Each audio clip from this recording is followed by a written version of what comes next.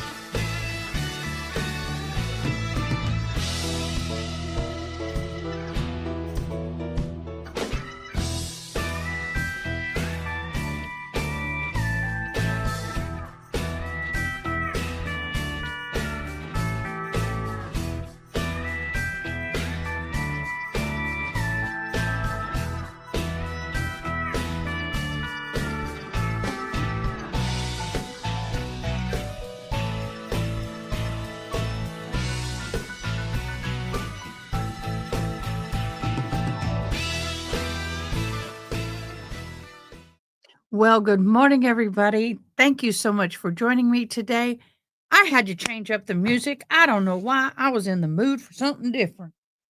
So I changed up the music. I hope y'all liked it.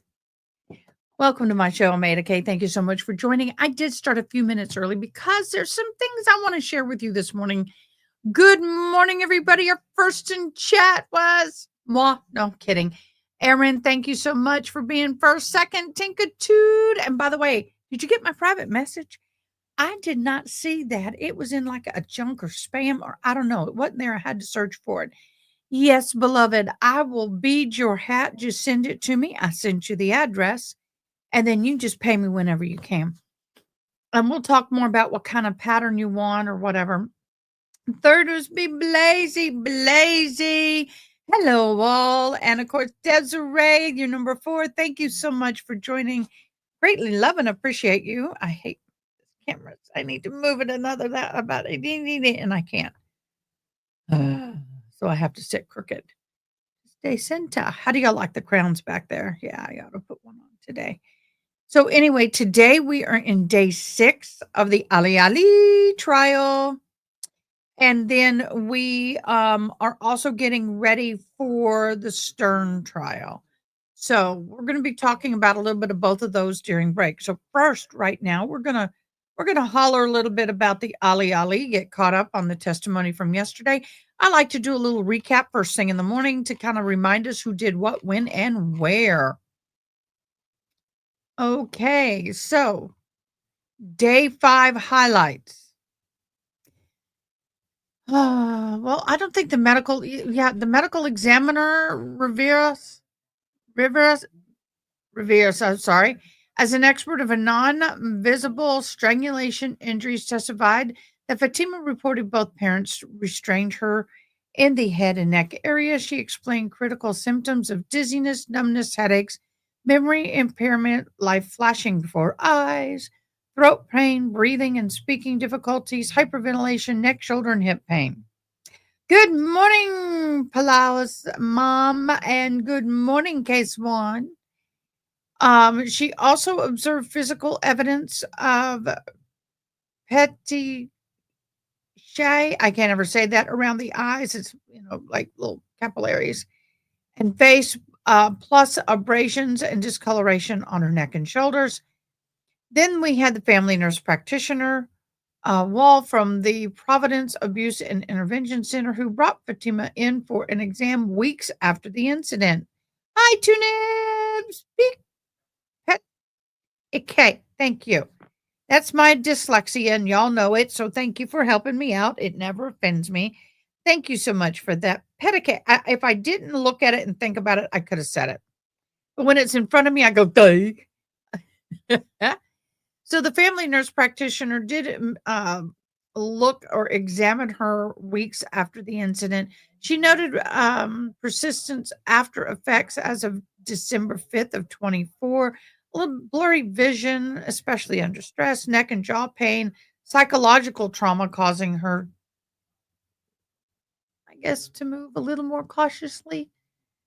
Emergency physician Dr. Jennifer Stonkus reviewing the medical records, police reports, bus video. The doctor also diagnosed Fatima with fume, fume. Oh, here we go. Pneumo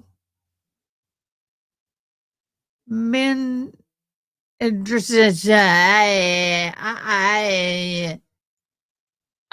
Basically, I'm going to put it in comments so somebody can phonetically figure that one out. Wow, hold on a second. That I don't know who that was. Hold on.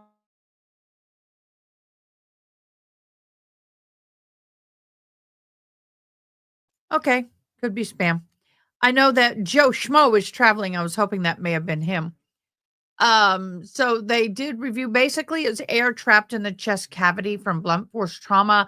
It's rare. It doesn't happen all the time, but it's in the comments. So basically it was a mild case and it didn't just they observed her to make sure that her body was absorbing the oxygen pocket as I've had it described by a medical physician outside the lungs, and she did. It was almost instantaneously that she started resolving that. So the expert testimony brings a significant validation for Fatima's claims of being kind of restrained, attempted strangulation, reinforcing the seriousness of the assault that the father's attorney is trying to significantly downplay. The witnesses did clarify the injuries were not superficial, but involved serious intentional. Well, it was intentional, but serious emotional trauma to the point of, yeah, hold on. Hi, Frank. Brooklyn. I'm trying to say hi to all of y'all as y'all hop in. Leroy's in the house. So anyway, it was a critical point in the testimony that all of the witnesses, the physicians, everybody seems to be able to, if you just listen to that, come to the same conclusion that she did have bodily harm and in severe emotional harm.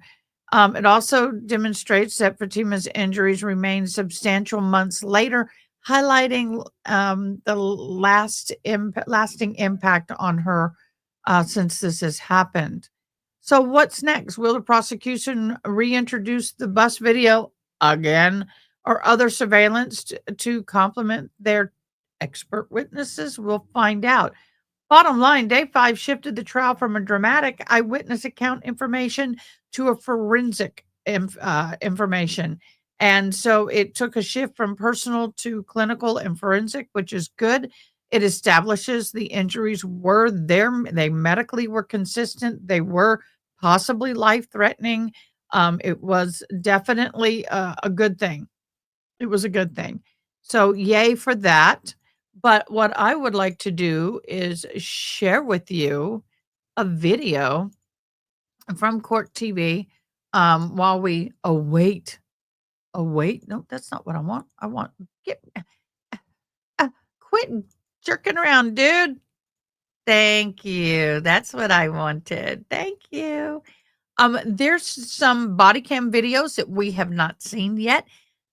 Court TV, thank you so much. We have gotten some of those body cams. So we're going to watch some of the body cam videos. Wasn't he just right there? Did he pull up his car? I saw somebody just.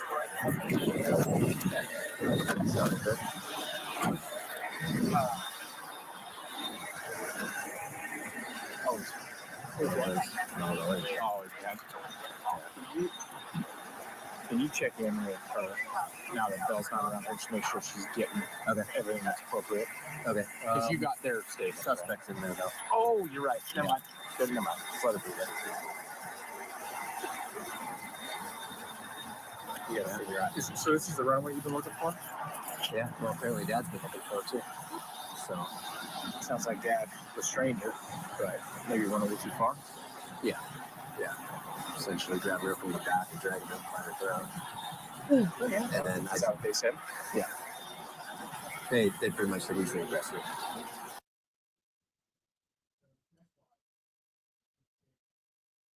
Stop. And Dad started to try to fight.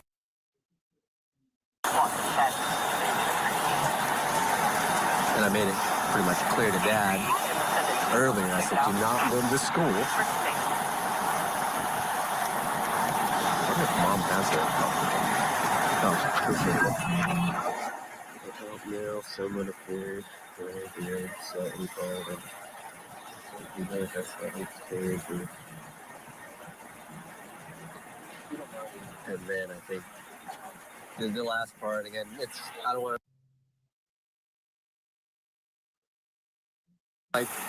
you detain. It was essentially the guy cuffed, right? I'm going to school too. Okay.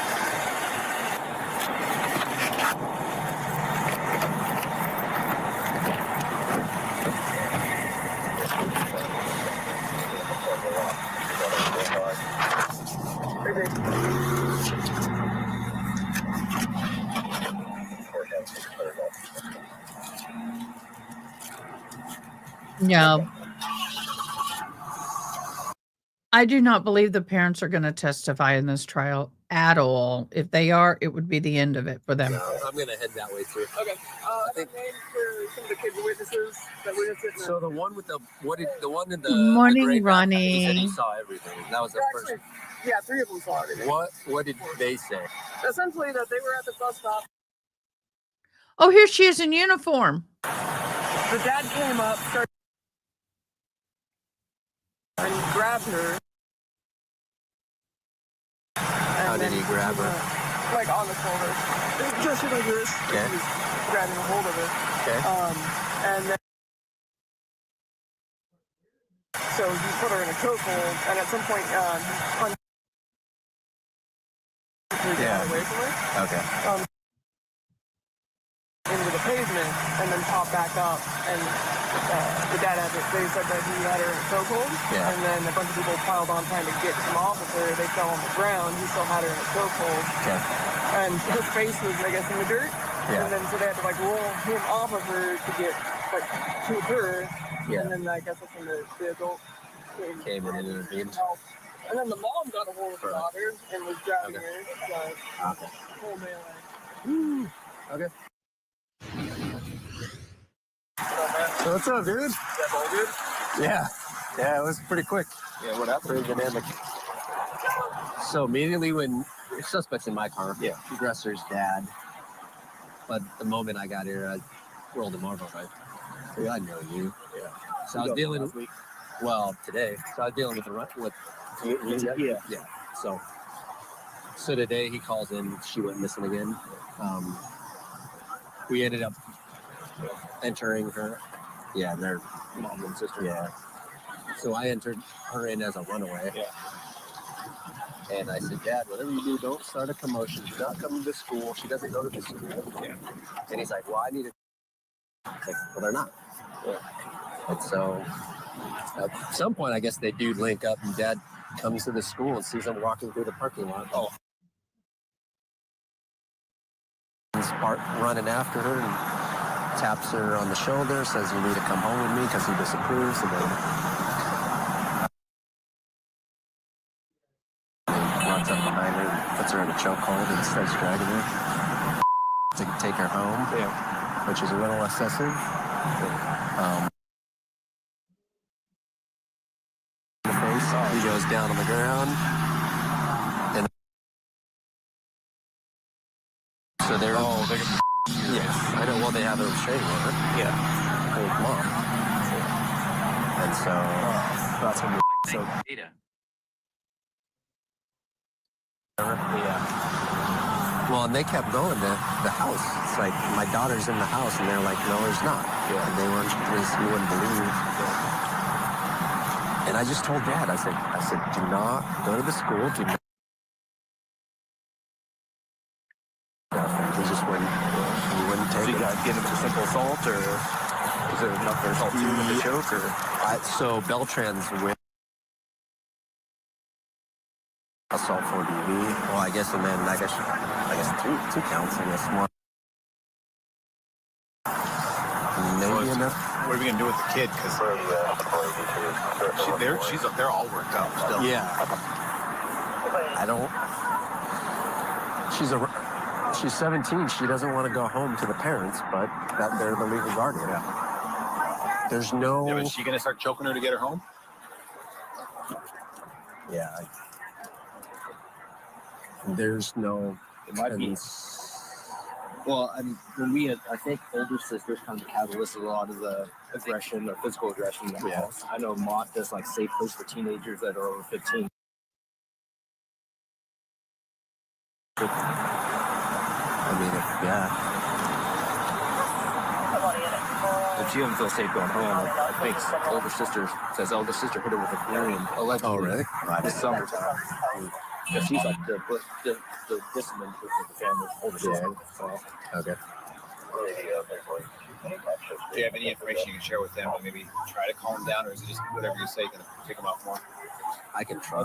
They're upset their dad's going to jail, or They want to be with him, and they want to go be with her, and they're worried about him getting taken away. I can go see. Yeah, they were. I didn't tell them that much. They were really reluctant when I was at their house. They just didn't want anything.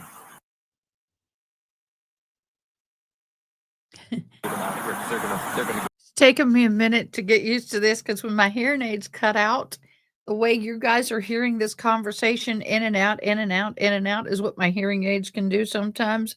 And I have to keep reminding myself, wait a minute, it's not the hearing aids, it's the video. They're blanking, they're cutting out names. Did you saw both of them? you saw dad's very volatile. Yeah. So it's going to be a disturbance if he's here in the see his mom and dad show up. No, maybe just calm them down too. Maybe we can just get them out of the immediate area. Yeah, there's a CSO right there? down the street. Yeah. Okay. Let's go ahead and bring in our guest for this hour to discuss. Joining us now from Santa Fe, New Mexico, trial attorney John Day. John, thank you so much for being with us. Nice to see you again as we review this case before court actually starts live there in the state of Washington. So the state has been presenting this body camera footage of the attack, of the aftermath, of the chaos and the aftermath. We heard an eyewitness there talking about the situation and what had transpired. What's your takeaway from this? Well, thanks for having me. This is really compelling video that the jury is getting to digest the concept of a father and mother charged with an attempted second-degree murder. The prosecution claims it's an honor killing. And the video shows us not only the earlier video that we've seen, the cell camera video, but the fact that there's a father committing violence against the daughter, and the jury is digesting this. And the prosecution needs. No. Thank you. You get back over here. My bad. Okay, I was wondering that too. She shouldn't be here. Yeah. No. That's what I was wondering too. Okay.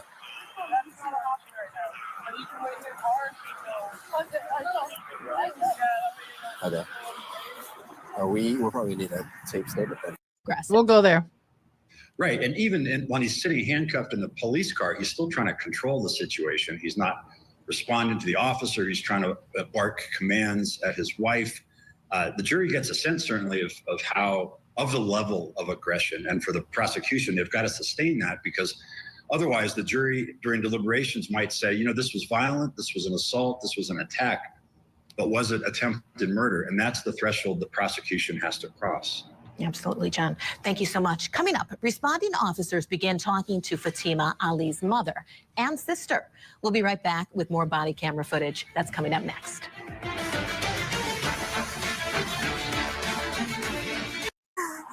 calm down. That's enough. No, it is not trafficking because it didn't happen. It could be attempted, but there's no evidence to prove it. They don't have enough evidence. It's a great question, and yes, I believe it could be, but it's their culture. It doesn't reach that point yet. Take a deep breath. Give me 5 minutes in the paper. We'll let talk. I can't have you screaming out in the school parking lot. That's Welcome. Good morning. You know this people? I do. Oh, you beautiful people. Hey, so is there, because I was with you this morning, right? Is there anything I could help answer at the moment?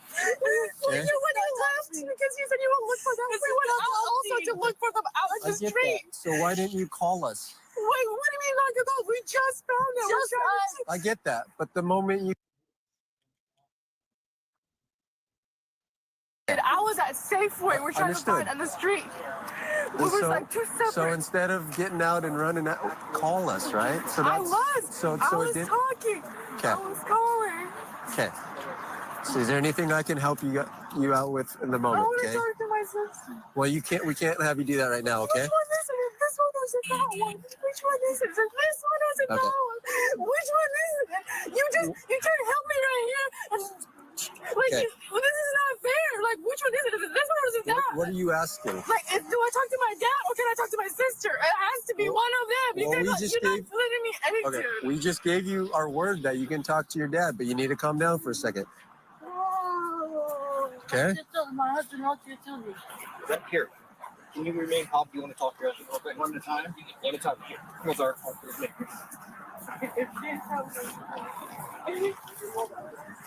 Where is she going? She's going to talk to dad. Hang on. One at a time. You guys don't get to both talk to them at the same You time. said you have video. Yes. Can I see it?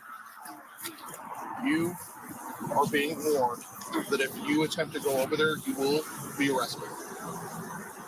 Okay? I'm recording your recording. It's clear as day. We will let you talk to him, but we're letting you talk one at a time. You don't get to have a group conversation with your mom and you at the same time. Do you understand? So if you chill and relax, you'll get to go talk to your dad next. Do you understand? Okay. You're nodding your head yes. Okay. So wait right here. And sis, I never got your name this morning. What's that? Haneen. Hey, Haneen, you mentioned you have video recording. Everyone has video. Well, we've seen their recording, okay?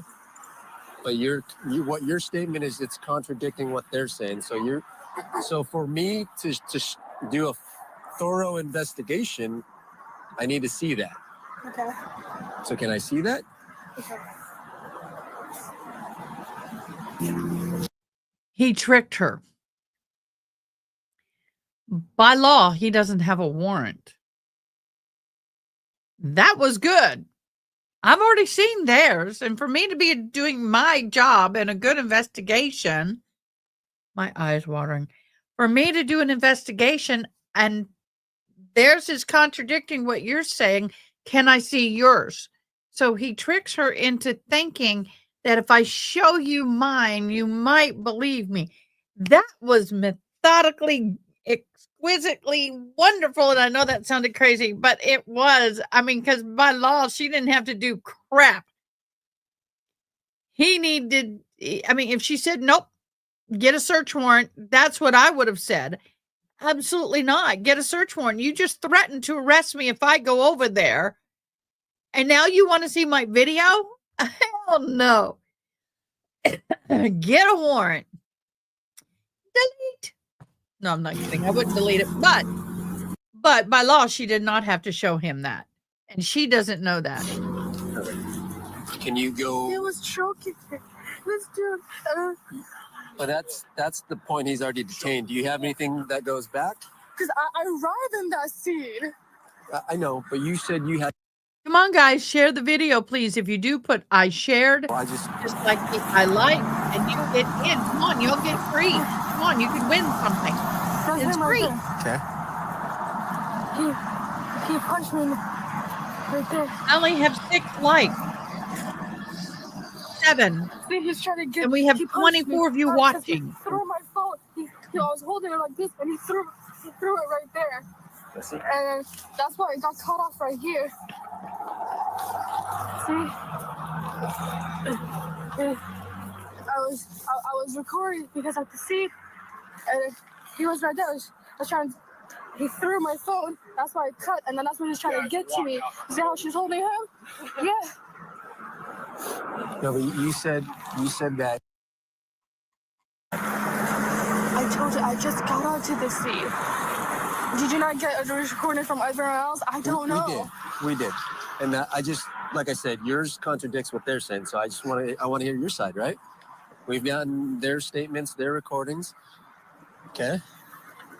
See, this person, I don't know why she's being, like, why she's in the scene. And why is he choking? Yeah. They're choking. This is not a crime either. They're choking. That's like murder.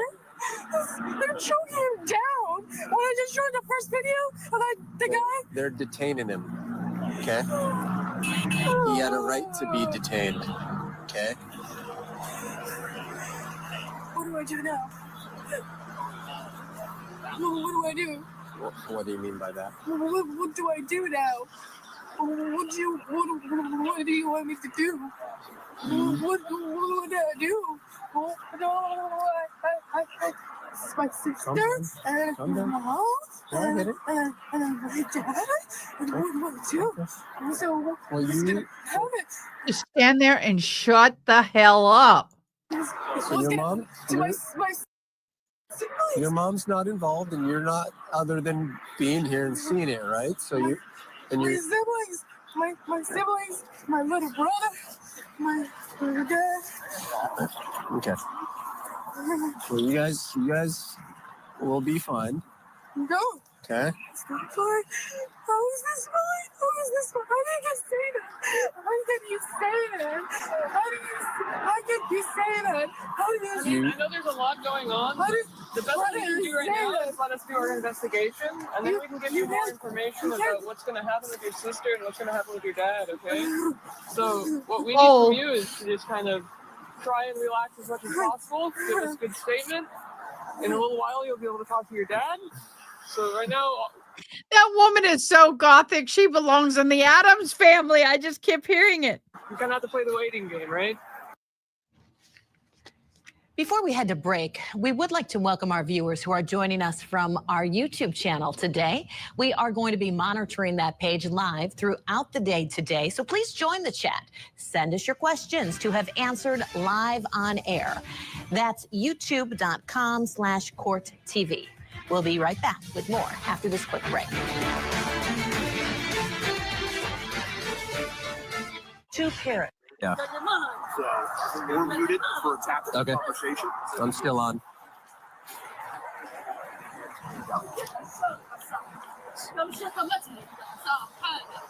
I know. Like, So you okay with Corey out here with you?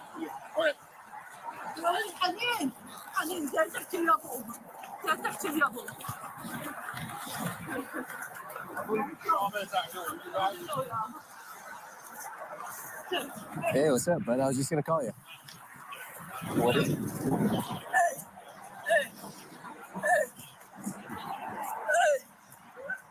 Okay, so he got punched, right?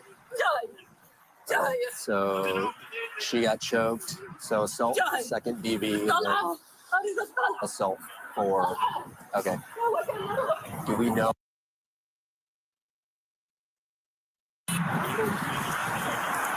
Okay.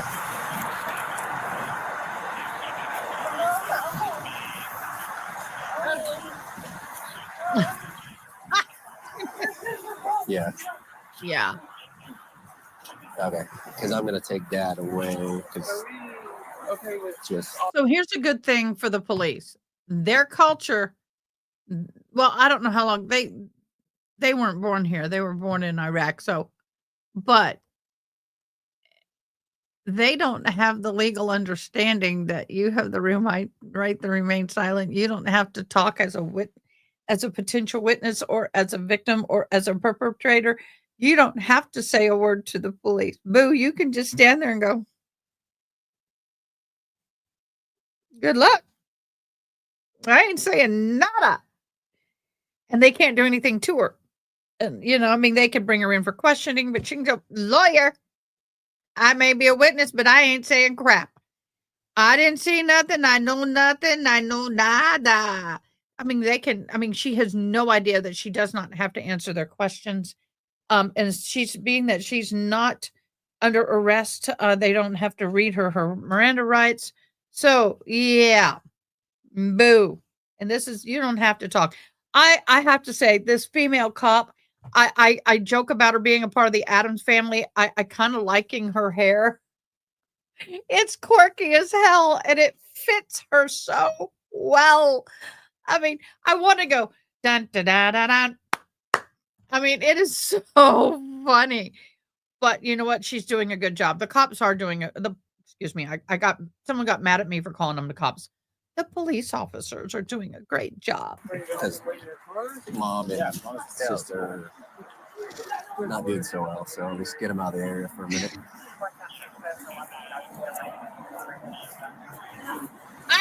I don't think she knows to do it. Okay, I was wondering that too. Hey, She shouldn't Gabby! be here. Love you. Yeah, I know. that's what I was wondering too. Okay. Okay, here we go, Mama. Mama's gonna start going ape now.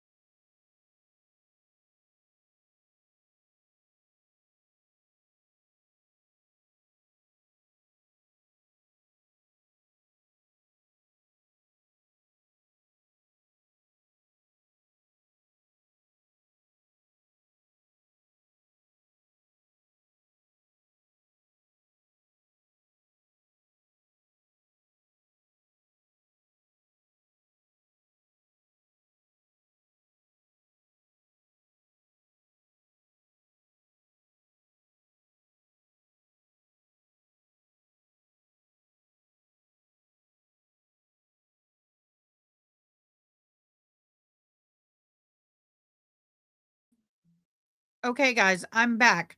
I don't know what's going on. Everything's gone down.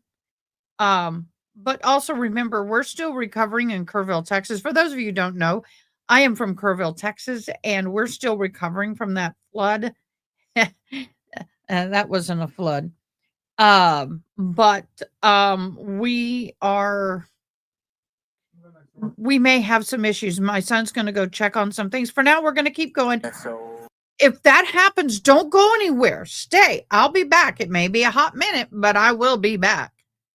So thank you so much for your understanding. cool.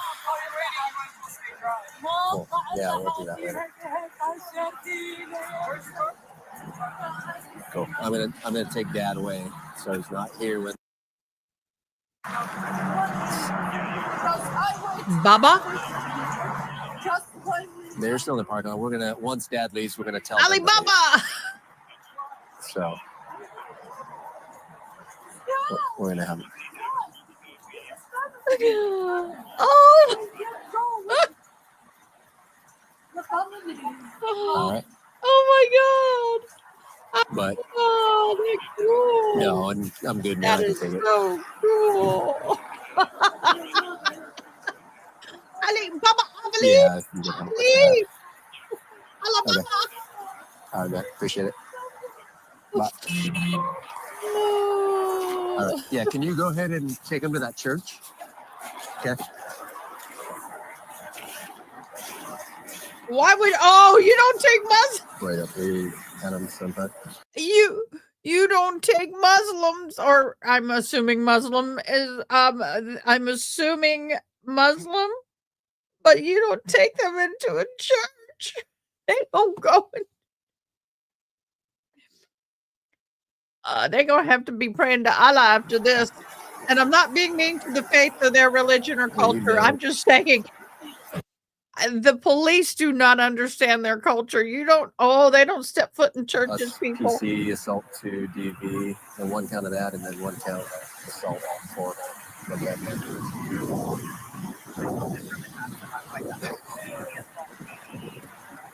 Oh Lord, y'all. Assault 2nd, DV, and then it's gonna be 1 count assault 4.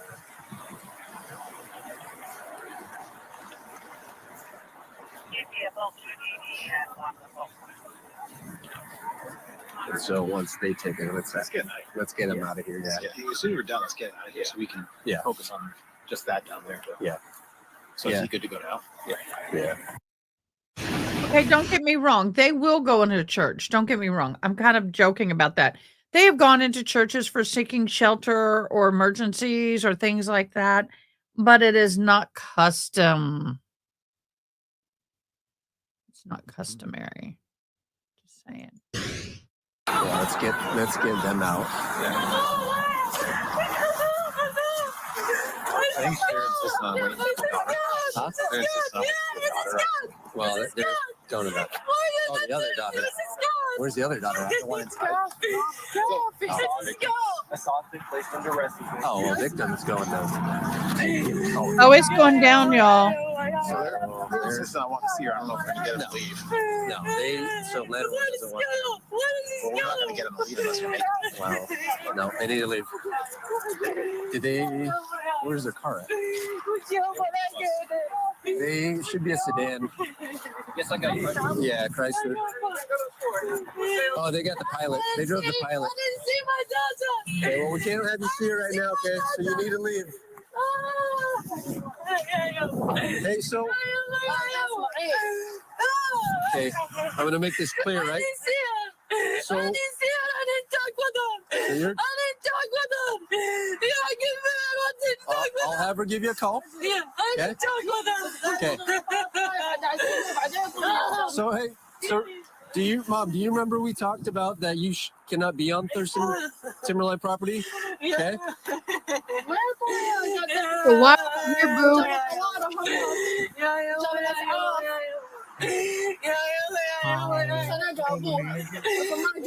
Yeah, she's leaving today. Okay.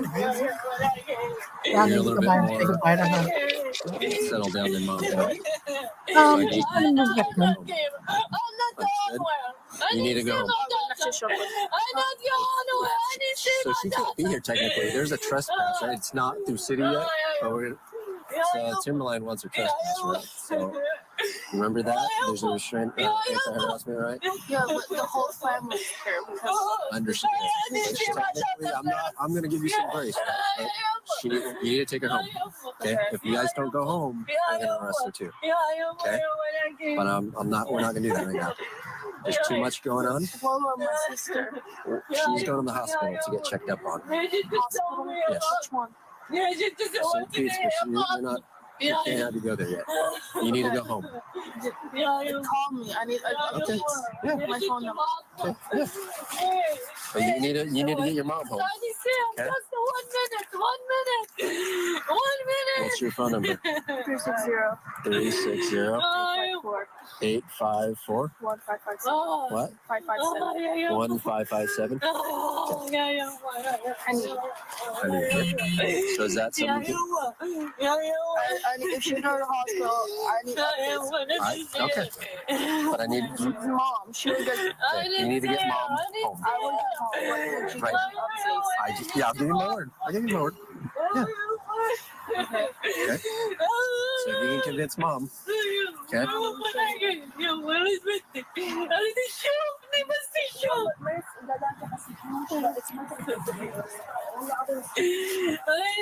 Just 1 minute. 1 minute. Okay. Hold on.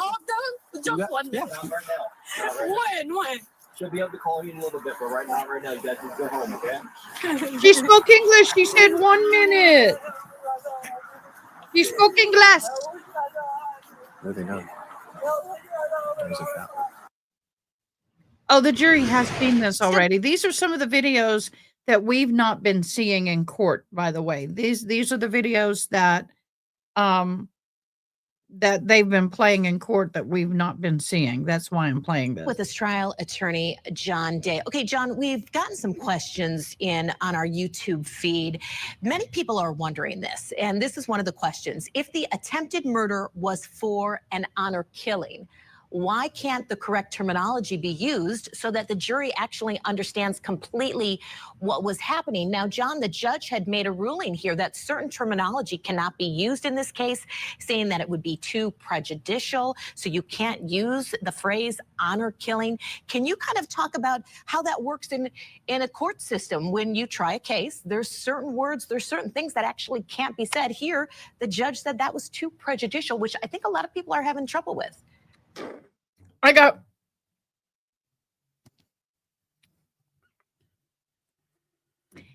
I thought I was getting peach. I got raspberry lemonade. Synthetic, not real, so it won't kill me. But, whoo, not what I was expecting. I was like, that be tart, y'all. Tart.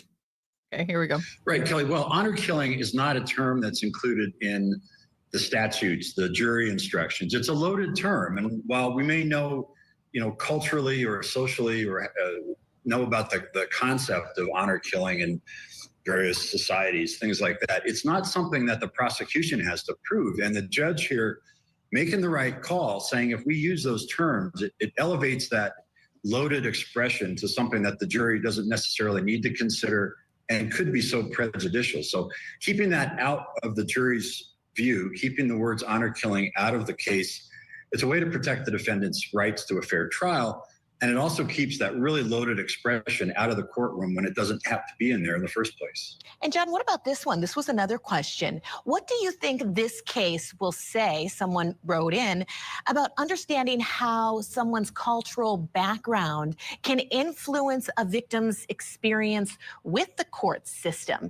Obviously, we are here in the United States. We are governed by the laws of the United States. We're not governed by the laws of another country. So here, when you're in the United States, you have to follow our laws. But some people are wondering, you bring all these different cultures here. How does that work with the court system? I know we only have about 30 seconds. Right, great question. You know what? This concept goes back to Romeo and Juliet. It's a Shakespearean concept. Parents unhappy with the daughter's boyfriend. It turns to violence. Luckily, in this case, no one gets killed. But the courts don't recognize the cultural differences. They just recognize the concept of an attempted murder and assault. Yeah, exactly. All right, John, thank you so much for your excellent insight. Now, coming up, we'll get you into that Washington courtroom where testimony resumes at any minute in the attempted honor killing trial. We're coming right back.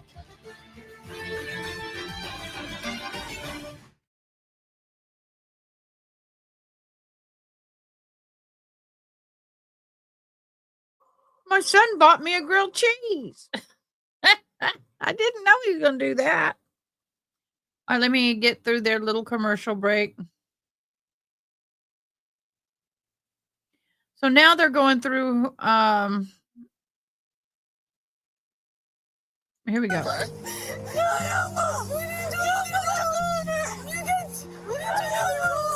Okay, that's for us to determine. That's for us. Stop. Stop. Stop. This is my husband! No!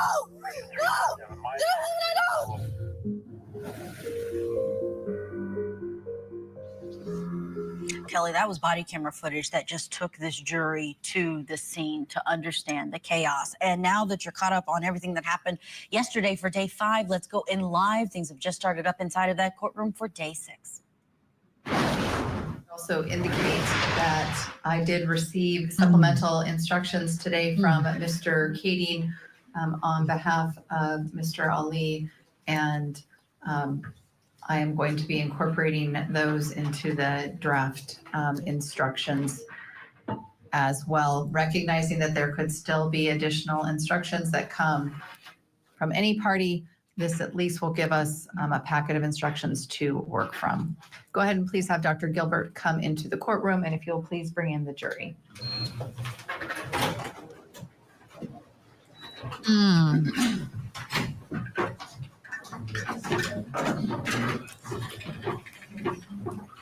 While we wait for the jury to come back in, let's bring in our guest who is standing by, watching along with us from Los Angeles, California. We have criminal defense attorney Marie Pereira. Marie, we've had some questions from our viewers who are watching along on YouTube. One of them being, are the defendants currently in jail? Yes, they are behind bars, and when they come in each day, they are handcuffed and then unhandcuffed before the jury comes in.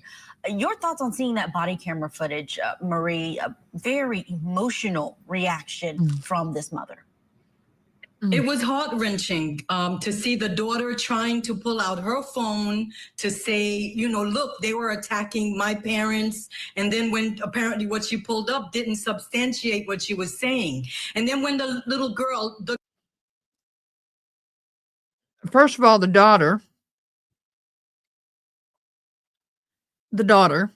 and then within their investigation, they learned that they were trying to get her on a plane that morning, and she ran away and took $100 out of her mother's pocketbook. She ran away because they were going to marry her off to an older man in Iraq, and she didn't want to go. And but the daughter is part of where they got that concept from, but other evidence. The daughter was saying, what about my brothers and my sisters? They have 6 kids. At the end of the day, where are those 6 kids? So to see the wife, one's dead, saying, my husband, that's my husband, leave me alone. It really connects her with him in a way that's really not good for her case, because it really shows that she pulled up with him. She's for him. She's worried about him. I didn't hear her saying, Fatima, my daughter, where is she? Is she all right? She wasn't saying that. So in the legalistic terms, she didn't make those statements in a vacuum. Everyone heard it, right?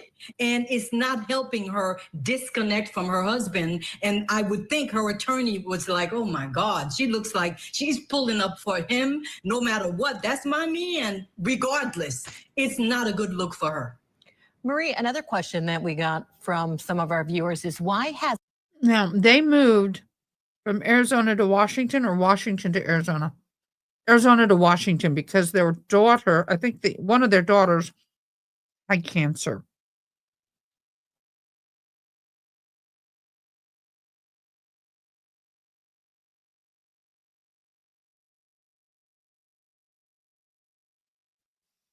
State rests penalty phase for Shelby Neely.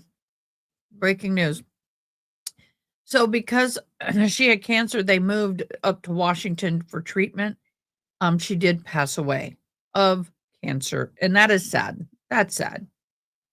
But this is not an act of illness. The state charged the older sister with attempted murder. We're taking a look at that video. I mean, it'd be hard to prove that intent, maybe. I mean, what are your thoughts on that question?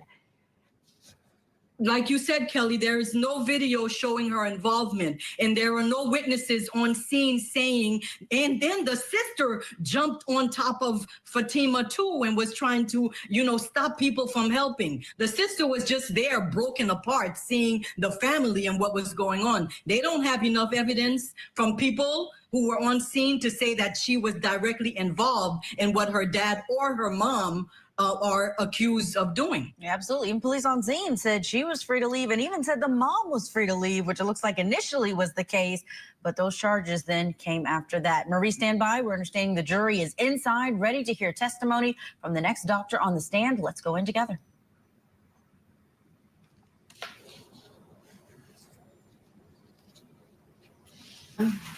Just a reminder, if you could talk a little bit slower for the court reporter and also the interpreters. When we left off yesterday, we were talking about strangulation in general. Is that correct? Correct. And I believe you testify that the medical definition of strangulation is, in essence, when external pressure is applied to the neck such that the airflow and also blood flow are compromised? Yes. Okay.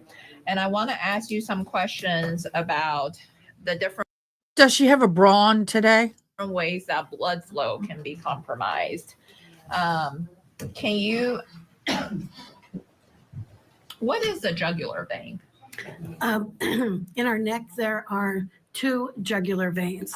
A vein is a thin-walled blood vessel that takes blood from an area of the body back to the heart and the lungs. So the jugular veins are on the outside of the neck, bringing the blood down from the brain after the oxygen has been used. So it's deoxygenated blood coming down from the brain, going back into the heart to go to the lungs and get oxygen again. There's two jugular veins, one on each side of the neck. Okay. And for the record, when you were explaining the location of the jugular veins, you were pointing to the opposite sides of your neck. Opposite sides and outside. The jugular vein is on the outside of all the structures in the neck. Okay. And you started talking about sort of the blood flow when it comes to the jugular veins. Can you sort of explain to the jury the relationship between sort of the heart and the lungs when it comes to blood flow? Yes. So the heart has 4 chambers, and 2 of those chambers will send blood to the lungs, where all of the air sacs get the oxygen, and that oxygen goes across the thin membranes into the blood. The blood then goes back from the lungs to the other 2 chambers of the heart, where the heart pumps oxygenated blood everywhere into our body. It's a closed circuit, and it works constantly without us even thinking about it. Okay.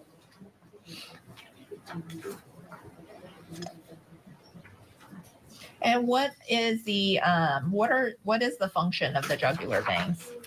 The jugular veins bring all of the blood that's in the head back down to the heart. There are many veins inside the head and the brain, and they all condense together to give the blood to the jugular vein. So there's just 2 jugular veins bringing all the blood from the head down through the neck and back to the heart. Okay. And you testified that the jugular veins are responsible for bringing the blood from the head I'm down here. to. I couldn't tell. Felt down weird to on your my ears. heart. I guess that's the What kind of interpreter blood that's is talking in the being sort background. of? I mean, trying to figure out a way to smartly ask the question. What kind of blood is sort of being taken out of the brain through the jugular veins? Blood does many functions in our body. It brings oxygen and it brings nutrients to every cell in our body. The jugular veins are bringing the used blood, deoxygenated, so the oxygen has been taken out of it, and all the nutrients that the brain cells need have been used. So this is blood that's been used that needs to be regenerated with oxygen and nutrients by the heart and the lungs. Okay. And with regards to deoxygenated blood, what is deoxygenated blood? Again, that's the blood where the oxygen has already been taken out and utilized by whichever part of the body we're talking about. And in this case, all the brain cells have taken the oxygen out of the blood, and there's no legitimate amount of oxygen left, so it has to go back to the heart and the lungs. Okay. And with regards to the deoxygenated blood, you indicated that it travels back into the heart from the jugular veins. With the deoxygenated blood itself, is it just simply blood that no longer contains oxygen, or is it also blood that sort of contains all the other materials in the brain that should not be there? So correct. The deoxygenated blood has carbon dioxide in it because that's what our cells produce as they metabolize the nutrients. The oxygen is used and the carbon dioxide is the byproduct. All of the nutrients, the blood sugar, and all of the other nutrients and vitamins that the brain cells need have been taken out of the blood.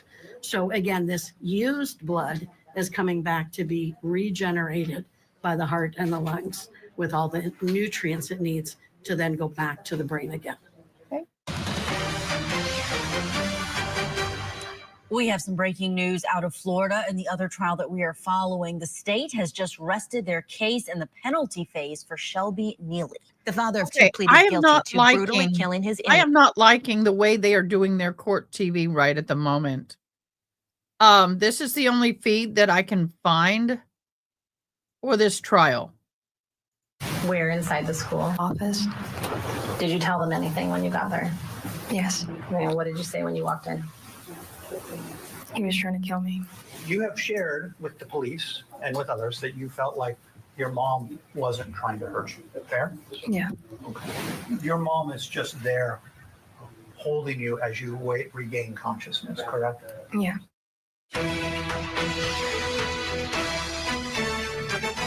I'm not liking this. Back to Court TV Live. That was the victim in this case, Fatima, in her own words, telling the jury. Vessel, so it's easy to compress a vein and stop the flow of the blood coming out of the head and down the neck and into the heart. So simple compression will stop that blood and then it will build up in the head. Okay. And if external pressure does apply to the jugular veins, where there's compression to the jugular veins, which part of the body is mostly impacted? The head and the neck region. I know this may sound like a silly question, but you indicated the head would be one of the parts of the body that would be mostly impacted. Would it be impacted in? Hey guys, they have changed the formatting and it's really not something I'm happy with, but I don't have any other link. I'm going to other news channels. I'm going everywhere and it's the same. So I A apologize. positive way or a negative way? A negative way. Okay. I'm is that? thinking the same. Good point. I agree with you. I'm thinking the same thing. I'm really thinking the same thing. They had to change their format because of the judge. And I bet we are on a delay. The blockage of blood coming out of the head causes a backup of pressure in the head. So the blood has no other way to get out except those jugular veins. So when pressure is placed on the jugular veins, that buildup of blood has nowhere to go. And it builds up in the face, in the brain, in all structures of the head. Okay. And you testify, Dr. Gilbert, that when there is pressure applied to the jugular veins, there's a buildup of the blood in the brain. The buildup of the blood you're referring to, would it be the deoxygenated blood? Correct. Okay. But right now, music by Brian 2024, this is the only one that has a live feed for the trial. They're the only ones. And when there is that buildup Judge of kicked everybody else deoxygenated out. blood in the brain, what are some physical symptoms that can manifest? There's a higher blood pressure in the brain. There is accumulation of the byproducts that should be coming out of the brain, all of the carbon dioxide and the used up chemicals from the brain cells. All of that is being trapped inside the brain and inside the head without the ability to be cleansed and recirculated. Okay. Guys, we're And doing when bingo. that happens, Don't forget bingo.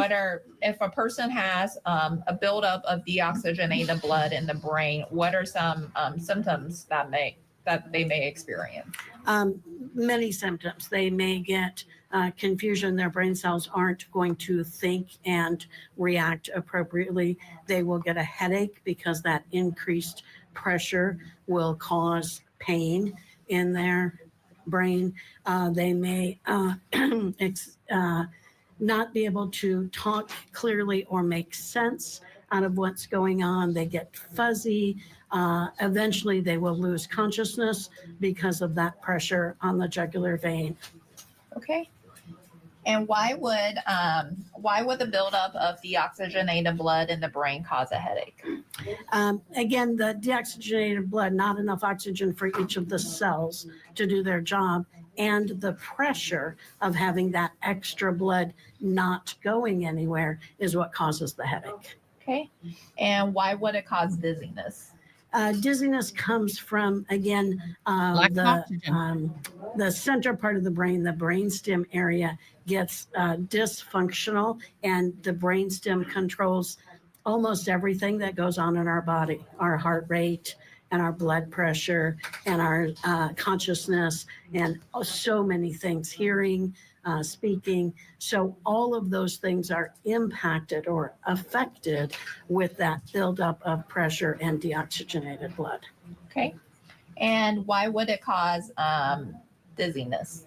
Again, the dizziness comes from the dysfunction in the brain. That balance that comes from our brainstem area is impacted by the buildup of the blood and the lack of oxygen. Okay. And you, Dr. Gilbert, when you testified about the different causes of the buildup of the deoxygenated blood and the impact from that, you use the word brainstem several times. What is brainstem? So our brain has sections of it, hemispheres up here, but it all condenses into something we call the brainstem. And the brainstem is connecting the brain to the spinal cord, and it is giving all the information from the brain to the rest of the body. So the brainstem is like the powerhouse of the brain. And when we have strangulation, we're impacting blood flow coming out of the head and blood flow going into the head. And the biggest, it impacts everything in the head, but one of the biggest areas is that brainstem. That's that computer that runs the show. So alertness, awakeness, thinking possibilities, heart rate, blood pressure, the things that we don't think about our body doing are all controlled by the brainstem.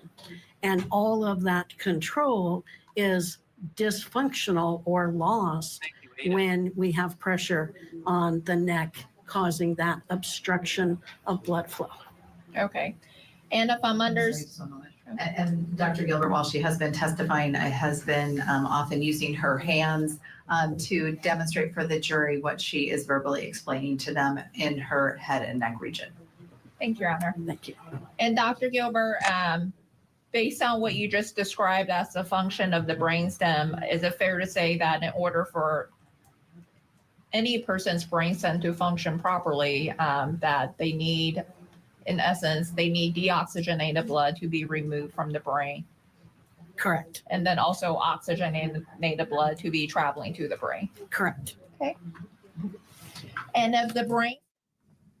Listening to Dr. Why do you Gilbert keep cutting testify out? There. We're going to squeeze in a quick break, but don't go anywhere. No. We'll have more coverage of this case out of Washington. I don't appreciate the quick breaks. I really do not. I do not appreciate your quick breaks. I know they're running it this way, probably because they got in trouble in court. Ah! All right, while we're on the break, let's look at the bingo card. Yes, this is so annoying as hell, but there's nothing I can do about it. Nothing I can do about it. Okay, so let's look at the card. Any issues? I have already chalked off. Oh, wrong way. Law enforcement, because we have seen them in my video. May I approach? Yeah.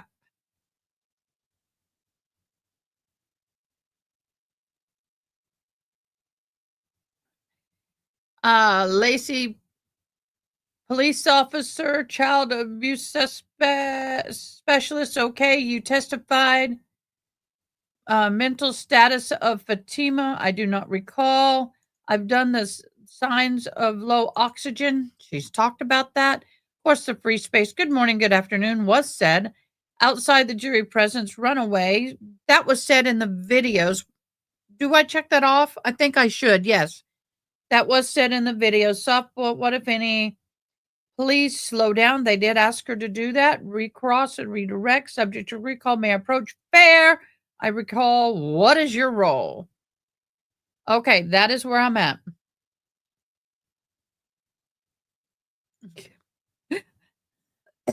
Excuse me. You made me choke. Yeah, unfortunately, they're the only ones allowed in court right now. I don't know if they're taking a break because they're switching. I don't know. It's driving me back crazy. I don't like it.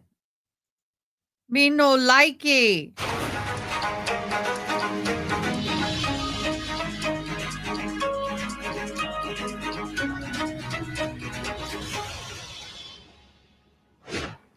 And welcome back to Court TV Live. I'm Kelly Craft, in for Ted Rollins, along with Julia Janae. That's right. And we want to welcome in not only our viewers on air, but also our online viewers who are watching on our YouTube page. And you may have noticed that today we are simulcasting. This is due to the court restrictions and to keep things that are being said inside of the courtroom that the public can't hear out. But don't worry, it's for this trial only, and you won't miss a moment of this trial that we're monitoring.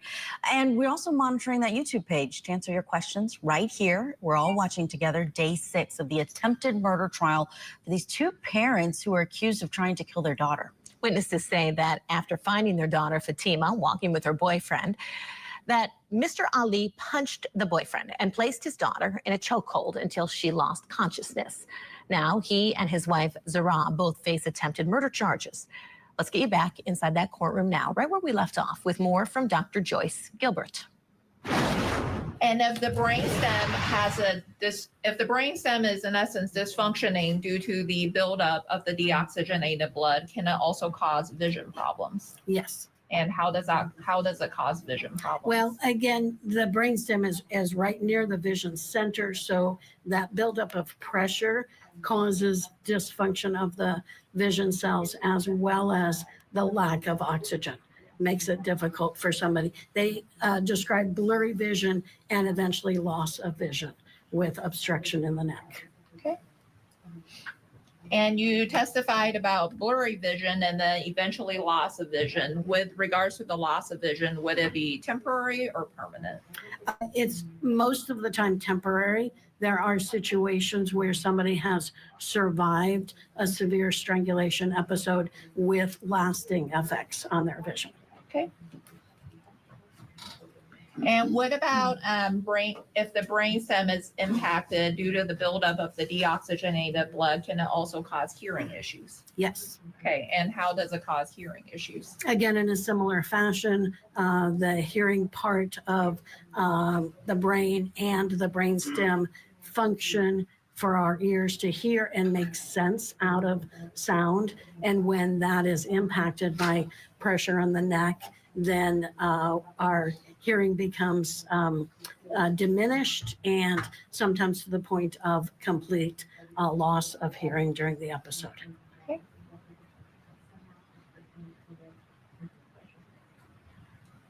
And Dr. Gilbert, you testified about the sort of when the brainstem is impacted, its function becomes impaired. Besides sort of the brainstem being impacted and impaired, can the buildup of deoxygenated blood in the brain also cause other complications? Yes. Okay. And what are some of those complications? Again, every aspect of the brain is impacted by this backup of blood with the pressure and the lack of oxygen and the lack of nutrients. So our cortex, our thinking part of the brain is impacted. Our motor centers are impacted. Our ability to move in a concerted effort and make a point of what we want to do is impacted. And again, eventually, everything is impacted to the point of unconsciousness. Okay.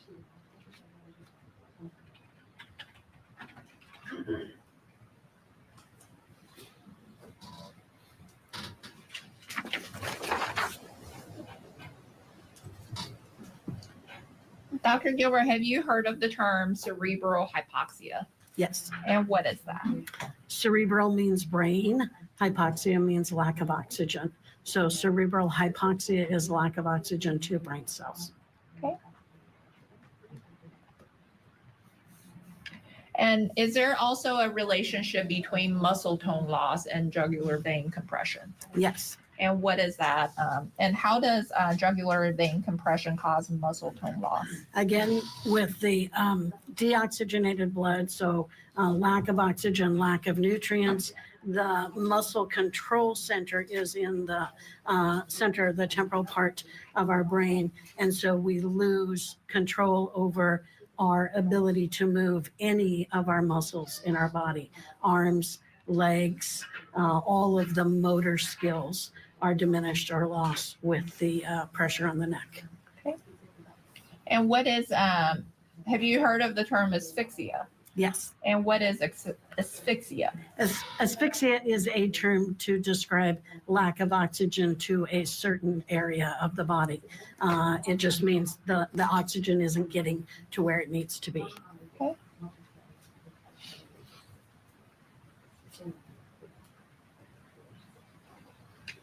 And you testified about the effect on the brain from the buildup of deoxygenated blood. Is the magnitude of the effect, is it somewhat dependent on whether the brain is that of, let's say, a minor child versus a grown adult? That is a really interesting question because most of our research on strangulation has come through adult victims. We don't study children in the same way that we study adults. And children don't have that same ability to give us history and to tell us the symptoms that they had. Some of that, clearly not studying a child is one of those things that we as a society feel really strongly about. We don't experiment on children. So when we are utilizing the literature and the information from adults and what they are able to tell us during a strangulation episode, we are also utilizing that information on our pediatric patients. The person we're talking about today is closer to adult than, say, a 6-year-old would be. So it's easier for me to say that the adult literature and the science that we know about strangulation will apply to her. And I might have had a more difficult time if I was talking about a 6-year-old strangulation child, simply because we don't have the same amount of science to talk succinctly and clearly about all the effects of strangulation on a child. Okay. And when it comes to strangulation, Dr. Gilbert, how much pressure is needed for jugular vein occlusion? Again, the jugular vein is like other veins in our body. It's a thin-walled vessel, and it requires 4.4 pounds of pressure to occlude the jugular vein.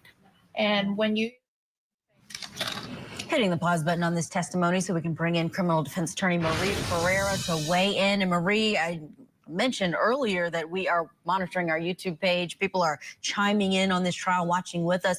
And there was an interesting question about if the parents are convicted in this case, would there be a no communication order with the children being placed? Would they not be able to have communication with all of their other children? What are your thoughts on that?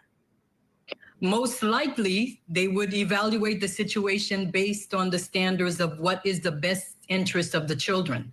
And if they're convicted felons and they're convicted of assault and attempted murder, it would be very difficult for the court system to allow them contact with the children.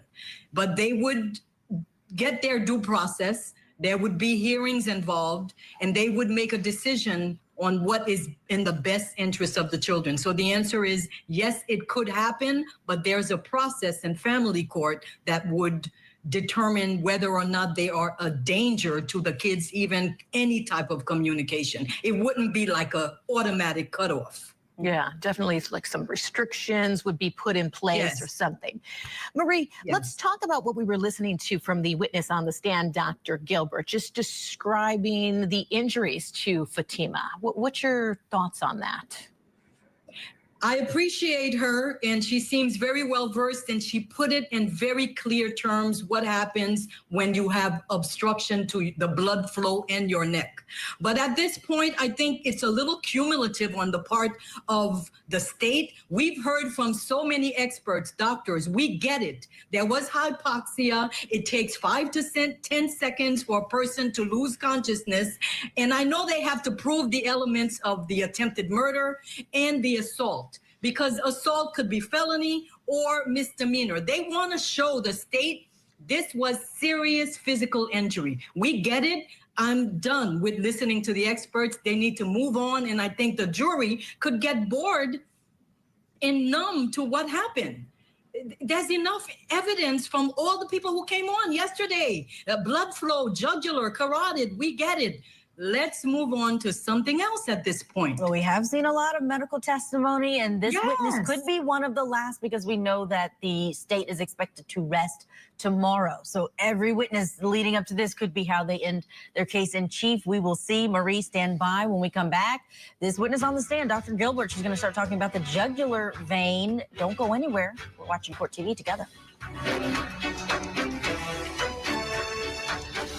Two parents face a jury over the attempted murder of their own daughter. Court TV takes you inside the trial that's torn a family apart.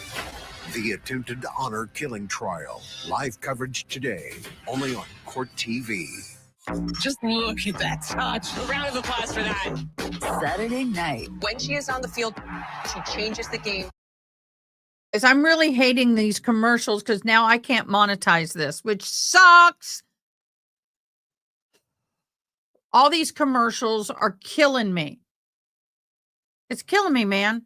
Okay, guys, because of the court restrictions and some of the things that were happening that should not have been happening that in court, they have had to renegotiate their presence with the judge, and this is what they're doing, and only for this trial. They will not be doing it for other trials.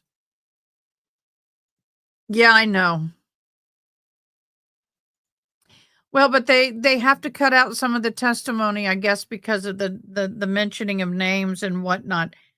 I don't know. It's really frustrating. I appreciate y'all hanging in there with me. I really, really do. Yeah, I really like this doctor, and I really like her descriptions. You can tell she's done teaching. She is an attending physician. She is a educational physician. She's a head of the department. She's done it all, and it's fabulous. You know what I could do, guys? Just to break up the monotony and all this. Do you know what I could do? Let's see if I can get it to work.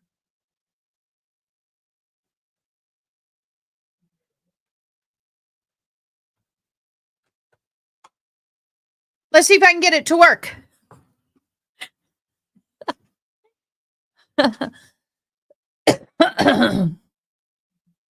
We are. I mean, honestly, we are lucky that she's allowing it to be streamed. But at the same time, I hate that it has to be this way. I do, but I understand. They are the only ones permitted to stream. Everybody, thank you guys for sharing, commenting, liking, subscribing. We are doing the oh, they did they say she had a soft voice? I can't remember. But this is the bingo card for today. If I'm missing anything, let me know. We have 14 likes, 0 subs. Come on, subs. We need new people. Subs are for the new people. And right now we have 41 of you watching, and we only have 14 likes. If you comment, let me pull it up. If you gave me a thumbs up or give me a thumbs up, comment, hi. Oh, LSK, mom, thank you for joining. I didn't see your name. Forgive me. Welcome. For those of you who don't know, my sister passed away in November, and we buried her December 17th. July 15th was her birthday. July 15th, her husband went and scattered her ashes in the ocean. And July 17th, he dropped dead. Yep. My brother, yep. Just boom. He was playing in a band. He's a bass player in Lukenbach, Texas. And excuse me, literally just dropped. So I do sometimes have a phone call coming in from family, and so I had to take that. So thank you. I came off screen for that. Just like this. So if you hit the thumbs up, which we have 46 of you in here now, hit the thumbs up and put I liked like Lacey did, and you'll be entered entered for a chance to win merch at the end of the month. I do a drawing at the end of every day, and that person gets entered into a drawing at the end of the month because it's just too many people for me to do a wheel. I broke the wheel. Thank you guys. It's been tough. It's been tough. I lost Tracy in November. I lost my service dog in March. I lost a brother a week ago, and then we've had the floods in Kerrville. For those of you who don't know, all super chats and everything this month will go to the victims of the flood because I live where that massive flood and 100 and some odd deaths have happened.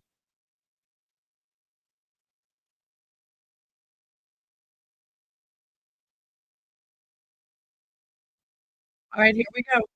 Inability to have blood flowing through that blood vessel. Okay. And is it fair to say when the jugular vein occludes, it is, lack of a better way of describing it, is in essence the jugular vein is closed off? Correct. Okay. And when you say 4 pounds of pressure, what do you mean by that? To put that in context, pressure is a force, and the amount of force that it takes to close off the jugular vein is very small. It takes 6 pounds of pressure to pull the trigger of a well-oiled gun. It takes 20 pounds of pressure to open a can of peas. You just got 10 entries into the end of the month drawing, boo. With a flip top on it.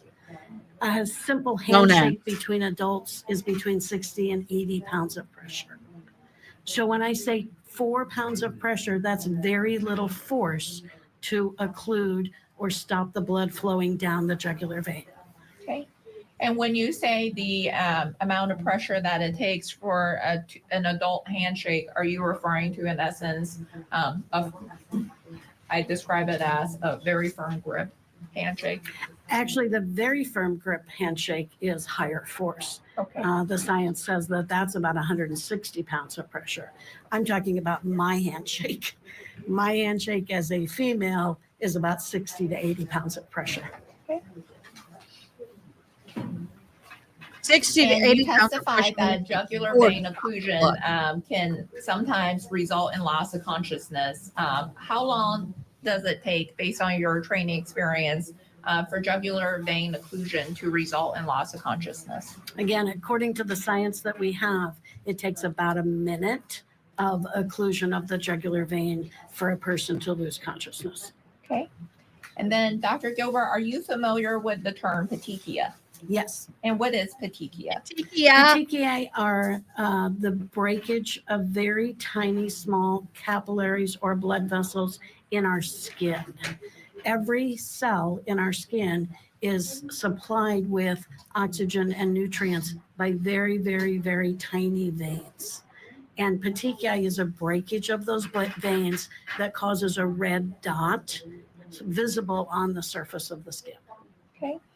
And can jugular vein occlusion cause petechia? Yes. And how does it cause petechia? Again, it's the backup of blood without an area, without a way for that pressure of that blood to dissipate or go away. So when you have occlusion of the jugular veins, all of that blood that should be coming down from the head is backing up, and it backs up with pressure into those tiny little capillaries, those tiny little blood vessels in the skin. And so from the point of pressure upward is where you will see petechiae. Okay. Petechiae will be above the point of impact. And for the record, you've been using your hands to demonstrate petechiae on the different parts of your head and your face. Correct. Okay. And besides petechia, well, let me ask you this question about petechia, Dr. Gilbert. When there is jugular vein occlusion, you testified it can cause petechia. Does it only occur in your eyes, or can it occur and appear on other parts of your body? It can be anywhere above the point of occlusion. So we see petechia most commonly in the skin, in the lining of the eyes, so inside the eyelids, in the white of the eyes themselves. Petechia is a visible thing, but we can't look into the brain. If in fact we do, and we have a person deceased, there's petechiae all over the brain also. So it's the little tiny blood vessels that are rupturing, causing blood to leak out, and that can be anywhere in the head. Okay.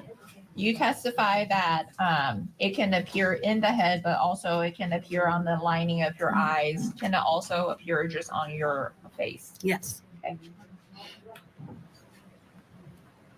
And then based on your training experience, how long does jugular vein need to be occluded for petechia to be present? Again, based on the science, it's about 20 to 30 seconds of occlusion to then break those blood vessels and cause petechiae. Okay. And Dr. Gilbert, you testify that it takes about a minute to reach loss of consciousness from jugular vein occlusion. Let's say in a situation where external forces apply to the neck, such as from strangulation, and the jugular veins are occluded, and an individual loses consciousness. What comes after loss of consciousness if the pressure is not removed from the neck? If that pressure continues, loss of consciousness can be followed by a seizure. It can be followed by loss of bowel and bladder control, and eventually it can be followed by brain death. Okay. And when you talk about brain death, is that in essence when the person is also dead? Yes. Okay. And you talked about it takes around 4 pounds of pressure to cause jugular vein occlusion. I want to ask you some questions about that. Between when a person loses consciousness to when they eventually reach it, to eventually when they have a seizure from jugular vein occlusion, the amount of pressure, does that need to change or can it stay the same? It can stay the same, Okay. or it can change. Actually, it can be both. And with just jugular vein occlusion, you can have a seizure before you lose consciousness. Okay. And then with regards to jugular vein occlusion and the approximate 4 pounds of pressure, you testified that after loss of consciousness, there could be the seizure, and then eventually there could be brain death. Coming up, more testimony in the trial for parents Ihsan Zahraa Ali. We're coming right back.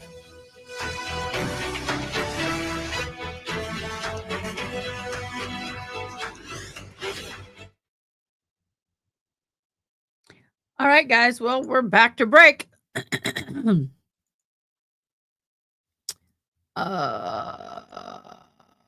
Well, here we go. Look what I'm going to do, y'all. Are y'all ready for this? Dun, dun, dun, dun, dun, dun.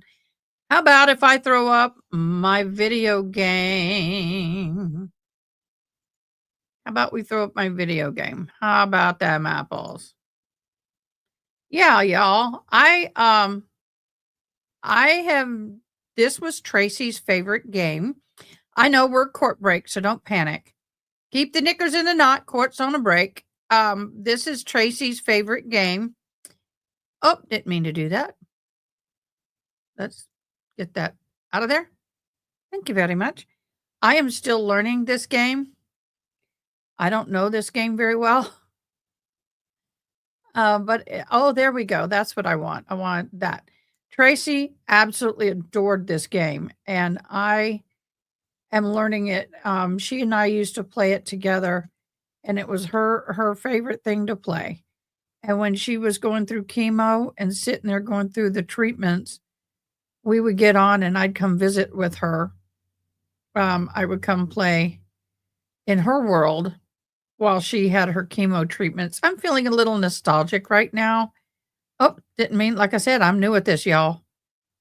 So anyway, let's talk about this case and this testimony. I adore this. Oh, didn't mean to do that. See, like I told you, I'm new. I'm learning, boo.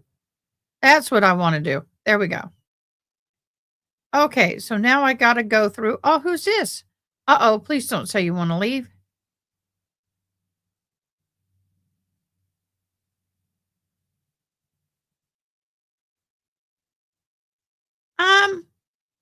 No, go spread your wings. I want to get somebody else in here. I have all the octopi but the pink one, and I want to get it. So see, there's the red one. Oh, let me put that away and go say hi to him. Hey, dude, I'm trying to say hi to you. What you doing?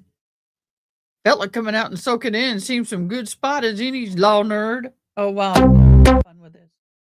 I should have fun with this. Felt like coming in. Oh. Testing. Why can't I hear it? Testing, testing, testing. Weird. Can y'all hear it? Oh, well. So anyway, this is something that she used to do a lot, and I'm learning how to connect different equipment. So this is a test. So y'all don't get your knickers in a knot now, y'all. This is a test. This is a test, okay? Just saying. Not going to do this all the time. Can y'all hear the voice change? I can't. Why can I not hear my... Do I not have sound? Test, test. Why am I not hearing myself? That's weird. Let me fix it. That's really weird. Testing, testing.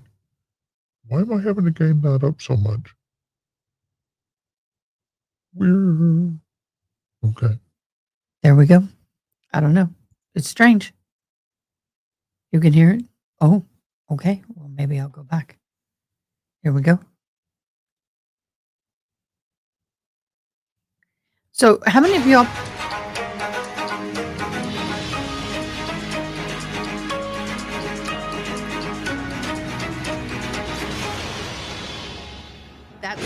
Welcome back to Court TV Live. I'm Kelly Craft, sitting in today for Ted Rollins, along with Juliet Janae. And we are in Washington State this afternoon. Testimony is continuing in the attempted honor killing trial. And this is a trial Very about loud. two parents who were accused of trying to murder their 17-year-old daughter. That daughter took the stand last week. She described a chaotic scene that unfolded outside of a bus stop last year, telling this jury that she feared that her dad actually might take her life. What are you thinking during this period of time? Heartbroken. Okay. She already has. Penny, by the way, she's already testified, but she could not mention the word honor, unaliving, nor could she say anything about an arranged marriage. So, yeah, she's testified, but couldn't tell them. By what? For what my dad did. Okay. Did you have any fear? Yes. About what? Of dying. Where inside the school? Straight to the office. Did you tell them anything when you got there? Yes. And what did you say when you walked in? He was trying to kill me. Ali's parents, Ihsan and Zahraa Ali, are both charged with second-degree attempted murder for the attack on Fatima.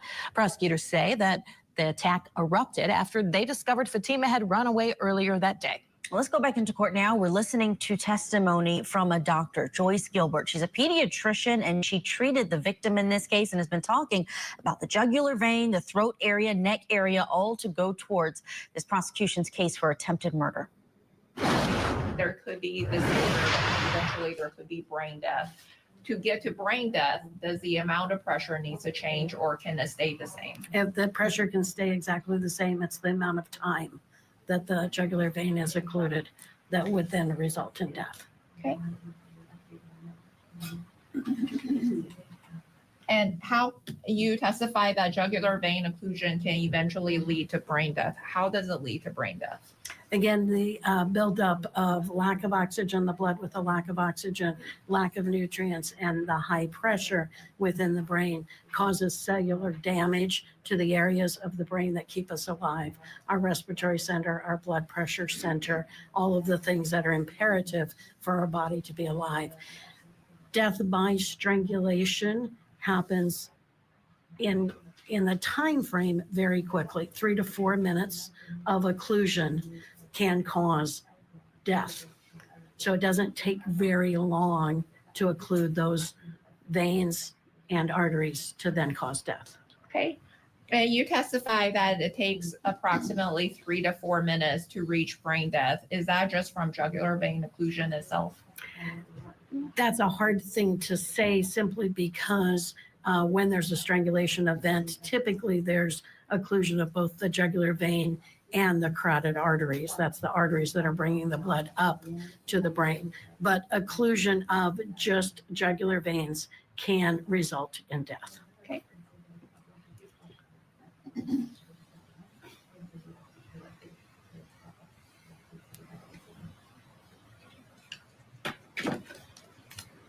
And so just want to make sure I understand your testimony that when external pressure is applied to the neck, the jugular vein will result in compression. Is that right? Correct. And then when jugular vein gets compressed, it can cause occlusion, which as it continues to be occluded, then loss of consciousness will occur. Correct. And then if once loss of consciousness happens and the pressure is not released, then the same amount of pressure can eventually cause brain death. Correct. Okay.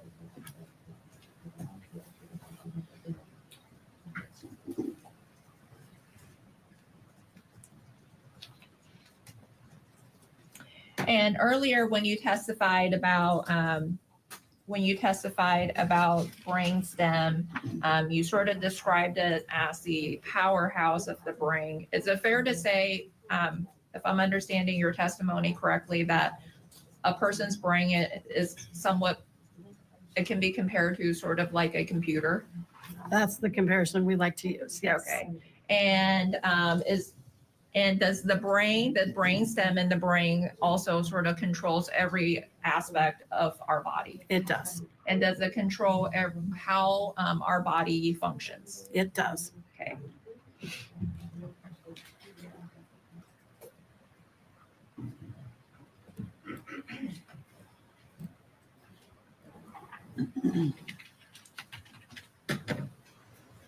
And with regards to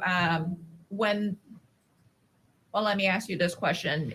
With regards to the brainstem, when there is jugular vein occlusion and there is a disruption to the function of the brainstem, does it disrupt the function of the brainstem that controls all aspects of our body and how it functions, or can it just control certain aspects of our body?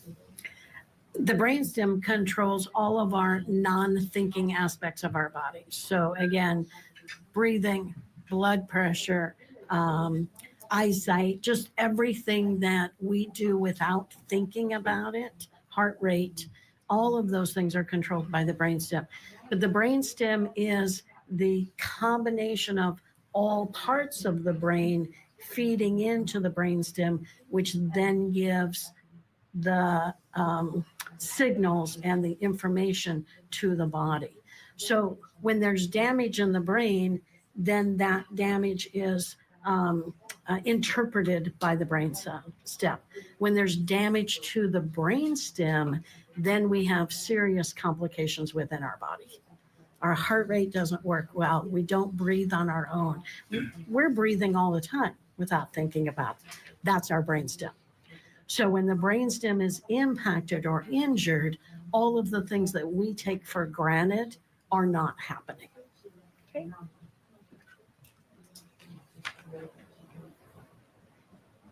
And have you heard of the term cerebral edema? Yes. And what is cerebral edema? Cerebral again means brain, edema means swelling.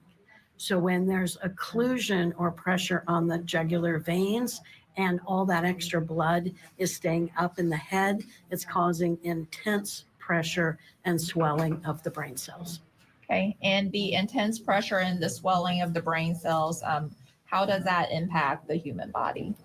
In a very negative way. Every aspect of the brain is impacted by that excess pressure. When we have excess pressure in the brain of an adult, or essentially anybody over the age of 2, we have no way to release that pressure. When you're under 2 years of age, all of your bones aren't glued together yet, and so the bones can expand and can absorb some of that pressure. But over the age of 2, our bones are all glued together in our head. So there's no way to let that pressure out. And so that's why all the brain cells get so impacted or damaged by that elevated blood pressure in the brain. Okay. And can cerebral edema also result in brain death? Yes. I want to ask you some questions about switching topics from jugular veins. I want to ask you some questions about the carotid artery. What are carotid arteries? So the carotid arteries are the thick muscle-walled blood vessels that are coming straight out of the heart, out of the aorta, and up through the neck to provide oxygenated blood and nutrients to the head and to the brain. The jugular veins on the outside, the carotid artery is on the inside, and then the windpipe, the trachea, is right in the middle. So the carotid arteries are protected by the jugular vein on the outside and the windpipe on the inside. Arteries, thick-walled, are very important to any part of our body to bring that oxygenated blood and all the nutrients that our cells need. And Dr. Gilbert was using her. Okay, I'll answer this turnips because it's important.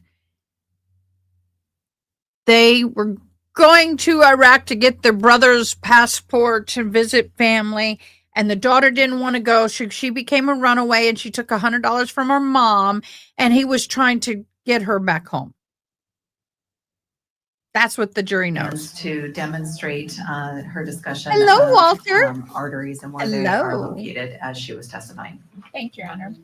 And Dr. Gilbert, you testified that the carotid arteries are responsible for bringing oxygenated blood into all parts of our body. Does that include the brain? The carotid arteries are bringing oxygenated blood to the brain.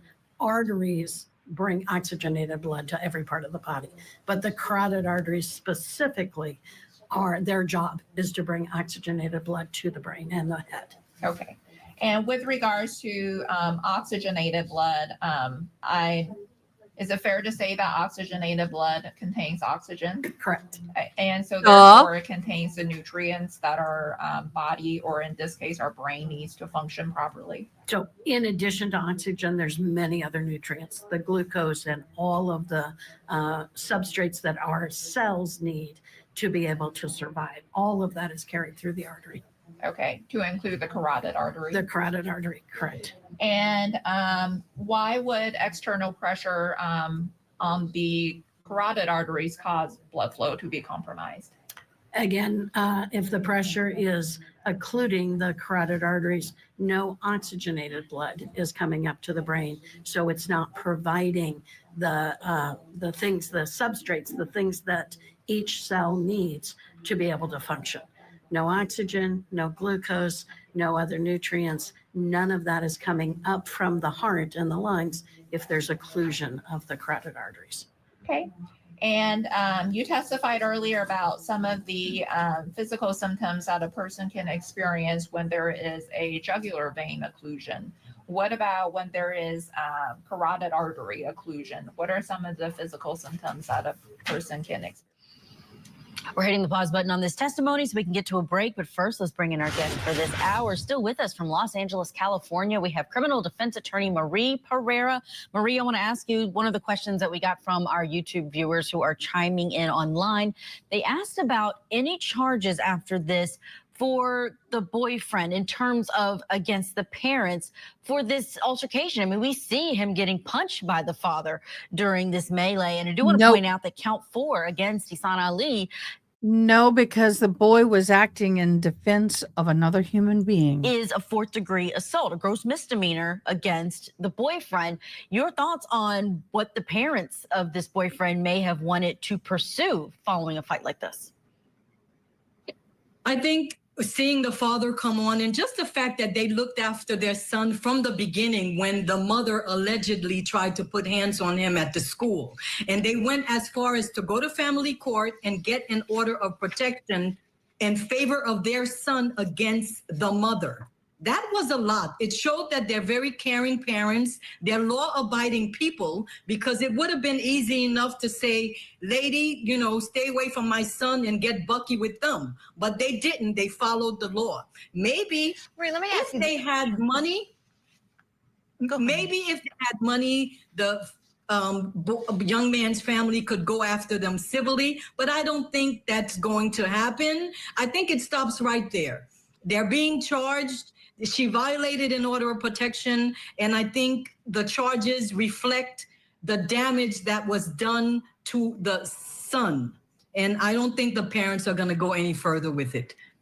Marie, we had a question earlier, and I asked John Day about it on our last hour, talking about cultural experiences inside a courtroom. You're not from here. You come to the United States. Now you find yourself in the United States criminal justice system, and you're bringing different cultures to the table. Obviously, we want a fair and impartial jury system and court system. We have interpreters that we bring in if people don't understand the language. In this particular case, if we saw convictions here, could you bring that up in sentencing, talking about this is a situation where they are from a different country, culturally, they have different traditions. He didn't like what his daughter was doing in regard to dating somebody when he had maybe set up somebody else for her to marry.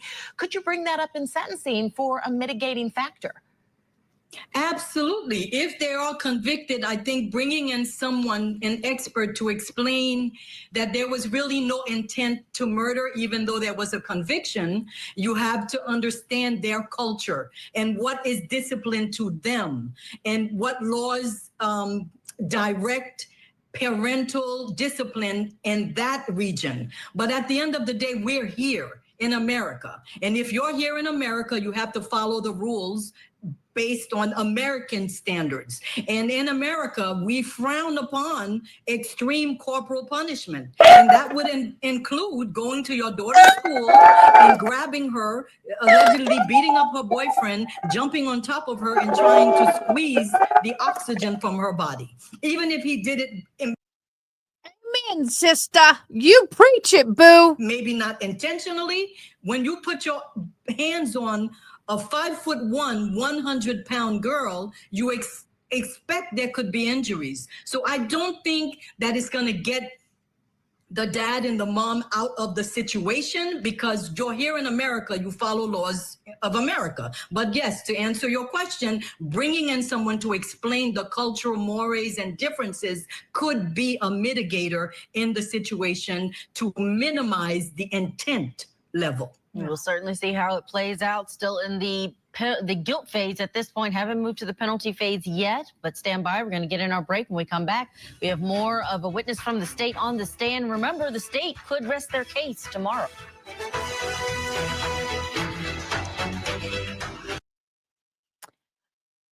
Yeah, they could rest their case tomorrow. This has really been this broadcast has really put a little get up in my go, so I'm having to figure out how they're going to run things. Some people have been asking, so I might as well clarify that the Court TV is having to do this in an editorial style because of the situation in the court, and a law student notified the judge that the minors' names were being heard in testimony. They weren't able to do this quick enough. It's not easy. I try to do it for cuss words. It isn't easy when someone says, I didn't actually say it. It's hard. And so, in order for Court TV to continue broadcasting, they had to make some changes. And so there you go. Unfortunately. Yeah. Let's go back and look at some of the comments. Okay, two notes. When Fatima was on the stand, the only thing she could say was that she was afraid of going back to Iraq and couldn't give a reason.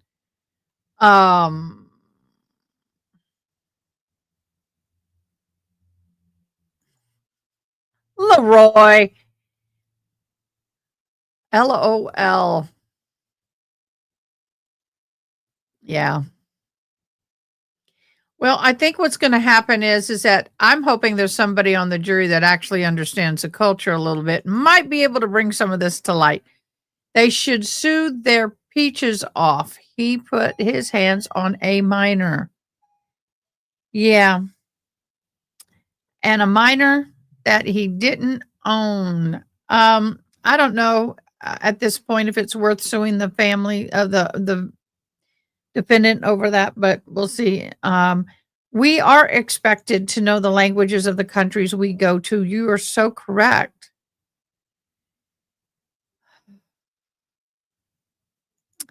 So we had 3 or 4 jurors yesterday that heard or saw something. Heard or saw something. Heard or saw something about this in the news. Luckily, they said they didn't really listen to it. They saw it, but they turned away. So there you go. There were 5. Okay, 5 of them. But they all said that they would be able to continue on and it would not affect their verdict. They can continue to listen to this trial and not be swayed by what they had seen. There are an area where there's a lot of current and formal military, so maybe one of them could be on the jury. That would be good. And the fact that they didn't report it to the judge. Now, that's what baffles me because the judge comes in every day. Did you hear? Did you see? Have you given the admonishment? And the fact that the admonishment was not, they did not go to the judge. If I was on the jury and I had accidentally, say I'm in a restaurant, a bar and grill, and they have a TV up and I see the defendant's faces up there, I turn and go, la, la, la, la, la, la, la. I would still go in then, didn't mean to do that. That was a bad thing for me to do. I was going, la, la, la, la, la, like I'm not paying attention, but Middle Eastern go, la, la, la, la. I didn't mean to do that. That was, sorry. If that was culturally wrong, oh well. So anyway, but I would go in the next day and say, hey, I was at a restaurant.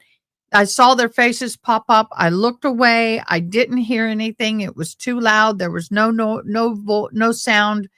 Yeah, I would have confessed it.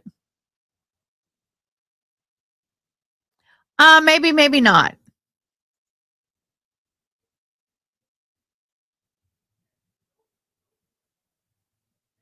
Maybe, maybe not.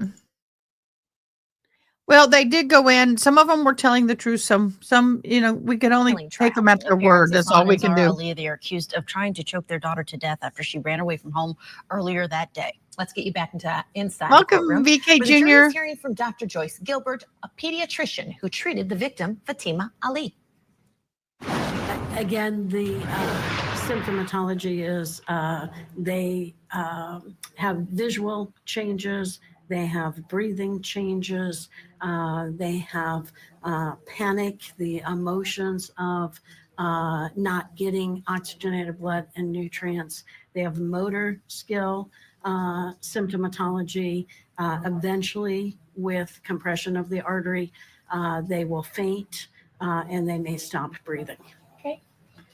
And with regards to, you testified with regards to jugular vein occlusion, the impact on the brain is due to the dysfunction of the brainstem. With regards to carotid artery occlusion, is it the same idea behind it? The carotid artery occlusion actually is much more global because the artery is bringing the nutrients to every single cell in the brain. And so again, in a strangulation episode, it's hard to differentiate because generally when you're being strangled, you're going to have occlusion of both the jugular vein and the carotid artery. But the carotid artery has more impact in every aspect of the brain because every single cell in the brain needs the oxygen and the nutrients. Okay. And what are some complications that can occur from lack of oxygenated blood traveling to the brain? Again, loss of consciousness, inability to control movements, seizures, eventually brain death will occur because every single cell is lacking the oxygen and the nutrients that they need. Okay. And have you heard of the term carotid sinus? Yes. And what is that? The carotid sinus is a tiny little powerhouse in the carotid artery. We can't actually see it. It's not something that you see like on an x-ray or a picture. It's a nerve cell area right inside the carotid artery. And the carotid sinus helps control heart rate and blood pressure to a maximum amount. So for instance, if your blood pressure falls just a tiny bit, your carotid sinus tells your brain, again, comparison to a computer, tells your brain, well, we got to fix the blood vessels throughout the body and fix the heart rate to fix the blood pressure. It is a minute control center for heart rate and blood pressure. Okay. And when there is pressure applied to the carotid artery, say from strangulation, can the carotid sinus be impacted? Oh, yes. And how does that get impacted? So we have something called a carotid sinus reflex. When there's pressure on the carotid sinus and the blood pressure falls and the heart rate falls, then the brain immediately tries to correct that. And it tries to increase blood pressure and increase heart rate. Of course, with occlusion of the carotid arteries, that process is thwarted. It doesn't work well. But that's what the carotid sinus is meant to do. When there's any pressure there at all, then its job is to fix the blood pressure and the heart rate for the body. Okay. And if the blood pressure and the heart rate for the body goes down, and let's say in that situation, and the carotid sinus cannot sort of speak to the brain, so to speak, what ends up happening to the heart? So again, with a low heart rate and a low blood pressure, eventually death. Okay.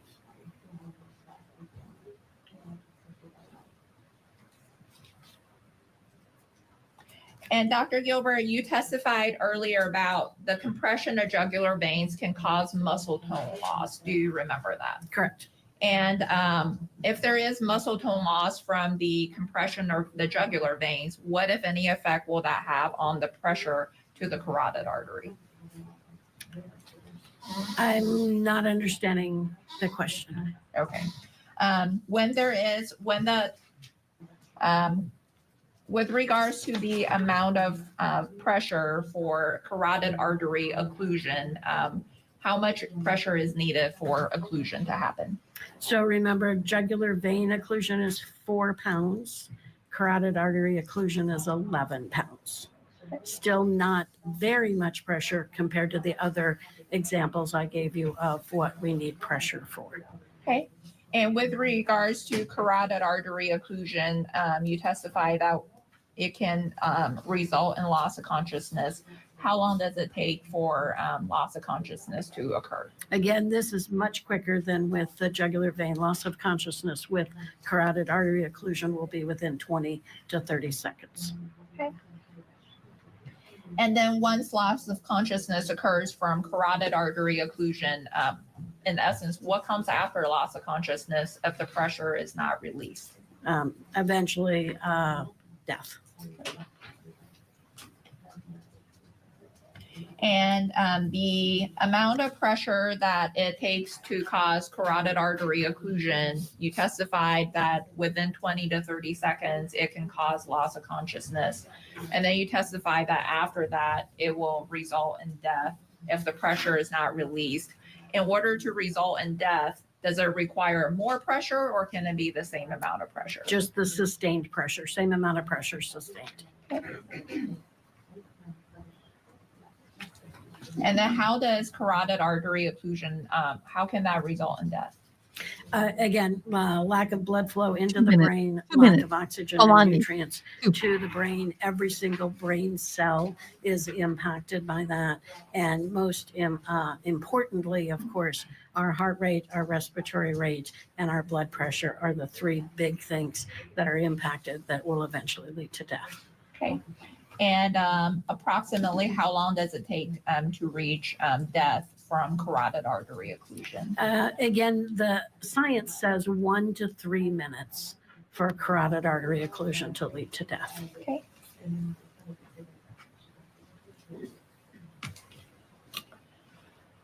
We talked about the medical definition of strangulation is when there's external pressure that compromises blood flow and airflow. I want to ask you some questions about compromise of airflow.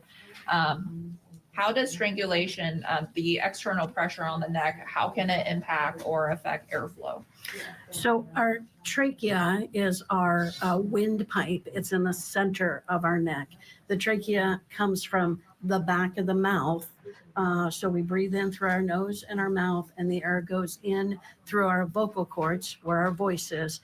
And then our trachea connects to the lungs, and all of the, it's like a super highway. All of the tubing that comes off of the trachea sends oxygenated blood to every air sac in our lungs.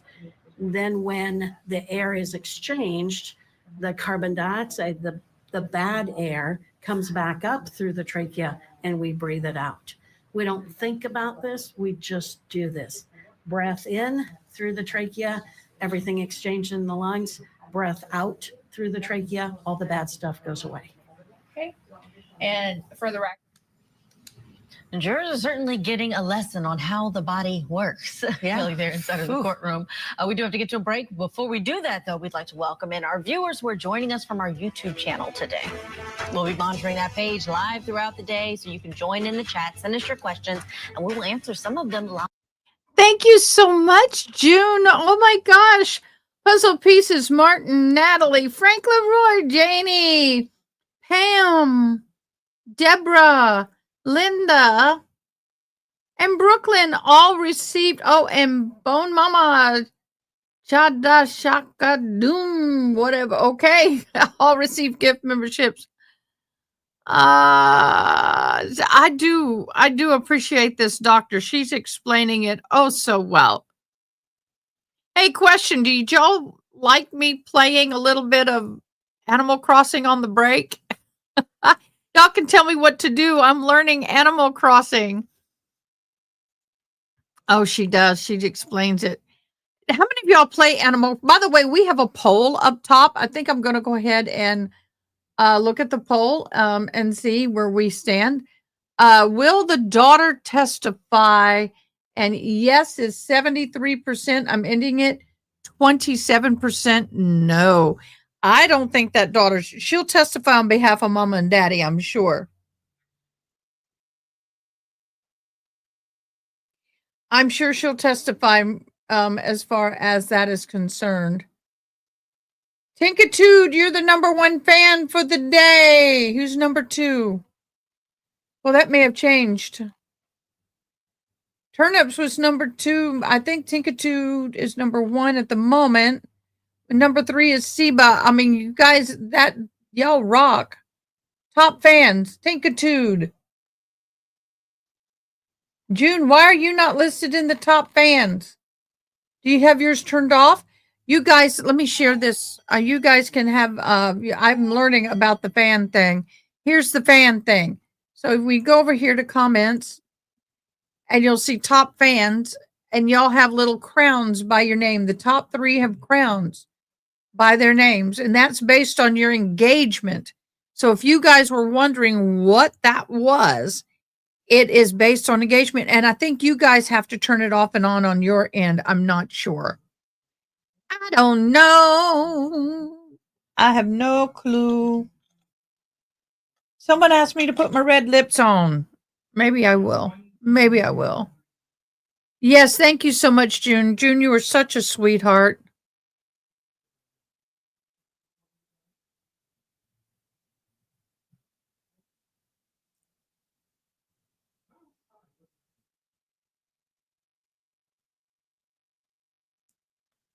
Give me my red lips.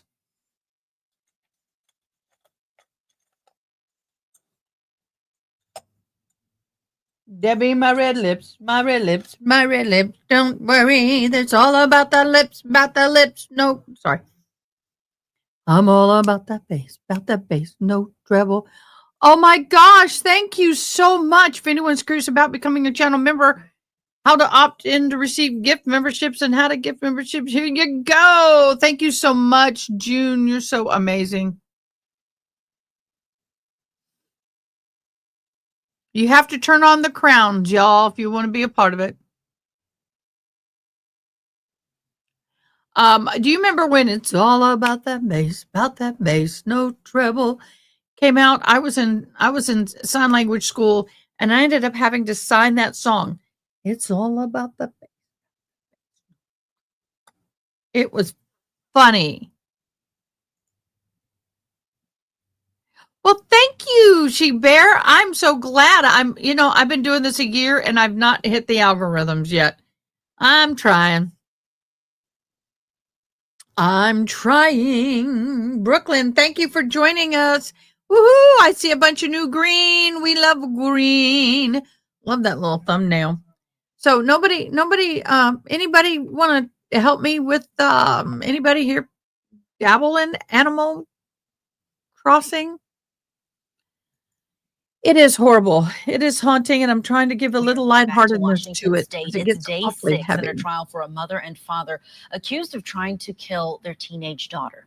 Ihsan and Zahraa Ali are facing several charges, including attempted murder, after multiple witnesses say that Ihsan Ali strangled his daughter near her high school to the point that her eyes were rolling to the back of her head. Court documents She passed also out, reveal dude. that Zahraa Ali had been banned from the school's campus for allegedly trying to grab the girl's boyfriend. Now, the focus right now is on the victim's injuries. We have a pediatrician on the stand, Dr. Joyce Gilbert, who is talking about what happens. It really sounds like an anatomy lesson. Let's go in. And for the record, when you were explaining airflow compromise and talking about trachea, you were demonstrating it on your own body. Yes. Okay. And with regards to, and which part of the human body is affected when there isn't enough airflow? Well, everything's impacted, but immediately the impact is in the lungs. When there's occlusion of the trachea, air isn't getting in to the lungs, air isn't getting out of the lungs. Okay, and this might sound like a silly question, but does a person's lungs need air to function? Yes. Okay.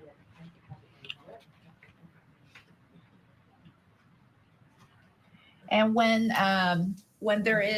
airflow is impacted, say from strangulation, what are the symptoms that can manifest? Our body is so amazing. There is immediate panic when there is occlusion of the trachea because our body wants oxygen in and carbon dioxide out.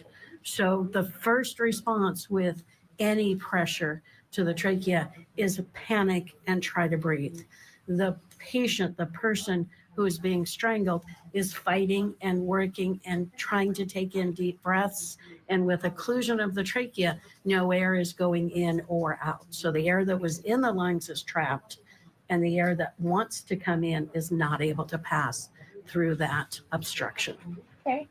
And you testify that with regards to the function of the trachea, in essence, I believe your testimony is air goes in and the air comes out in the form of carbon dioxide. Is that right? Correct.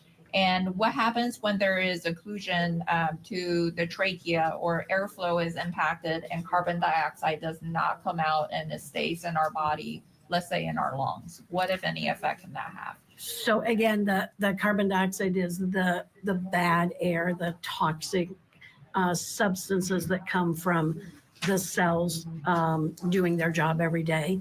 it makes carbon dioxide. So if that is staying in the lungs, there's a number of things that happen. The carbon dioxide is building up in the body, so all of the cells in the body are impacted by that.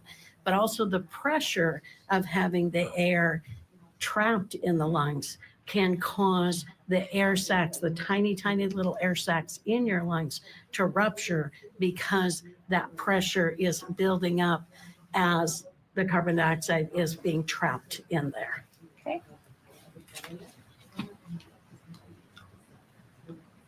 And what about the spinal cord? Can strangulation have any impact on the spinal cord? Yes, it can. And how can it impact the spinal cord? Again, depending on the method of strangulation, It can cause it to swell and you can break the neck and sever it. the spinal cord is in the neck. It's in the back part of the neck. So everything we were just talking about is up front, the jugular vein, the carotid artery, and the trachea. The spinal cord is in the back. But with the right amount of force or the right hold for strangulation, there can also be damage to the cervical neck bones, and those cervical neck bones are protecting the spinal cord. Okay. And You can Dr. bruise the Gilbert, spinal do you cord. know someone by the name of Fatima Ali? I do. Now we're getting to And specific. how do you know Fatima? So as my job in the hospital, as a pediatric-based hospital medicine doctor, I was on service on the Saturday that Fatima was a patient in our pediatric floor. Okay. And you indicated on the Saturday that Fatima was a patient on the pediatric floor. Would that have been October 19th? That's correct. That's the date that I would have worked. I work Saturdays for a 24-hour shift consistently. And so my Saturday was that October 19th when Fatima was a patient. Okay. And you indicated on Saturdays, it's your day to work. It's your day to work a 24-hour shift. What do you mean by 24-hour shift? Our shifts start at 7 o'clock in the morning. Some of my team, there's 6 of us. Some of us work just a day shift or a night shift, and some of us work the day and night together. So when we work a 24-hour shift, we work from 7 o'clock in the morning to 7 o'clock the next morning. Okay. And were you one of her treating physicians while Fatima was admitted to the pediatric floor at Providence? Yes. Okay. And are you familiar with a doctor named Dr. Jamie Murphy? Yes. And how do you know Dr. Murphy? Dr. Murphy is one of our 6 pediatric hospital-based doctors. She was the doctor working the night shift on Friday, October 18th, when Fatima was admitted. She was the admitting doctor. In other words, the emergency room had taken care of Fatima and determined that she needed to stay in the hospital for ongoing observation. So the emergency room doctor contacted Dr. Murphy to admit her to the pediatric floor. Okay. And are you familiar with a doctor by the name of Dr. Parliament? Yes. And how do you know Dr. Parliament? Dr. Parliament is also one of our 6 pediatric hospital-based physicians. He is actually our lead or our boss over the 6 of us. We're all employed by Seattle Children's Hospital. Dr. Parliament also was a doctor that took care of Fatima during her hospital stay. Okay.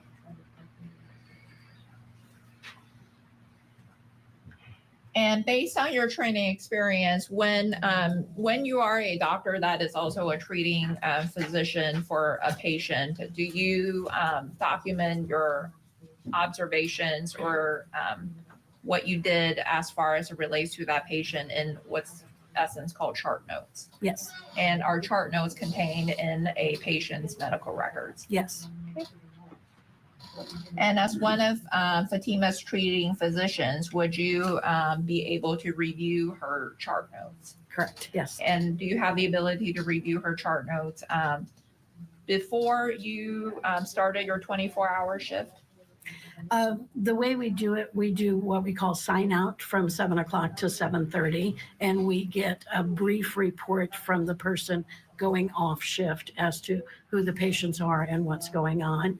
Typically, we don't know what's going on before our shift starts. And so after 7:30, we then do a complete chart review on each of the patients that was just signed out to us. So that's when I would. Hitting the pause button and bringing back in criminal defense attorney Marie Pereira. Marie, we are getting close to the state resting their case in chief, likely tomorrow. How should they end their case? You know, based on primacy and recency, if she is one of the last people that the jurors are going to hear, I want to push back on myself when I said, you know, they're doing too much, it's cumulative. I think they're explaining what could have happened based on the force that he exerted on the daughter while he was on top of her, that she could have died, she could have had organ failure, she could have been paralyzed, that anything that compromises oxygen in, CO2 out, is something that could be considered an attempted murder on someone's life, an attempted homicide. I get that. Maybe it's because, you know, I got short-tempered with her because I'm a nurse. My daughter's a respiratory therapist. So I feel like I've heard this so many times, but you know what? The jurors have not. So the prosecutors did a good job of bringing her, saving her for last of many, because the jurors need to understand exactly what happened here. This little girl could have died. O2 in, CO2 out. If there's a problem with that, he caused it. His actions, that is assault and attempted murder leading to serious physical injury. Yeah, Marie, when you're presenting a case, I mean, there's a balance, but the details are extremely important. And even though some jurors might think, oh, okay, we've heard enough, some actually need more details. And then this is a jury trial, but if you have a bench trial, sometimes the judge wants even more details. So kind of talk about that in a strategy for a case. They need the details because every crime has an element, and especially when you're dealing with something like attempted murder, which requires a specific intent to cause death. And then assault, like I said earlier, comes in different degrees: misdemeanor assault or felony assault. Felony assault, of course, is not just a scratch or an attempt or making someone feel alarmed and annoyed and fearful. It is actually putting hands on someone and causing serious physical injury. While we're waiting for that, I'm going to show this. Yeah, we're going to watch that during lunch. I have thank you to Ronnie. We have a video So of each witness that the comes on to replay of explain the Fatima's issues with the carotid artery, the jugular testimony. vein, We'll do that during break. disproportionate air trapped in her lungs and in her sternum. You know, all of that is important to show he did that and she could have died because of his actions. And coming up after this break, we are going to see the cell phone video that was taken. And this expert is going to look at the video and see the arm, see where it is, and tell this jury what she thinks about that placement. Marie, thank you for your analysis. We'll be back right after this. You're right. She did say that she didn't think that her mom was there to hurt her, but in the end, she was hurting her.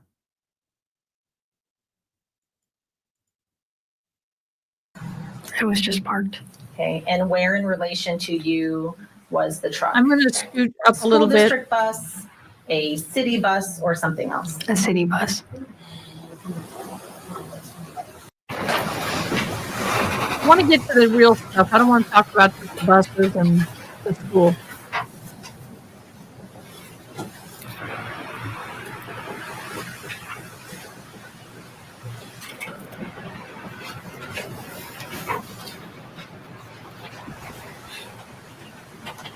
Give it a sec.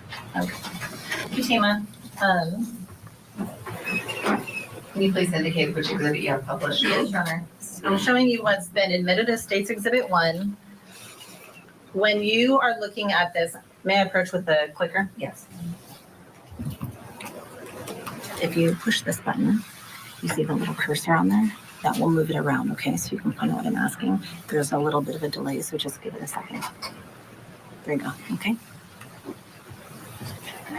Fatima, when you said you left from the front doors of Timberline High School, where on the map here are we looking at on State's Exhibit 1? Right and you're there. pointing about the center just above center of the map. Is that correct? Yeah. It's a little finicky. Okay. And when you said you walked across the parking lot to the bus stop, which direction did you go? And did you follow that trail or that pathway down the middle? It looks like it's almost dissecting the map through the parking lot, connecting to Mullen Road and the bus icon. Yes. Okay. I'm going to show you State's Exhibit 2.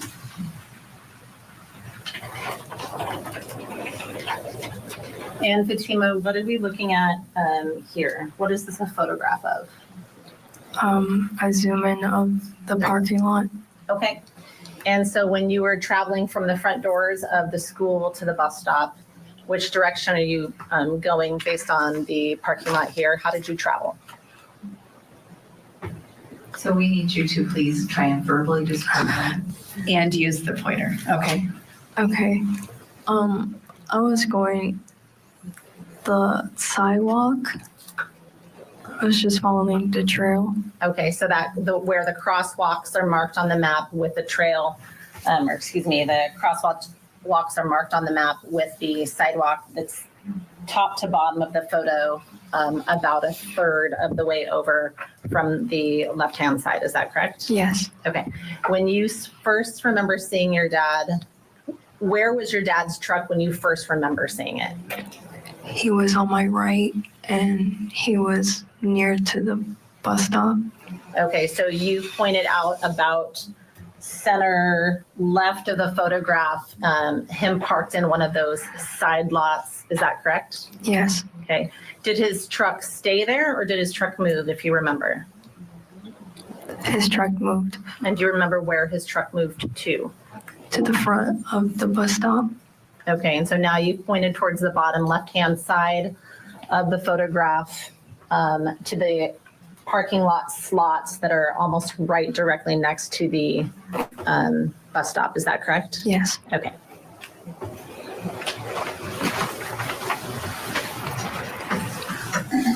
I don't think so.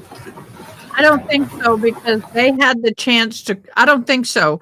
Penny, that's a good question. I doubt it because they had an opportunity to cross her both sides. So I can't see them bringing her back up again. They've released her. So they cannot use her as a rebuttal. They've released her and told her she could stay in the courtroom or leave. So no, they can't call her back. Do you remember who I could be shocked. Saw your truck first? Did you see it or did Isaiah see it or did both of you see it? I saw it. Okay. And what happened? What do you think when you saw your dad's truck? We didn't think it was his truck. Okay, so when you say you saw your dad's truck, but you didn't think it was his truck, what do you mean? Hoping for the best. Okay, so let me ask you a different question then. Did you think it was his truck, but you were hoping it was not? Yes. Okay. We'll come back to that. Back in court. And done a complete chart review. Okay. And then as a physician that with Providence St. Peter's Hospital, do you also have the ability to review a patient's chart notes or medical records even after they have been discharged from the hospital? I do as long as I have a reason to do so. I can't get into a patient's chart for no reason. But to give adequate medical care, I need to look at the chart notes every day that we are giving service within the hospital. And then sometimes after discharge, if we are doing follow-up or there is a reason, maybe there's some lab tests that were not completed and I need to follow up on that, then I can open the chart and continue to give care to that patient. But I can't just randomly say, oh, today I'm going to go look at Joe Blow's chart and do it without a reason. Okay. And with regards to Fatima, was there follow-up evaluation or care that was provided to her at Providence Abuse Intervention Center, in which you're a medical director of? Yes, there was. Okay. And Dr. Gilbert, based on your training experience with strangulation, can strangulation also cause a seizure? Yes. Okay, and what is a seizure? A seizure is abnormal muscle movements, and it comes from, again, the motor part, the central part of the brain. If there's lack of oxygen to the motor part of the brain, then the message from the brain to the muscles is a spasmodic seizure. And generally that looks like one part of the body or the entire body shaking uncontrollably. When somebody's having a seizure, you can't stop it by holding the muscle. When somebody's just trembling, if you hold their muscle, you'll stop the trembling.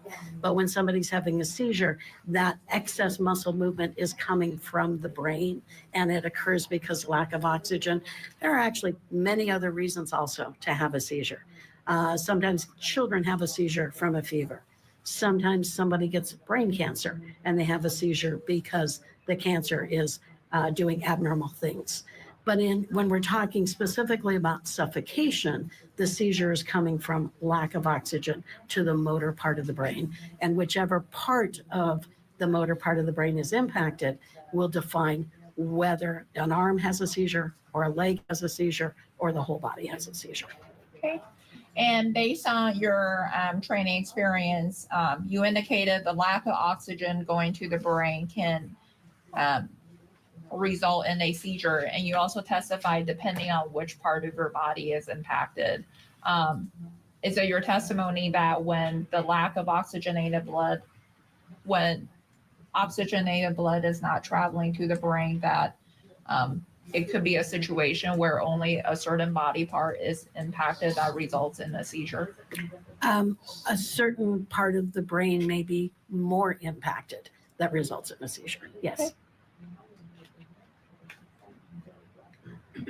And Dr. Gilbert, based on your training experience as a pediatrician and then also as a pediatrician with the subspecialty of child abuse, have you ever seen any of your patients that have had a seizure? Yes. Okay. The older daughter was not a part of any deal. As far as we understand, the younger daughter was the one that was in an arranged marriage and all of this. The older daughter was trying to help the parents, basically. It's rumored, I don't know how much fact is there. It's not been presented in court, but I heard somewhere that even the elder daughter was trying to attempt an honor red rum previously. And during your involvement with this case, during the course of your involvement with this case, were you at some point made aware that there was a video taken by a student capturing the incident at the bus stop in front of Timberline High School? Yes. Okay. And prior to your testimony today, did you have a chance to review that video? Yes.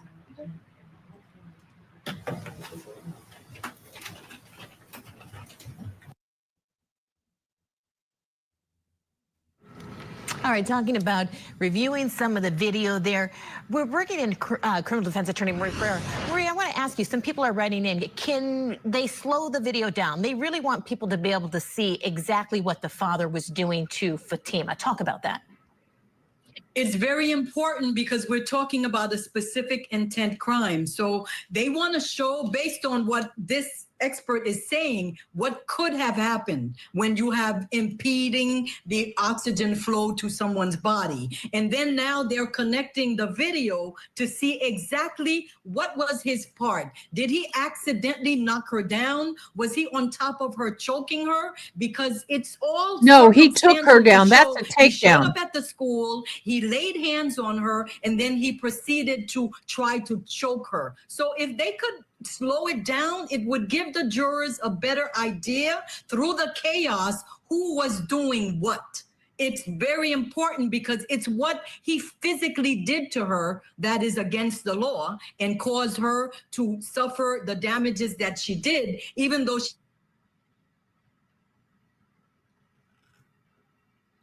All right, Marie, I think we have lost your feed. The question I was going to have for us, well, I'll pitch it to Kelly. It's about the mother. We're hearing from our viewers who are on YouTube and they about whether or not the impact on the neck by the mother, which we don't have on video, if that still means attempted murder for her, because we have had eyewitnesses to come in and say that she touched the mother's neck, or the mother touched her daughter's neck, that she may have held her waist, may have tried to stop her from getting away from the father, but we don't have that on video. Well, right. And there has been testimony to indicate that maybe the mother was trying to help. Fatima even had said, you know, maybe my mom was trying to help. So, I mean, the case definitely is stronger from a prosecutorial standpoint against the father than the mother. Yeah, we'll see what the jury does with this one. Our thanks to Marie Ferreira for being with us this afternoon. We have more testimony on the other side. They're going to cue up that video and show it to these jurors after this.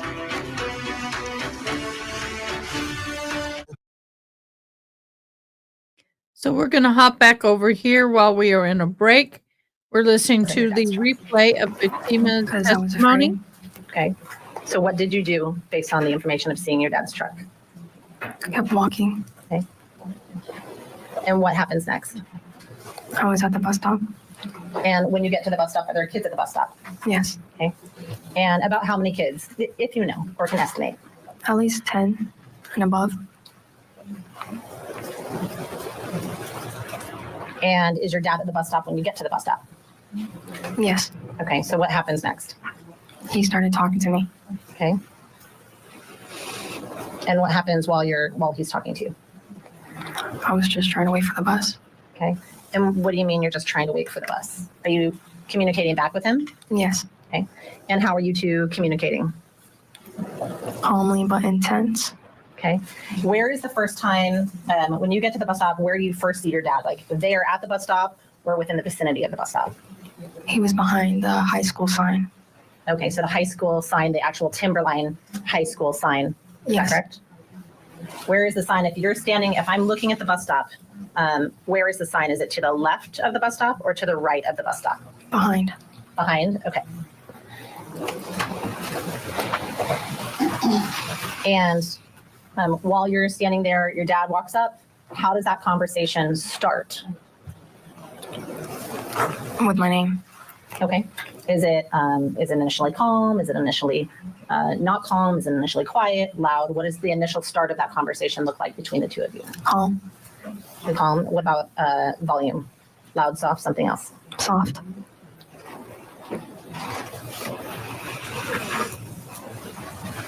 Does that, the tenor of that conversation change? Does the volume and interaction between the two of you change as that conversation progresses? To me. What's that? To me, it was different. Okay, and what do you mean by that? I felt the energy and the intensity. So it felt like it got more intense? Yes. Could you tell if other kids were noticing that this conversation was happening? Yes. Okay.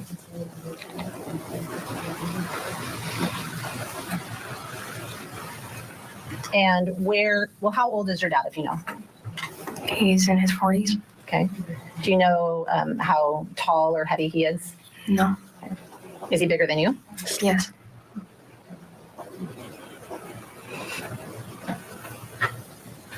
And when you were talking, did you talk back to your dad? Meaning during the course of the conversation, was he just talking at you and you were waiting for the bus? Or did you engage back with him and speak back with him? I talked back. Okay. And was that in English, Arabic, or something else? Arabic. And what were you telling him? I didn't want to go back home. And did he accept that? No. And as this conversation is going, is your dad getting louder or quieter or something else? He didn't get louder. Okay. He didn't get quieter either. Okay. And what about his demeanor or mood? Was he happy and relaxed or something else? He looked frustrated. Sure.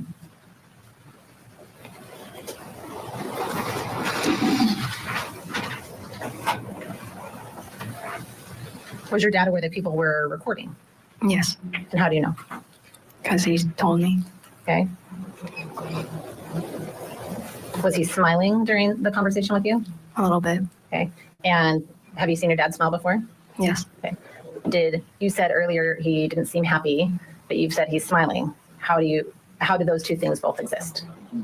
Can you repeat that? Yeah, I'll ask that a different way. So you said he's smiling. Was it a happy smile? No. And tell me what you mean by that. He looked mad while he was smiling. So he looked like he was mad that he was. My dad did. Okay. Did you have any fear? Yes. About what? I'm dying. Welcome back to Court TV Live. Thank you for following along with us. I'm Julia Janae. We are in Washington State this hour, where testimony is underway in the attempted murder trial for two parents, Ihsan Ali and Zahraa Ali. Now, prosecutors in this case, they are expected to rest their case tomorrow. They say these two parents attacked their daughter at a school bus stop last year. It's an incident that was caught on camera, not only by bus surveillance video, but also cell phone video from bystanders. And it appears to show this father choking the 17-year-old daughter while other students jump in to try and save her. Ultimately, the bus driver, you see him there in orange, getting involved. Now, the victim, Fatima, she told the jury that she did run away from home that day because she felt her parents were trying to separate her from her boyfriend and move to Iraq. They did not approve of the relationship. On the stand now is a pediatrician, Dr. Joyce Gilbert. She's about to explain the analysis, her analysis of the chaotic cell phone video that was taken by a student eyewitness. And we're not going to be able to show you what's inside of the courtroom being shown to these jurors, but we do have our own version, which has blurring to protect the identity of the minors in that video. Let's go in for more.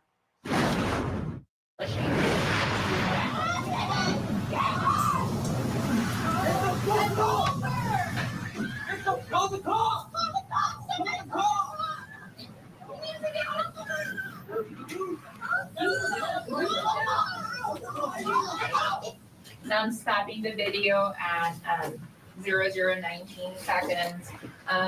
Dr. Gilbert, earlier, right before I paused the video, we see an individual that is lying on the ground with their left arm extended. Did you see that? I did. And when you observed, based on your training experience, the movement of that left arm, what did that appear was happening to that person? That looked like a seizure of the left arm. Okay, and what about the movement of the left arm makes you say that it looked like a seizure? It was rhythmic, sustained rhythmic movement without a purpose.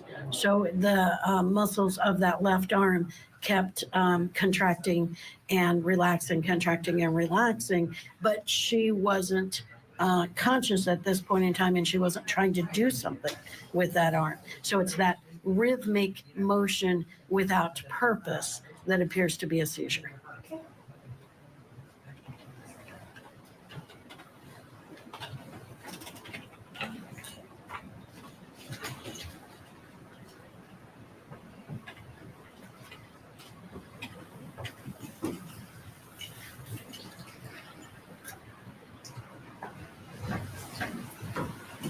And with regards to when a patient has a seizure, after a situation where they have a seizure and CT scans or x-rays are done on their brain, are you able to, just based on the review of the scans or the x-ray, tell that they in fact had a seizure? No, the cellular damage at the cellular level, we can't see that on CT scans or angiograms or any of our imaging. So we can't tell that there was brain damage in that one area unless there was something much greater, such as a stroke or something that would show up on a CT scan. But you can't define a seizure based on a CT scan. Okay. And with regards to, you indicated that if it was something greater, such as a stroke, that can cause it, that you can view it. If a stroke caused a seizure, you can view it on the CT scan. When in that situation, when you're reviewing the CT scan or the CT angiogram scans, is it the seizure itself that you can see, or is it the stroke or what's causing the stroke that you can see on the scans? That's correct. You see an abnormality in a certain part of the brain. A stroke is a lack of oxygen for some reason to a certain part of the brain. And that lack of oxygen can cause cell death in that part of the brain. But what you see is the evidence of the stroke. So you might see a ruptured blood vessel or an occlusion of a blood vessel in the brain on the CT scan, and it might correlate with the part of the brain that could have given that person a seizure. Okay.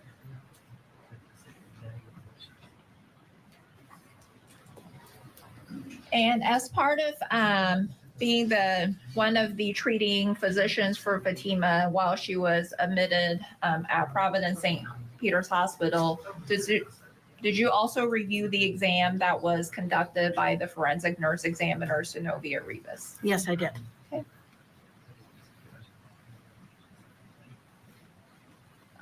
And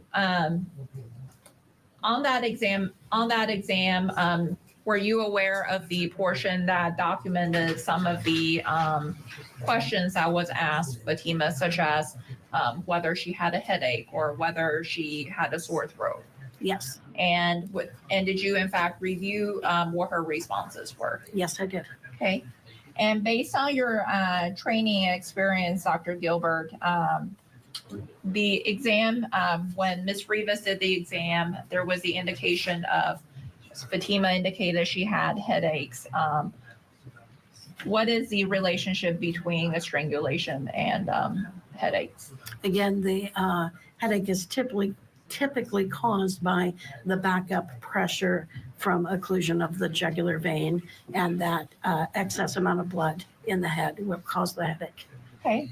And we also heard that there was also the feeling of dizzy or lightheadedness. Is the relationship between strangulation and feeling dizzy or lightheadedness also what you described earlier with regards to the combination of the buildup of deoxygenated blood and or the lack of oxygenated blood traveling to the brain? That's correct. Okay.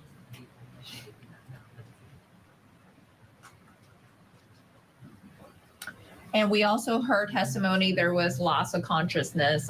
Loss of consciousness, is that also due to what you described earlier from that it could be one of the effects of strangulation due to lack of airflow or lack of oxygenated blood traveling to the brain or buildup of deoxygenated blood? Correct.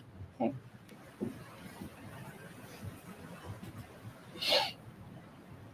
And we also heard testimony about memory loss. Is that also the relationship between strangulation and memory loss? Is that also caused by what you described earlier? Yes, our memory is laid down in a small little area of our brain called the hippocampus. And the hippocampus is right in the center of the brain. When there is lack of oxygen to the brain, the hippocampus shuts down. So we can't put down memory for a situation that's happening when we have a lack of oxygen because of that situation. So it's very, very common for strangulation victims to have altered memory or sometimes even no memory of the event itself. Okay. And what about weakness or numbness? We heard from Ms. Rivas that Fatima also indicated she had weakness and numbness. What is the causal relationship between strangulation and that? Again, the lack of oxygen to the motor center of the brain will cause the weakness and the loss of motor control. Okay. We also heard there was vision changes for Fatima. The causal relationship between strangulation and vision changes, is it the causal relationship, is it based on what you testified to earlier? Yes, the lack of oxygen and the buildup of the pressure will affect the vision center of the brain, which is the back of the brain. Okay. And what about ringing in ears? We heard that she also she also felt ringing in her ears. What is the causal relationship between strangulation and that?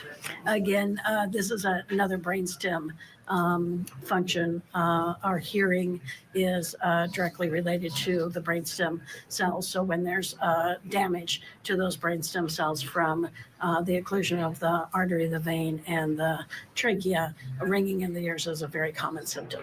Okay. And what about sore throat? What is the relationship between strangulation and sore throat? So the trachea is the big windpipe right in front of the esophagus, which is our swallowing tube to our stomach. And right in that area is our vocal cords. And we actually have sensation in our mouth and the top part of our throat. And then we don't have the same kind of sensory nerves once we get past the airway. Sore throat comes from, again, the pressure of the strangulation, and in the part of the throat where we have sensation is where we experience that sore throat symptom. We have a hoarse voice or a crackly voice, difficulty swallowing, and sore throat symptoms are very common after strangulation. Okay. And Dr. Gilbert was using her hands as she was describing that portion of her neck and throat. Thank you, Your Honor. And we also heard there was difficulty or pain with swallowing. What is the causal relationship between external pressure to the neck and pain or swallowing? And again, where our mouth goes into the throat region and we're swallowing saliva or food, there is still sensation there. So that pressure causes that discomfort. Swelling can also occur, causing discomfort for swallowing. Okay. And when you're talking about the pressure that can cause the discomfort, are you referring to pressure to the trachea or pressure to the jugular veins or carotid arteries? The position of the pressure is on the trachea, but it's giving pressure to the esophagus and the throat, which is right behind the trachea. Okay. Yes. And then what about hyperventilation? What is hyperventilation? Hyper means increase, ventilation means breathing. So it's an increased rate of breathing. Okay. And we heard that Fatima during the strangulation exam also indicated she had hyperventilation. What is the causal relationship between strangulation and hyperventilation? Okay, yes, this is live. Let me explain what's happened. Yesterday, there were some issues where a law student contacted the courts to inform them that while she was watching the trial, she noticed the names of the minors being used in some of the testimony and that it had not been edited out or redacted. And unfortunately, the judge was very angry about this. And so this is the format that Court TV has had to start using in order to maintain a camera in the courtroom. So it is of a delay. They are having to edit. They're having to really work their butts off. So I'm not fond of this format, unfortunately, but it's what they have to do. And so in order for us to have a feed, so I'm grateful for their accommodating and adjusting the courts so we are not left in the middle of a trial with no feed. So this is why it is the way it is. My apologies, but I have no control. So when you're strangled, when your airway is occluded, your immediate response is to try to breathe. It's a very primal instinct to stay alive and try to breathe. Fatima did this, and she described to us that she felt that it was hard to breathe and she couldn't catch her breath during this episode before she became unconscious. Once she woke up, the brain is on overdrive, telling her to continue to breathe and continue to breathe. And the hyperventilation comes from the strangulation episode, as well as from the anxiety that goes along with having your airway occluded. So even by the time she got to the hospital, she was still working hard at breathing. She was still afraid that it was not going to work well for her because of that strangulation effect. Gradually, over the time in the emergency room, her hyperventilation symptoms diminished. By the time she got to the pediatric floor, she no longer had that sensation or those symptoms. Okay. And we also heard testimony that there were, well, let me ask you this question. Can strangulation cause abrasions on the human body? Yes. And what are abrasions? Abrasions are breakage in the skin, the superficial skin, causing redness or marks or scratches or even sometimes true lacerations. So any force applied to the skin can cause an abrasion. Okay. And how can strangulation cause abrasion? The amount of force in the episode of strangulation around the neck, sometimes on the face or the chest, all depending on where the pressure is being applied during that episode, will cause damage to the superficial skin. Okay. And based on your training experience with strangulation, can the individual that is, in essence, being strangled, can they also cause the abrasion to occur? Yes, in the process of trying to breathe during strangulation, sometimes the victim themselves will put their hands up by their neck or will move in a way that causes or increases the amount of abrasions seen. Okay. Your Honor, I think this may be a good stopping point for the morning break. You still have a ways to go with this witness? Yes, Your Honor. All right. So members of Okay, so what we're going to do is allow this to go for a minute. Let me mute this before their music gets me tagged. I want to welcome all the new viewers. My gosh, we are at 100. Woohoo! We made 100 for a live feed.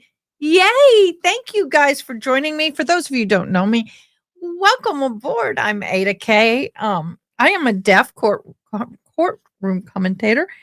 I grew up hearing, became deaf as an adult. So sometimes we have sign language when I know that we have a deaf person watching.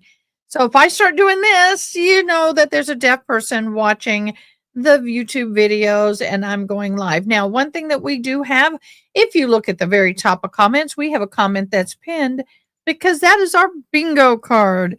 Yes, we do bingo. Now we're up to 101. Oh, we went from 111 to 101. Boy, we dropped 10 real quick, but that's okay. We do play issues. We do play bingo. June, can you give us an update? I've been working in the background. Woohoo! Yay! So anyway, what I have on mine are any issues. May I publish? I did say that. Anything that's said in the courts or I say, you hear it here on the live. It's free it's on the bingo. You can mark it. Lacey, police officer, Lucy, police officer. Was that the woman that had that bob? If so, she was here. Let me know. June. June is the one that creates these. And I am so grateful for June. Child abuse specialist, you testified mental state of Fatima outside the jury's presence. I don't recall. Soft voice. What, if any, recross or redirect? Subject to recall. May I approach? Fair. I recall. And what is your role? So there you go. That is one thing that we do during the game. Now, if you get a bingo, you put I bingo, vertical, horizontal, diagonal. You could have 22, 23, 24 bingos total. So you can put I bingoed. If you hit the thumbs up, please put I liked, ILIKED in all caps, like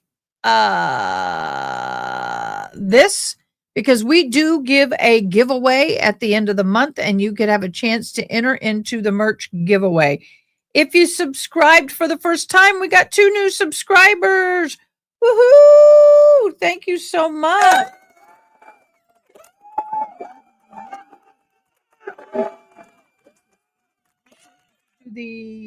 I shared and then the I bingoed. If you do any one or all, I mean, technically you guys can do all of those and be a chance to win an entry into the end of the weeks.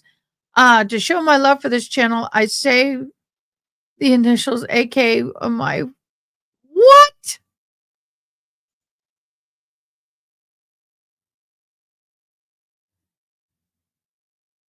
I don't think so, Leroy. That's a no bueno. That's a no. Yeah, we don't do that. That's a no. I still love you, but that's a no. And so anyway. Oh, sure, I can do that. You can get 1, 2, 3, 4, 5. Well, maybe not. 5, 6, 7, 8, 9, 10, 11, 12. That's 12, 13 for coverall. You're right. My bad. I'm bad at math and I'm dyslexic as hell. So anyway, my bad. 13 bingos. 13, 10, 11, 12, 13.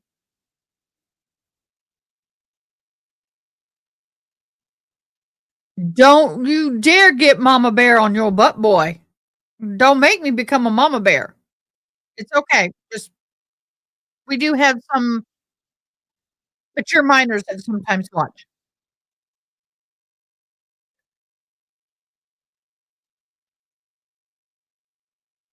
Here we go. And then did the CT angiogram scans result in a diagnosis of pneumomediastinum and subcutaneous emphysema for Fatima? Yes. Okay.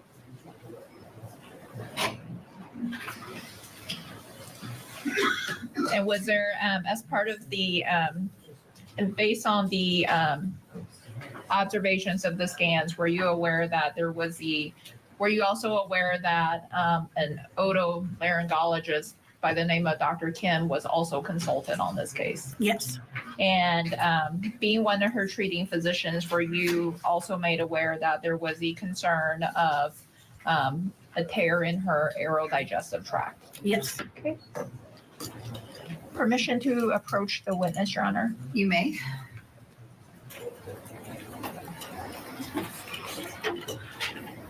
Dr. Gilbert, I've handed you what's been marked as State's Exhibit 105. Do you recognize what I have handed you? Yes, I do. Okay.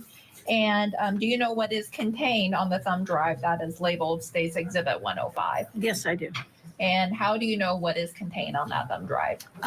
These are images taken from the CT angiogram that I gave to you to use in this trial. Okay. And did you also have a chance to review the images on Exhibit 105 prior to your testimony? Yes. Okay.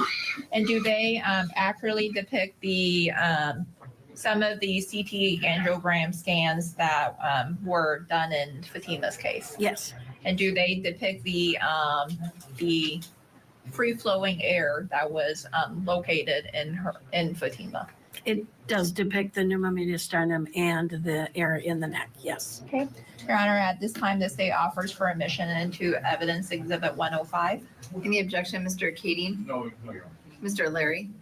105 shall be admitted. Permission to publish. You may.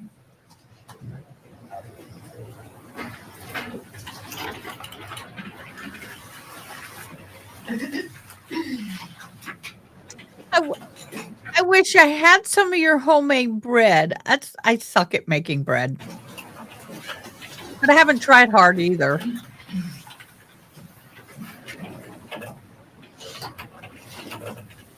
$13, let's see.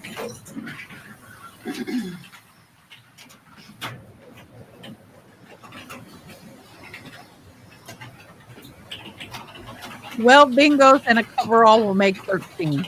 And Dr. Gilbert, does Exhibit 105 contain 3 separate scans? No, it contains 3 separate images from a scan. Okay, I apologize, but it is 3 images. Correct. Now, publishing the first image that is labeled SER0000.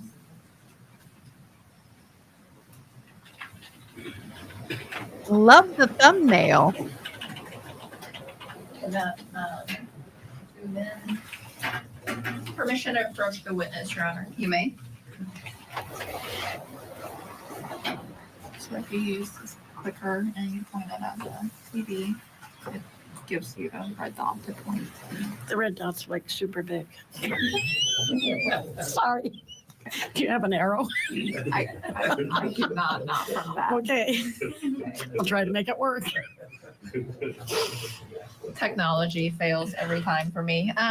Dr. Gilbert, I'm showing you what's labeled scan SER000, not scan, image from the scan SER0000. Can you tell the jury what they're looking at in this image? Yes.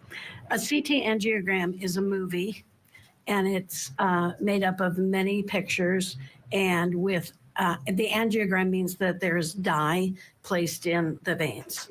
So when we are looking at this, we're looking at in this picture us cut horizontally through the lung tissue here. I'm going to use my dot. Okay, maybe I'm going to use my dot. This is lung tissue right here. This is lung tissue right here. And I apologize. And for the record, you're using the dot to point to sort of the bottom half of the image. correct. And then the white things around are ribs. Up front, the round circular thing is the trachea.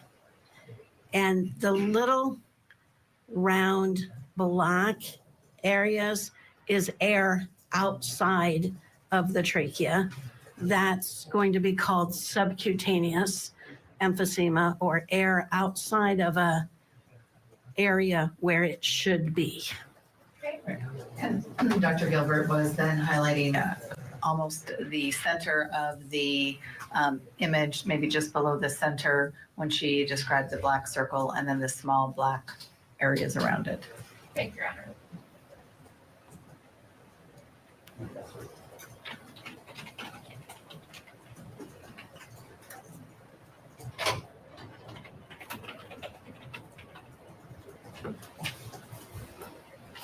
Now I'm going to publish the image that is Hitting the pause button on this testimony so we can bring in our guest analyst standing by. National Trial Attorney Michael Jafer is with us. Michael Jafer, good to see you. This is not the first medical witness we've seen on the stand. We've seen several at this point. But Dr. Joyce Gilbert, it's interesting what she's saying, especially in terms of the video. I had not noticed that about Fatima's arm, where she's saying because her arm is almost flopping back and forth, that suggests a seizure. I want to know what you thought about that portion of the testimony, and if anything else is standing out as different with what she's testifying to. I think that was important, because at the beginning of this trial, I was wondering, how is the state going to prove that this man intended to kill his daughter, this defendant, this victim, right? How are they going to prove that? Because this was a melee. This was a complete mess. And now I can see why, if her arm went limp, then that gives them the fodder they need to get to that point. Because here's how it has to work. So he's charged with second-degree attempted murder, not first degree. So they don't have to prove premeditation. They just have to prove that he had an intent to kill her. And to do that, they have to show that he took a substantial step in that direction. Her arm going limp, in my opinion, gets them very close to the substantial step that he took. Because what other reason, I think this is what they'll say in their closing argument, what other reason did you have to put her in a chokehold and then stay there? Even while you were being punched in the face, you still kept her in the chokehold. The only reason that explains it is you intended to kill her, right? So that's why her arm going limp is a big deal. I did not notice it, but it goes right in line with the state's theory. There's so much evidence in this case when it comes to video evidence, and I think it is going to have an impact on this jury. The state is going to be ending their case, we expect, tomorrow. Do you think they have... G14, and let me explain to Miss Diane. This is not the regular stream. The reason is because the minors' names were being said in court, and it got broadcasted, and the judge hit the roof and got upset. Miss Diana, you going to interpret that? Yeah. Oh, yeah. I was like, yeah. Okay. So this is the format they have to use if they're going to continue streaming. It sucks, but this is what we have to deal with. That is what we're dealing with. No, it's okay. We have people popping in and out, so I have no problem sharing that information. Yep, they were warned a couple of times. But what happens is sometimes when you've got people up on the stand and they're talking, and all of a sudden they're saying things and they'll say, "Man," and you can't quite beep it quick enough. So they couldn't redact it quick enough. So this is why we're doing it the way they're doing it. Yeah. Let me put my...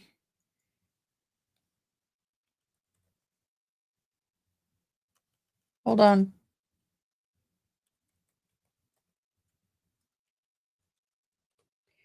akbjuror@gmail.com. You can send it there. All right, we're going to keep going. Proven their case beyond a reasonable doubt if we stopped right here with Joyce Gilbert. It's a tough one. That's a tough one. I don't know. This is a coin flippy case. Whether or not they've proven attempted second-degree murder. I think they've proven some criminal conduct. I don't know. It's coin flippy for me, Julia. This one's a tough one. Yeah, I can't wait to see what the lesser included charge.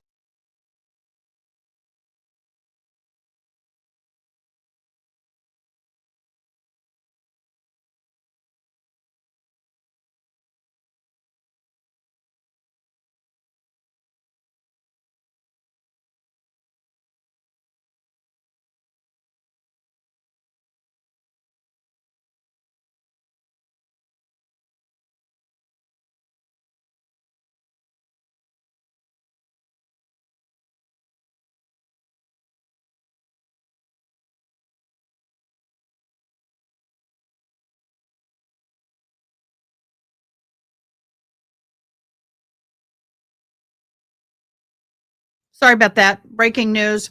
Ozzy Osbourne has passed away. It is more sadness than mere words can convey that we have to report that our beloved Ozzy Osbourne has passed away this morning. He was with his family and surrounded by love. We ask everyone to respect the family's privacy at this time. Sharon, Jack, Kelly, Amy, and Lewis. And surrounded by love. We ask everyone to respect our family privacy at this time. That Osbourne family statement signed by Sharon, his wife, and then his children as well, Jack, Kelly, Amy, and Louis. So that news coming into us now, that the Black Sabbath frontman Ozzy Osbourne has died at the age of 76. He pioneered heavy metal really with Black Sabbath before going on to have that huge success in his own right. Some of his hits, Iron Man, Paranoid, War Pigs, Crazy Train, Changes, both with the band Black Sabbath, but also as a solo star as well. So someone who really kind of pioneered that heavy metal music, really seen as, I guess, one of the kind of founding fathers of it in so many ways, known as the Prince of Darkness as well. And then a new generation was introduced to Ozzy Osbourne too, a different kind of fame, thanks to that MTV reality show, The Osbournes, so famous in the noughties. And of course, it followed his, I think it's fair to say, somewhat chaotic life in Los Angeles, alongside his wife, Sharon, and two of their children, Kelly and Jack as well.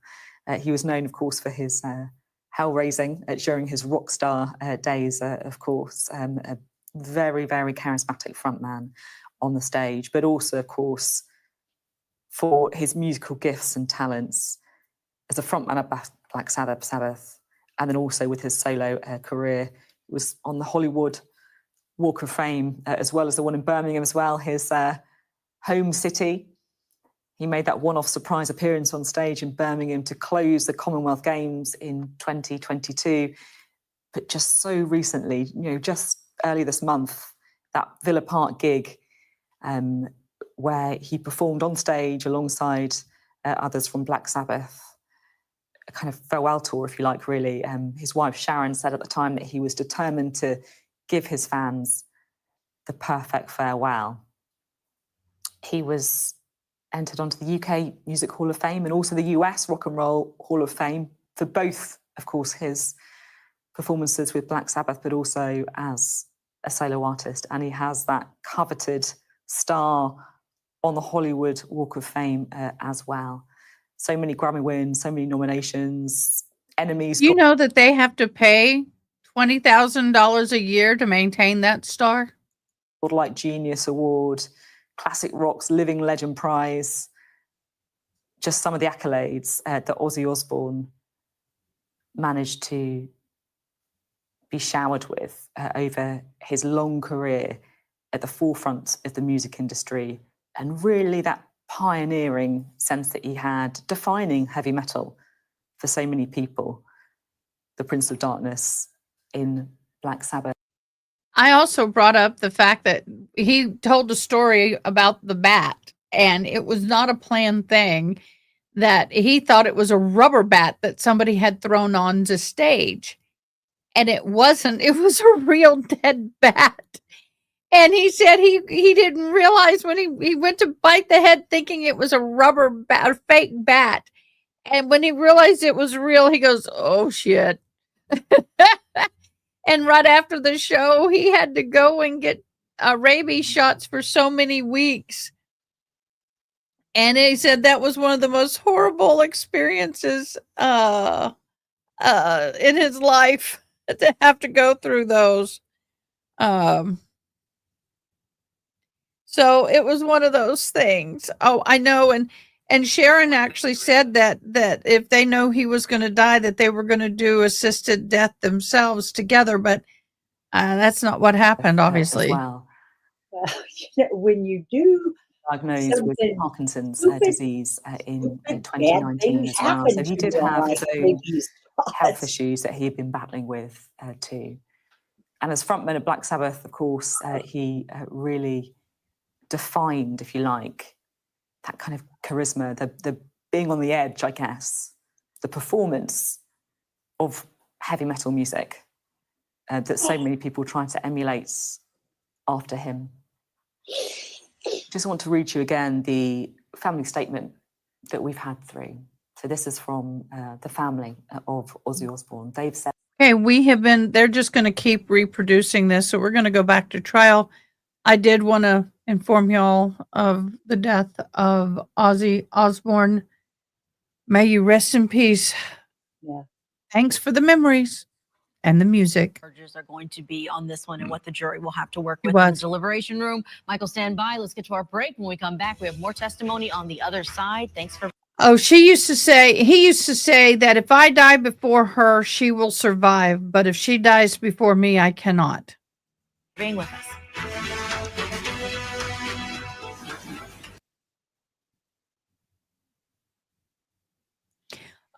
Real quick, Diane, is your sister in the home yet? I don't know. I've not heard from the hospital. While they're Okay. taking a break, I can call and find out. Well, everybody's asked about about Margie. So for those of you who are new and joining us, this is Miss Diane. She's my interpreter, and I'm deaf without my hearing aids, and we also have deaf people that watch. And her sister had a heart attack so bad it blew a hole in her heart, and her blood sugar was over 700, and she lived.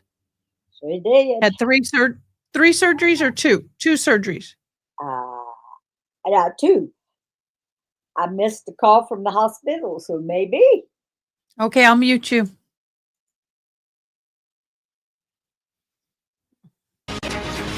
Accused of attempted second-degree murder on their own daughter. Fatima Ali was 17 when prosecutors say her father and mother tracked her down to a bus stop, and the father, they say, tried to choke her to death. Both parents facing the same attempted second-degree murder charge. Police say she ran away from home over fears that her parents were going to take her on a trip that she wasn't initially aware about to Iraq. Let's pick up things where we left off with a pediatrician who is reviewing images of the victim's medical exams after this alleged attack. Now I'm going to publish the image that is labeled SER0001.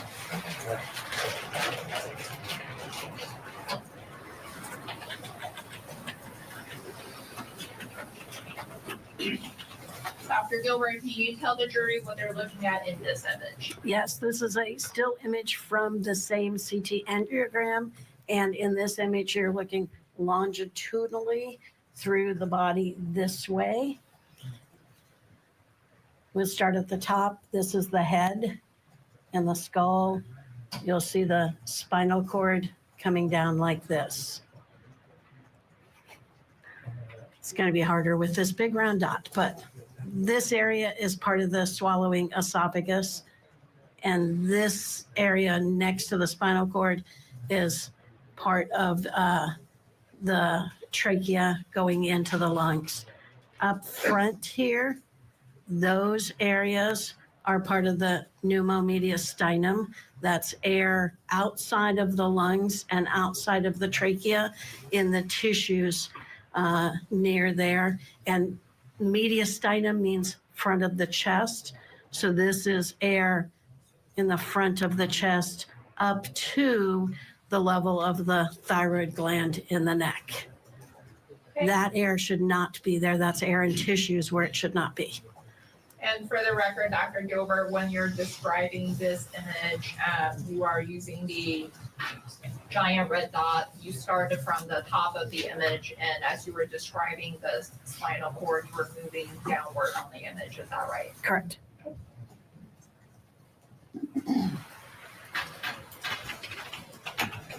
I'm going to publish image that is labeled SER0002.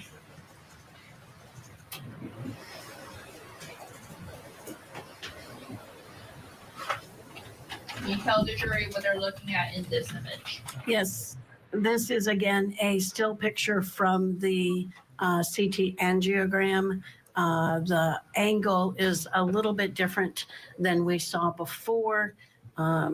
This is the top of the head, part of the spinal cord here, and you'll see down at the bottom of the image, lung tissue here and lung tissue here. That round circular thing right there is again the trachea. The air outside of the trachea is on my screen to the right, and there is air pockets outside of the trachea. Again, pneumomediastinum air that should not be there. Okay. And again, for the record, you are, when you're describing this image, you were moving from an upward, from the upper portion of the image and moving downward. Is that right? That's correct.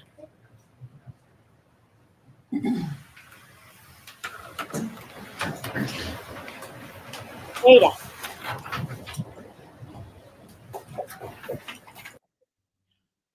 Margie, they are moving her to the rehab at 3:30. Yay! Yay! All right. Well, maybe tonight I'll try and FaceTime. No, tomorrow. I'll do it tomorrow when she's settled. Yeah. Yeah. All right. Thanks.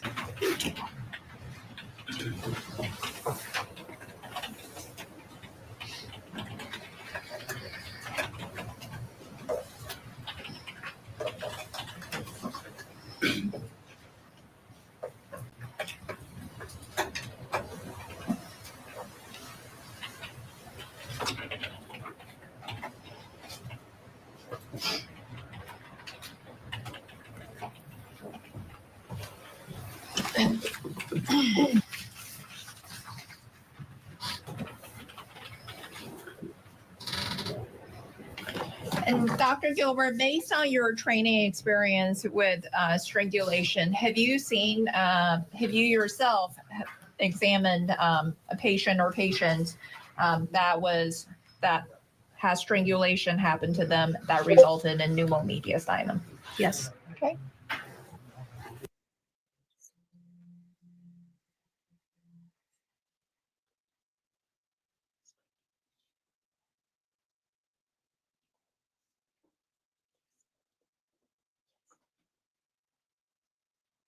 All right, we've got a bit of an issue with our technical feed. We will work on that and get you back inside for more testimony from this pediatrician on the stand. Stay with us. You're watching Court TV, your front row seat to justice. Two parents face a jury over the attempted murder of their own daughter. Court TV takes you inside the trial that's torn a family apart. The attempted honor killing trial. Live coverage today, only on Court TV.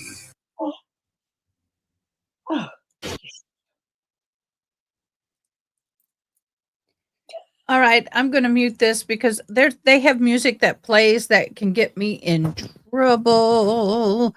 Trouble, and I don't need to get in trouble. Is my sound okay, guys? Yep. Okay, it's not too loud. It's been known to get there.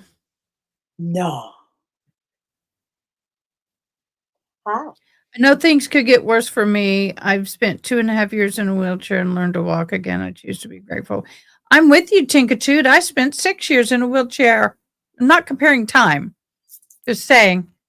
Been there, done that. Still have the wheelchair. There are days. Yes, they did make a big deal about that. What are you? Yep. Okay, let's get back into court. to decide whether to recommend life in prison without parole or the death penalty for Shelby Neely. We'll continue to follow this case closely. The defense is going to put on their opening statement when it starts up again tomorrow. We'll bring you any updates throughout the day here on Court TV. For now, let's go back to Washington State. The trial against two parents charged with attempted second-degree murder in the attempted attack on their daughter in Washington State. The two defendants are Ihsan and Zahraa Ali. They're being tried together. And prosecutors say it's because they tried to take the life of their 17-year-old daughter, Fatima, in October of last year. This is an incident that was caught on bus security cameras and cell phone. And prosecutors say that the video shows the father trying to choke the daughter to death. Other teenagers jumped in and tried to rescue her, but it didn't do anything. They were able to detain the father until police arrived. Let's pick it up where we left off. A pediatrician who treated the victim in this case is reviewing images from her medical exams. Your Honor, permission to approach the witness. You may.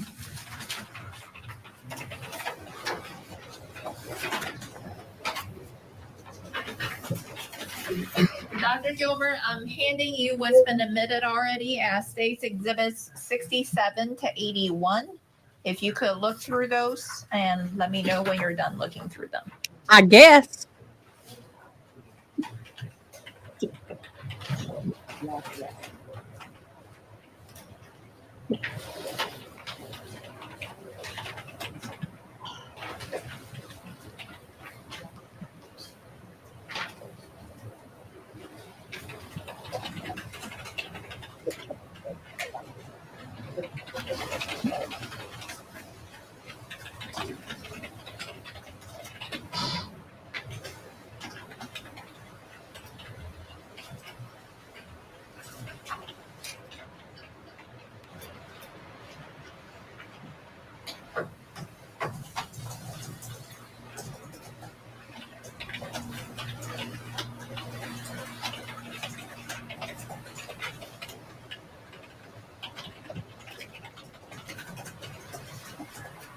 Okay. To 81. You may. And she presents to. Okay. And do you recognize Exhibits 67 to 81? Yes, I do. And what are Exhibits 67 to 81? These were photographs taken in the emergency department of Fatima Ali when she presented after the strangulation. And my understanding was that these were taken by Synovia, the F&E who was doing her exam. Okay. Permission to publish Exhibits 67 to 81? You may.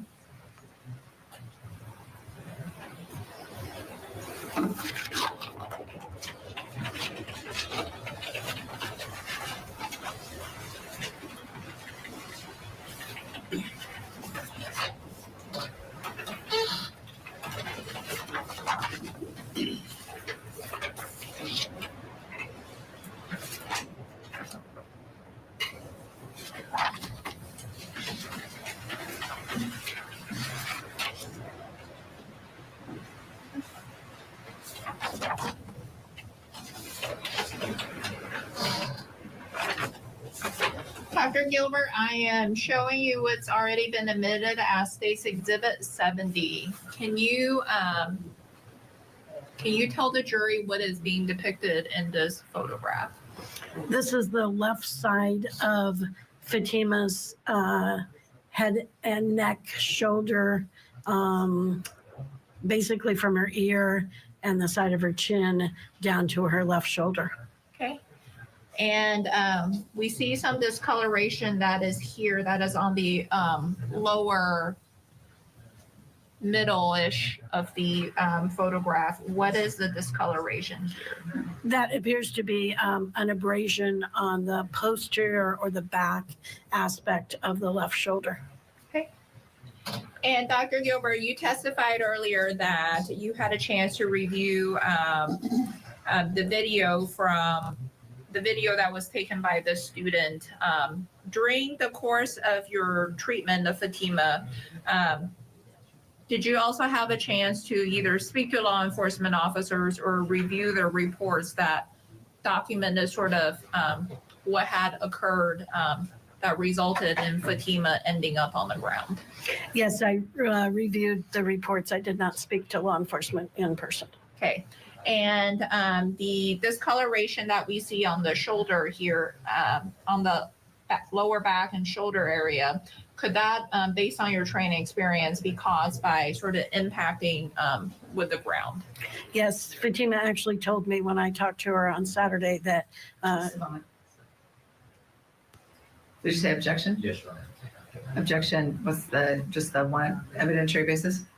Hearsay. Right. I will allow you to ask some further foundational questions as it relates to, if you wish her to continue, as it relates to any conversations and the purpose of those. I'll sustain the objection right now. Okay. And Dr. Gilbert asked, being a treating physician with Fatima, did you have a chance to speak to her while she was in essence, admitted to the pediatric floor at St. Peter's Hospital? Yes. And in speaking with Fatima, did you also ask her about what had transpired or occurred at the bus stop?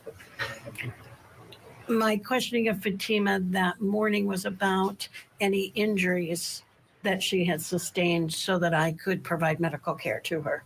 Okay. And did she actually share with you any injuries that she believed had occurred or that she sustained? Yes. Okay. And did those, her statements to you, assist you in providing medical care for her? Yes. And in this case, did Fatima indicate to you how she went from being upright to ending up on the ground? Yes. Okay. And what did she say? She said that she had, she thought she had fallen on her left side because her left shoulder hurt and her left hip hurt. Okay. And based on your pause button on this testimony, let's bring in National Trial Attorney Michael Jafer. Michael, we are listening to so much evidence that involves the father. I'd say I'm going to pause. I'm going to do this. I need to read this. Diane, if you want to interpret, you may.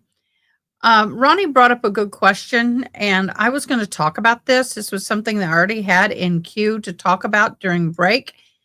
And this is what I have. It is very difficult and sensitive subject involving the honor unalivings and tragic condemned practice found in some cultures, not specific to any one religion, including Islam. Honor unalivings are cultural, not religious, and are illegal and morally wrong in virtually every legal and ethical system. However,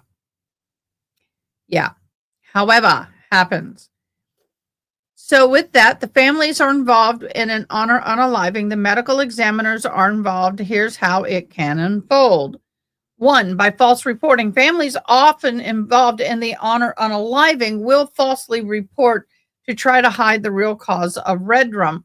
This report may include self-unaliving, accidental by falling or poisoning, natural causes, especially if there's no immediate visible wounds. This is done to avoid the legal consequences and to protect the family's image in the community where it is frowned upon. The cultural silence or pressure in some tightly knit community, there is intense pressure not to speak out, even from relatives who disagree with the act. Okay, so if they agree with them, then that's good. If they disagree, they don't speak out. Witnesses may lie or refuse to cooperate in the investigation. They may go, "We saw nothing. We see nothing." The victim may have been under surveillance, restricted, or abused for some period of time, which gets covered up by the family. Now, the medical examiner's role, they are trained to detect signs of foul play, including strangulation, blunt force trauma, poisoning, etc. Other toxicology reports, autopsies are compared evidence with the family's account. They work with the law enforcement if the suspicions are found. When the physical evidence contradicts the family's explanation, the investigations are often launched. Many honor unalivings have been exposed through this process. The legal and criminal investigation includes if the medical examiner raises the red flags, police forensic units may open an investigation. Family members may be arrested or questioned, and in some cases, victims' advocacy groups and community whistleblowers will come forward. Now, honor redrooms are not sanctioned by Islam or Christianity or any religion. It stems from a patriarchal, tribal, and cultural traditions rooted in control, shame, and outdated vows of family honor. Most people from Muslim majority cultures abhor honor violence and are actually working to prevent it. Yeah, a lot of times though, if they can get the person out of the U.S. and go back to their original country or culture, that's where the honor redrum will happen. The reason why is because their ability to be tried is a little more difficult. And on top of that, even if they're found guilty, their sentence or punishment is lesser because it was an honor redrum. I'm not. Oh, are you signing or talking, Diane? No, I'm signing. Oh, I know I kind of read that fast. I apologize. Apology accepted. Bitch, slow down. Bitch, please slow down. Okay. They what they were probably would have done is this. My understanding is if she had flown back with the family and the man in which she was betrothed to found out that she had this boyfriend of darker color, boyfriend at all, she would have been honor redroomed because the honor of the family was not intact. How does these cultural people explain the death family members, medical examiners, the case's honor? A lot of times it just, they don't. Yep.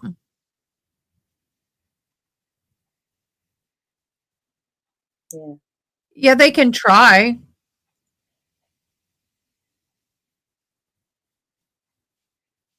Yep.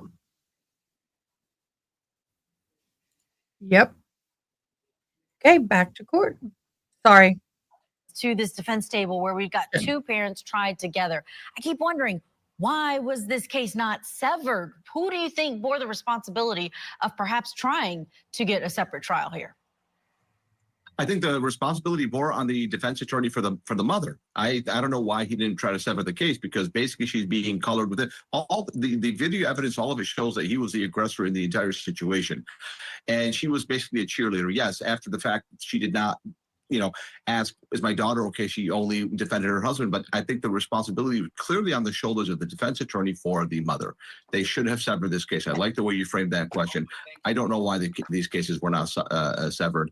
And as this testimony comes out and this evidence comes out, I mean, obviously, this is squarely on the shoulders of this incident is squarely on the shoulders of the father. They were traveling to Iraq. He was aggressive. He was chasing his daughter down. Yes, she left the house, but he overreacted. And so this is basically a trial against the father. And so I was disoriented the first day of the trial when I was watching it, because I saw his attorney come up and cross-examine a witness. And then I saw another attorney with white hair get up and cross-examine that same witness. And I looked it up and said, oh, wait, these trials are not severed.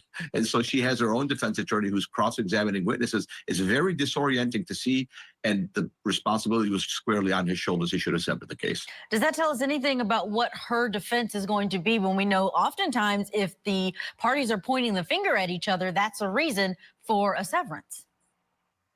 You know what? That's a great question. I think that she just gets ride or die with her husband. That's what I think happened. I think she probably told her attorney, maybe, don't sever the case. I support my husband. I think that my daughter is a bad person. She ran away from home. That could be why they didn't sever the case. I think, that's kind of the way I see it. I think that's going to be her, not really her defense. I think that's just her ride or die nature and why she's a co-defendant. She doesn't have a choice. They still take that position that the daughter was in the wrong. It'll be interesting if they take the stand. Michael Schaefer, thank you so much for your analysis. We have more ahead. Wait a minute. The daughter does not have a choice. I mean, the wife really doesn't have a choice in their culture. No, she doesn't. She does what he says, and that's it. She's red drummed. Yeah. It's like, excuse me, you do what I say or out the door, and did. Out the door and red drum. I know you've not seen a lot of me, but I has got to red drummed. No, I've got to go. I don't red drum. I got to go. Yes. Do you have an appointment? I do. I got to. All right. Well, you go work the appointment. Thank you for joining me. Love and blessings. See you later. Yes. Yes. That's more important. Money, money, money. Money, money, money. Yeah. All right. Bye, love. She hops in when she can, and then I notify a deaf person when she's on and they hop in. I can interpret by myself, but it's a lot to run this and interpret at the same time. But if I know somebody is really adamant about watching this that's deaf, then I will definitely stay in. And what did that look like? Right now, I don't have anybody. What did you do when you saw him grab her shoulder? I tried to push them away from each other. Okay. And what did that look like? I tried to like push her away. Push her away? Yeah. And how did you do that? I tried to grab his arm and grab her like shoulder so I could like try to separate them. He kind of like spun her around in a way because she didn't want to go with him, and he like grabbed her and put her in a headlock. Welcome back to Court TV Live. I'm Judge Ashley Wilcott, of course, honored to be with you today. It is day 6 of the attempted murder trial for defendants Ihsan and Zahraa Ali in Washington State. Prosecutors are expected to rest their case tomorrow. Last week, we heard from one defense witness, and it is unknown whether or not any additional witnesses, including Ihsan or Zahraa, will testify. Both parents are charged with attempted murder for allegedly trying to kill their daughter Fatima in October of last year. They tracked her down at a bus stop after she ran away from home. Witnesses say they saw Ihsan punch the girl's boyfriend and then choke her until she was pale and lifeless. Let's go back into court together now. The jury is hearing from Dr. Joyce Gilbert, a pediatrician who treated Fatima Ali. And based on your training experience as being a pediatrician with a specialty in child abuse, is the discoloration we hear on her lower back, left shoulder area consistent with her impacting with the ground? Yes.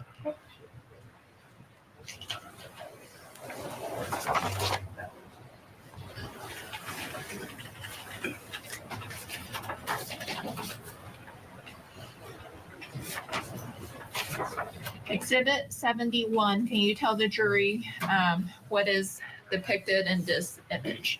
Yes, this is a photograph taken from the right side of Fatima's face. It includes her lips, her nose, her right eye, and her forehead. Okay.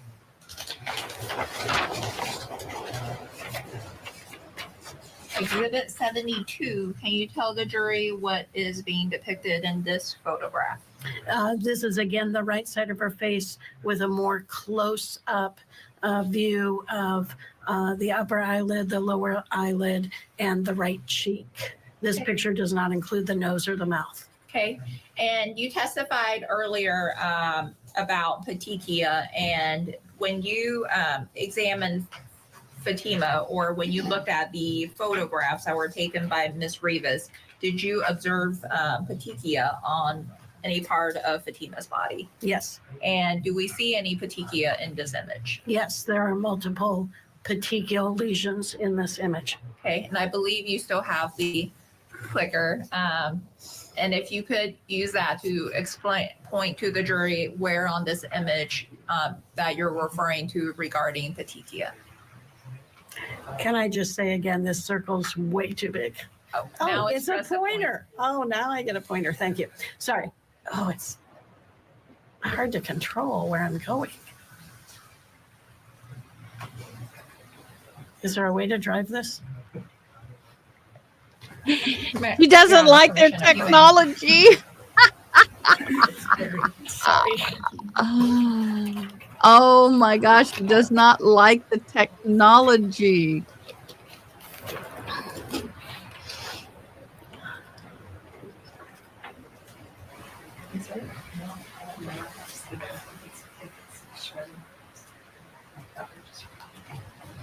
I'm going to use my finger instead to point at Dr. Gilbert.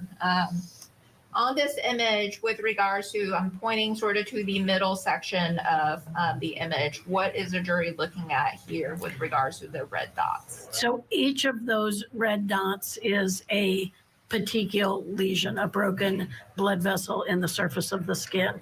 And again, there are multiple petechial lesions. Your finger was going over a few of them. Okay. And with regards to the petechia, if there is an episode of strangulation, is the petechia due to the jugular vein compression or the carotid artery compression? It's secondary to the jugular vein occlusion or pressure and the backup of blood into the head. Okay.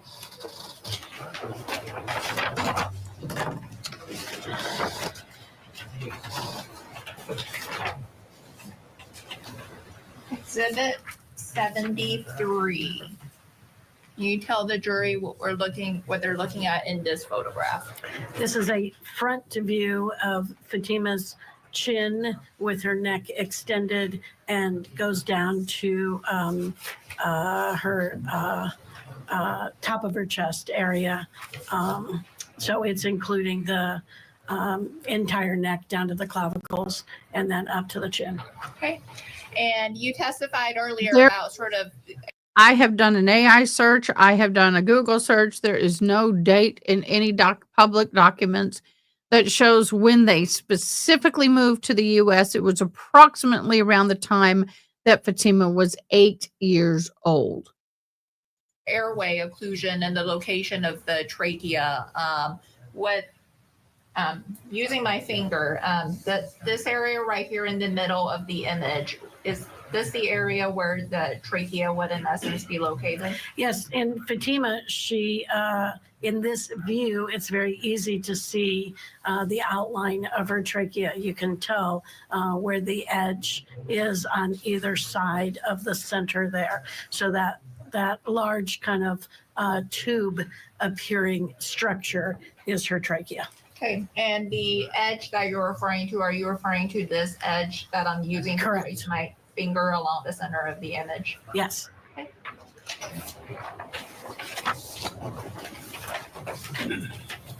In Exhibit 74, can you tell the jury what is being depicted in this photograph?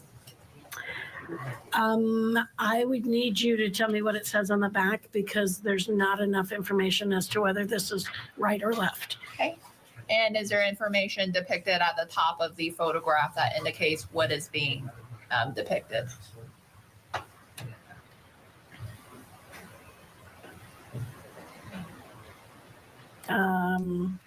Again, I'm not seeing that it tells me if it's right or left. I believe this is left, but I would want that confirmed. Okay.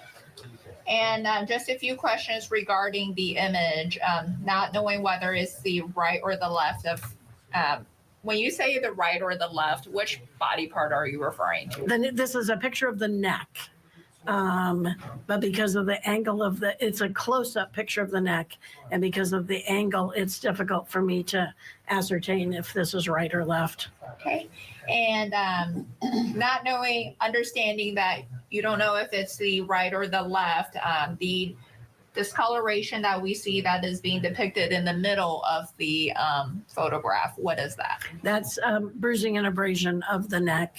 Okay, and based on your training experience, can a strangulation episode cause bruising? Yes. And how does it cause bruising? The pressure applied to the skin breaks the blood vessels underneath the skin, and it requires moderate to severe force of pressure to break blood vessels. And then when the blood seeps out of those broken blood vessels, it extravasates, which means it leaks up through the layers of the skin to become visible as a bruise.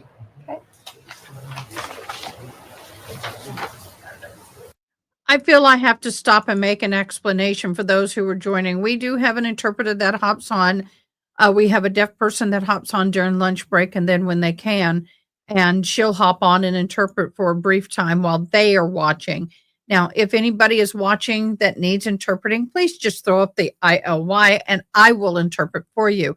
I am legally deaf. I am watching captioning. Sometimes you'll see me looking up here. I got a bigger captioning monitor here, and I can caption live for you. Oh, you mean oh my gosh. Okay.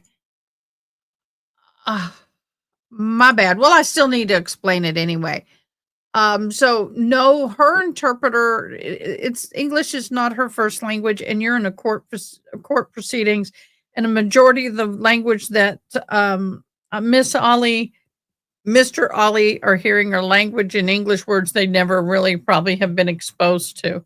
So it is very necessary for them to have an interpreter, and on top of that, it protects the courts by having the interpreter, so they can't say their rights were violated and they didn't understand what was happening. So the interpreter is there to assist, but also protects the courts, i.e. appellate issue. But the mom's language is limited. Yeah. They may be able to speak some conversational English, but court, they're not going to be able to understand what's going on in court. But I do also want to explain the sign language, because somebody asked, why did she hop on and hop off? I'm on other social media platforms, and so you guys can't see all the comments. All right, back to court. Exhibit 75. Can you tell the jury what is being depicted in this photograph? Yes, this is a photograph of the right side of Fatima's neck, and it includes her chin and her neck and the top of her chest. Okay. And the discoloration we see here that I'm using my finger to trace, that is again in the middle-ish of the photograph. What is that discoloration? Again, that is bruising of her anterior, the right side of her anterior neck. Okay. And Dr. Gilbert, you testified earlier about the location of the jugular veins and the carotid artery. Are the well, let me ask you this question. When you're looking at a person's neck, can you see a person's jugular veins and carotid artery? No, you can't. Okay. And based on your medical experience with regards to the location of the jugular vein and the carotid artery on a person's right side of the neck, is that being depicted in this photograph? Yes. Location. The location is correct in this photograph. And where in this photograph would the jugular vein and the carotid artery be? They would be right under the bruised area. Again, since we're You're fine. I had to explain, Boo. You're good. on the right side of the neck, it would be the right carotid artery right next to the trachea, and then the right jugular vein right next to that. Okay. And you indicated it would be underneath the bruised area. Would it be in this area that I'm pointing to with my finger? No, because you're pointing to the clavicle area, which is more part of the chest. It would be up higher. The jugular vein and carotid artery are coming up that right where your finger is, again, right next to the trachea. The carotid artery is closer to the trachea, and the jugular vein is essentially where your finger was. Okay. And for the record, my finger was in essence pointing to the middle of the image.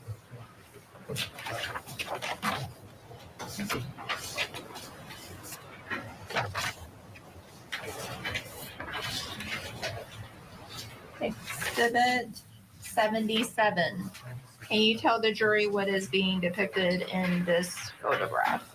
Yes, this is an image of the left side of Fatima's neck with her chin elevated. It includes her left ear, and it goes down into her the top part of her left chest. Okay.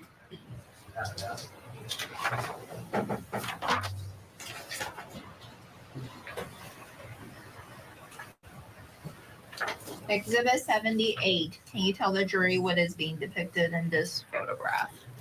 This is again the left side of Fatima's neck. This picture is not so close up. It's easy to ascertain that we're looking at the left side of her neck. We don't see the chin in this view, and the bottom of this view is actually at the bottom of her neck, not including her chest. Okay. We are following breaking news in the Donald Adelson case ahead of her August trial. Adelson's attorney has just filed several last-minute motions to try to exclude any testimony that interprets phone calls emails, and text messages. Adelson is accused of first-degree murder, conspiracy to commit murder, and solicitation to commit murder in connection with the shooting death of her ex-son-in-law, Dan Markell. Her attorney also filed a motion yesterday to keep out any mention of her proposed travel to Vietnam as consciousness of guilt. We're going to continue to follow this developing story. Jury selection in Adelson's case is scheduled to begin on August 19th. Stay tuned. We'll be right back. Two parents face a jury over the attempted murder of their own daughter. Court TV takes you inside the trial that's torn a family apart. The attempted to honor killing. This is, by the way, we do have merch. Look at my cup. What? Yep, that was a WAP moment.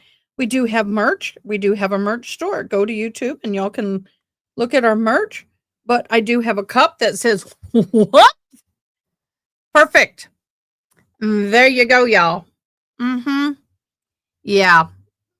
I have a what mug. You can get it in yellow, pink, blue, green.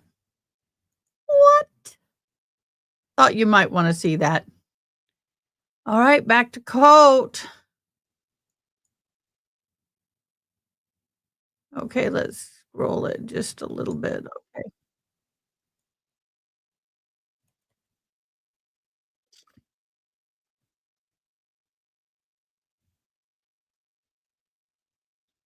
Welcome, Lynn. Thank you for coming in. Very much so. Thank you for the hearts.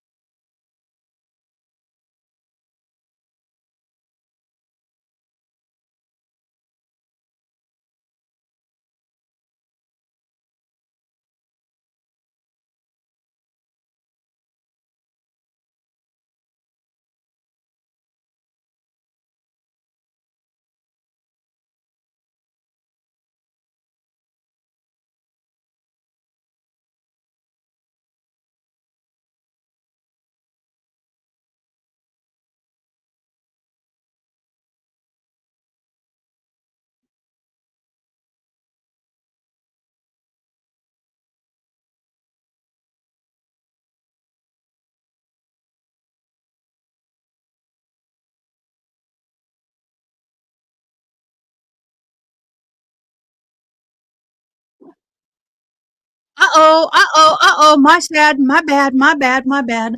I had to get a comfort break. I got to go. My bad, y'all. Forgive me. Look what I got. My apologies. Sometimes that happens. By the way, I want to let y'all know that StreamYard's been a little glitchy lately. Been glitchy with the microphone, but also been glitchy. No, they're in and out. I don't know if we're going to actually get a lunch because of the way they're presenting this trial. It is weird. I was on my way to the comfort break when I heard about Donald Adelson, so I ran back in here and I just had to get to a comfort break. But this is also one of my merches, in my humble opinion. Let me get it to focus. in my humble opinion. It's a nice mug. Just wanted y'all to see. Okay, so we're going to get back to this. I don't know if we're going to actually get a full lunch break because of the way they're chopping it up. We'll see. Let's get rolling. I don't know why we don't have volume. Oh, we do. I don't. You do. My ear's disconnected.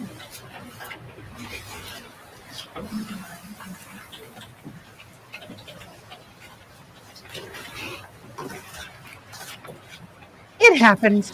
And Dr. Gilbert, while Fatima was admitted to St. Peter's Hospital, and during her stay at St. Peter's Hospital, besides the photos that we just saw a moment ago that were taken by Ms. Rivas in the emergency department, do you know if additional photos were taken of Fatima subsequent to her time at the emergency department on October 18th? Yes. Okay. And what is the purpose of taking photos subsequent to her time at the emergency department?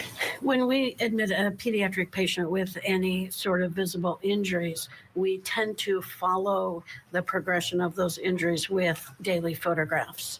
So with Fatima, when I came on service on Saturday, roughly about midday, we photographed the areas that we had seen injuries. We also asked Fatima if there were any other injuries that she was aware of on her body. Every child gets a full head to toe physical exam every day that they're in the hospital. So I was able to look at Fatima's body and make sure that no other injuries had shown up that we had not photographed on admission to the emergency room. We re-photographed the areas where we found positive findings: scratches, bruises, abrasions, and petechiae. So we took photographs of those areas again on Saturday when I was on service. Okay. And Your Honor, permission to approach the witness? You may.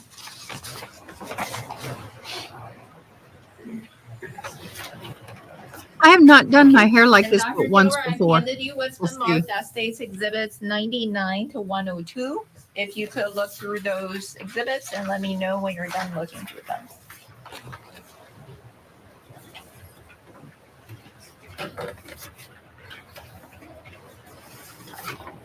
Okay.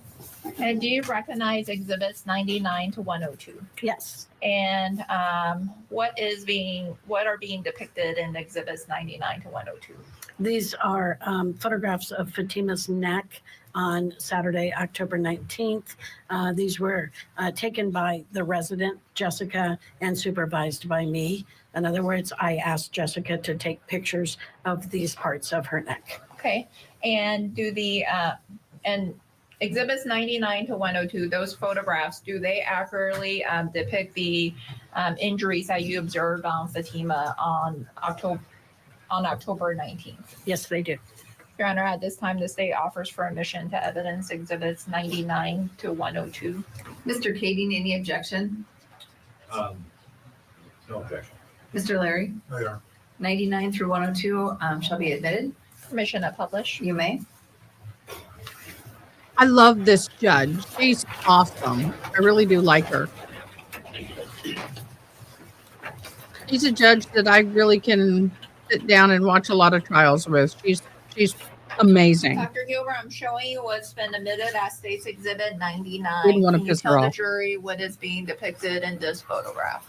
Yes, this is a front view of Fatima's neck. It includes her chin. Both ears are visible, and it goes down to the base of the neck as it attaches to the chest. Okay, and the discoloration that we see sort of that my finger is using to trace, that is in the upper middle portion of the image. What is that discoloration? That's bruising that is on over the trachea and to the left, covering the areas where the carotid artery and the jugular vein would be.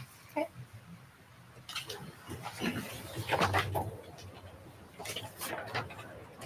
In Exhibit 100, can you tell the jury what is being depicted in this photograph?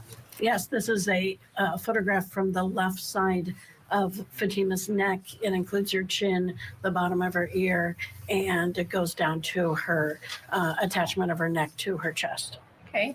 And the discoloration that we see that I'm using to trace with my finger, that is in the bottom middle portion of the photograph. What is that? That's all bruising on basically the bottom half of her neck on the left side as it connects to the shoulder and the chest. And All right, let's pause testimony there and bring in criminal defense attorney Jessica. Why are we Lettingham. stopping? Jessica, thank you See, so much. I guess this is where I'm struggling with this. Court TV, why are you stopping and breaking into the testimony? Unless they are skimming so much, making their edits, they're taking a break while that editing is happening. That's the only thing I can think of. I'm getting really tired. For joining me on Court TV today. As we are listening to the pediatrician testify, Dr. Gilbert makes clear that there are injuries sustained by Fatima, and I believe the jury can conclude at the hands of the father. Let me stop there and get you to weigh in on the testimony so far of this witness. This witness is a very hard testimony to stay awake to for the jury. So I really sympathize with them because it's been very long and dragged out and quite an anatomy lesson. But it is really important because she is trying to show her injuries were not from a seizure. It was from an actual strangulation. So although it's tedious, it is very important. It's very important because it does establish injuries, again, according to the prosecution, at the hands of the father, one of the two defendants. Let me ask you this, because we know our YouTube viewers are really looking forward to the cross-examination of this doctor. If you were the defense attorney, what might you try to bring out on cross-examination, whether you're representing the father who actively was involved in the act versus the mother who was really standing by? Whenever you cross-examine... Wait a minute. The mother put her hand around the neck of that child. She was choking her too because the father didn't finish it. What do you mean the mother was just standing around? What trial have you been listening to, reporter? The doctor or some other type of scientist. No. First, you want to go towards credibility. So obviously, the defense, both defense attorneys, I'm sure, did a really thorough background check to see if she's messed up, to see if she has made mistakes, whether it be on court or at the hospital. The next thing you want to do is you're putting holes in her story, such as, are you sure that these injuries could only come from strangulation? What if during all of this she had an anxiety attack and it led to a seizure? So they're going to come up with as many as scientific explanations for the evidence as they can. And hopefully for their sake, they get her to say, well, possibly, maybe, unlikely, but yeah, it's possible. And that's what they're going to go for. I kind of find her very likable, very credible. When she had the pointer, she's like, oh, I got a pointer. Okay, well, the pointer's not working there. I just think that the way she speaks to me is very relatable.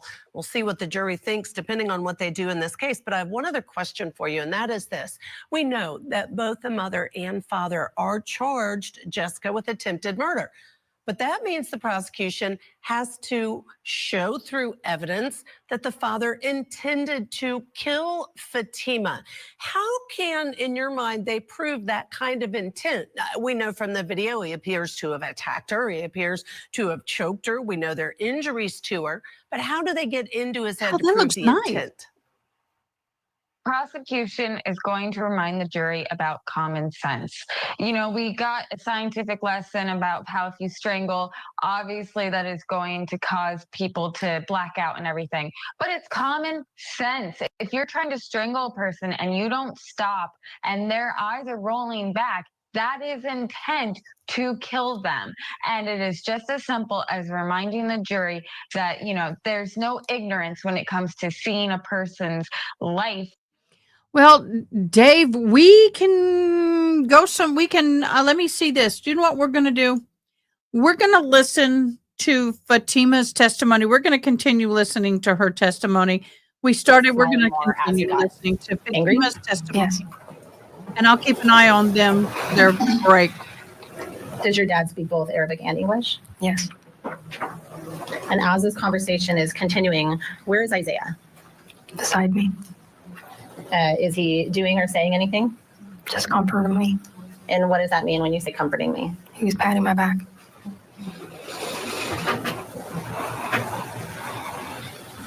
Did you have any kind of updates about where the bus was? Like, meaning, didn't you know if the bus was coming? Could you see the bus? Or were you still no idea where the bus is at this point? I knew that the bus was coming. And how would you describe the distance between you and your dad physically as this conversation is happening? Can you explain it a different way? Sure. Were you standing on one side of the bus stop and he's still over by the sign? Are you standing super close to each other, something farther away, or something else entirely? How would you describe the distance between you and your dad during that conversation? It was They not got too close, too but much not crap too up far. there. And every time when I back away, he comes closer. Okay. Did he comment at all about Isaiah patting your back? Yes. What did he say about Isaiah patting your back? That he was getting really upset about it. Okay. Did he have any concerns about how close Isaiah was standing to you? Yes. And what were those concerns that he expressed? I mean, what did he say about it? He didn't say anything. I just knew that he looked really upset that I was standing by him. Okay. Coming up on Court TV, the victim is going to be talking about what her dad did when she tried to escape. Key testimony continues in the attempted honor killing trial of Ihsan Zahraa Ali. Keep it here on Court TV, your front row seat to justice. Tonight on closing arguments, a mother and father on trial for attempting to. What happens when the bus comes? Tima Ali. Station, Isaiah is patting your back. Your dad's getting frustrated. And I believe you said he was getting mad. He's smiling more, but you know he's getting mad instead. What happens next? The bus came. Okay. What happens when the bus comes? I tried to go to the bus. And then what happens? My dad grabbed my hoodie. And what happened next? I don't remember. Okay. So your dad grabs your hoodie. Does he say anything? Yes. And what did he say? My daughter. Okay. Where is Isaiah during this? Beside me. Okay. Is Isaiah still patting your back, or is Isaiah doing something different? Trying to push my dad away. Okay. And this is after your dad has grabbed your hoodie? It was during. Okay. I know you said you don't remember much, so let me ask a couple of specific questions, okay? Let's take it in some bite-sized chunks. At the time your dad makes contact with you and grabs your hoodie, are you standing up, sitting down, lying down, or something else? I was standing up. Okay. And when your dad grabs you, is he still talking quietly, or is he louder at this point? Louder.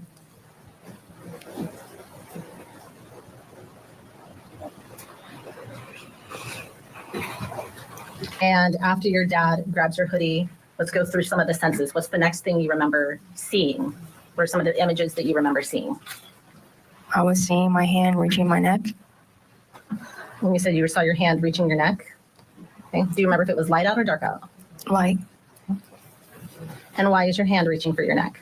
Because I knew my dad was choking me. Okay. When you say you remember seeing your hand reach for your neck, do you remember if it was the palm of your hand, the back of your hand, or something else? The palm. Okay. And do you have any other images that you remember during this period of time? Yes. What do you remember? I saw darkness at first. Okay. And when you say you saw darkness, what else do you remember? Another Any image. images that you remember seeing? I saw Isaiah and a friend standing above me. You saw Isaiah and a friend standing above you? Yes. Okay. Do you remember seeing anything else? I saw a lady holding a phone. Did you know her? No. Okay. Are you sure about the order of events in which these images are that you remember, or just images? It was just images. Okay. Do you remember when you see these things, if you're standing up, lying down, sitting down, or something else? Some of them were lying down, some of them were standing up. Okay. In terms of what you remember when you're lying down, which ones do you remember seeing while you're lying down? The one where I'm reaching for my neck, and the one where Isaiah and a friend was above me. Okay. And you said you remembered seeing your hand reach for your neck because your dad was choking you. How do you know that? Meaning, what were you feeling to tell you that? Can you rephrase that? Sure. Where was your dad when your dad was choking you? Behind me. So what's the next thing that you remember feeling, either touching you or that you were touching? I'm not quite sure, but I just knew that my dad was choking me. Okay. Did you feel arms around your neck? Yes. Okay. Do you remember feeling or touching anything else? Yes. What do you remember feeling or touching? The dirt on my face. Okay. And was there dirt on your face while your dad's arms were on your neck? Yes. Were you speaking or breathing or saying anything? No. What about air? Could you feel the ability to breathe? No. Did you have any pain? Yes. And where was that pain? On my neck. Okay. When you felt Replay. the dirt on your face, This is a replay of her testimony because a lot of people missed it. And while we're going through that other stuff, wait and we'll do this. do you remember seeing anything while you felt the dirt on your face? No. Were you on the ground or standing up? I was on the ground. And is your dad still choking you at this point? Yes. Okay, now we're going to go back into the trial. They got off of all that commentator stuff, and we are now going back into live trial. I know I'm bouncing. I'm trying to fill in some of their stuff. This is an unusual way of presenting this trial, but it has to be done because of the court order. It's either that or we don't have a trial. Left-hand side, left bottom portion of the photograph, what is that? That's also bruising, again, on the right side of the neck at the base. It's all new. The whole new world. They'll go back to their old streaming on other trials. It's just for this one. Because the judge got mad at them because they couldn't cut out the names quick enough of Dr. Gilbert, the minors. you testified that you have, during the course of your career as a pediatrician with a subspecialty in child abuse, that you have, in fact, done strangulation exams yourself. Do every patient exhibit the same symptoms of strangulation? No. Okay. And are there times where you conduct a strangulation exam where you do not see any evidence of bruising? Yes. Okay.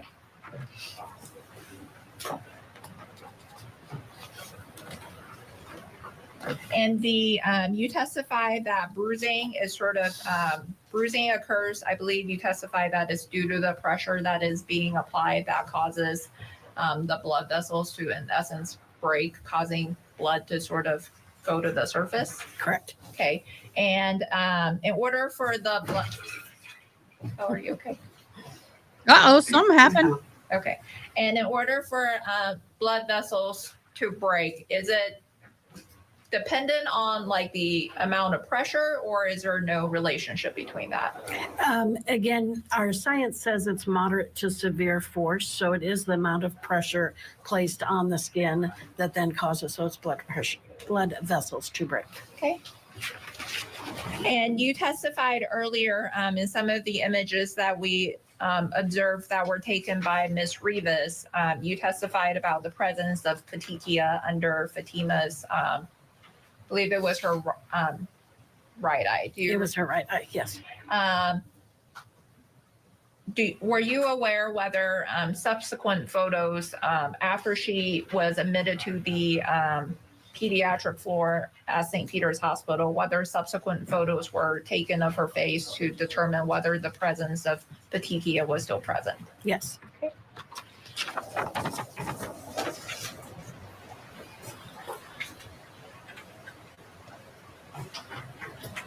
Your Honor, permission to approach the witness. You may.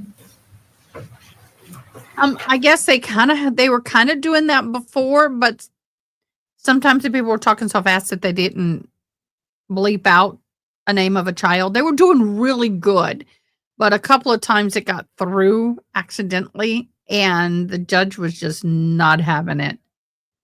Not having it. She is you're going to follow my rules or you're out. I'm a no nonsense kind of woman. I like it, but unfortunately it screwed us on the court feed. And Dr. Gilbert, I've handed you what's been marked as State's Exhibit 103. Do you recognize that? Yes, I do. And how do you recognize it? This is the picture of the right side of Fatima's face. I recognize it because I looked at it in the medical records. Okay. And the images that were taken of Fatima's face, are those part of the medical records? Yes, they are. And you testified earlier that you can't just go review a patient's medical records with no apparent reason. Were you able to review all of her medical records during her stay in October of 2024 at St. Peter's Hospital? Yes, I was. And does that, is that Exhibit 103 a accurate copy of a photo of her right side of her face that was contained in her medical records? Yes, it is. Your Honor, at this time, the state offers for admission to evidence Exhibit 103. Mr. Kading, any objection? No, Your Honor. Mr. Larry, I have one here. you may. And the date of the picture. 10/21 of 2024. Thank you. Objection. 103 shall be admitted. Permission to publish? You may.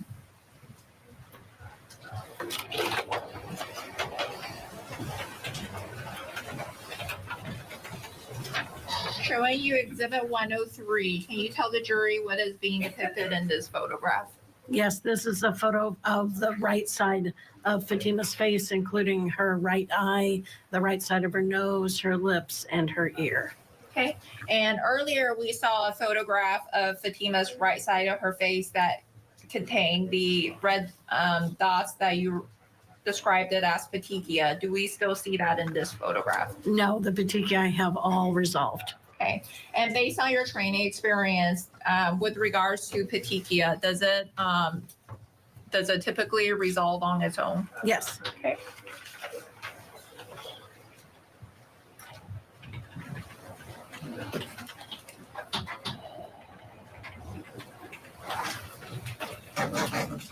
And Dr. Gilbert, you testified, and we also seen photos that were taken of Fatima that documented injuries that was on her shoulder and around her neck. If there had been other injuries that were observed on other parts of her body, would photographs have been taken of those areas as well? Yes, they would have. And based on your review of her medical records and your own treatment of Fatima, were there bruising or injuries on any other parts of her body, such as her chest? No, I did a full and thorough exam on Saturday, October 19th, and she had no other abrasions, scratches, bruises, or petechia seen other than on her face, neck, and left shoulder. Absolutely not. Hearing about the injuries to Fatima, of course, the jury is seeing pictures we cannot show of the injuries to Fatima. And I would love our YouTubers as well as our viewers to let us know, do you think those injuries could appropriately be as a result of discipline? The defense is claiming discipline. Let us know your thoughts. We'll be right back. Tonight, on closing argument. Okay, back to the daughter. Oh, I didn't take down the replay. My bad. Here's the replay. How long this went on for? No. How long did it feel like it was going for? Sustained. Did it feel long or short? Long. And when you say you could feel, well, let me back up. What are you thinking during this period of time? Heartbroken. Okay. By what? For what my dad did. Okay. Did you have any fear? Yes. About what? Yep. I'm dying. Okay. Are you saying anything? No. Your Honor, this might be a good time to break. Ask the bailiffs to come forward. It's time for our afternoon recess, so we'll have a break for about 15 minutes. Thank you. Okay, that was her part of her. Josh got out of the truck and he crossed the road.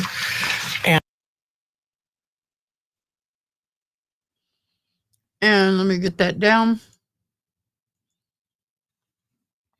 That was a part of the father's of her testimony. My thing is that if there was abuse, why is he? I mean, do we know if CPS was ever brought in? Do we know about that? Did we have any CPS reports by any chance? Let me see if I can find it.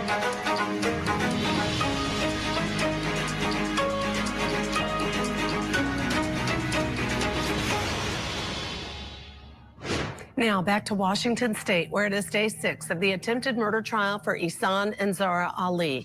Prosecutors say the two parents attacked their teenage daughter, Fatima, in an altercation outside her high school in October of last year.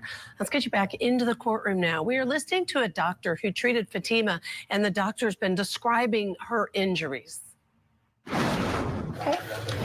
And we also heard testimony yesterday that with regards to Fatima, that she did not have a broken hyoid bone in this case. Is that correct? That's correct. Okay. And based on your training experience during a strangulation episode, even if a patient does not have their hyoid bone broken, can there still be damage to the trachea? Yes. And why is that?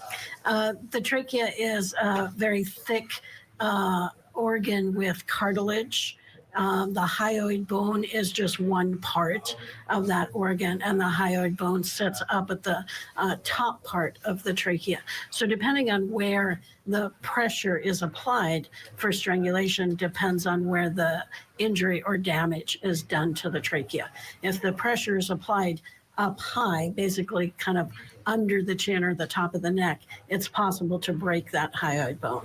But if the pressure is applied a little bit lower, there's cartilage there, but not bone. So the pressure does impact the cartilage and can compress the trachea so air is not getting in or out, but not actually fracture anything. Okay. And we also heard testimony yesterday that Fatima's CT angiogram scan did not show any vascular injuries. Is that correct? That's correct. And what are vascular injuries? We can see on a CT angiogram if there's been a tear or injury to the carotid arteries. The importance of that is that if there is damage to that thick-walled muscular artery, then there can be long-term complications that could include stroke or dissection of that tear. So it is important when we have a strangulation victim to do the CT angiogram to be sure that there's no injury that could cause further damage later on. In Fatima's case, her CT angiogram did not show any damage to either of the carotid arteries. Okay. And you testified that there were no damage to the carotid arteries. Based on your training experience, can carotid artery occlusion still occur without the patient having vascular injuries? Correct. Yes. Okay.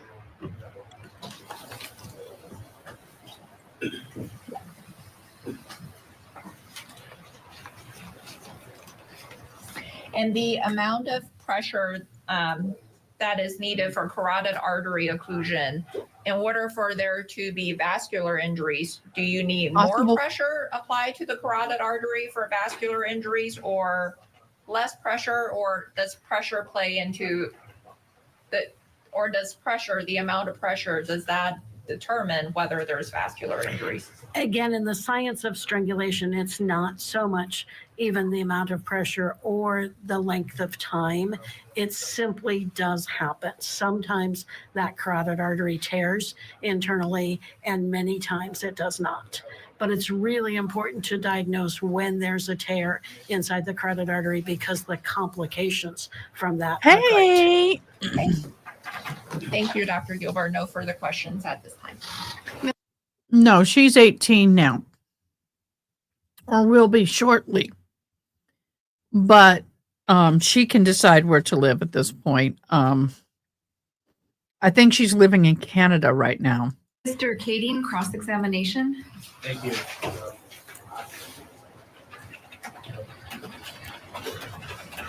Morning, doctor. Morning. Couple of things. You said you had talked to Fatima about the abrasions on her left shoulder and the pain in her left hip. Yes. Okay. And those occurred in an unknown way, but she thinks when she hit the ground. Right? Correct. That's what she told me. Correct. Is it possible that those injuries occurred when she hit some other hard object, say, for example, a tree trunk? It's certainly possible. I didn't get a history that she had hit a tree trunk, but It's consistent with that as well. it's a possibility. Okay. And if you hit something with your head hard, Is it possible that the cerebral edema will come into play? That's a possible side effect of a external injury to the head. Yes. Okay. And so you indicated that the cerebral edema was some sort of brain swelling. That's what the definition of cerebral edema is. Okay. And you could get that if you hit your head hard on something. It's possible. Okay. And if you get that, you said that every aspect of the brain would be impacted. Like we're talking about everything that you said, breathing. Hello. Right. Vision. Hello. Welcome, Are you guys. still talking about, though, an external. You can't ask questions. No, I'm talking about just cerebral edema in general. Cerebral edema in general generally affects the entire brain. The entire brain. Okay. Yes. And does that include your ability to make decisions? It can. Okay. And it could affect your breathing, Yes. your heart rate. Yes. Can it knock you unconscious, or can you become unconscious because of it? You can become unconscious because of cerebral edema. Okay. And so cerebral edema is something that can cause the symptoms of choking that you talked about, right? Strangulation. Sorry. Cerebral edema occurs with strangulation. Cerebral edema also occurs with head trauma. Mm-hmm. Okay. But when you get cerebral edema, it can be from head trauma without any strangulation, right? Yes. Okay. And you can get it from hitting your head on something. Hard. Right. Yes. Can you get it from getting kicked in the head? Yes, if it was a hard enough kick. Somebody stomped on your head, you could get it? Yes. Or punched in the head or something like that? Typically, we don't see it just with a punch in the head, but maybe with multiple punches. Okay. It needs to be significant trauma, external trauma. External trauma, significant. And is it related to concussions? Yes. Okay. And so if you have a concussion, then you get the cerebral edema. Sometimes. Sometimes, exactly. Okay. Still with us, criminal defense attorney Jessica Lettingham. Jessica, the thing that stands out to me is the witness in her demeanor. She is not hostile. She's not combative with cross-examination. And she's answering, yes, it's a possibility the bruises are from a tree trunk. It's a possibility she could get that injury to her head from a kick to the head. I really like this witness. Well, she's a pediatrician. You know, she reminds me of my son's pediatrician. She's very warm and caring. And she's just trying to Grandmotherly. be honest, and we'll tell them exactly how she sees it in a scientific way. So now break down for us and all of our viewers why you think that the defense attorney for the father is taking this approach as to all these different possible explanations for the injuries. It's exactly what we talked about before. You are trying to poke holes. You know, there's a struggle going on. Maybe she hit her head on a tree branch, so there was no strangulation because you can't exactly see it in the video. And because of the struggle, she fell, and that's how she got these injuries. He is trying to come up with any reasonable doubt possible. His job is not to say that the father is innocent. His job is to say that there's some doubt that exists, and you can't conclusively state that he choked her and that. See, I would have brought charges against the father for assault because he hit the boy first. That's how she got these injuries. And let's talk about the fact that, again, he is the one in the video that the prosecution claims is the one who attempted to kill her by physically strangling her, etc. The mother was not physically on the child, but rather standing nearby. The prosecution's Wait. You keep repeating that, but you don't follow up with the fact that the mother, once the daughter was free from the father, came from behind and grabbed her daughter and had her arm around her neck as well.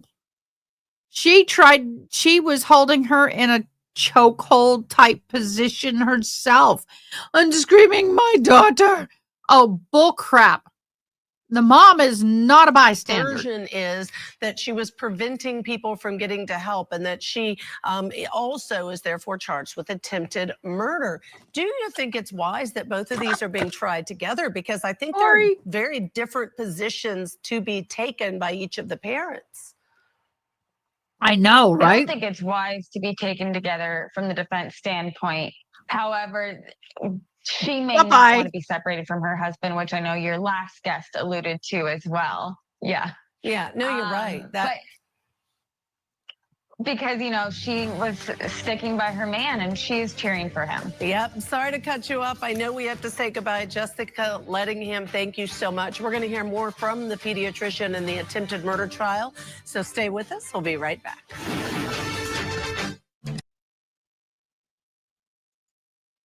Yeah, I'm muting that because their music is getting me in trouble. Well, she's a blonde, yeah, yeah, yeah. A natural blonde, no, no, no. Because she's blonde, she don't have to think. She talks like a baby and she never pay for drinks. Don't have to worry about getting a man if she keeps that bod and she keeps that tan because she's a blonde. BLOND, because she's a blonde. Don't you wish you were she? Ba, ba, ba, ba. She never learned to read and she never learned to cook. Why should she bother when she looks like she looks? No, lots of people are smarter than her, but this is her philosophy. So what? And she wants to be, she's a fifth-year freshman at Texas A&M, and she wants to be a veterinarian because she loves children. Yeah, that is an actual song. And that's an actual song. She can't spell BMW, so she got to push. Yeah. I was in a quartet many years ago when I could actually sing before I went deaf. I don't know how that sounded. My son probably screaming at me, stop. But anyway, hello from London, Carrie B61. Thank you so much for joining. Good to see you. Yeah, she's a blonde. Welcome, welcome. And for you guys who don't know, we are playing bingo. At the very top of your comment bar, you'll see it's pinned up there. If you click the link, you're going to get this card. It should not be exactly like mine. There are 30 different versions. And we can go in there and we can mark off things. So, June, I know you're not there. Let's see. Redirect, we're there. May I approach was said. I think I recall was said, but I don't recall if recall was said. I think it was. So, but anyway, and then when you get a bingo, because I have one, you're going to comment in the comment section like that. I bingo. At the end of the day, I'll draw a winner. At the end of trial, at the end of the trial, I'll draw one winner for a merch. If you've shared this post, please share it. Comment, I shared. If you have subscribed for the first time, all you new people, put I sub. And if you liked like 19 others, but we've had over 1,000 views, please put I liked, because do you know why? I do a drawing at the end of the day, and at the end of the month, all the winners in the drawing will be an entry for free merch. And this is one of the things I have. I have hats. I have t-shirts. This is, in my humble opinion, I'm a hoe with a little I love you right there. And then we also have one that says, what? With a gavel.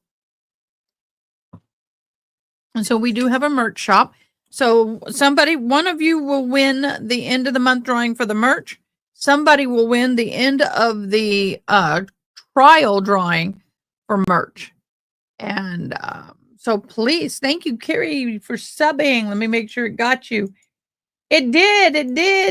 I think it did. So yes, everybody, please like, sub, share, and bingo. I like to give things away. I like to bless people. It doesn't cost you anything. Cost you absolutely nothing. And this is not just for this live. This is for all of the lives. Every time I'm live, we do the same thing. Thank you so much for subbing. Do we have number? Woohoo, we got up to 4. We got up to 22. Thank you guys so very much. By the way, this view, we're a fairly new channel. I've been doing this for about just over a year. And all of a sudden we're growing, and I'm happy with that. So we want to bless you for accused of watching. trying to kill their teenage daughter. The incident happened on October 18th of 2024. The alleged victim, Fatima Ali, testified that she ran away from home that day because she did not want to travel to Iraq with her mother. Her parents, Ihsan and Zahraa Ali, allegedly tracked her down at a school bus stop where her father then allegedly tried to choke her to death. The parents now face several charges, including attempted murder.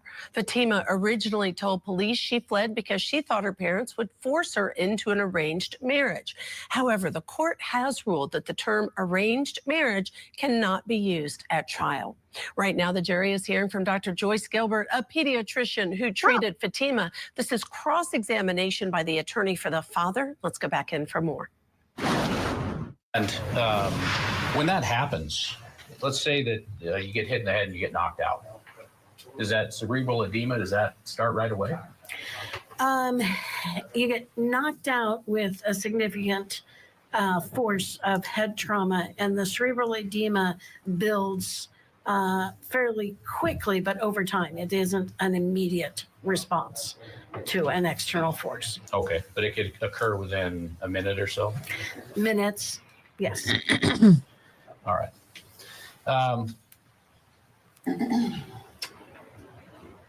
Now, I think you said the brain or the body's an amazing thing. It is. Right? Okay. One of the things about lack of oxygen to the brain is that the brain actually can function for 3 minutes or so without oxygen due to what it has stored. Is that right? It has limited function. The function is diminishing over those 3 minutes. Okay. Yes. But there is, I mean, if you get your blood cut off, or excuse me, your blood flow cut off to your brain, it may cause you to pass out, but your brain still could be functioning in a kind of a protect mode for 3 minutes or so. Up to the time of death, yes. Right. Okay. Yes. And then if somebody is being strangled and the force that's being exerted on their neck, carotid arteries, jugular veins, those sort of things, is released, blood starts flowing, and recovery can be very quick, right? In terms of regaining consciousness, right? Correct. Your ability to move, Yes. right? All of that can happen very quickly. Yes. Okay. And I think you established that there can be long-term effects, but not always. Correct. And the shorter the amount of time that you're deprived of blood and oxygen to your brain, the more likely your chance of not having long-term effects, right? I did a I little. would love to think that there. All right, for all those who don't know, Ozzy Osbourne passed away. I did do a little bit of a little honorarium thing. I think that's Mama. That'd be Mama Matt. My mama's here. But anyway, we did do a little honorarium thing for Ozzy There's a Osbourne. direct correlation, but even people who have been strangled just to the point of unconsciousness and then woke up potentially could have long-term complications. Okay. Potentially, but not usual. Not guaranteed. All right. Now,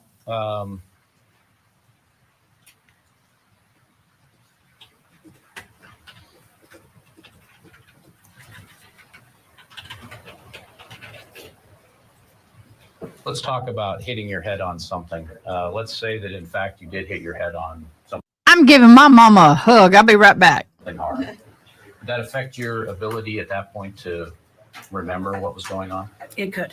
Okay. And that's why. Why does it affect that? Again, significant blow to the head may impact the hippocampus where memory is laid down. It may impact many other aspects of the brain also. Okay.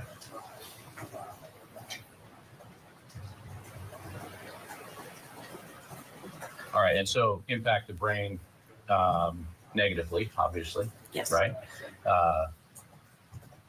Does it affect your ability to reason? It can, yes.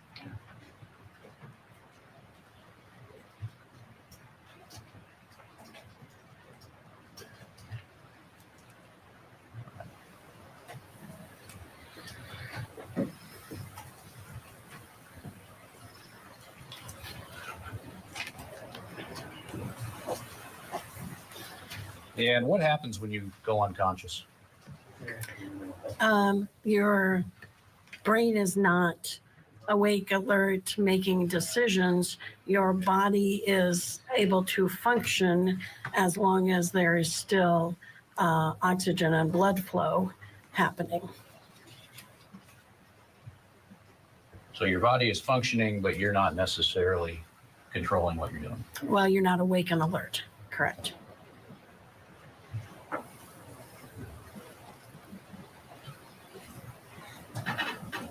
All right.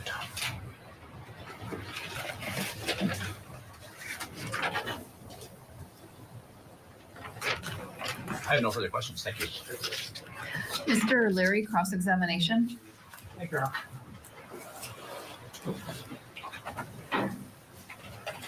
Good morning, Dr. Gilbert. Morning. Thank you for being here for 2 days.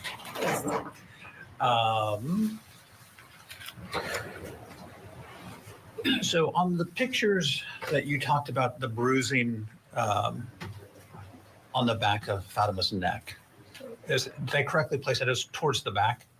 Those were side pictures. Okay. So it was more lateral is the medical term we use, not posterior, not in the back. Okay, and just so the record's clear, when you said lateral, you held your hand up to your ear and kind of went down from your ear? Correct.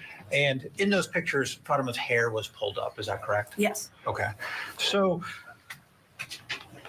kind of signs of strangulation, the physical signs, would you agree, are somewhat subtle?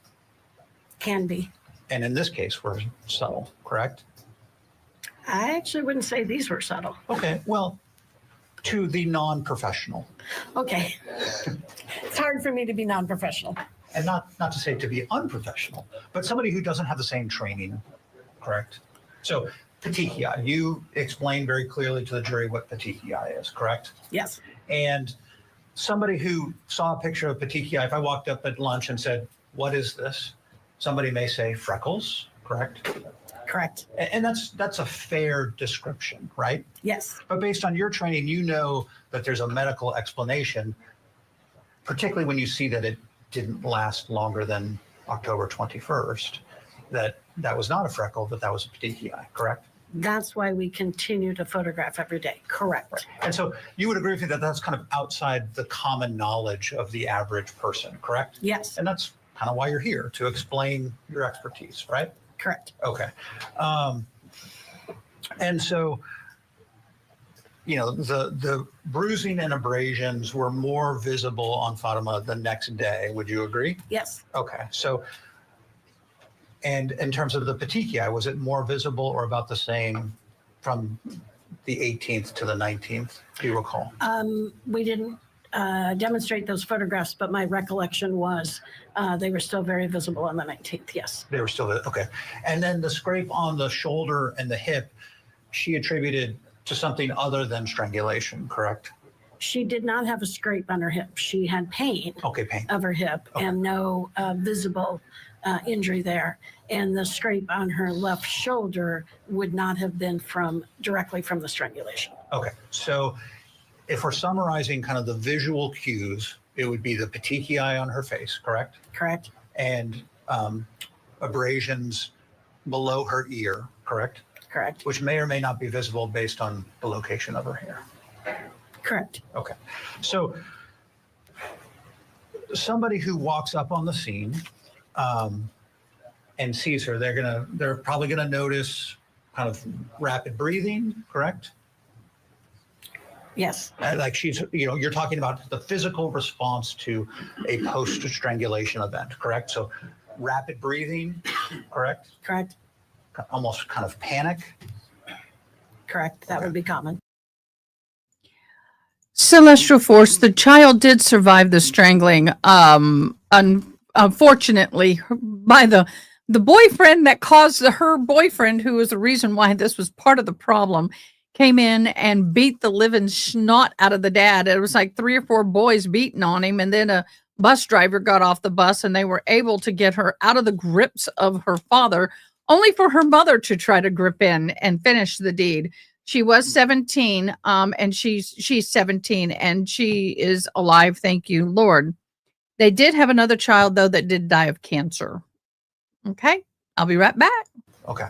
And so somebody who didn't see what happened before that wouldn't necessarily automatically conclude that what I am observing is a post-strangulation person. Fair? That's possible. Okay. Because now if, let's say that this was a gunshot wound, right? And the gunshot wound is visible, depending on the location and the amount of blood, an average person may be able to say, okay, there's a significant wound there because of the blood, and it is circular and quite possibly could be a gunshot wound. Agree? Yes. And same with like a knife cut, correct? Correct. And so, whereas strangulation, you have to do a much more kind of, you have to get information from the person, correct? Yes. If they're able to provide it, correct? Yes. And then you're doing a full body examination, correct? Yes. And then x-rays and pictures, correct? If that person is in medical care, yes. And so, you know, getting information from Fatima was important to you understanding and making a diagnosis. Fair? Always true. Okay.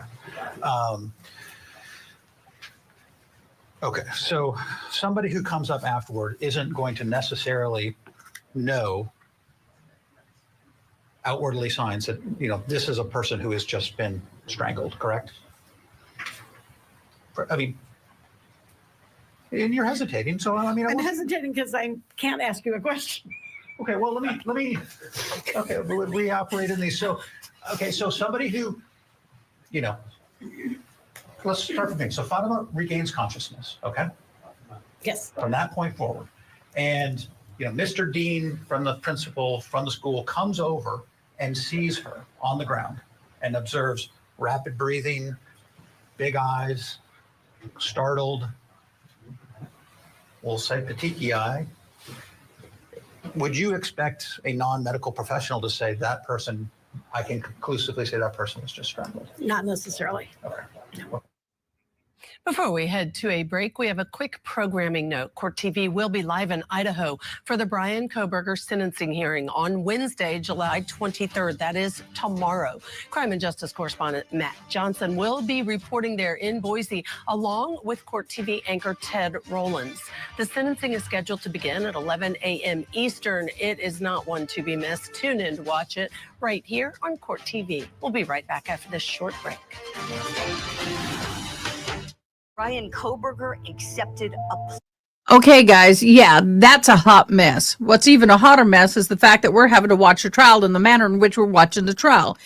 I don't like this format, and I know you don't either, but I want to say thank you so much for holding on and sticking with me through this chaotic way of presenting this trial. Thanks to the fact that names were getting released that shouldn't have.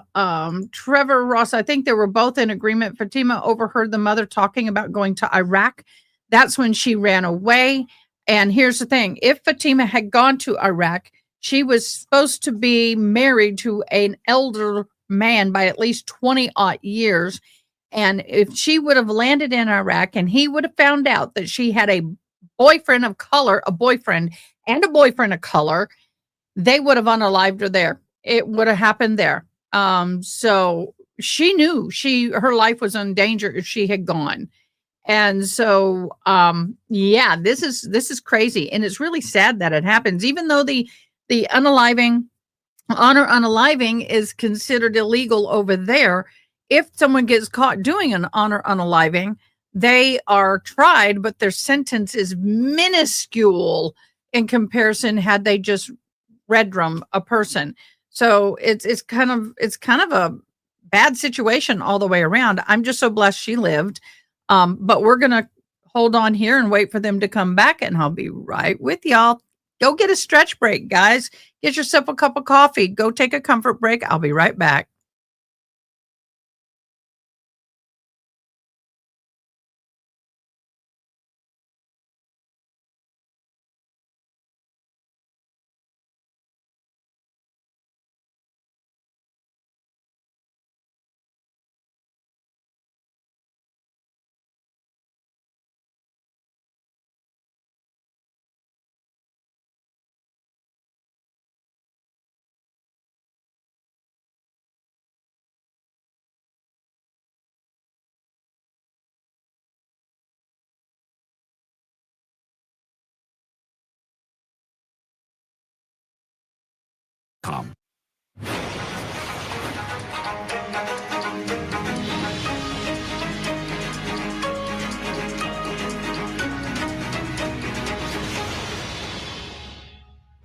Returning now back to Washington State for the attempted honor killing trial. Parents Ihsan and Zahraa Ali are accused of trying to choke their daughter to death after she ran away from home in October of last year.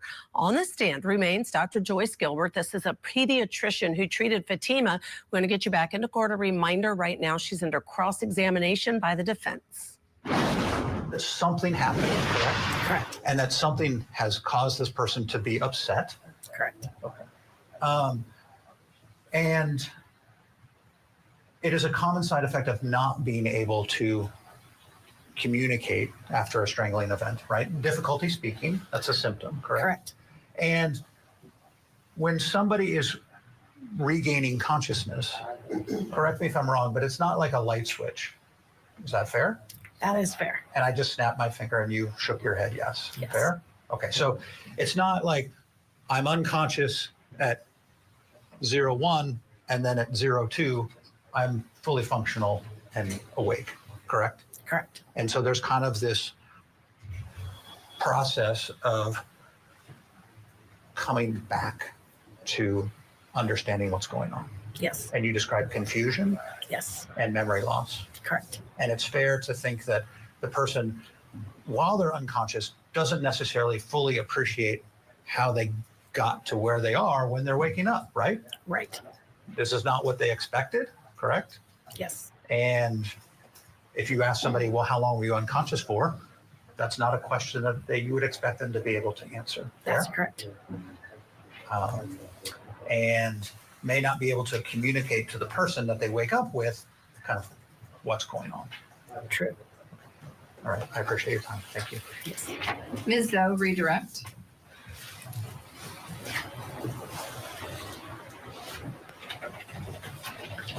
Dr. Gilbert, if a patient is hit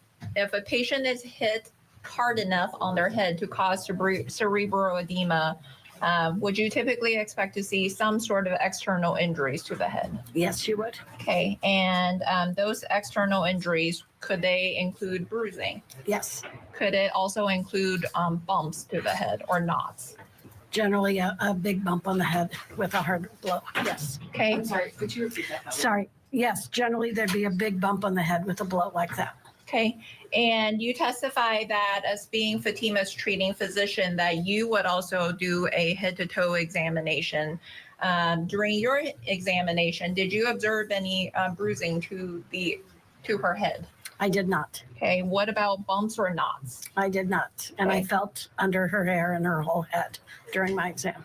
And when you felt under her hair and over her whole entire head, did you feel any bumps or knots? No. Okay. And she did not describe any pain with my palpation. Okay. And you indicated that she does not describe any pain with your palpation. How is pain with palpation associated with bumps or knots on the head? Well, if she had hit her head hard someplace, then even if there isn't a big bump for a bruise, there's still tenderness at that point of impact. And so if she had complained about pain, then I would have been more concerned about a bump on her head. But she did not complain about any pain with palpation, nor did I feel any bumps. Okay. And when oxygen is being cut off to the brain, is the brain function in essence impaired? It is. Okay. And Mr. Leary, he's the defense attorney that just asked you some questions. He sort of asked you questions about signs and symptoms of strangulation that may be obvious to a professional like yourself, but maybe subtle and not all that obvious to a non-medical person.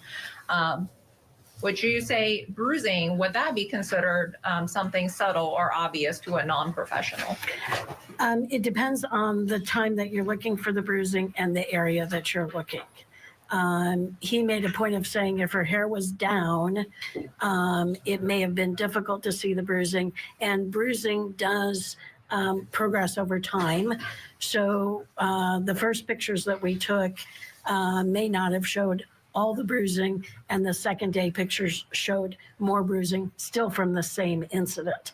So sometimes bruising is not, it's not at its highest peak, nor is it always visible immediately after an injury. Okay.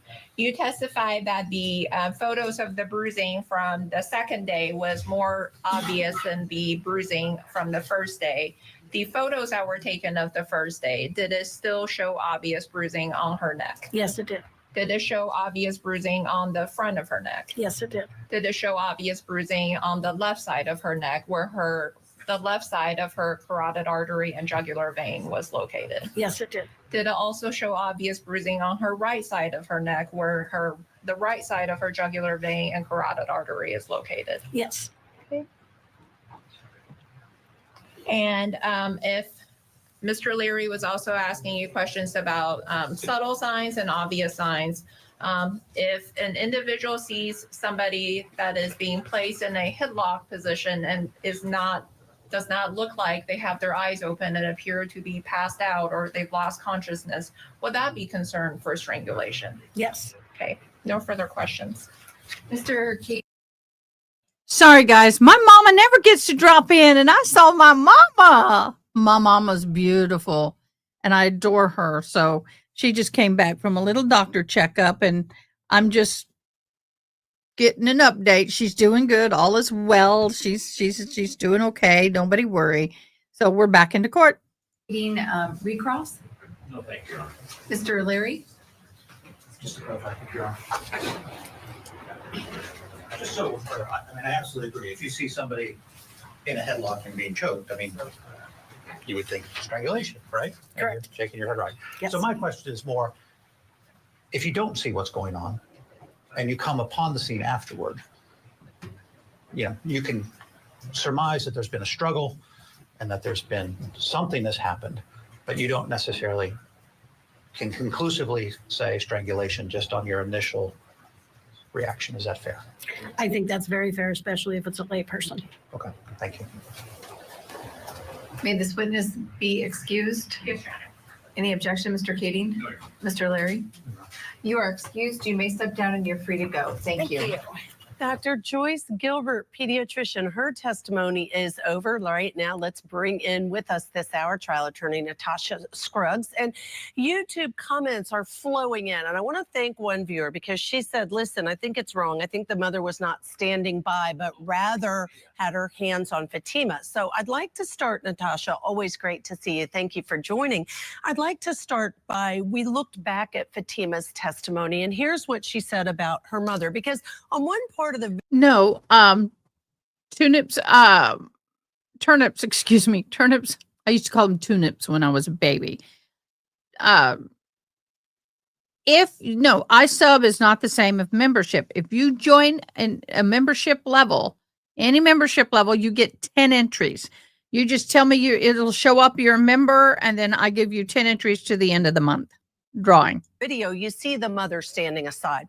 Fatima said that she remembers when she woke up hearing her mother's voice, that her mother was holding her chest and neck. And so she didn't specifically say that she thought her mother was trying to hurt her, but that was her memory. Is that enough for a jury to find that the mother did attempt to murder her? Possibly. You know what? I think that coupled with the bruising, because she was talking about where the bruising was on Fatima's neck. I think that coupled with that, and coupled with the testimony from the other people, it could be enough. All I know is the dad, he definitely choked her because multiple people saw it. The mom is a bit questionable, but at least she says she remembers waking up with her hands on her neck. Now, the doctor did testify to say that her memory could be a little shaky because she did pass out, but I think it's enough. All right, now, talking about the bruises, the choking, I want to play for us Julie Grant. Mama just gave me something special. This is from Italy. A friend of ours used to live in Ireland. Her name was Shannon. Loved her. She's deceased. And this is what she gave this to my mama. And this is silk from Italy. And so she gave it to me. Oh, love it. I love it when Mama comes with gifts. Makes me feel very loved and blessed. This morning interviewed an attorney who happens to also be an ex-pro wrestler, David Otunga. I'd like to listen to a little bit of what he had to say and then break that down. Now, I feel special. Used Fatima's father is called I rear feel naked pretty. choke or a blood choke, which is kind of like what the sleeper hold is, where your arm comes around and it actually cuts off both carotid arteries. And so why this is called a blood choke is it stops the blood flow to your brain, and somebody can lose consciousness pretty quickly. So in wrestling, when we use a sleeper hold, it's a lot of theatrics. If you're not careful with that and you apply your sleeper hold too snug, you can actually make your opponent pass out, which in a real fight is, your goal. But the other problem is if you keep that hold on longer, that could also result in death. This is the hold that Fatima's father had on her. That was a rear naked choke, a blood choke, and that's why she passed out, she said so quickly. All right, so it could result in death. Do you think that means there's intent by the father, that this jury might say he intended to kill her, or rather, is it a lesser charge because he did, if the jury finds him guilty of it, he did attack her, but maybe he didn't intend to kill her? I think that's going to have to be inferred by the jury. It really comes down to what they thought before. Like, did they come to the bus stop with the intent to do that? Of course, we can't talk about the honor killing in the trial. We can't talk about the arranged marriage in the trial. But Fatima is saying that because of both of those instances, because of her refusal to be married off, that they came there with the guilty intent to murder her. But the jury doesn't have all those facts. So the jury only knows that dad hopped out and he did put her in that hole. Now, I'm curious to know, what is his background to know how to do that type of choke? And if he has a background in that, and if he knew that you can kill someone by choking them like that. Natasha, I thought the exact same thing, because here we hear an interview. He happens to be an attorney, but also was a professional wrestler. That's why he knows how to do it. Excellent point. How would just a father know how to do that? So I think that's an important question. Now, I also want to share another comment from our YouTube live stream. De-Icer Dave says the video is insanely incriminating, but that the chat of everyone else shows how easy it is to get a hung jury, because the reality is, Natasha, you've got people on both sides. You've got people who can't make up their mind. Now, granted, the jury is in the courtroom. They are hearing every word. They are seeing every picture that we can't show our viewers. But I do think he raises an interesting question, which in this case, there are a lot of decisions about the factual basis that this jury is going to have to make. Yeah, I agree. I do think. Your Honor, I want you to know that my husband, he wasn't trying to unalive her. No, Your Honor, he was wrestling. They loved wrestling. They loved the WWE. They just, WWA, whatever. It was WWE something, and he was just practicing. He was getting ready for a match, Your Honor. He didn't mean to hurt her. He was just wrestling. And I was his backup. I think that there's people on both sides. Now, the other thing is we can't see the pure video. The jury can see the pure video. So I'm hoping that without all the blurriness, that it's a bit clearer for them.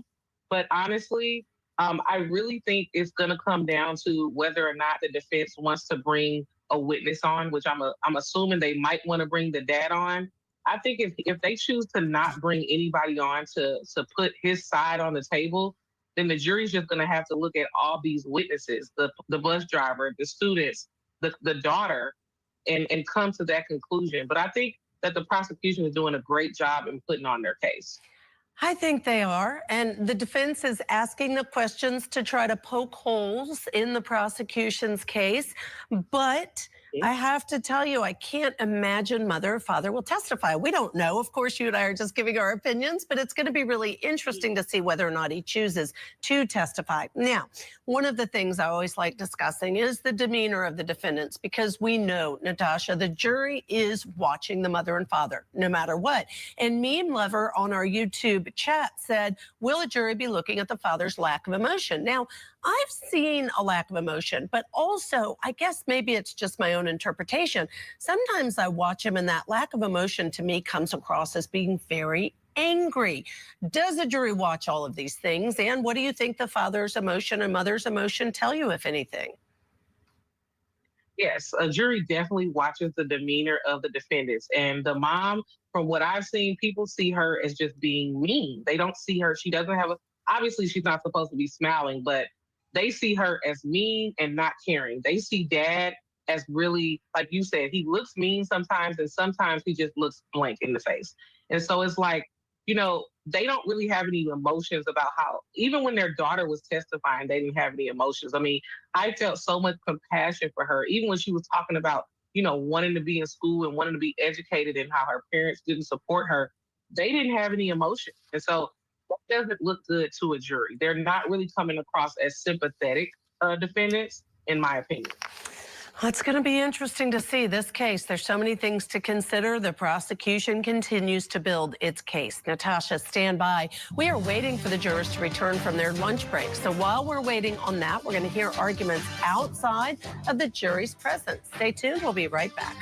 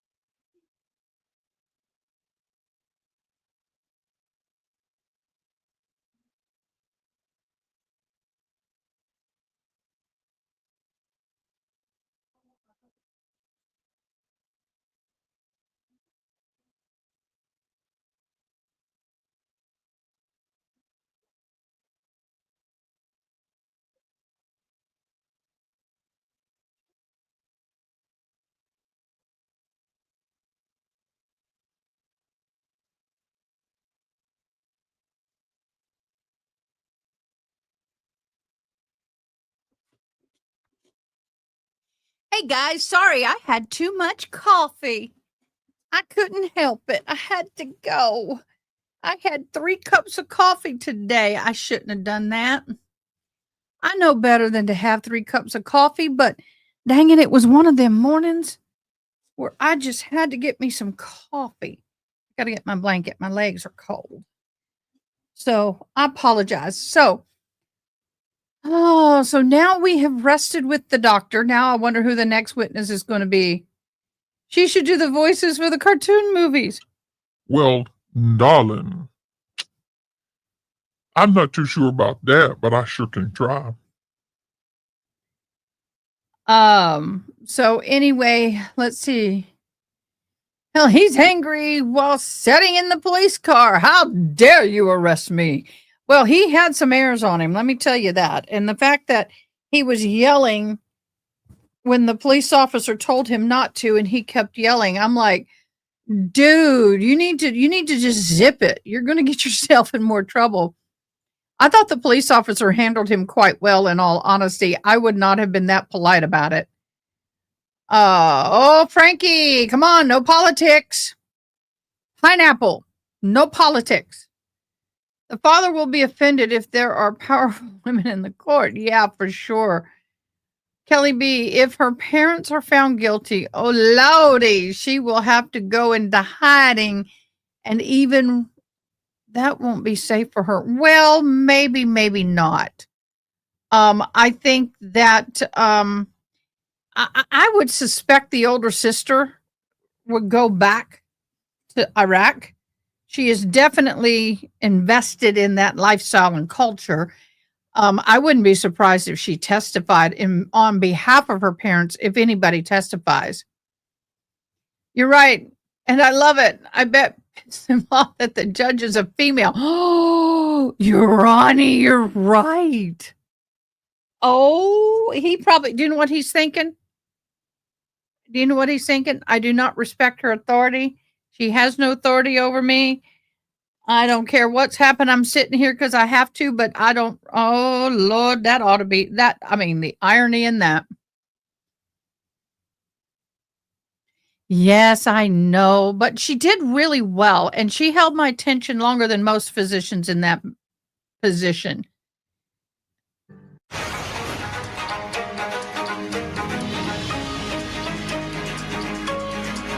No, I did not have a donut with it, but I got to go more. Washington State, where parents Ihsan and Zahraa And I've Ali had are 2 on of these of trial for water. the attempted murder of their own daughter. Fatima Ali was 17 years old when the prosecutors say that her mother and father tracked her down to a bus stop and then tried to choke her to death. Fatima told police that she ran away from Hence why he's your ex, I hope. From home over fears her parents were going to send her to Iraq. Still with us, trial attorney Natasha Scruggs. Let's talk, if you would like to, please, ma'am, about the charges. Because here's one thing I want to point out, and that is he is charged on the top 2 counts with second-degree attempted murder. This is for the father, and first-degree assault, domestic violence. The mother, though, although charged with the same top count, second-degree attempted murder, is charged as the second top count, second-degree assault, domestic violence. The other thing that a viewer shared is, listen, every state has variations on attempted murder and assault, and it's true that every state defines these things differently. What do you think of the fact that these 2 are facing some of the same charges, but also some different bless charges? you. Thank you for being here. You know what? I think that's typical when you have multiple people in a case. I normally I don't think get the visited. mom, there was I guess a restraining order with the school that she violated. There was different issues with the mom ahead of this particular instance. So I see why he was charged with this and she was charged with that. Also, his actions on the day of the incident are a little bit different than hers.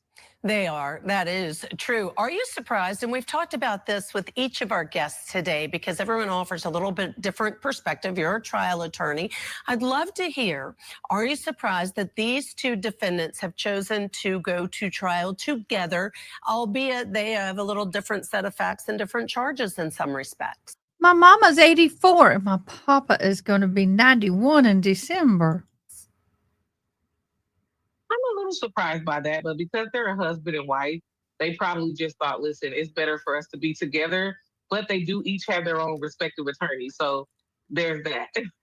Yeah, absolutely. All right, we want to head back into the courtroom now. Yes, the give jury us the has scoop. not yet returned from their lunch break, and so we want to bring you the attorney speaking with the judge over an upcoming witness and hearsay concerns, again, outside the jury's presence. Let's go ahead and get started with the issues related to the testimony of witnesses who are scheduled for this afternoon. I don't know who wants to outline that issue. Maybe Mr. Leary? All right, so I previously had talked about, I had flagged Howard. Great, he's not going to be on the mic. I did have a chance to speak with Ms. Zoe about Officer Howard. She did indicate that it was her intent to simply say, Officer Howard, who did you speak to? I spoke to Isaiah. And that's it. And then say, did you receive anything from Isaiah? Yes, I received a video from Isaiah that I entered into evidence. So I don't have an issue with that testimony. So I think we're good on Howard. And if there's something that comes up, then I will obviously object. The next is Officer Knight, and that is where I think we're going to spend a little bit of time talking. So there's a series of things about kind of the background hearsay that Ms. Stone indicated that she's not getting into, and I think that the crux of the disagreement pertains to my client traveled, she has family up in Vancouver, and was traveling up to Vancouver, I believe around 21st or the 22nd. Can you clarify Vancouver, BC versus Vancouver, Washington? Vancouver, BC. Okay. And that her boys were up there with grandparents. She went to the border and apparently was turned away at the border and then detained either on probable cause or on a warrant for this case, and then brought to the Whatcom County Jail, where she was then picked up from the jail, transferred here, and has been in custody ever since. Happy 85 years The young. state wishes to elicit from Officer Knight that my client was turned away at the border, was detained in Whatcom County, and then transported from Whatcom County down here. Rocha talks about hearsay for a non, that it's not offered for the truth of the matter asserted. I don't even think we're there. I mean, this is evidence that is being offered hearsay for the truth of the matter asserted. The state is attempting to establish that my client attempted to travel to Canada, was turned away at the border, was arrested and detained in Whatcom County. And so, reading the rule, 801C says hearsay is a statement other than one made by the declarant while testifying at the trial or hearing offered in evidence to prove the truth of the matter asserted. Officer Knight has no personal knowledge as to what happened at the border. He was told by repeated, I think in his statement, he says, I heard from repeated people or multiple people that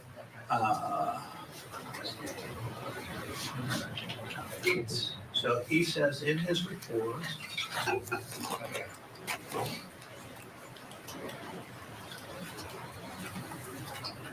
October 22nd, 2024, shortly after 1900 hours, I was contacted by multiple entities and advised, he misspells Zahraa, but I believe he's referring to my client, was denied entry into Canada and was currently in CBP custody at the Blaine, Washington Port of Entry. So all of his information comes from other law enforcement officials, statements that he has received, and the state now wants to have him testify as to that he sent officers to Bellingham, Whatcom County, to pick up my client after she was denied entry in Canada. He has no basis of knowledge. The fact that he directed officers up there, he doesn't know where All right, again, these are arguments outside of the jury's presence. We have learned that the jury is now entering the courtroom. They have a 2-hour lunch. They've just gotten back. So perfect time to take a break. When we come back, we'll get you back inside that courtroom live. Stay tuned. Oh, you will? You Parents face the promise? jury. Are The you attempted murder of sure? their own daughter. Court TV takes you inside the trial that's torn a family apart. The attempted honor killing trial. Live coverage today, only on Court TV. I'm hoping this trial moves quick because I don't want to have this kind of I don't want to do this long. I really don't, y'all. I hate this format. How about y'all? I'm not liking this format at all. But what can I do?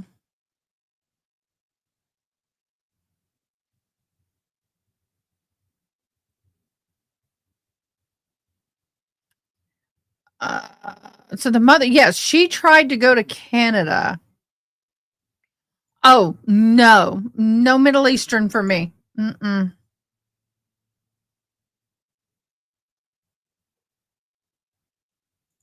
I was dating a man from Iran when I found out that he felt women were beneath them. I put him in his place real fast. And that was the end of us. My choice. Good for you.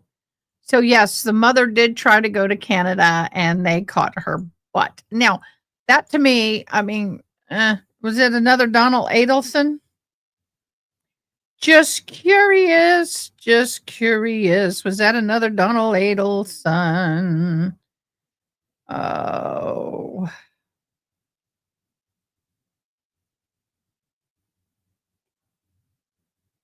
I don't know. I I'm trying not to be a judge. I'm trying not to judge too much, but that's what I'm here for. Oh, just let them be charged. Instead of let them eat cake, it's let them be charged. I wonder if I should make merch with that. What do y'all think? Let them be charged? The mom tried to run. Yes, she had a warrant out for her arrest and she tried to go to Canada. That to me is like, boo, that's a big sign of guilt. Like Donna Adelson trying to run to a country with no extradition or capabilities with the U.S. She almost made it, y'all. Almost, but not quite. Quite. Well, I want to thank all of y'all for being here. It has been an interesting day. I want.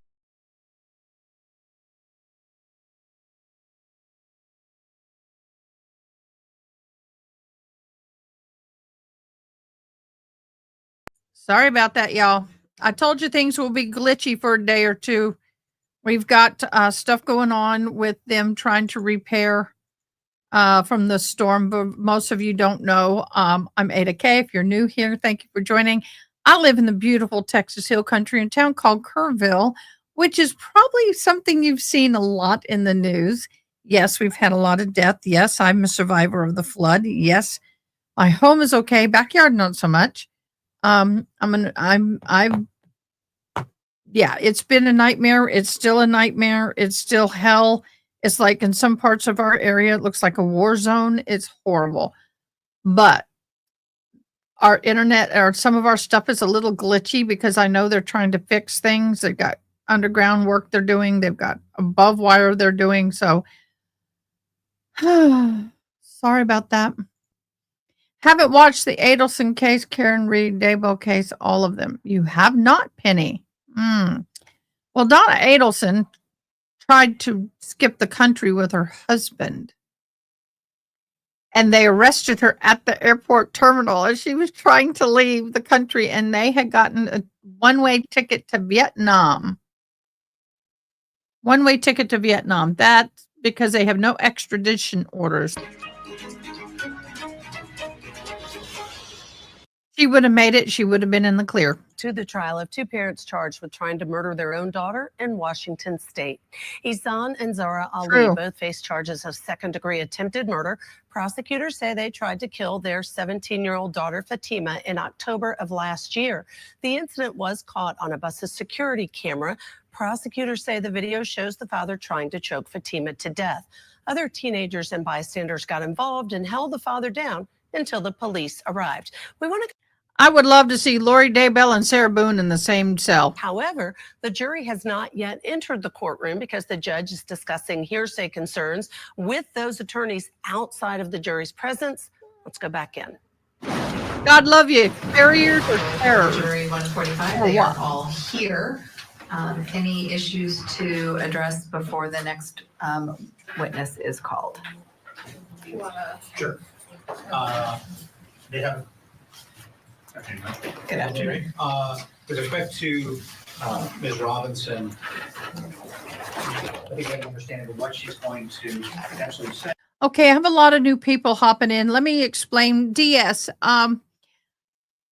what's happened is yesterday in trial, the judge got really upset because as careful as Court TV was trying to be, they were needing to censor out the names of the minors, and they have a program that supposedly catches, but their names got through a couple of times, and a law student contacted the county clerk office and to inform the judge that she was hearing the minors' names coming across the stream, and the judge called up Court TV and reamed them good.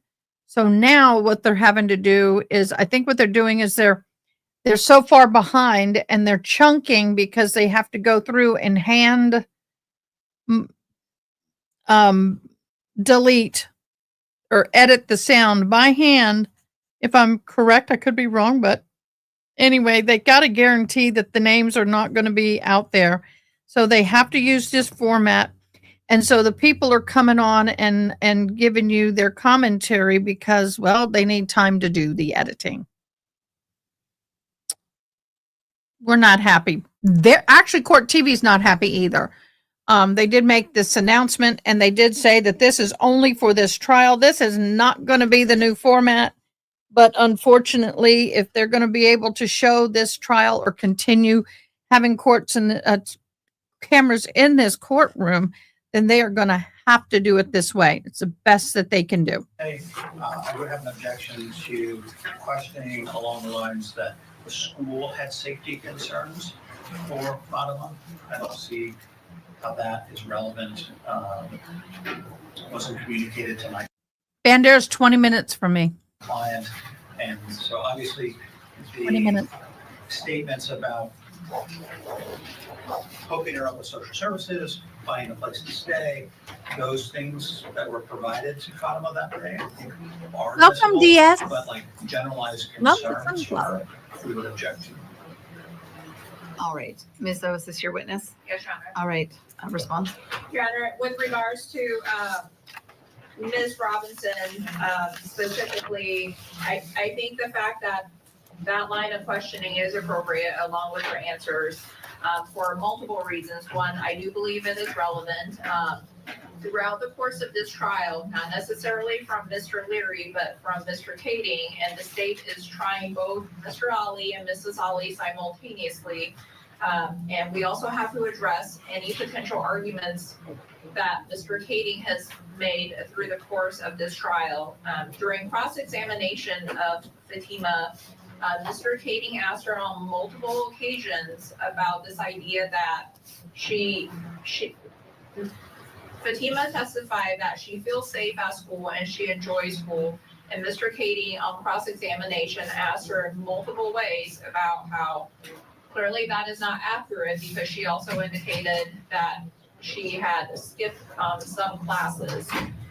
Mr. Kading had also asked her on multiple occasions during cross-examination, basically in essence calling her a liar. In fact, he specifically asked her, isn't it true that you lie when you want to make somebody, when you're afraid of making somebody mad or unhappy, along those lines? And he also, at one point, when I believe she was confused by the form of question, and her answer to Mr. Kading was a little bit different than what her answer was to Ms. Stone on direct examination, Mr. Kading again stated, you said something that was different earlier on direct, so are you lying now? So on multiple occasions, he used the word lying to, in essence, describe Fatima. Fatima also testified that she felt safe at school and that she had resources at school. And I anticipate that Ms. Robinson is going to testify that while Ms. Robinson is a mental health specialist, and as part of her role as a mental health specialist, she in fact had many contact with Fatima while Fatima was enrolled at Timberline High School. And during the course of those conversations, Fatima talked to her about her own family and the dynamics within the family. I'm not going to ask Ms. Robinson about specifically what Fatima said. I'm simply going to ask her that whether after talking to Fatima during the course of those conversations, if she's ever had any concerns for Fatima's safety. I do believe it is important because on the day of this incident, Ms. Robinson was in fact the school official that Fatima went to see that morning. And she spent the most time with Fatima on that day, and she was the one that came up with a safety plan for Fatima. And all that is relevant because, again, Mr. Kading, on behalf of Mr. Ali, is in essence trying to paint this picture through the course of his questioning of law enforcement officers when it comes to how the school would deal with runaway situations, and with Fatima herself on cross-examination, trying to paint this picture that she basically, for lack of a better way of saying it, is a bratty 17-year-old teenager who just didn't want to go on a family vacation, and therefore she ran away from home. And that is not the situation in this case, and the state has. See, that's where I have a problem. They don't want to put out there that it was an honor unaliving attempt, nor do they want to put out there that she was going to be going and that she was being forced to marry a guy who's older than her, an arranged marriage. And that's why she didn't want to go. They're lying to the jurors by not allowing any of that information in. And they're saying, well, she didn't want to go on a family vacation and da da da da da da da. That's a huge freaking difference. You got that right. I mean, that's like, what? I mean, if I was on the jury and I find out later that this was an arranged marriage, and even if I didn't know, okay, I can understand the honor unaliving, okay, because that can really prejudice the jury. But what I can't understand is why on earth can you not sit there and say it was an arranged marriage? They were taking her for an arranged marriage and she didn't want to go. I mean, I would be angry as a juror if that information was held, especially the latter of the arranged marriage. Both. Rebut that claim. And I anticipate that Ms. Robinson is going to testify that she could not report to Mr. and Mrs. Ali that Fatima was with her because she could not break privilege due to the fact that she is a mental health specialist, and Fatima never gave her permission to have her tell her parents that she was at the school. And Ms. Robinson will also testify that she didn't report to law enforcement because at that specific moment, there was no imminent risk to Fatima's safety since she was at the school. And her concerns was something that could happen in the future. But despite all that, she still developed a safety plan with Fatima. And she, in fact, also connected Fatima with the national runaway hotline. And then also she connected Fatima with Ms. Goddard, who is a student navigator. And together they eventually came up with basically setting Fatima up to go to a local youth shelter. And so based on the totality, I do believe that Ms. Robinson's testimony about her concerns about Fatima's safety is relevant, and that there is no prejudice to this because we've already heard testimony from Fatima herself that she had concerns for her safety. And again, as I indicated, Mr. Kading has spent a lot of time on cross-examination of various witnesses trying to paint this picture that basically Fatima just didn't like she didn't like this trip that she was gonna take, and so therefore she ran away, which is not the situation here. Thank you. Thank you. Mr. Larry? I do think the state can testify that the reason for not telling the parents is because there was a privileged conversation with her student. And so I think that puts things into context in terms of the fact that they concluded that there was no imminent risk, so therefore, mandatory reporting. Neither. Law enforcement triggering events did not compel her to report to law enforcement. I think that is admissible. My concern is the generalized concern for Fatima's safety is based on hearsay conversations with Fatima. It touches on 404B that the state said that they weren't going to elicit. In terms of, Doesn't mean this one's going to be smart. Just saying. they're not saying that, yes, the state chose to try these cases together. I have to represent my client's interest. I will note that Mr. Kading's questions about whether or not she felt safe at school or enjoyed school, the state in their initial direct elicited testimony that she had skipped class but had stayed in a bathroom or stayed in school. I believe Mr. Kading then followed up and said, well, that's not 100% complete because there are also times where you skip school and went to a Safeway, and she said yes. In terms of the, talking to her about not telling the truth, the state elicited on their opening direct that there was a hearing which she admitted under oath that she testified under oath and admitted that she didn't tell the truth to the court. They elicited that information and Mr. Kading followed up on that. So I don't think that the questions asked by Mr. Kading opened the door, certainly didn't open the door to my client. And I think having the school testify ambiguously about Thank you so much to Natasha Scruggs for joining us today. Coming up next, of course, our Michael Ayala joining me for more of the attempted murder trial for. I think that's what they're doing. They're having to scrub this. They're having to piece this together. And I think that's why they're doing the way they're doing it. I don't like it, but I understand. They're doing the best they can to provide us with something. So Court TV, I love you. I appreciate you. You're great. We're sorry we're complaining. We just, I hate that you're having to do Their this. killing trial of Ihsan and Zahraa Ali. Now, the couple is accused of trying to kill their 17-year-old daughter, Fatima, last October outside of her former high school. Cell phone video captured the moment Ihsan Ali punched Fatima's boyfriend and attacked Fatima, allegedly putting her in a chokehold. Fatima testified earlier that she thought she was going to die, and eyewitnesses seemed to back that up, testifying that her eyes rolled back in her head and her body went limp.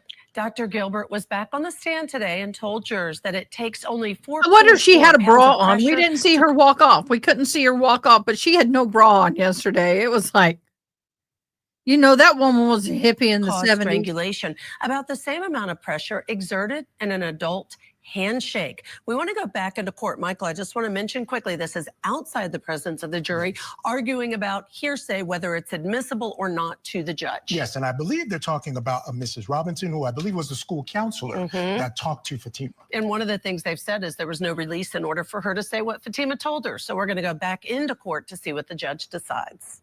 Fatima's safety is touching on 404B provides an undue risk of prejudice as far as the jury's not going to know. The jury did hear testimony from Fatima that she had concerns about her safety going to Iraq. So that's not what they were going to talk about, concerns for her safety with her family and generalized concerns, but not go into it. I think it is misleading to the jury and will lead them to speculate improperly as to what's going on. And so I think that they can say, we didn't talk to the parents, and here's why. We didn't talk to law enforcement, here's why. Here's what we did. We provided her with a safe place to go, and we lined her up with that. And I think that is appropriate testimony for their record.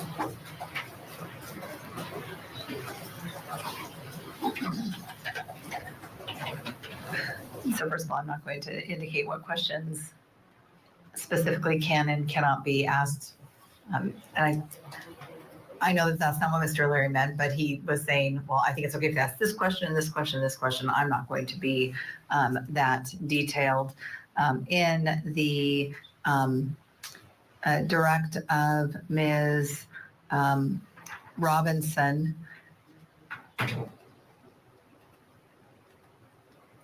whether or not she had a generalized concern for Fatima's safety.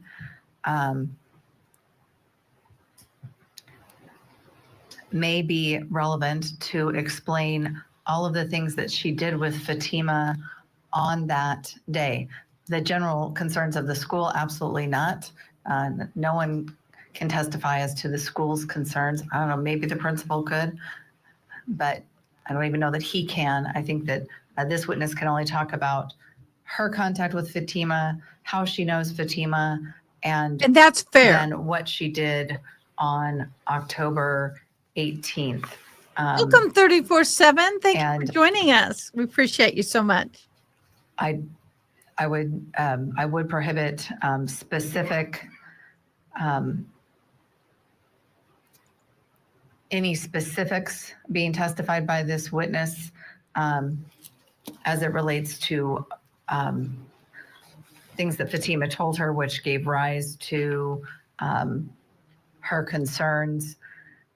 Ms. O said she wouldn't offer that. Mr. Leary has argued that he's concerned about the potential of 404B, which the court certainly understands. There is nothing specific that will be testified to other than her generalized, if that's what she says, that she was concerned for Fatima's safety on that date, or concerned for Fatima. I don't know what she's going to say, something along those lines.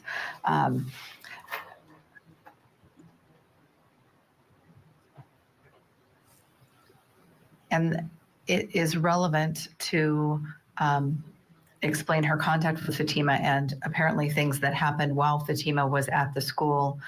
It is consistent with information that Fatima testified to as it relates to feeling safe at school. She testified that's why she went there on October 18th. I don't think she used the words, "I had nowhere else to go." But she did indicate that that was her safe place. And absolutely, through cross-examination, the inference is that Fatima is an almost adult who did not like the rules of her home and had a relationship she was not supposed to be in, and she ran away and wasn't I'm not following her liking that they parents' can't say directive. why. This and that there was no basis, that was just kind of like teenage angst. I don't know if that's the right, but rebellion, teenage rebellion is really what the argument is. And that's defense theory, and the defense absolutely gets to develop that and argue that, and that's what they have been doing, at least as to Mr. Kading on Mr. Ali's behalf. But the state has the ability then to present rebuttal to that, really, that it was not just a rebellious teenager who was acting out against rules just because she was 17 and didn't want to be told what to do. And that's where the relevance lies as well. So I think I'm sustaining and overruling the objection. It is somewhat limited, but Ms. Robinson can testify as to her generalized concerns based upon her interactions with Fatima without going into any specifics. Bring the jury in, please. Okay, they're going to bring the jury. All right, so here, Judge, what they're dancing around is this idea of... Okay, I'm going to I need to take a little palate cleanse for a second. I need to let y'all know what we do here. We have a bunch of new people. If you have shared, if you have subbed for the first time, put I sub, the only time, once, and you can be entered into, you can win a chance for the end of the month drawing. I draw at the end of the day for that chance. If you liked this, like it, and comment I like, you'll be entered into the giveaway. If you shared the video, put I shared, and it does check. Hi. Look, hello, everybody. And I do the end of the month giveaway, y'all. Now, also, we are playing a bingo, and I'm really far behind June. I keep asking for the words, boo. Outside the jury presence, the mental status of FEMA. I think we're talking about that.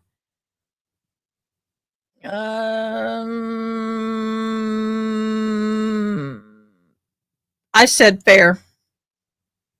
But anyway, every time you get a bingo, horizontal, vertical, or diagonal, throw up the words I bingoed. And at the end of this particular trial, all of those who get, I will draw at the end of today. Those entries will be drawn at the end of the trial for free merch. And just so you know, this is one of my merches. So please, please, please, please be so kind as to join in the fun. We got to do something fun. Talked about earlier from the beginning of the trial, that they can't talk about the honor killing, et cetera, but you also have to be careful not to just let this jury think that this was just some kid involved in teenage rebellion. There was more there. So just how much do you let this woman testify to? That's what this was all about. Absolutely. And I like the way the judge broke it down, was very specific about the different items and that she felt safe at school and some of the things she's allowed and not allowed to say. We understand that witness, this is Elizabeth Robinson, is now on the stand. Let's go back in. Fatima was a student of Timberline High School. No, she wasn't. Okay. And do you know where she was attending school? She was attending school at Summit Virtual Academy. Okay. And is Summit Virtual Academy still part of the North Thurston School District? Yes, it is. Okay.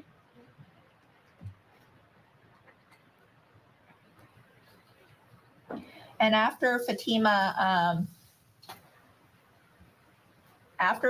started my daughter classes with Summit Virtual Academy, were you able to have any contact with her?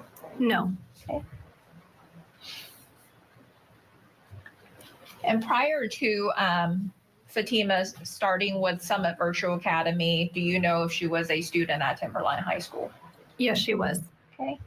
And while she was a student at Timberline High School, did you have any contact with her at that time? Yes. Okay. And was it in your capacity as a mental health specialist? Yes. Okay. And do you remember how many times Fatima went to seek your services? I don't recall. Okay. Do you recall if it was one? And I got to answer the question because it will bias the jury. Once you hear those words, you can't put the crap back in the horse, and that will be very difficult for they feel for the jury to be able to judge fairly. Once or more than once? More than once. Okay. And Ms. Robinson, in general, if you as a mental health specialist have a student that comes to you and you have a concern about their safety and and they indicated that they have run away from home, what actions can you take as a mental health specialist? It depends on the situation. Okay. What are some of the actions that you could take? Some of the possible actions that I could take is providing resources for them for a youth shelter, calling law enforcement, or calling DSHS. Okay. And with regards to calling law enforcement, does it require there to be a imminent risk for student safety at that moment while they're with you? Yes, it does. Okay. And with regards to some of the outside resources that you mentioned, such as a youth shelter, do you know whether, well, let me ask you this question. Do you have any experience in dealing with those outside agencies? Yes. And do you know whether those outside agencies have any requirements to do notifications to parents or law enforcement if they receive a student that is potentially a runaway? Objection, close for hearsay.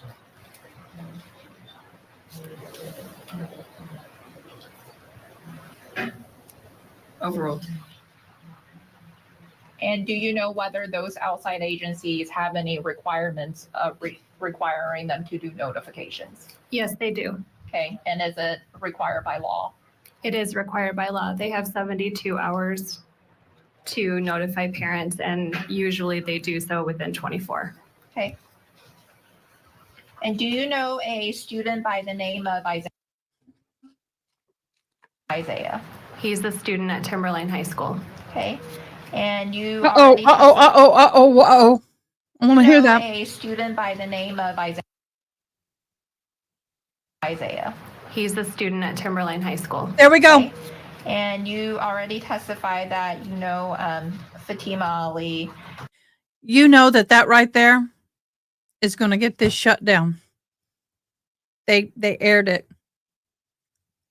Be prepared for there to be no trial tomorrow. The times that you also testified that Fatima, Just while saying. she was attending Timberline High School, went to speak with you on more than one occasion. Without going into the specifics of what Fatima discussed with you, did she, when she sought out your services, did she speak to you about her family? Yes. And did she also speak to you about the dynamics within her family? Yes. Okay. And based on your interactions with Fatima, did you yourself develop any concerns for her safety? Yes. And October 18th of 2024, There you go. I want to ask you a few questions about that day. Did you have contact with Fatima on that day? Yes, I did. Okay. And do you remember approximately when you first had contact with her? She came in around 9:30 a.m. Okay. And where did you first see her that morning?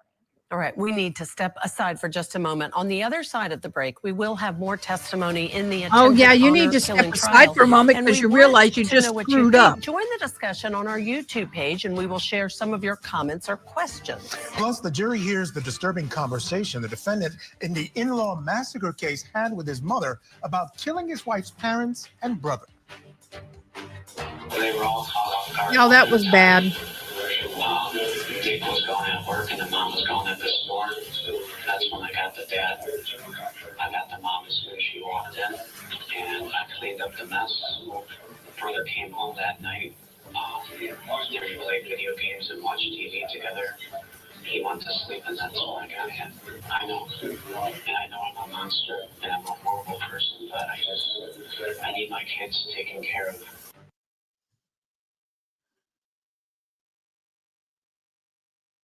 Yeah, but they weren't supposed to be saying Isaiah's name.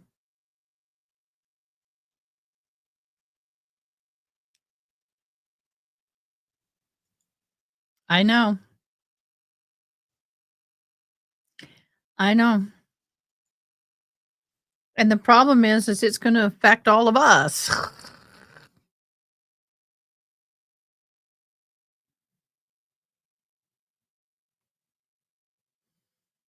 I don't know, y'all. It's sad. What do y'all think about Kohlberger? Let's talk about Kohlberger real quick. What do y'all think about him? What do y'all think about them apples?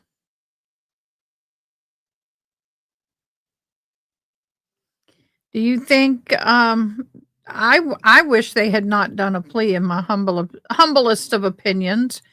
But you know, my humble opinion means absolutely squat. Absolutely squat.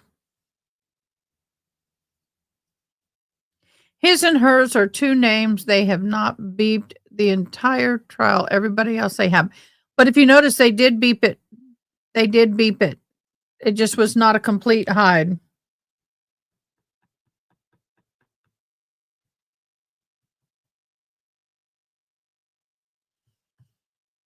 Hate him, no plea. I know. I want to thank everybody who's new and for joining and watching. Thank you so very, very much. Y'all, we don't have very many bingos. Check your bingo cards. June's at a doctor's appointment. She's out of pocket. So I will go over it and I will go ahead and make the decisions.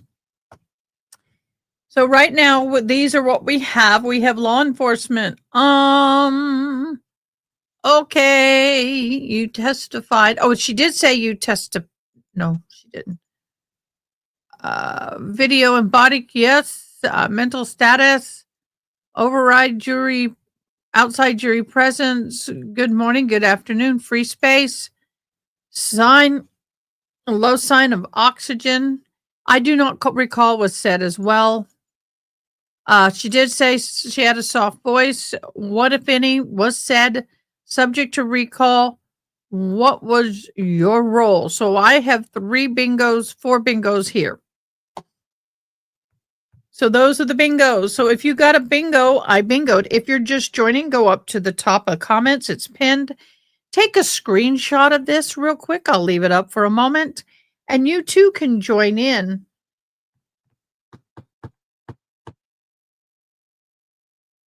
Lacey, police officer was said. Thank you very much. All right. Did I miss another one? Sheer Bear.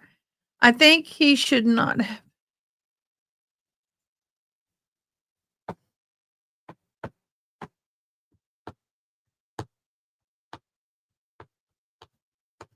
Thank you so much. Oh, God, we appreciate you. Thank you for joining. We appreciate you being here. We love all of our newbies. We do. We do. Y'all are awesome. Awesome sauce. And I appreciate y'all sticking with me, even though the format is not that we prefer. I'm leaving this up for a few more minutes so those who want to play can play. I thought Kohlberger might get the DP by firing. Yeah. Lead shooter squad. That would have been nice. Look, I'm not for them either, but you know what I mean. Did my mouse my mouse just went to sleep. Let me plug it in. Okay, while we're doing this, I'm going to go over here to my merch shop. Let me share this. Explore my collection. These are our new hat. Legal bitches. Legal bitches. I'm trying to be careful saying it. We got those. We also have legal eagles. For now, those are not going to stay long. What? I love that mug. And it comes in green, yellow, pink, and blue. Y'all, this is the merch shop. In my humble opinion, we have the t-shirt and the tote. the mug. We got a sweatshirt and a t-shirt and a tumbler. So, yeah, y'all, that's my merch so far. This hat was designed for one person and one person in mind. Her name is Ronnie. Hey, Ronnie, you haven't ordered one. Oh, thank you, soft voiced. I have that one. You can mark it off.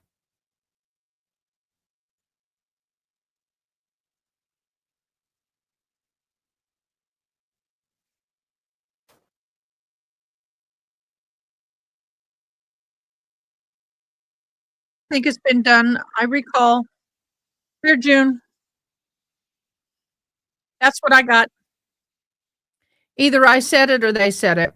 That's what I got.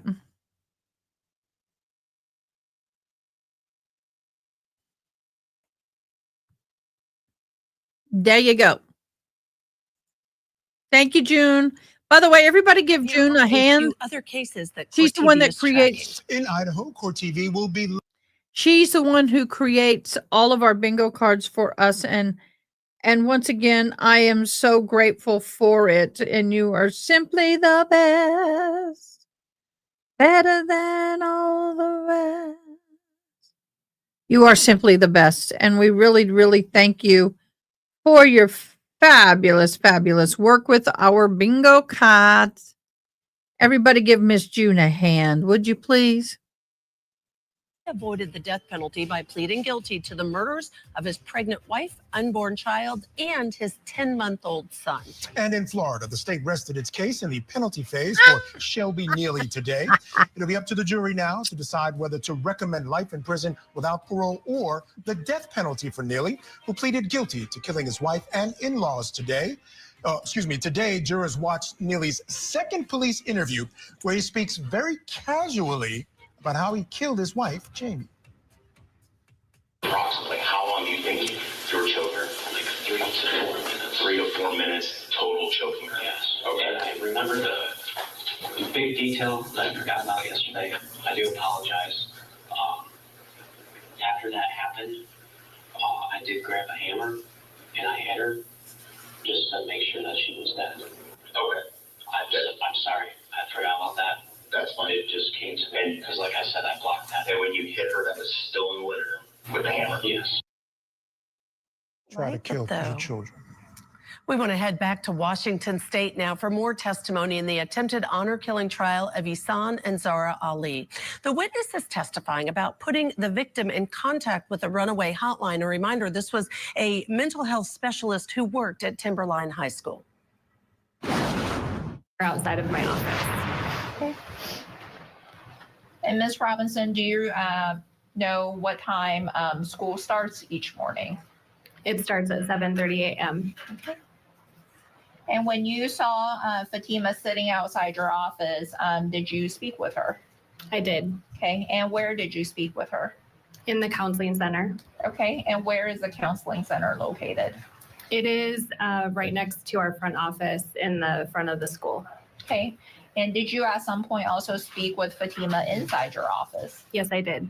And where is your office in relationship to the front office? It is also in the counseling center. Okay.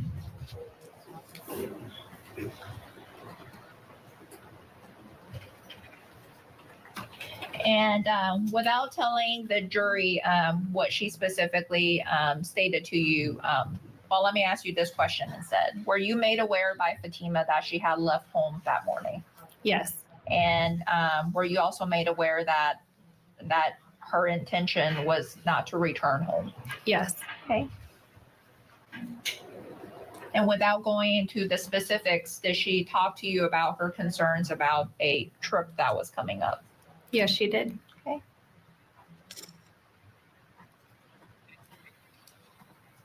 And while Fatima was inside your office, did you connect her with any outside agencies? Yes. Okay. And which outside agency did you connect her with? I gave her the phone number for the 1-800 runaway hotline. Okay. And did you in fact call the national runaway hotline number for her? We called together. Okay.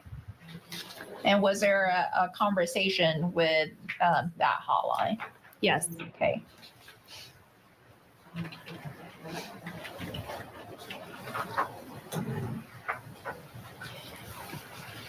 And the concerns that you have, Fatima, did you share that information with the hotline? Yes. Okay. And at some point after, We're going to see if there's a psychic on this jury. We're going to see. I wonder if there's a psychic on this jury. after Fatima being in your office for a while, did you also connect her with another school official? Yes, I did. And who did you connect her with? Our Timberline student navigator. Okay. And what's a student navigator? A student navigator is one of our staff members that helps students that are struggling with housing instability or have run away. Okay. And after Fatima you indicated that you connected her with a student navigator. How long was Fatima in your office approximately before you connected her with the student navigator? It was approximately 2 to 2.5 hours. Okay. And while Fatima was in your office, did you also work on a safety plan with her? Yes, we created an extensive safety plan. Okay. And after Fatima was connected with the student navigator, did she come back to see you in your office? Yes. And during the course of your contact with her that day, did you and other school employees provide her with any items? Yes. And what kind of items did you provide for her? We provided her a blanket, a sweatshirt, a hat, and a Chromebook to take to the youth shelter. Okay. And you indicated that those items were provided for her to take to a youth shelter. Do you know whether a setup with, let me rephrase my question. Do you know if there was a placement for her at a youth shelter for that evening? Yes, our student navigator was able to get a bed scheduled for Fatima for that evening. Okay. And then at some point, did Fatima leave your office? Yes. And did you walk her out of your office? Yes, I did. Okay. And prior to her leaving the school building, did she connect with any of the students there? Yes, she did. And who does she connect? And after Fatima and Isaiah went to the bus stop, did you go back to the front office?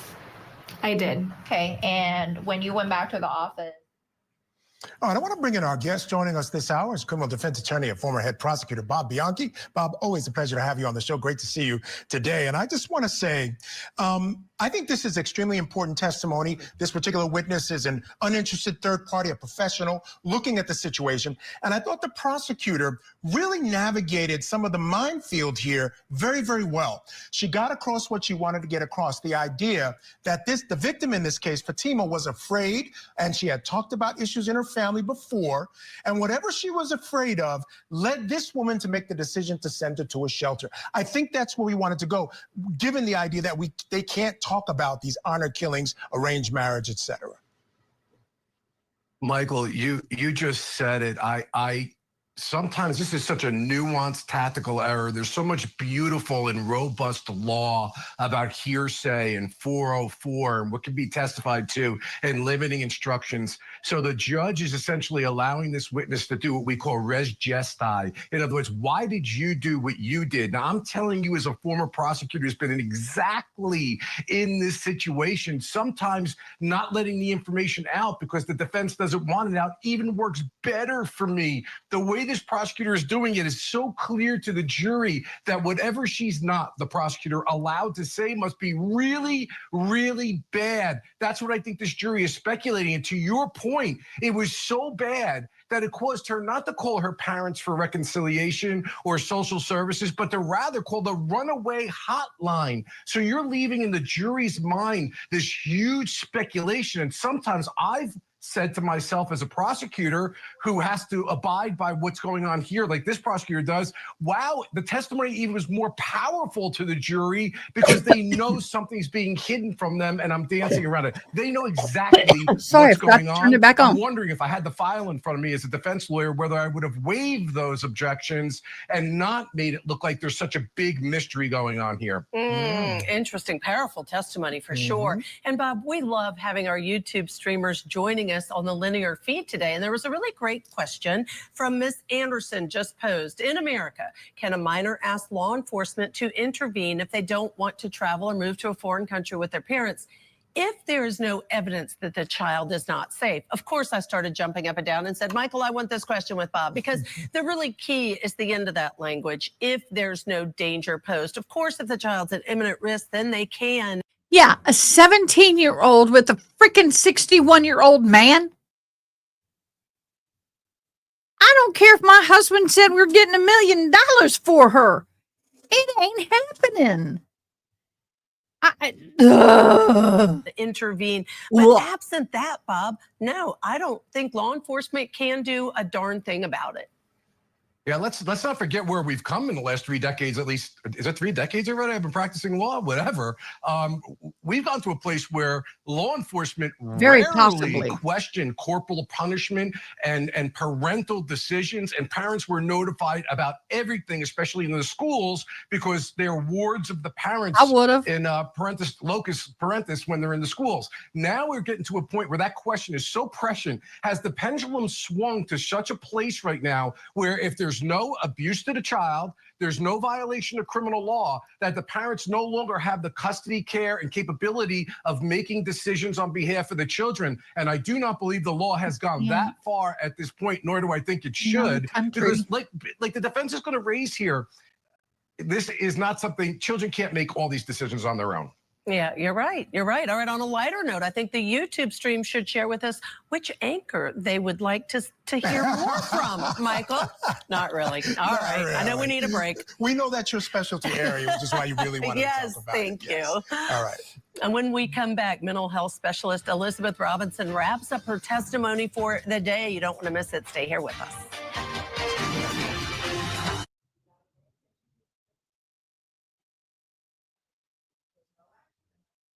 Y'all, I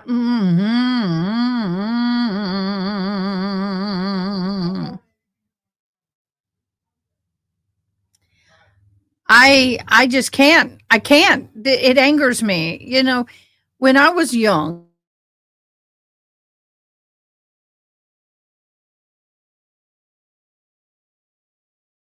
you didn't want to hear me. I said, when I was young, I never needed anyone. I'm kidding.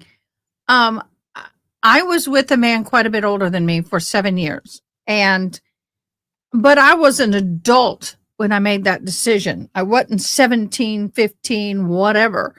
And unfortunately, there's no charges that can, even over in Iraq, it's okay for them to get married. Oh, hey, let me Google that. Hold on. I'm going to Google something. By the way, I want to thank you guys. Today we have hit 2,116 live views today. So that's how many that has viewed my live today. Thank you so much for your support. I greatly appreciate it. You are simply the best. Y'all are amazing. So yes, we're having a really good live today.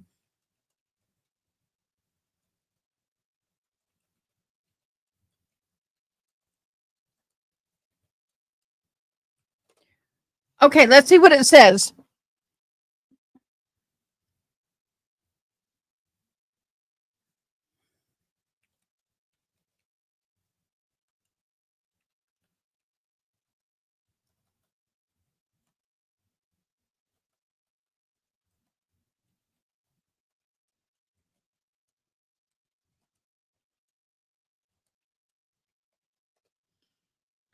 Let's see if it will give it to me. I asked it one way and it says, I'm sorry, this is a cultural question. I cannot answer. Minimum age. Okay. And as of most recent legal changes in Iraq, the general legal minimum age for marriage is 18. However, exceptions allow girls to marry age of 15 with judicial approval. Well, you could pay off a judge, so there you go. In some cases, marriages may be permitted at 14, but also require judge consent and parents' approval.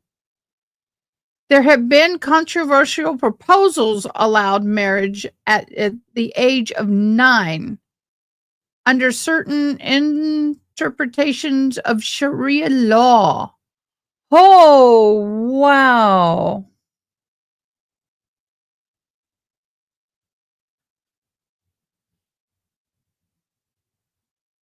Whoa.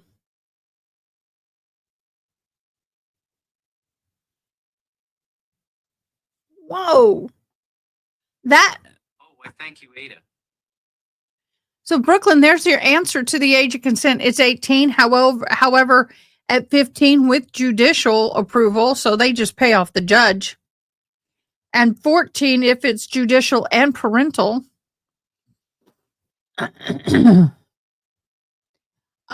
See, but we're not talking there, Brooklyn. There's no consent for females. They have no choice.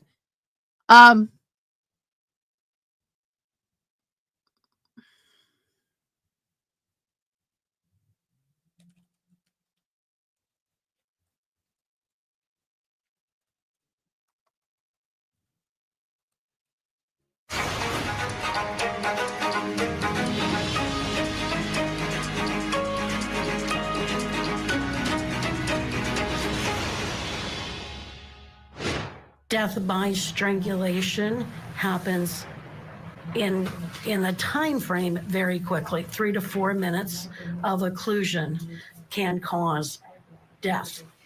So it doesn't take very long to occlude those veins and arteries to then cause death.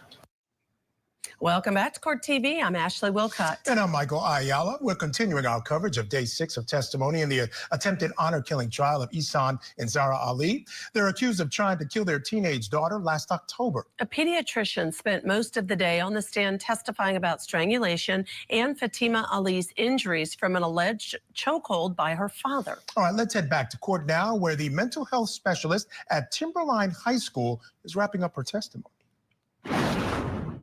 Speaking to anybody. I spoke to Tracy Arnold. Okay. And what, if anything, happened while you were speaking to Tracy at the front office? I was talking to Tracy Arnold, and Fatima came in through the door of the front office and said, he tried to kill me. I can ask some additional questions. All right, I'll sustain at this point. Okay. And Ms. Robinson, when Fatima first came in through the front office, based on your observations of her, did she appear calm to you? No. Okay. And what was her demeanor like? She was staggering, and her demeanor was scared or anxious. Okay. And what did you observe that made you think that she was scared and anxious? It was the way she was walking. Okay. And then with regards to when she made that comment, what did her voice sound like? She sounded really upset. Okay. And what comment did she make when she staggered into the front office? He tried to kill me. Okay. You indicated that the way she was walking, you described it as staggering. Can you sort of expand on that a little bit? How was she walking? It almost looked like she had a limp or something, because she wasn't walking like she would normally walk. She was having like trouble getting into the office. Okay. And prior to you walking her, well, let me ask you this question. Prior to her leaving the school building with Isaiah, during your contact with her on October 18th, did you see the way that she was walking? Chromebook is like an iPad, but it's not Apple. Yes, I did. And the way that she was walking prior to leaving the school building with Isaiah, the way she walked into the front office after they got to the bus stop, was there a difference? It was completely different. Okay. And after Fatima indicated he tried to kill me, where did you end up taking her to? Tracy Arnold said, get her to a locked room. Okay. And did you, in fact, take Fatima to a locked room? Yes. And whose room or office did you take her to? My office. Okay. And when she first staggered into the front office, was Isaiah? He was. Okay. And when you took Fatima into your office, did Isaiah take him into your office? Yes. Okay. And after you took Fatima and Isaiah's, what did you do with the door? I locked the door and shut the shade so that the window wasn't visible. Okay. And do you know whether at some point the school was placed on lockdown? Yes, it was. Okay. And what is a lockdown? A lockdown is when all of the doors are locked and no one can come in and no one can leave. Okay. And while Fatima was inside your office, did she also, without specifically stating what she said, did she also tell you what if anything, her dad had did to her earlier? Yes, he did. Or she did. I'm sorry. And without stating specifically what she said, did she also tell you what, if anything, her mom did to her earlier? She did. Okay. And when she was telling you what her dad and her mom did to her earlier, what was her demeanor like? She was really upset and was questioning a lot of things. Okay. And what did she appear calm to you? No. Okay. And what about her voice? What did that sound like? She was having trouble talking and said it hurts to talk. Okay. And what did she say while she was upset? What did she say that her dad did to her? She said that he tried to choke her. Okay. And while she was upset, what did she say her mom did to her? That she came around in back of her and choked her too. Okay. And did you do you know whether law enforcement was called that day? Yes, they were. Okay. And prior to law enforcement arriving, well, let me ask you this question. Do you know whether medics was called as well? EMS and law enforcement were called. Okay. And prior to the arrival of law enforcement and the EMS, did you have Fatima and Isaiah any school medical professionals? Yes, I did. Our school nurse. Okay. And then did you yourself, after Fatima staggered into the front office and during your contact with her, did you observe any injuries on her body? Yes, I did. And what did you observe? She had marks on her neck. Okay. And then what about Isaiah? Injuries on his body? Yes. And what did you observe? His hand was swollen and he had a mark on his head. Okay.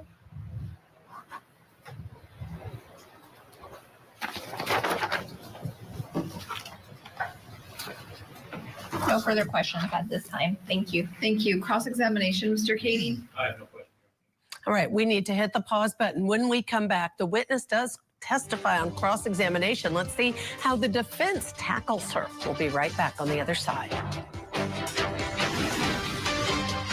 Two parents face a jury over the attempted murder of their own daughter. Court TV takes you inside the trial that's torn a family apart.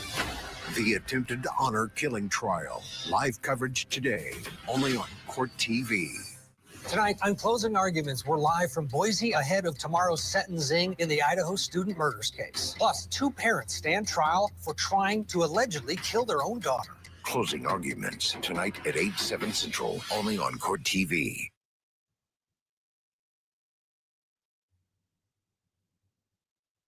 Wow. Okay. Thank you, Ada. Oh, why, you're welcome, cell phone. What? Yeah, all super chats and Alper stickers. Oh, God almighty. I got to delete it. I thought I spelt it all right, and I got to remove it. Anyway, all super chats and all super stickers, everything for this month will be going to the flood victims. I live in Kerrville, Texas, for those of you who are new. And yes, my home is safe, but my yard was not.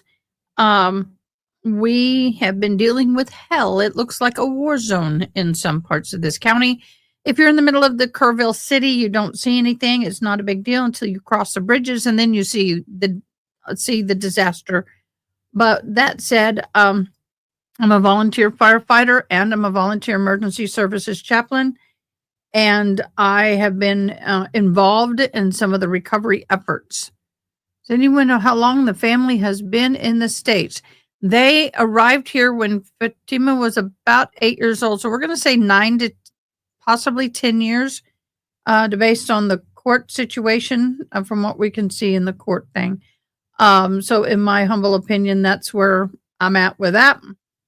But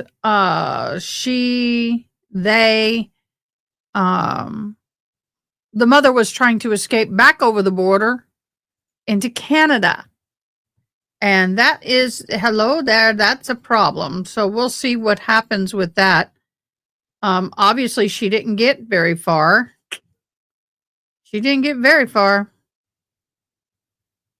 And that's a good thing. That's a good thing. But I am curious as to the rest of the family. I don't know where the rest of the family is. I have asked, and I've not found out where the rest of the family is. I don't know if anybody knows Shelter. where correct? are the rest of the That's kids. correct. Okay. And absent the student saying, I'm okay with you telling mom and dad what's going on, or dad or mom or whoever they're living with, you're not going to provide that information, correct? Correct.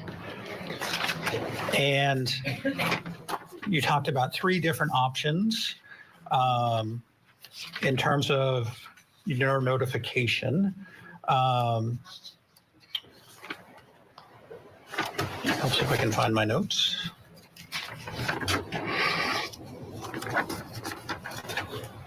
So one is kind of connecting and identifying resources for the student, which you did, and then also the navigator, correct? Correct. And then if there's an imminent risk for student safety, you would then call 911 Yes. or Dispatch or Thank you. SRO. Yes, I am a and that would firefighter. be the school Wildland. resource officer. Yes. And as a school I don't do building. That mask, I too claustrophobic. I do wildland. resource officer typically Been doing it since 07. always at school, or do they float around to different schools? It depends on the day. Sometimes they're called to other schools. Okay.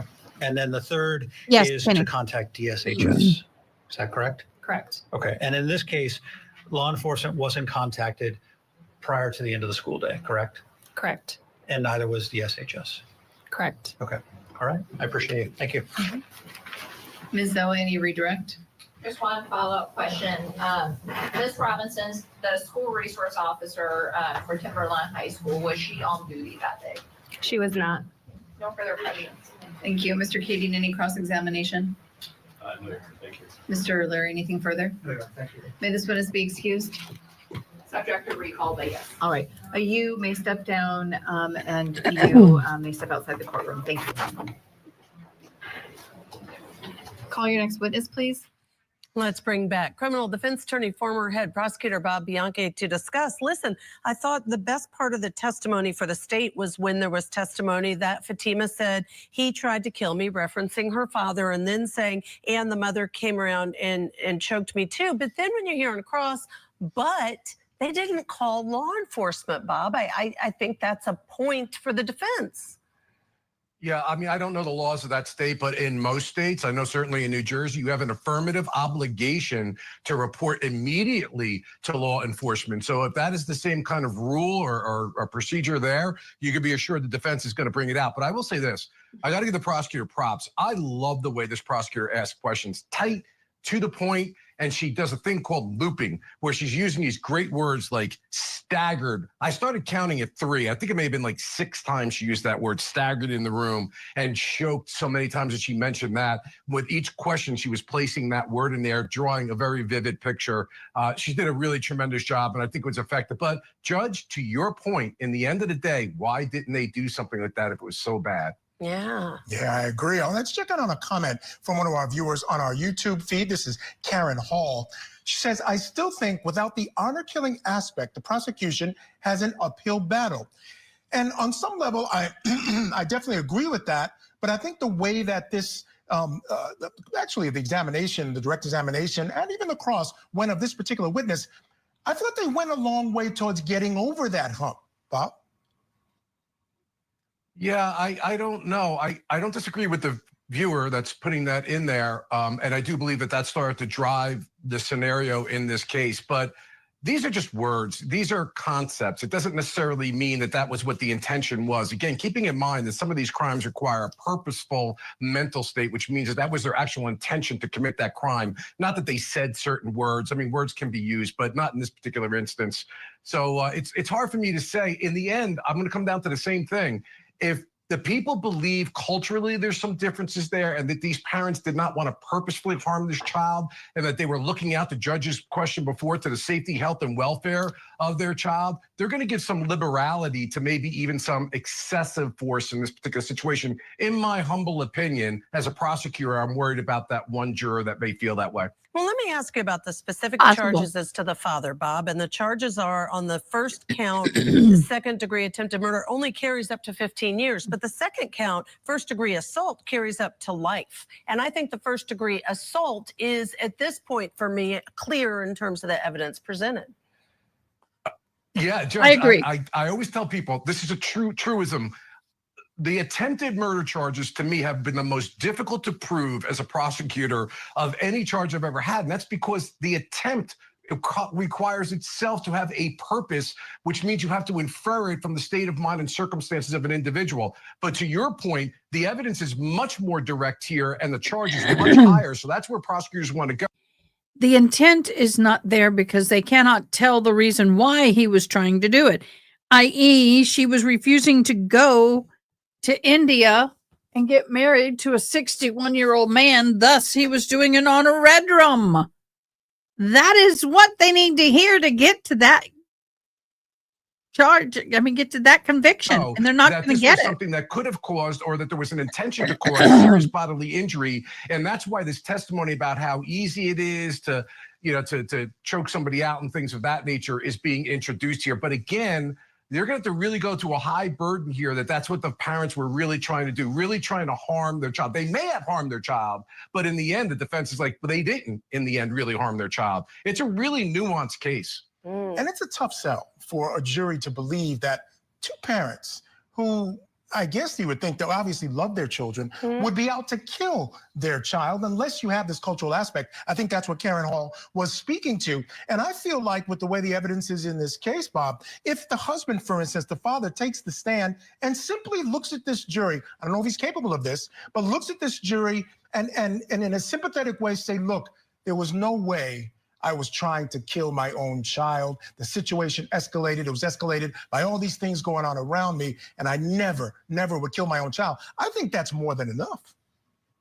Well, that's a really great thought, Michael, because essentially what you're saying is, would you as a defense lawyer ask your client, based upon the strength of the evidence that's been produced by the state, to get on the witness stand and testify? Because we know that is filled with peril as well and gives the prosecutor, it may not even be on the substance. It may be just the way the person is, their personality, how they answer questions.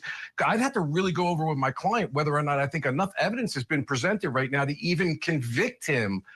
Because there could be all these sympathy factors that we're talking about here right now. That is going to be a huge question. In the end, as a lawyer, we give our advice, but the client's going to make the call there. But we also know sometimes, I've always said this to you guys, we love the prosecutors say, we love to convict out of the mouth of the defendant. That's what's most persuasive to a jury. So it is wrought with peril for him to get up there. And then you wonder, Michael, if he would open the door to things like honor killing and that being admissible. You and I talked about that. I'm not sure about the judge's ruling, if it was absolute or in fact, could he open the door? Yeah, it's a risk. Yeah. Well, maybe. We just don't know for sure. All right. Thank you, Bob Bianchi, as always, for joining us. Folks, stick around and headed on next hour and get you back inside the courtroom for more testimony in the attempted honor killing trial of Ihsan Zahraa Ali. Welcome.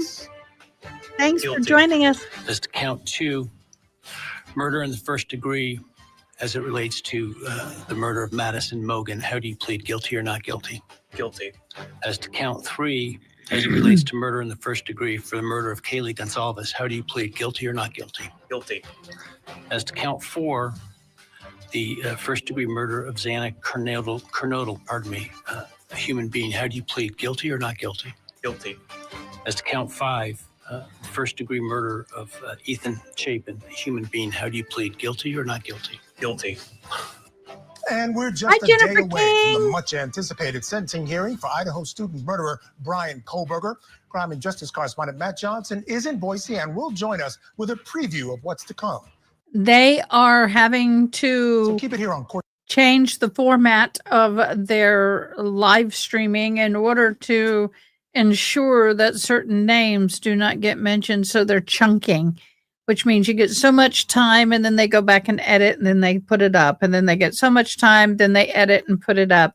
That's how I foresee it. I may be totally wrong, but that's my humble opinion. And it looks like, and then that's why we got all these breaks in commentating. And I feel like we're missing testimony. I don't feel like we're getting the full hearing. And I wonder what's being left out. But I do not blame Court TV. They have to run by the rules of the court, and they're doing the best they can. But it doesn't mean I like it. I know likey. By the way, guys, I'm super excited today. Do you know why? You guys are amazing. Total views is 2,253. And we've had several times over 100 people watching at the same time.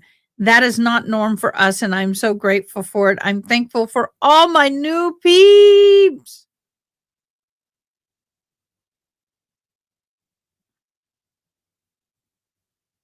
I guess.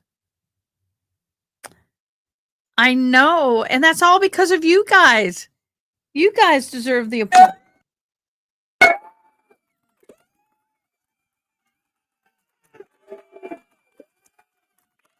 Not me. Thank you so much. I appreciate y'all. All right, so we're waiting for them to come back.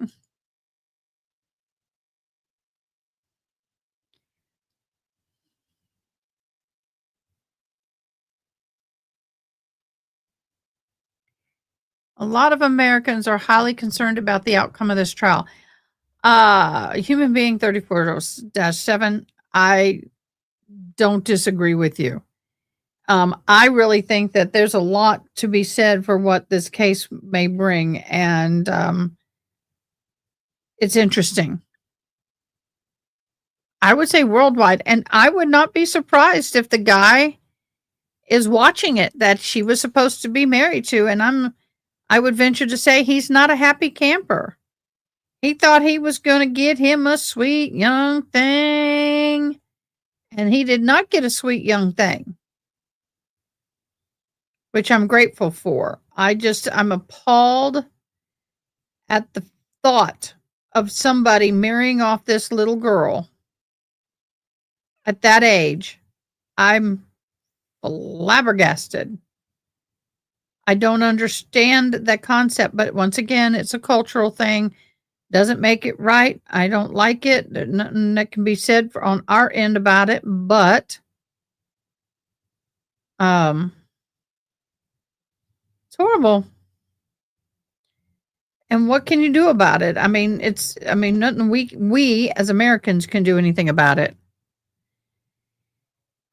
I wonder how much moolah Daddy will get. Oh no, bueno, Ronnie, I hear correct that something is also happening at the courthouse that jurors might have seen? Yes, Jennifer, they have accidentally seen little snips and clips of the news, like in a restaurant or they're at home and the news came on and whatever, but all of them are safe.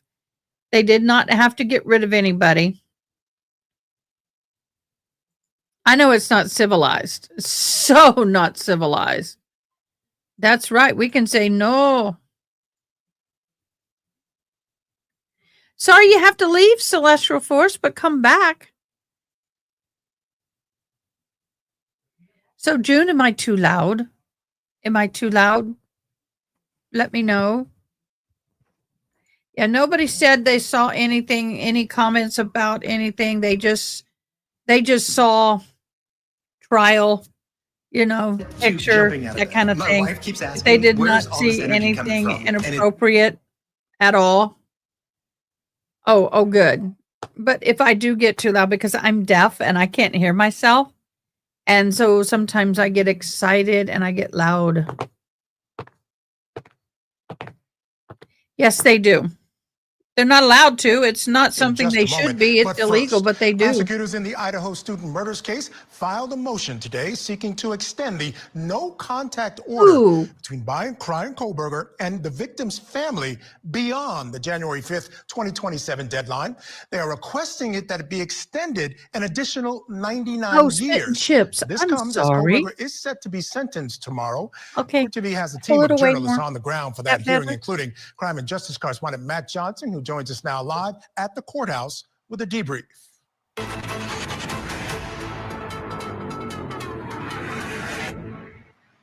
Michael, good evening. That's right. It's the eve of sentencing here at the Ada County Courthouse, and those victims' families making their way here to Boise, Idaho. And now, new today, President Trump also weighing in. Did you, on November 13th, 2022, in Lacey County, state of Idaho, kill and murder Madison Mogen, a human being?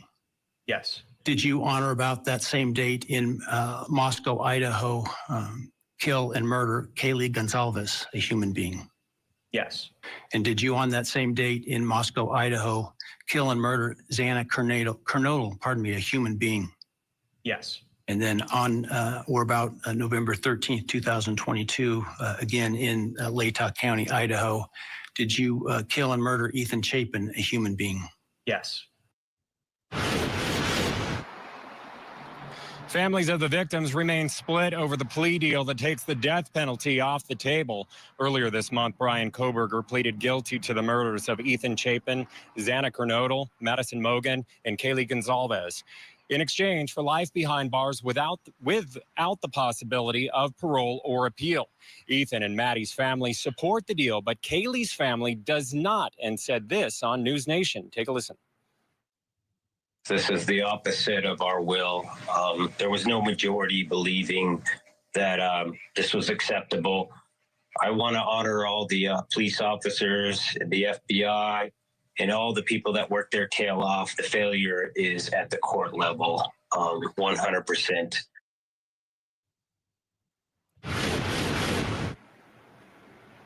And now President Donald Trump calling on the judge to compel Koberger to share a motive for the murderers before being sentenced tomorrow. Writing this, in part, I hope the judge makes Koberger at a minimum explain why he did these horrible murders.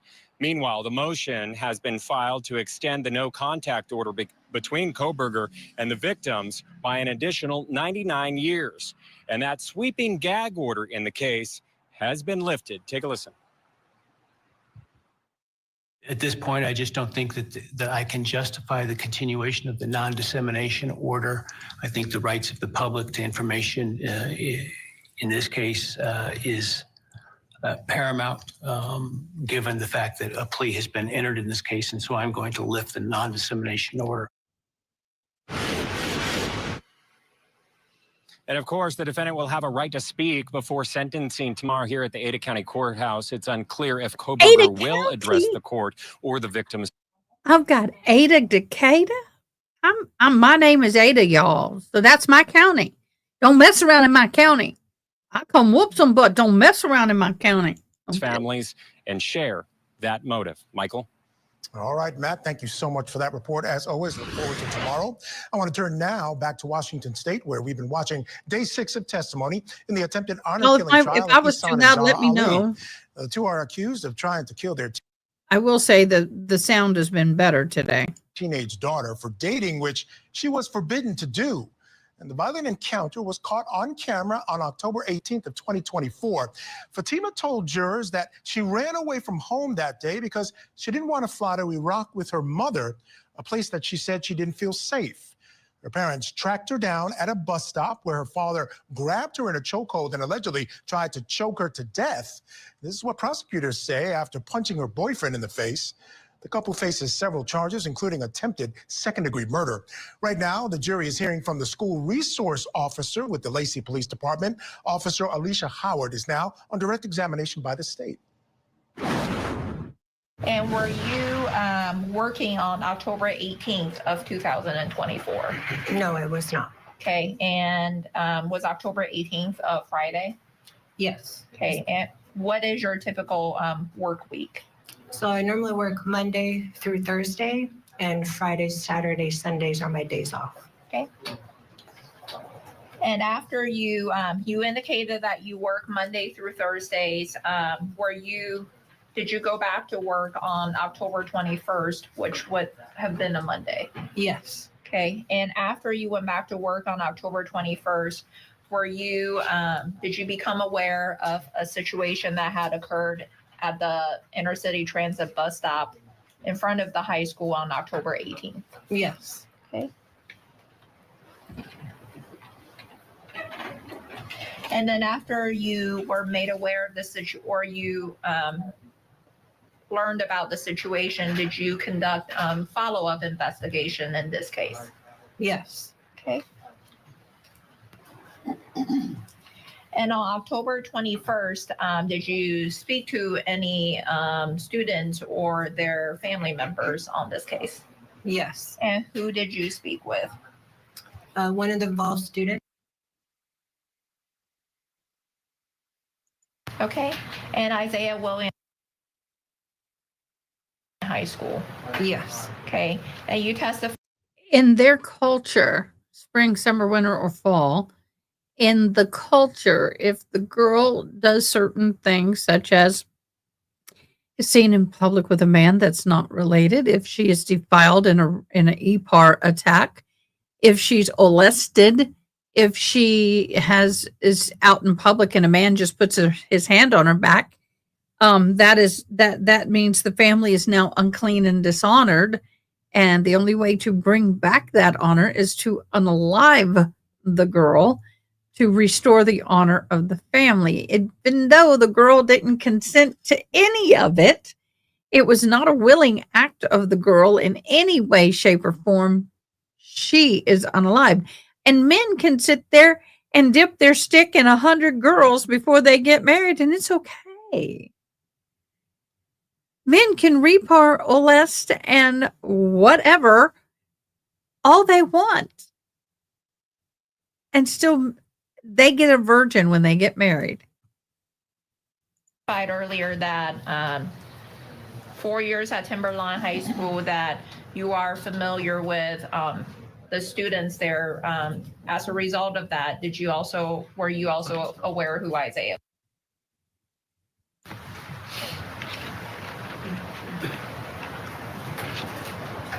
And after speaking with Isaiah, did you at some point make contact with Fatima? Yes. Okay, and where did you make contact with Fatima? At St. Peter Hospital. Okay.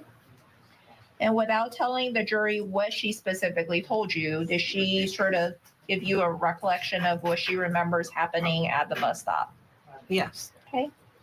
And without telling what she specifically told you, did she discuss with you about just her dad's actions, or both her mom and her dad's actions at the bus stop? Objection, calls for hearsay. Sustained. Okay.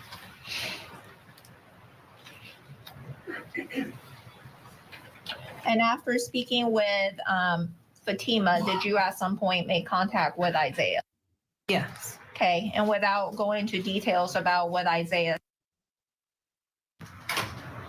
share with you, what They can have an arranged marriage and they come over here. Okay, I won't tell you how I know this, but I do.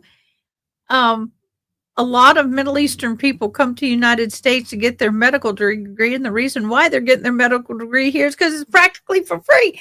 They all but pay them to come here and get their medical degree, and their parents send them a ton of money.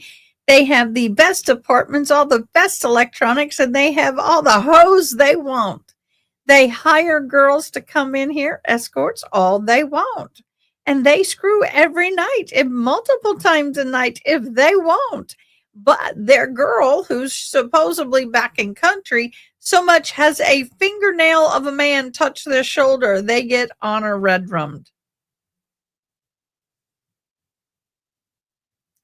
Yeah. Had occurred at the bus stop and afterwards. Personal knowledge is all I'll say. And Officer Howard, given your location at Timberline High School, do you know whether Timberline High School have any surveillance cameras? Yes. Okay. And how do you know that Timberline High School have surveillance cameras? Well, at the time in October 2024, that would have been 7 years as a school resource officer, and we often use the school cameras. Okay.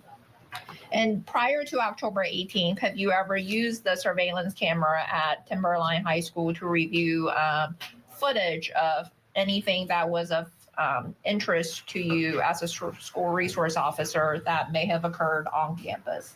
Yes. Okay. Have you only used the surveillance camera to review footage once or more than once? More than once. Okay.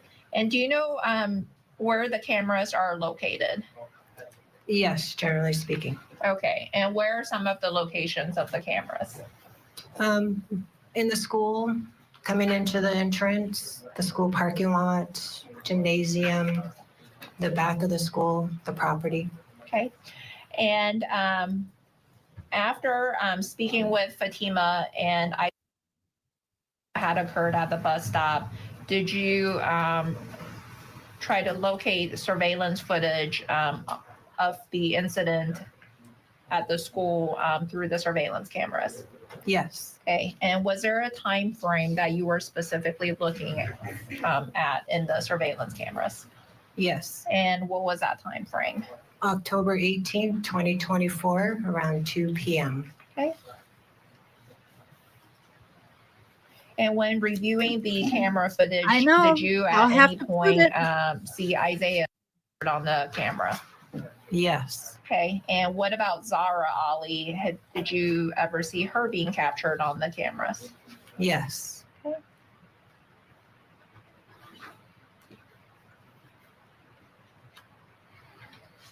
And when you observed Mrs. Ali captured on the cameras, do you remember what she was wearing?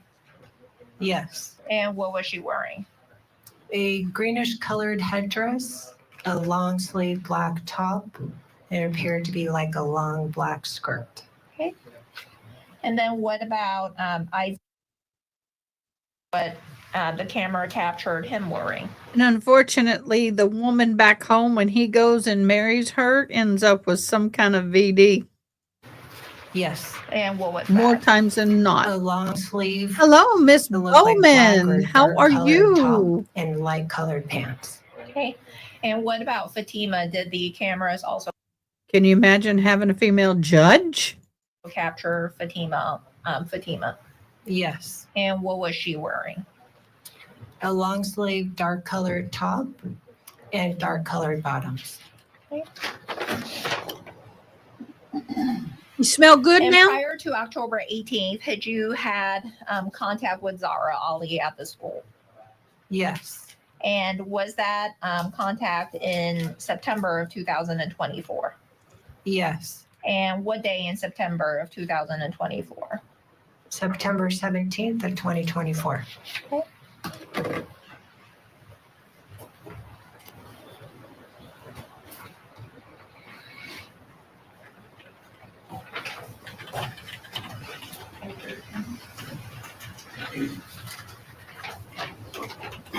Permission to approach the witness, Your Honor. You may.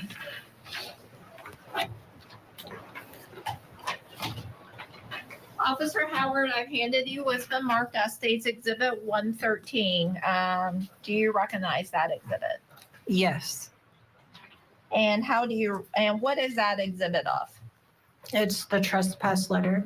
Okay.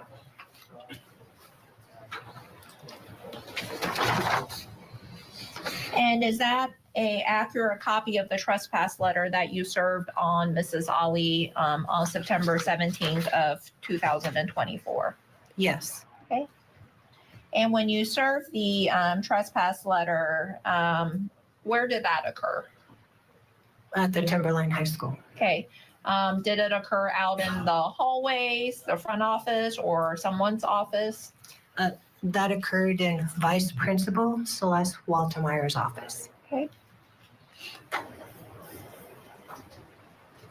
And was Miss Waltermeyer also present when you served the Mrs. Ali the trespass letter?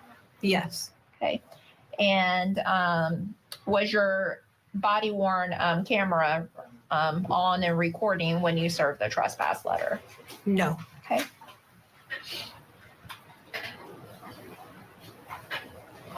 And at the time when you served the trespass letter, well, let me ask you this question. Inside Miss Waltermeyer's office, was your role simply just providing that letter to Mrs. Ali on behalf of the school? At the time, yes. Okay.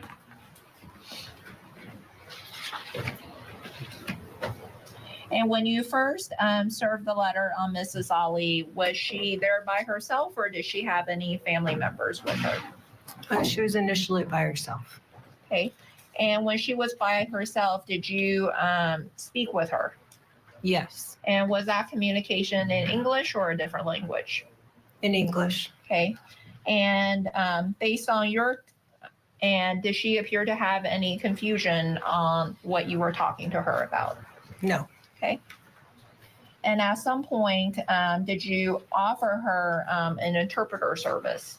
Yes, we used a language line. And did you offer her language line? Yes. And what is language line? A language line is the number that we can call when we're dealing with folks if they have difficulty with English. So they provide a lot of different languages on the language line. Okay. And to your knowledge, is Arabic one of the languages that is offered as a service on the language line? I believe so. Okay. And when you offered Mrs. Ali the assistance of the language line, did she accept your offer? No. And did she herself have any specific requests on who she wanted to be there to assist her with translation? Yes. And who does she want there herself? It was her oldest daughter, Haneen Ali. Okay. And All right, we'll step aside here to squeeze in a short break. But before we do, I'd like to welcome our viewers who are joining us today on our YouTube channel. We're going to be monitoring that page live throughout the show today into our next hour as well. And we're going to answer a few of your questions. So join the chat, send us your questions for a chance to have them Yeah, but you answered have live to be a on the member air. to join Again, their that's chat. Just saying. youtube.com/CourtTV. And stay tuned. We'll be right back.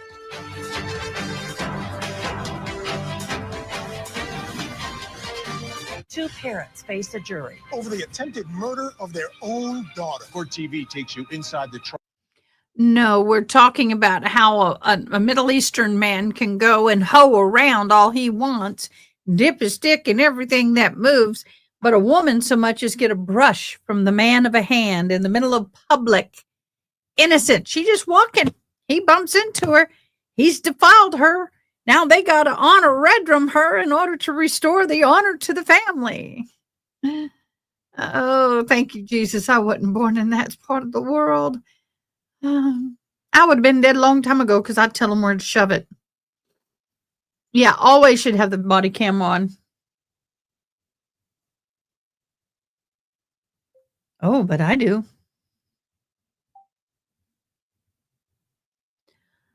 Oh, she's far from innocent. Well, actually, guys, I can't say that. She has been raised, groomed into this culture and has no other way or belief or anything. I mean, she is so much imprisoned behind culture and religion. She herself, I mean, if she tried to intervene and save her daughter in a true honor redrum, she would be redrummed too. She understands English and speaks it to the teachers. Of course she does. It probably was. Now that she's here, she probably has a better life, not by much.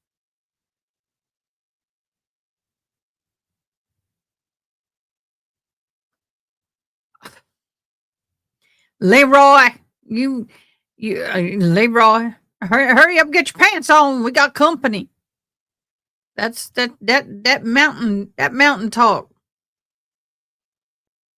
No, not much education either.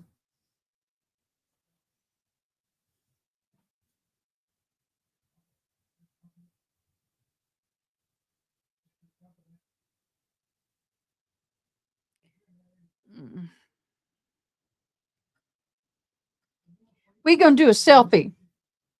I need to do a selfie. Come on, y'all. Whoa, wait a minute.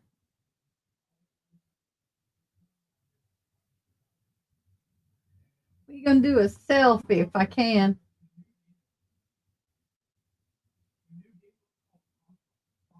Come on. Well, let me do it. There we go. Somebody wants me to send them a picture of my get up and go here. So I did a selfie. Zip my pants. Wait 1 minute. 1 second. Oh, that's something that my grandma used to say when people came and she could hear them coming up the driveway. Yeah, it was funny. And my grandpa was like, she goes, well, I just have to make fun of it.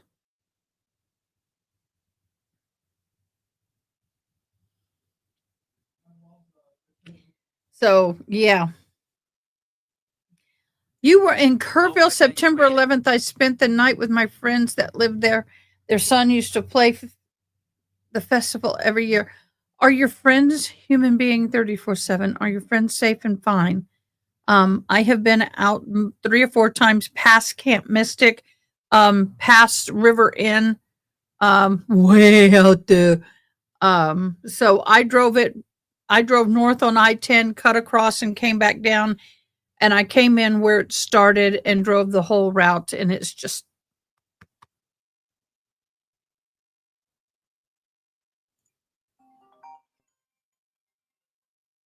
don't know who that is, 800 number. It was. Human being 34/7, it was. It's horrible. I don't know if I can do anything in the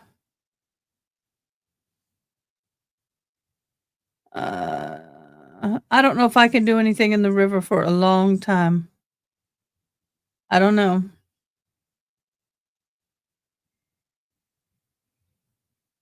I don't know. Aw, Frankie, it's a good place. Oh, sound.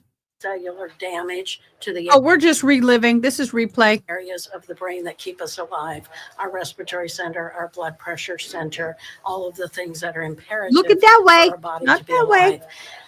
Death by strangulation happens in a time frame very quickly. 3 to 4 minutes of occlusion can cause death.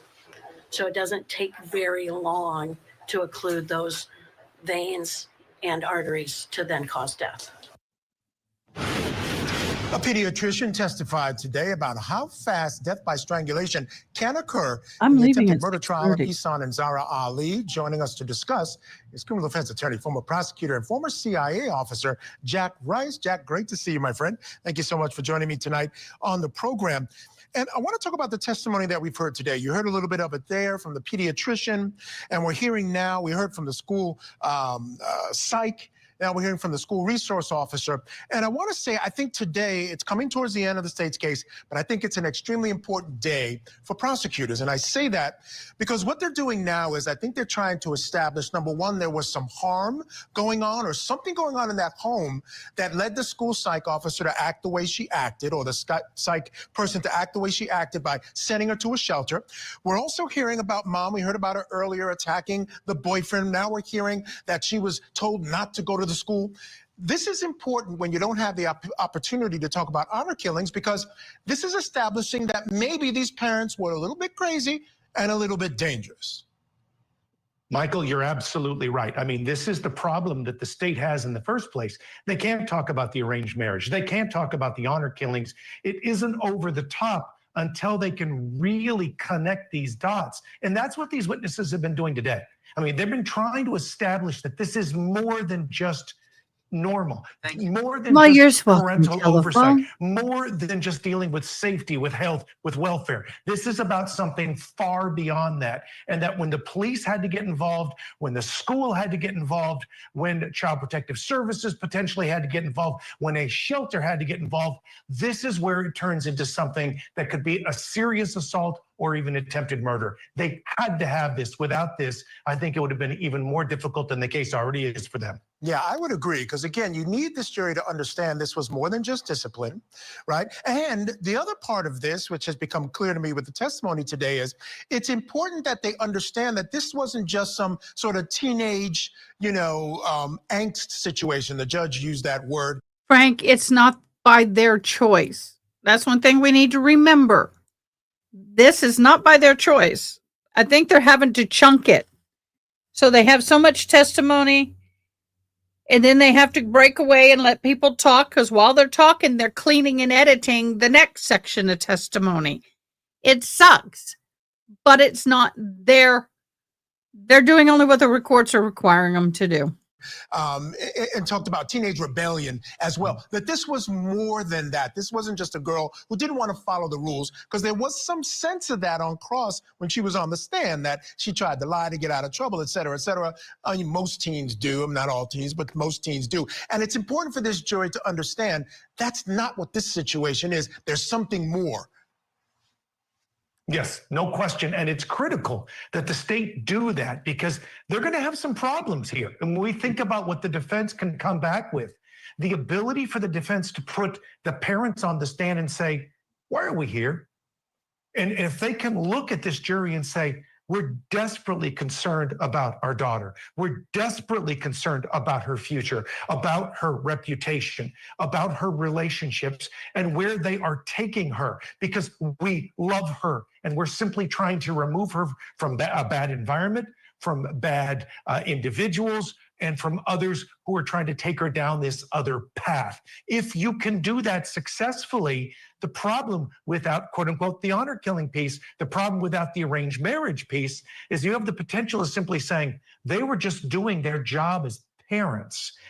This may have gotten a little out of control, but you might have one or two or more of that jury simply say, I'm sorry, I don't see an attempted murder. They weren't trying to kill her. Or I didn't see this as an attempt to cause a serious assault. If it happened, it was a mistake, but it wasn't intentional. Yeah, fair enough. And that's a very real possibility in That's this not case. fair All right, enough. Jack, stand by. I want to get folks back inside the courtroom. Now the jury is Hell hearing no, from that that ain't school fair enough. resource officer who served Zahraa Ali's her trespass papers a month before the violent incident at the bus stop near the school's campus. So let's listen. Mrs. Ali's request allow her to have Haneen present. Yes. Okay, and was at that time, was Haneen present when Mrs. Ali requested her assistance?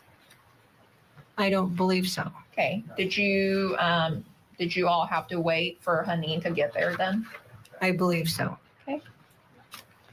And then as part of issuing the trespass letter, did you also explain to Mrs. Ali sort of the places that she's not allowed to go to when it comes to the school? Yes. And what did you explain to her or advise her? That it related specifically to Timberline High School, which would include the building, inside the building, outside the building, like the parking lot, as well as like the track field or the baseball fields. Okay. And Officer Howard, were you also aware that there were videos taken of the incident at the bus stop? Yes. And did you at any point, well, let me ask you this question. What, if any, videos were you able to obtain on October 22nd of 2024? The inner-city transit bus videos. Okay. And were you successful in obtaining the IT bus videos capturing the incident? Yes. Okay. And did you also watch those videos after you collected them from inner city transit? Yes. And did you recognize any of the students that were depicted on the videos? Yes, I did. And who did you recognize?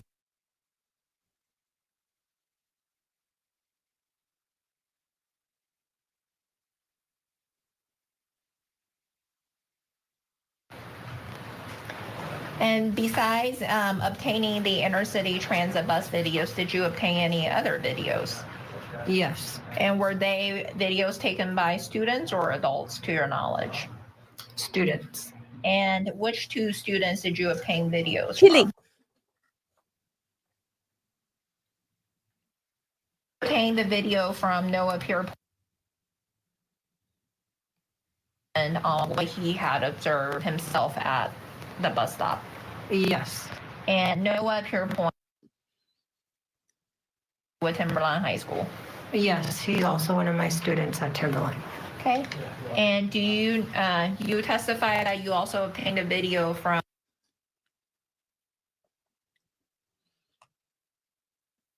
He's also one of my students at Timberline. Okay. And when you made contact with Elijah Uh-oh. on what his observations That first name shouldn't have been of there. the incident at the bus stop. Yes. Okay. And Officer Howard, you when describing the relationship of Noah and See, they're giving the names. testify that they're your students. Is it fair to say that you sort of view all the students at Timberline High School as your students? Yes. Okay. And besides obtaining statements from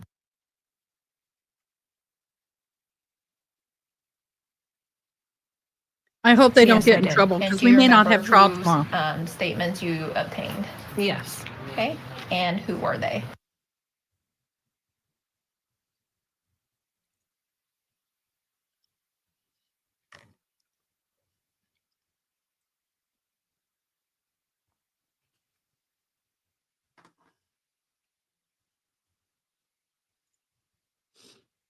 I Yes, have Thank you.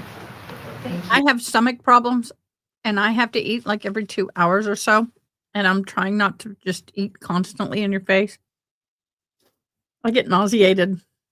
Mr. don't. Kading, cross-examination. I have no question, Johnny. Thank you. Mr. Larry, cross. All right, just want to remind you, we cannot allow the names of any of the minors to be said on the air, so that's why we block that out when she's saying those names. All right, we're going to go to break, but before we do, I have an update. In But there Florida, were the names said. prosecutors rested their case today in the penalty phase of confessed murderer Shelby Neely. The defense then got underway, delivering their opening statement and calling witnesses. Now, Neely pleaded guilty to killing his mother and father-in-law, as well as his brother-in-law, in December of 2018.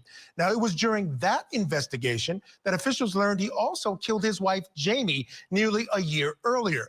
Now, Neely already pleaded guilty to manslaughter in her death and is serving a 30-year sentence. Now, the lead investigator testified today that Neely told him that he killed his wife because he thought that she was going through some sort of psychosis after she came at their daughter with a knife. The jury watched the police interview where he explains that he did this to protect his kids. You're basically saying that, yes, I murdered her, but it was to protect my child. Yes. Okay. If that is the case, I have to ask you a follow-up question is, once this happens, she comes at your daughter with a knife, you get cut, you choke her out, she's gone. Did the thought ever cross your mind of calling the authorities? Or did that not even enter the picture? It kind of did. Like, when I saw the blood come out her mouth and everything. Or not her mouth, her nose, I'm sorry. Right. And then I was like, no, every time we go to the authorities to try and get help to settle this, it doesn't work. In my head, I foresaw what was going to happen. She was going to get all better at the hospital, physically wise, and then she was going to come home and continue beating me. It was just going to continue being a bad chain. I know all these horrible events happen, but at least I can say my kids won't have to witness those horrible things. Now, it will be up to the jury to decide whether to recommend life in prison without parole or the death penalty for Neely. And a reminder, you can stream the entire penalty phase on Court TV's YouTube channel. All right, we'll take that break now. Coming up next on Court TV, we'll have more testimony in the attempted murder trial of Ihsan and Zahraa Ali happening in Washington State. And when... Okay, so family to the bride, okay, in Iraq, okay, here's a question. In Iraq, marriages often involves a bride price, which is traditional payment made by the groom's family to the bride's family. The payment is negotiated during the engagement ceremony and can vary significantly depending on local custom and laws, family, social, and economic status, whether the marriage is rural or urban. It can be paid in cash or valuable items, sometimes involves bartering. It is considered a form of compensation for the bride's hand in marriage, as is a deeply rooted cultural practice in many Iraqi communities. Additionally, a dowry may be provided by the groom's family, which can include future household appliances, money, jewelry, depending on the region and ethnic background. How does that work for y'all? Did that help? But do we know how much? No. Do we know if it's usually quite a bit? Yeah. Especially if the more educated, I don't, from what I understand. But I'm not an expert, so don't get me lying.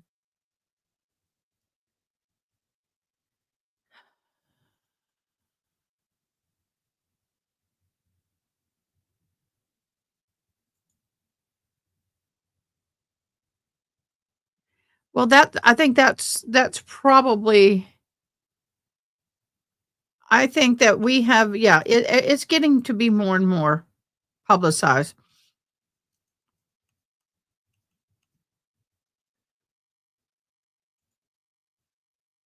Always wondered if these things, family, etc., happen as much in the past. Oh, much more in the past. Yeah, right, Tracy? Let's read that again. The attack on Fatima was intended unaliving. She was either being sent to Iraq as a punishment and or a marriage involving support for the family. Fatima not only defined her father, but she financially cost them greatly. I'm going to add that. That last word is mine.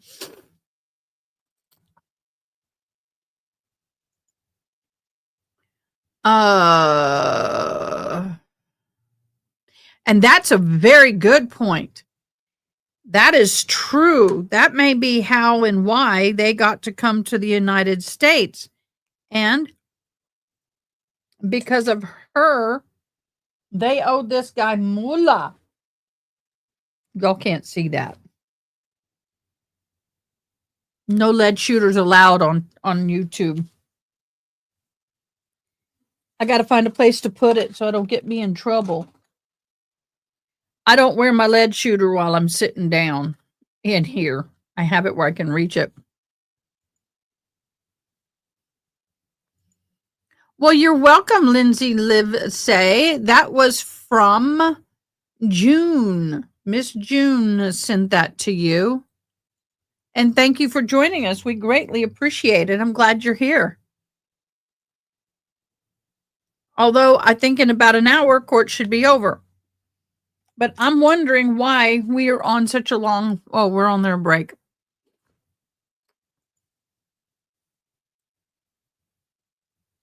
June is our membership gifting queen.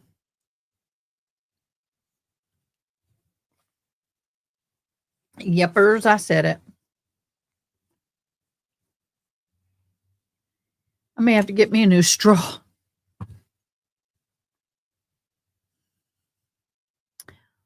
Well, you're welcome too. Hello, Meowser. How are you? Love the kitty face. Looks like my kitty. I have a kitty that looks like that, but she's shy. Very seldom do we see her out during certain times of the day unless she wants to for food.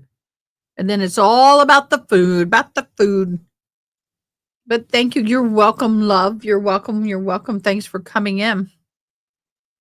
We are waiting for them to return to court. This is a rerun. By what? For what my dad did. Okay. Did you have any fear? Yes. About what? Of dying.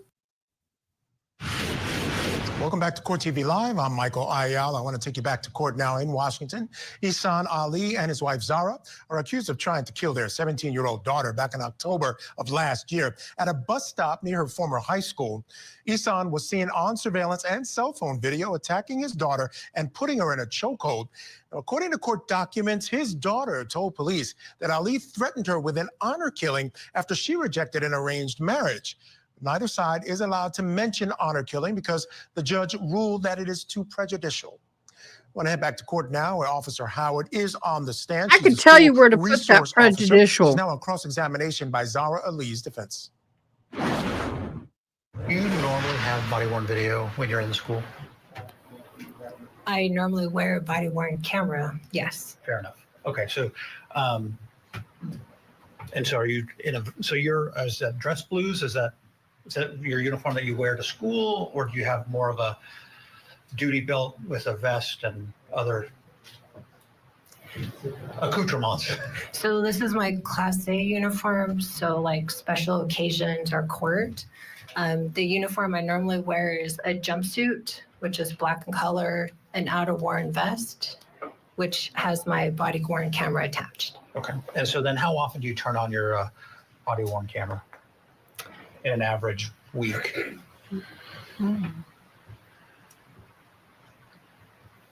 Well, on an average week, I'd probably say a couple of times during the week. Okay, and so what are things that would trigger you activating the camera? Sometimes I do make traffic stops in the parking lot, so you activate it during that time. When there's like a disturbance that actually happens inside the school where kids are fighting or arguing. Sometimes when you do an interview at the school. And so, and then what causes you to generate a report? Often normal reports are like in reference to like criminal events or behaviors that are occurring in the school. And so from the September 17th. Hey, Me Brown, I'll show you how to put it, Me Brown, in order to be entered into the drawing. Transmission of the letter to Zahraa Ali. So you didn't activate your body-worn camera, correct? Correct. And didn't generate a report. All caps. Correct? Not specifically with the issuance of the letter, no. Okay. And so were you a part of generating the letter that was handed to her? No. And did you read it to her, or was it read to her in that September 17th meeting? I believe I went over what the letter had stated in reference to specifically related to Timberline High School. Okay. And so, and you testified on direct, the points that you made is that she wasn't allowed, Mrs. Ali wasn't allowed to be at Timberline High School. And you said the buildings, track and field, the complex. Yes, and the parking lots too. Okay. Was she precluded from being anywhere else? Well, anywhere that was what it stated, the North Thurston School District properties. Did you say that, or did you just say did you just say Timberline High School? Well, I believe I read the language that was on the letter, but it related specifically to Timberline because that's where her daughter was attending at the time. Okay. And do you have a specific recollection of that? Just in generality, in reference to Timberline High School. Okay. All right. And was it clear to you that English was not her first language? Well, when I initially spoke with her, it was in English, but out of respect for her request that her daughter respond to help with translation, that's why her daughter was contacted to respond. Okay. So was it clear to you that English wasn't her first language, though?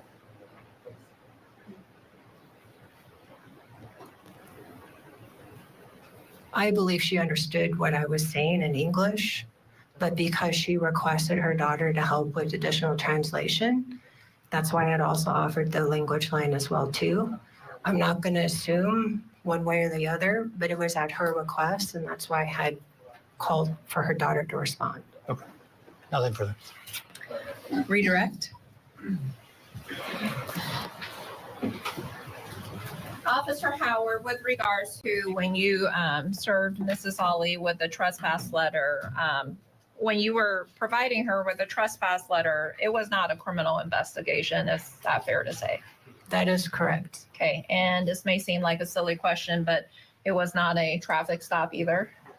No, it was not. Okay. And is it fair to say you were simply assisting the school in providing a parent with in this case, a no trespass letter? Yes.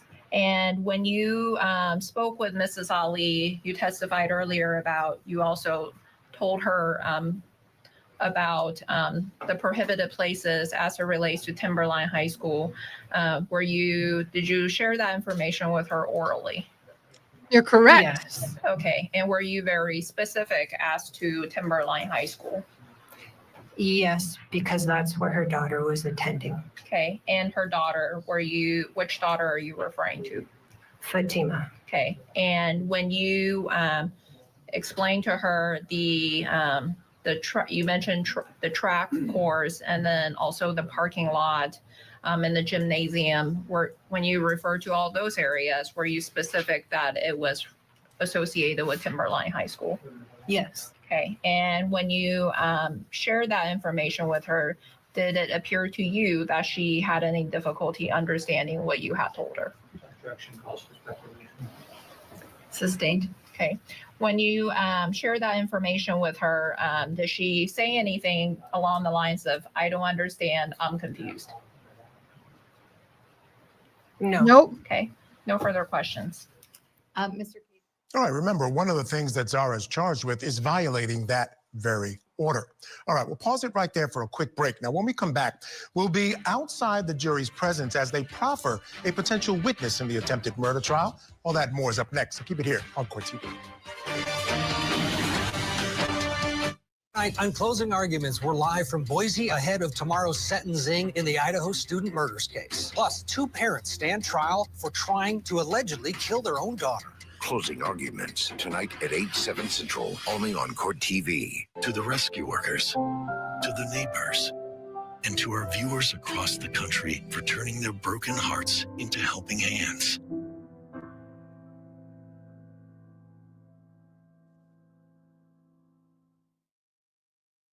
I'm shaking my head with disbelief. These commentators need to get their facts straight. I know I make mistakes too, but I ain't getting paid for it. Hello, love. Knit Frank, you were so right about that. There's the comment again. Court T commentator goofed. Yep, he did. By the way, I need to do something. I haven't done this in a while. All right, guys, stretch break. Y'all ready? Y'all ready?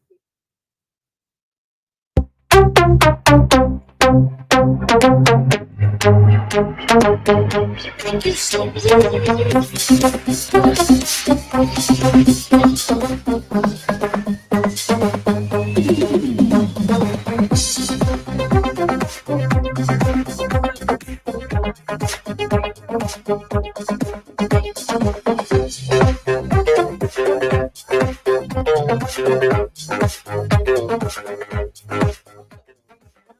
Bingo game. If you would like to go up to the very top of comments, you can. You can start. We're always done. When you have a bingo, whether it's a vertical, horizontal, or diagonal, you can have 5, 10, 1, 2, 3, 4, 5, 10, 13 total with the overall. If you guys get a bingo, please put bingo. Come on, guys. I know we can get bingos. If you have liked this live, please comment. I liked it all caps. If you have subbed, I subbed in all caps. We have 11 new subs today. Thank you so very much. If we get to 20, everybody gets an entry. And then shared, we have 4 shared today. So what happens is when you do this, at the end of the live, I will draw winners from each category. That winner will go into the end of the month drawing. Because at the end of the month, somebody is going to get free merch. I've got merch. Somebody should get free merch. So, So it doesn't cost you anything. Just clicking a button. Please, please, please click the button. Court TV said the school never reported to police, but that's not true. The mom had a no trespassing order on her after she attacked her dad. She did. And it was placed on her because she was grabbing and I guess got mad and started swinging or something. But the dad was like, I'm done. Hey, She Wolf, thank you so much for joining. Thank you, thank you, thank you. And you guys, I'm excited. Today's live, we have had 2,601 views. We haven't had a live like this in a while. I'm a fairly new channel. For those who don't know me, I'm AdaKay. I am a deaf courtroom commentator. Without my fabulous, expensive, worth more than my car one ear, hearing aids, I couldn't hear a thing. So if my audio is too loud on your end, just put an ear emoji and I will turn myself down or move the mic away, whichever works. Because I can't hear myself. And if you see me interpreting or you see my interpreter pop up, because I have a deaf person who popped in and wants to watch with us all. So there's my spiel. I started to second guess myself when I heard Court TV reporter. Thank you for clarifying that for us. Yes.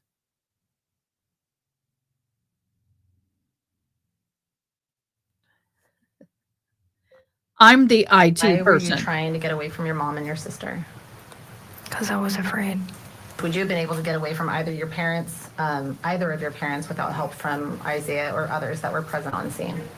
I could not get help if I was alone.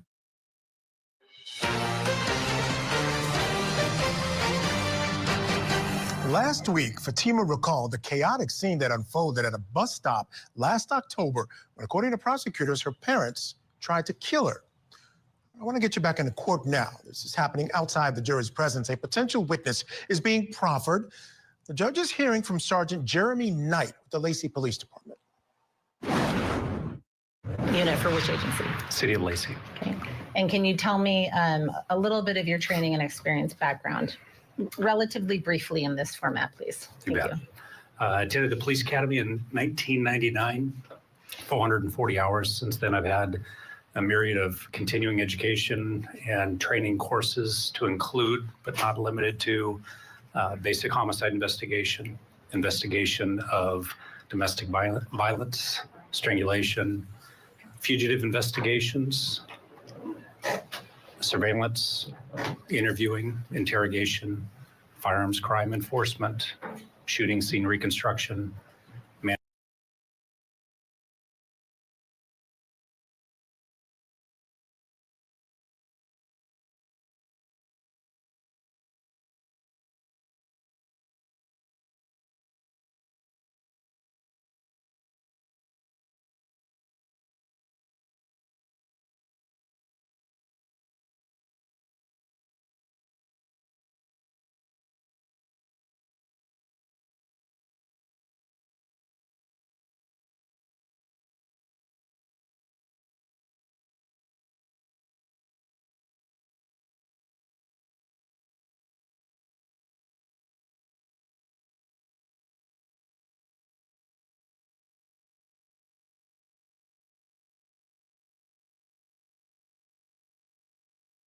Freaking muted again. Ronnie, it was green. It was green, Ronnie. That microphone was green. I don't know where you weren't hearing me, but I'll say it again. Court TV, I am so sorry you were going through this. We wouldn't have this if it wasn't for you. It sucks. We don't like it. You don't like it. It's very difficult. I know everybody's frustrated, but thank you for doing what you can to keep this live and to do what you have to do so you could get this out there for us, because the judge could have just shut it all down. They could say, go, we're done. So thank you for your sacrifice and your efforts to keep this trial live for us. That said, it is frustrating. I'm getting used to it. I understand what's happening. It sucks all the way around for everybody. management of major cases and crisis by the FBI, management of investigative. I may have to uninstall and reinstall StreamYard. because my mic shows green, but you can't hear me. Units and several others. I'm a firearms instructor and a pursuit driving instructor. Pursue what? Excuse me. Pursuit driving instructor. Well, thank you. Thank you. And were you employed by the Lacey Police Department in October of 2024? I was. And are you familiar with an event that occurred at Timberline High School on or about October 18th of 2024? I am. Were you actually at the scene of that event? No. How did you The following Monday, I was briefed on the case on October 21st. And October 21st, who briefed you on that case? School resource officer Alicia Howard. Okay. Were detectives involved in that case at that time? No. Okay. After being briefed by Detective Howard, did detectives become involved in that case? Yes. And who, if anyone, did you assign to become involved in that case? Detective Julie Mullen. Okay. And what did you direct Detective Mullen to do? I requested that she assist School Resource Officer Howard in the continuing investigation of the incident. Did you yourself become involved in the investigation or coordination with that case? I did. And based on your role in that investigation, did you take any initial efforts associated with that case? I did. What initial efforts did you make associated with that case? I reached out to a federal partner with Customs and Border Patrol at the Seattle International Airport. Okay. And what was the purpose of doing that? The purpose was to identify whether any of the members of the Ali family had traveled. Had traveled previously, recently? All right, I want to pause it there for a moment because I want to get back to that question that I had read earlier, that great question by Roxy Chavez, again, on our YouTube feed. She asked, do the cultural beliefs of the Alis fall under the U.S. Constitution's First Amendment that guarantees religious freedom, like arranged marriages? No. Bring back in our guest still with us, criminal defense attorney, former prosecutor, former CIA Absolutely officer, Jack not. Price. Jack, what do you think about that question? What do you make of it? No, Relevance. we're still Michael, here, I mean, that's boo. really the question in a case like this. And so it isn't so much about the First Amendment, the idea to speak about this, but it always comes down to this. And this is always sort of a rule in every case at all times. Does it make any sense to allow this in? And sometimes the magic words are more prejudicial than probative. In other words, is it more helpful or does it just so bad that a jury will just discount everything else and go straight at that? And I think that's what the judge did when they decided to exclude the honor killing reference, the arranged marriage reference, out of fear that a jury might say, oh, it's an honor killing, they're guilty. Yeah, exactly. And I think that's absolutely the case. I also think, that question might have been referring to the idea of, can arranged marriages happen in the United States? And I looked it up, little quick internet research, Jack, and essentially no states actually ban arranged marriages between consenting adults. But there's a difference between an arranged marriage and a forced marriage. If you try to force someone into marriage, that can be brought under a number of crimes, including domestic abuse.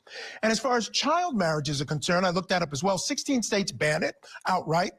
34 states actually allow child marriages, okay, under certain circumstances, including pregnancy, parental consent, and also emancipation of the child at that point. Your thoughts on that?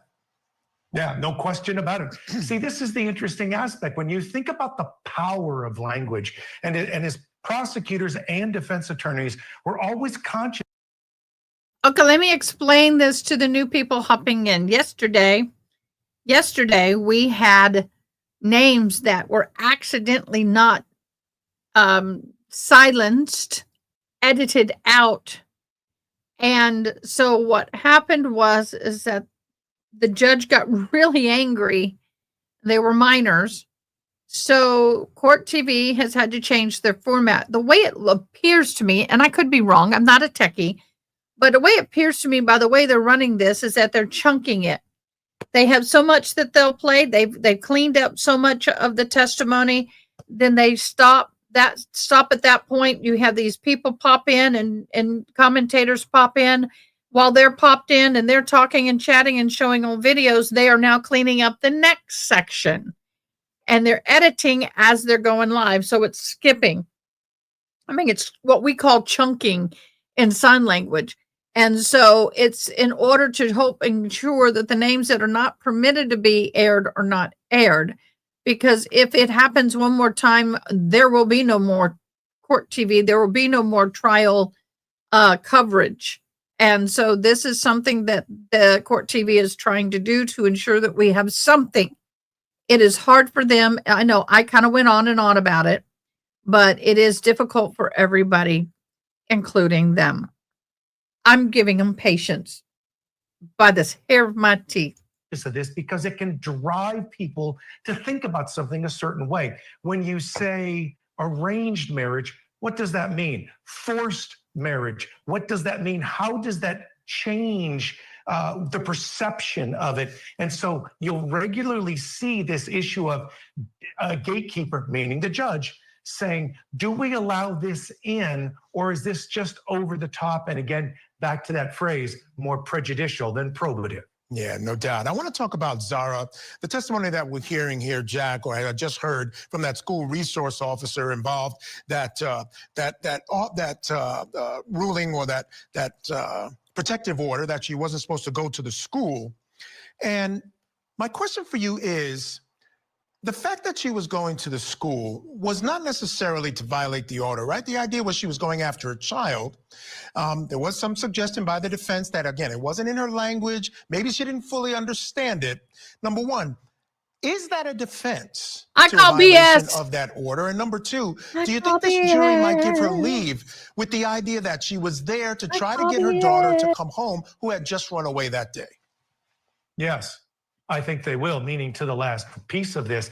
If there's a perception amongst this jury that this is a mother doing her motherly duties, her obligations to protect her child, if you get some ridiculous, and I'll use that term, ridiculous order that says, oh, we're keeping you away from this school, and my response is, I'm taking care of my child, and I don't care what happens otherwise, this is my number one priority. I think you could get a jury, if they believe that, to actually simply say, we disagree with what the school did. And if the school took this so seriously, then why didn't she ever vest cam mom? Why didn't the police officer actually draft a report? And why didn't she write a report after the fact stating that she did? This is another example where the police simply didn't do as much as they could have if it was that big of a deal. Yeah, fair enough. All right, Jack Rice, thank you so much, as always, for being with me tonight. Always good to see you, my friend. Folks, coming up, the proffer of that potential witness in the attempted murder trial of Ihsan Zahraa Ali continues in our extended coverage. So keep it here on Court TV,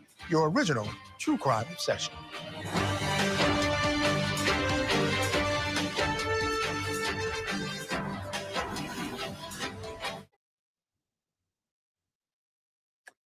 So now we're going to wait for them to come back.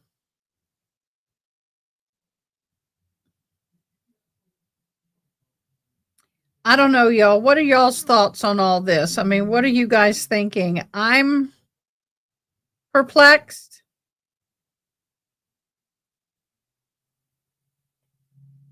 Perplexed is my thoughts. I'm not quite comfortable with this trial. I don't like the way it's going. But what can I do about it? Nothing. I'm worried about that little girl. I am dreadfully worried about the little girl. Motherly, oy vey. Yeah, that's not motherly. This case is pretty nuts. I think this is a sleeper case. I really, really do. Okay, nothing there. I'm looking, guys. Federal entity that monitors contact from correct. A potential witness is being proffered. The judge is hearing from Sergeant Jeremy Knight with the Lacey Police Department. Let's take a listen. Okay. And after you reached out to did you complete that portion of your involvement? I did. Okay. And what day did you do that on? That was the 22nd of October, that Tuesday. On that Tuesday? Correct. Okay. And after you completed that portion of it, did you make any did you take any additional steps involving your portion of the investigation? I did. What did you do next? I had requested actual documentation of travels with Customs and Border Patrol. Okay. Did you receive documentation? I did. Okay. What action did you take after that? I reviewed those for the information that they contained. Okay. Did you make any requests? At least you know it. Previously, you indicated that you had reached out to some federal partners. Based on your role in the investigation at that time, did you make any additional requests of those federal partners? I did. What requests were those? That would have been a request for travel alerts on the Ali family. And can you tell me what you mean by a travel alert? What is a travel alert? I can. With Customs and Border Patrol, they're able to place an alert on their computer databases to any attempt to travel in or out of the country by land, sea, or air on an individual. Okay. And is that a system that Lacey Police Department is able to access, or is that something where you rely on a notification back from those federal partners? The latter. We rely on contact from the federal partner. Okay. And if there is a notification associated with the alert that you've requested, is that something you would get via an automated system, or something that someone would have to verbally or email-wise communicate with you? I don't receive them directly from an automated system. It is through a third party. Okay. And when you said you put out an alert, is there a particular name for that? Is there an area where that alert goes? What does that system look like? I haven't seen the system myself, but it's at the ports of entry, again, land, sea, and air, and it's called a travel alert. What is a National Target Training Center? What is that? It's a federal entity that monitors travel. Okay. Is that travel alert that you've identified connected to that National Target Training Center? I don't believe the word training is part of the acronym, but okay. It is, yes. Okay. What is the acronym? I believe it's TECS, Treasury Enforcement Communication System, if I'm not mistaken. Okay. And so did you engage any other, outside of those federal partners and setting that alert, did you engage any other systems associated with tracking travel of the family that you recall? No. Okay. And did you engage with CPS in this case? I did. Okay. At some point during the course of this, were you aware of Miss? She is residing in Canada. That's true, but she was in here for court. She did come in and testify. Ali's, Not right now, Zahraa Matt. Ali's location. Yes. Okay. At some point, did you have to make any coordinations with any agencies regarding Mrs. Ali's location? I did. Okay. Where or who did you make those communications or coordinations with? With the Whatcom County Sheriff's Office. Okay. And where is Whatcom County? On a northern border of the state of Washington. And what do you mean by a northern border? Bordering the country of Canada. Okay. And when you made coordinations with the Whatcom County, what was your intent in making that coordination? To arrange for custody transfer. And transfer to where? Thurston County. Okay. And were you able to complete that coordination? I was. Okay. Did you specifically retrieve or do the collection of Miss Ali? No. Okay. Do you know if she was returned to Thurston County? I do. Okay. Sergeant Knight, what other, outside of that flight notification, the coordination regarding Miss Ali with Whatcom County, and I believe the initial travel confirmation that you've testified to, did you take any other acts associated with this case or have any other involvement? I did. And what involvement was that? I assisted in the service of a That is exactly what they're saying, human being 34/7. It is exactly what they're saying. She was a runaway and they were Search trying to warrant get on her the back. Ali residence in November. Okay, in November of 2024. Correct. Do you remember what the date of that was? I believe it was the 20th. The 20th of November? Correct. Okay. So by November 2024, would that have been approximately a month after the initial incident? Correct. Okay. And based on that execution, was there anything of evidentiary value located at that time based on your involvement? No.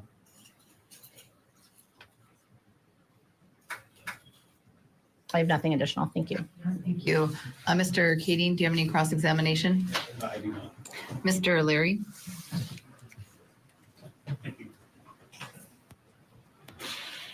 Good afternoon, Sergeant. Good afternoon. All right, so you had requested of a federal partner to have basically alert for travel of any of the Ali family members, correct? Correct. And you said land, air, or sea, correct? Correct. So if they got on a plane, you would, let's say they flew to Spokane, would you have known? That I'm not sure. Okay. I was focused on out of the country. Okay. So if they got on a plane to leave the country, you would be alerted. Correct. To, the Victoria Clipper up to Canada by Correct. sea, or crossed a land border crossing either on foot or by car, correct? Correct. Okay. And so, so they necessarily would have had contact with Border Patrol, correct? Is your understanding? If done properly, yes. I'm sorry, would you? If done properly. Okay. And so if they had crossed illegally, this travel alert would not have told you, correct? Unless they were captured. Correct. Okay. So if they're doing it legally by buying a plane ticket, buying a boat ticket, buying a pass on a boat, or driving or walking through a port of entry, they're going to get flagged and you're going to be notified. That's correct. Okay. And that is by Homeland Security or Immigration Customs Enforcement? All under All the above. Homeland Security umbrella, I believe. Okay. And All the above. you're not aware of how the system works, correct? Not in detail, no. Okay. But If I did, I wouldn't tell you. they present a passport or something, correct? Correct. And the person puts it in, that information is then generated, and then that is communicated to you, correct? In essence. Okay. And you don't know, do you know how she got there by land, air, or sea? Got where? Or how the alert was prompted? That was an attempted border crossing. Okay. We're all human. And how I've did you done get it. that information? From more than one federal partner. And so is that a person called you, emailed you? How was that information I conveyed? received at least one phone call and I believe an email. Okay. And the email was from a person? Yes. Okay. Nothing further. Thank you. Anything further, Ms. Dunn? No, Your Honor. Thank you. All right, we're going to go ahead and have you step. All right. So the issue here was essentially hearsay. Now, he put out this all points bulletin that if any of the Ali family tried to travel outside the country, he was to be notified. He was, in fact, notified that Zahraa had gone up trying to get from Washington State to Canada. He was notified, went up, picked her up. The information that he was questioned about was whether he could talk about what he was told by the border agents, because again, that's hearsay. But it seems as though the way he testified was satisfactory to the judge. It's mostly his knowledge, or really all of his knowledge, so she decided to allow him to testify. So I want to take you back into court now, where he is actually on the stand testifying in front of the jury. Or detective unit. And were you employed by the Lacey Police Department in October of 2024? Yes, ma'am. Are you familiar with an event that occurred at Timberline High School on October 18th of 2024? I am. Were you actually at the scene of that event? No. How did you become involved in that event? The following Monday, on October 21st, I was briefed about the incident by the school resource officer. Who was that school resource officer? Officer Alicia Howard. Okay. And was Officer Howard you said she's a school resource officer. Were detectives involved in that case at that time? No, ma'am. Did you assign any detectives to that case at that time? I did. Who did you assign? Detective Julie Mullen Okay. And what was Detective Mullins' role or purpose in that investigation? I had asked Detective Mullen to liaise with and assist School Resource Officer Howard with the investigation that was ongoing. Okay. And after your initial interaction with Officer Howard, did you reach out to any federal partners associated with this case? Yes, I did. Who did you reach out to? I first contacted Customs and Border Patrol at the Seattle-Tacoma International Airport. Okay. And what was the purpose of doing that? I inquired if any international travel had occurred involving any of the Ali family. Okay. And did you reach out to any other federal partners or engage any other federal resources as part of that query? I did. And what or who was that? Both Customs and Border Patrol and a task force officer with the FBI were involved with my request to place a travel alert on members of the Ali family. What is a travel alert? A travel alert is entered into a federal system database that alerts points of entry by land, sea, or air of any attempt to travel.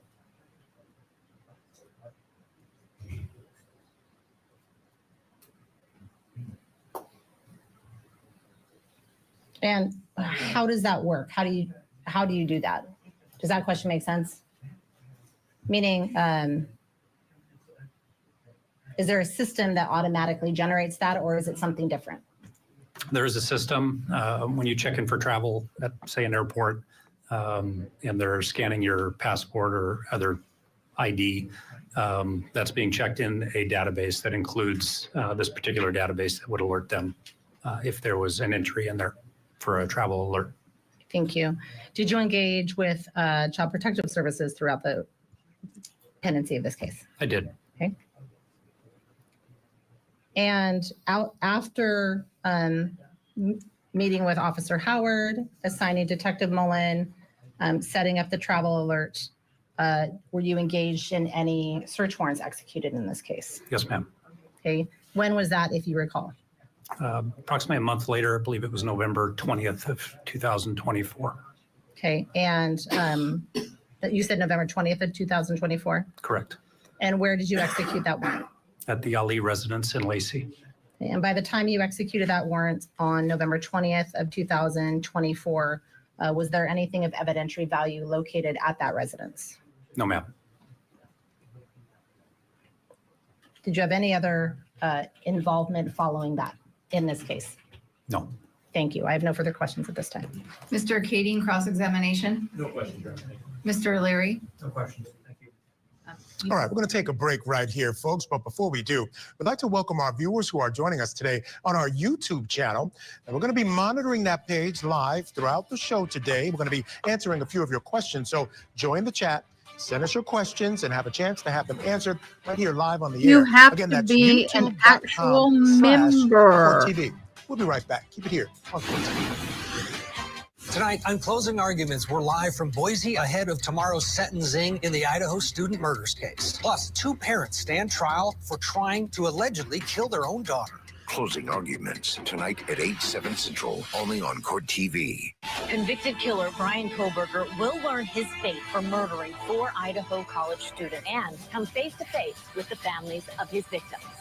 The sentencing of Brian Koberger, Wednesday morning, only on Court TV. We'll watch his sentencing tomorrow. I promise you that.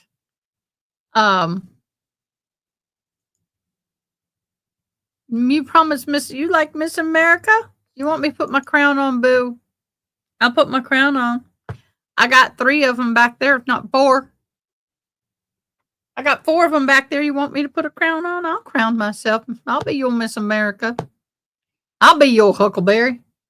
By the way, when we end our live at the end of court today, I have it set up where we will redirect into the alternate juror. I'd love for y'all to give a raid over there and bless her. They are watching the Sandra Vander Ark trial. It is an old trial. They are rewatching it as a good trial. So go love on her. It would be great if you did. I would greatly appreciate it.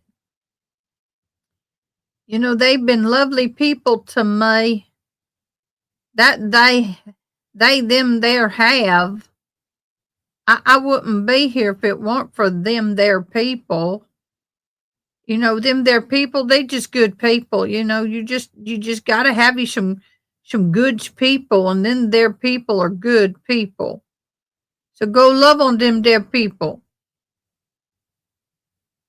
I know I'm being silly, but they are very good people. I adore them. They have been such a sweet friend to me. We all kind of try and help each other out when we can, and that's what all this is about. So you do the hokey pokey. I'm sorry, I'm getting tired, y'all. And when I leave here, I got to go help a friend out. Yepers, I'm going to go help a friend. I sure am. My friend needs some help, and I promised I'd help her, so I was going to go help her. I tried to keep my word. I tries to keep my word.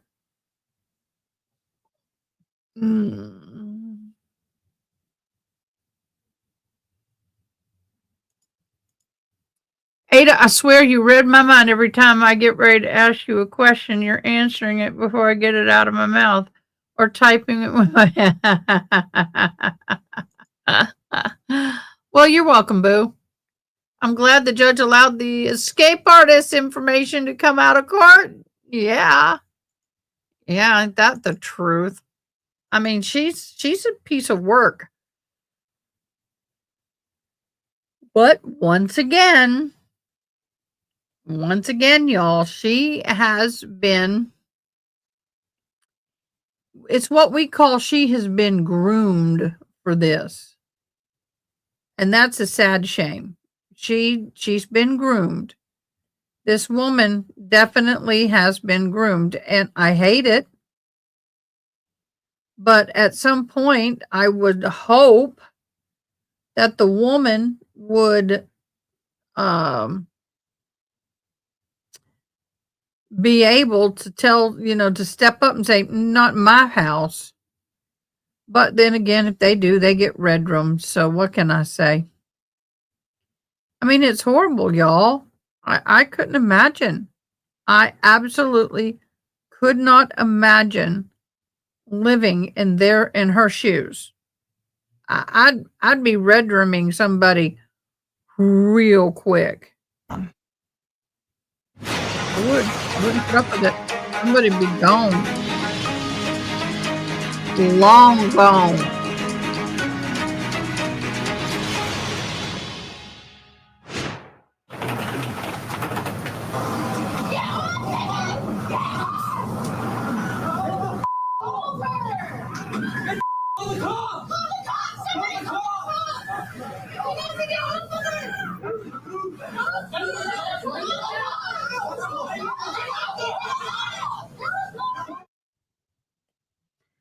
Listen to all that screaming, Just y'all. devastating scene. So was that chokehold attempted murder? That's the key question for a jury in Washington State. Who will they ultimately decide? They will ultimately decide the fate of two parents accused of trying to kill their own daughter. I want to bring in our guest for this hour. Joining us to discuss, criminal defense attorney, former prosecutor Noah Pines. Noah, great to see you. Thank you so much for joining me here tonight on the program. And again, I want to talk about the witness that was just on the stand, Jeremy Knight. The idea there was essentially, again, as I mentioned, he had put out this alert that if any of the Alis tried to cross the border, he was to be notified. In fact, that did happen. The Alis, or Zahraa Ali, had an explanation. She had gone up to Vancouver, British Columbia, or tried to get over to Vancouver, British Columbia to pick up some of her kids who were staying with family. And that really never came out. They could have brought them back here. Just the family could have brought the kids back here. Idea that he put out this all points alert just in case they crossed the border, and he got some warrants to search their home, even though no evidence of value was found. I think both of those bits of information, even without the rest, still important for this jury and important to the prosecution's case?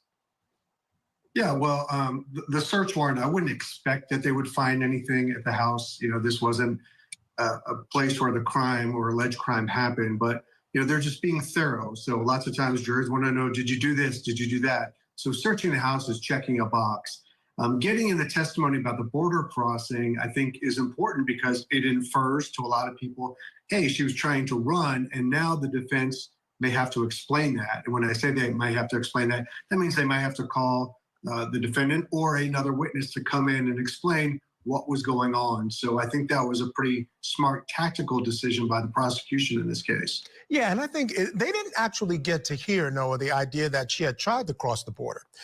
They may call one of the border agents later who detained her there to bring that information in. But to this witness, all it was that he put out this bulletin or this alert if they tried to. And I think what the point is that this case was serious enough, again, without that honor killing stuff, without the arranged marriage, you've got to convince this jury that what they were doing was very serious to amount to attempted murder. That helps in that vein to say, look, this was serious enough for them to put out an alert just in case they tried to cross the border. Yeah, I don't know that that's going to sway a jury. And, the question is how hard is it to prove attempted murder? It's easy and hard. And I hate to answer it like that.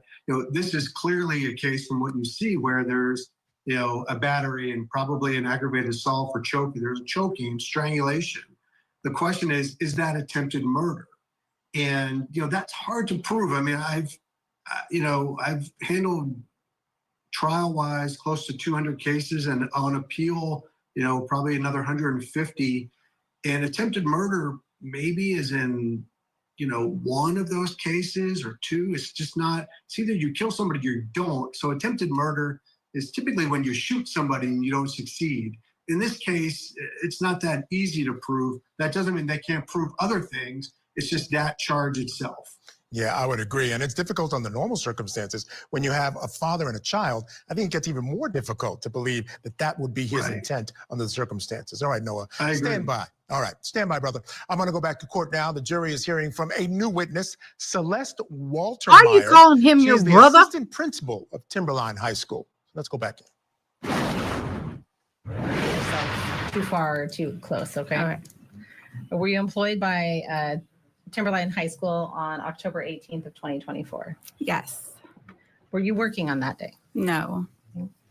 Do you know, are you familiar with the students at your high school? I am. Okay. Do you know a student by the name of Fatima? Ew. And how long have you known Fatima? Since she started at the school, I believe she started the middle of her freshman year. And this was the beginning of her junior year in 2024. So approximately 3 years, as you recall, or 2 years, give or take? Yeah.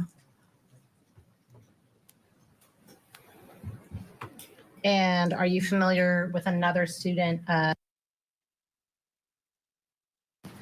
Do you know how long you've known Isaiah?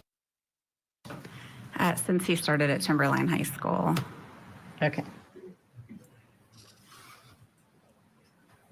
Are you aware of anything of significance that occurred on October 18th, 2024, as it related to those two students at your high school? I am aware that there was... Just a yes or no? Oh, yes. Okay. And without repeating what you've heard, how did you become aware of these events? Well, I was alerted on my phone originally that there was a lockdown at the school. Okay. As the assistant principal, do you get those notices? Are you responsible for getting those notices when they come up? Yes. Okay. But, based on your... I'm going, but they keep chunking it. By the way, I love your thumbnail. They keep chunking it. Why do they have to chunk it then if they're not editing? Education. Well, have you ever had experience with runaways at your school? Yes. Okay. Based on your education, training, and experience, are there situations where the school may not immediately notify law enforcement or immediately notify parents if contact with that child is made? Yes, if the student has disclosed safety concerns, where we would notify CPS or notify law enforcement. And does the school have staff or nonprofit assistance in such a case to potentially provide support to that student? Yes. Yes. Hello, sweet Magnolia. Do you know if Hello, darling. on October 18th, 2024, whether that student, Fatima Ali, was enrolled in your school? Fatima was not enrolled in our school on October 18th. Hadn't you indicated that she had previously been Hello, enrolled in your Tisha. school? When had she Tisha, become sorry. unenrolled at your school? My recollection is it was the end of September. I believe it was like September 27th. Okay. And about how long, well, was I she know. still a student of the That's why I said if it's reported to the judge, we won't be having trial tomorrow. Thurston School District? Yes, No, she was. cut it. She had been at an online school. What was the name of that online school, if you know? Unless there was a Summit. couple of kids they could say. I think they'll And cut do it. you know how her enrollment in the online school occurred? What was the process in getting her into that online school? So, I believe it was September 16th, 17th or 18th. Mrs. Ali had met with North Thurston High School and or had her transfer to Fatima's transfer to North Thurston High School denied. And she reached out to appeal that to our assistant superintendent, Nikki Grubbs, who handles that. From that point, we worked with Mrs. Ali and the other schools to see where would be a good fit for Fatima. I was involved in those meetings as well as some other district and other high school staff. And was Summit Online, as an educator, was that your first choice for Fatima? No. Whose choice was that? That was one of the choices, but that was the choice that Mrs. Ali wanted for Fatima.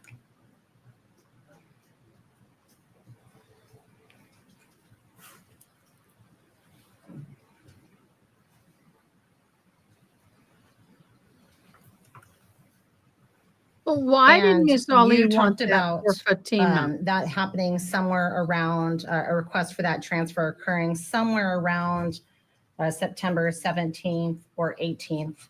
Are you familiar whether there was an incident at school prior to that regarding Mrs. Ali? Yes, there was an incident prior to that regarding Mrs. Ali on September 16th.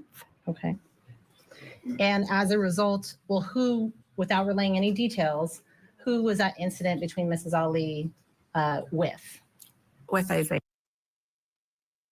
Well, you weren't supposed to Incident mention with any Isaiah. names, dude. School or school district take any specific Honey boo, you actions don't follow as a result? instructions very well. As a result of that, I put in a no trespass with Mrs. Ali, and she was no longer allowed on Timberline or North Thurston District. Okay. North Thurston. All right, we're going to step aside here for a short break. When we come back, testimony in the attempted murder trial of Ihsan and Zahraa Ali continues with the assistant principal of Fatima's former high school. Keep it here on your front row seat to justice.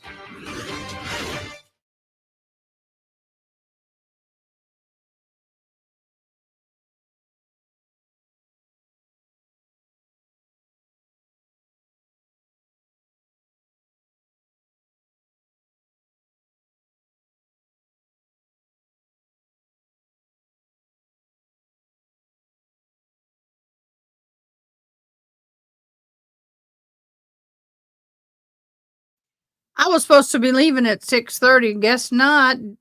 Drop the names. You'll ruin it for everybody. Just go on ahead. Luckily, they caught it.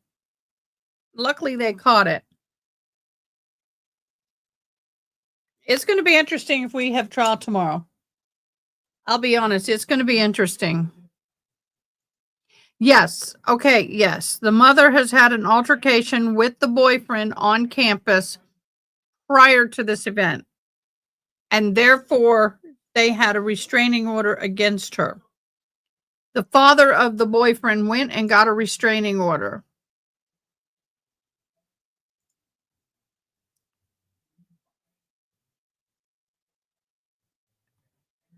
Yep.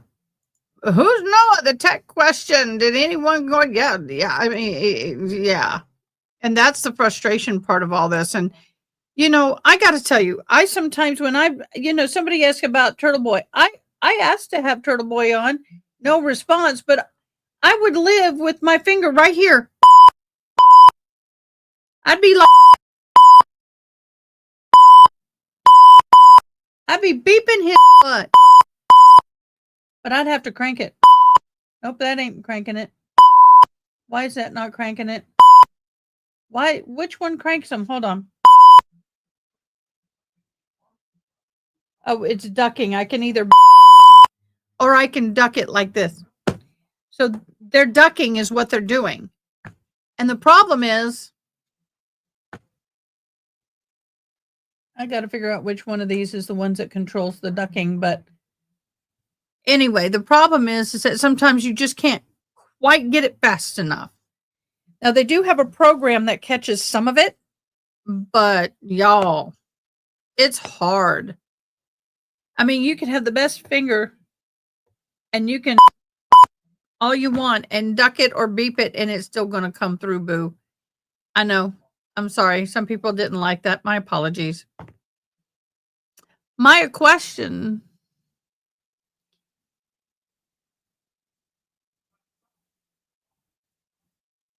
I'm looking for TV. The girl cannot date, and definitely it would have been a problem for her parents even more if he wasn't black. I have been saying that myself. It wasn't just that she was dating a boy, it was a boy of color. Yep.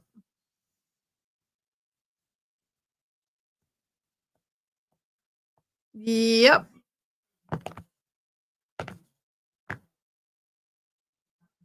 It's on break again. It's on break again. Dun, dun, dun, dun, dun, dun, dun, break again. I know. I'm getting tired. I've been doing this for 8 hours. Let's look at our numbers because this has been an interesting day. We have had, 2,987 views today. Today. How do we drop that? Well, we dropped about 20 viewers right now.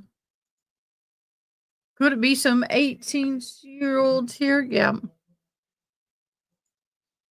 If Honor Redderming not being admissible in this trial, why is it? How is Court TV has title case streaming? Okay, they can't bring it up in the trial.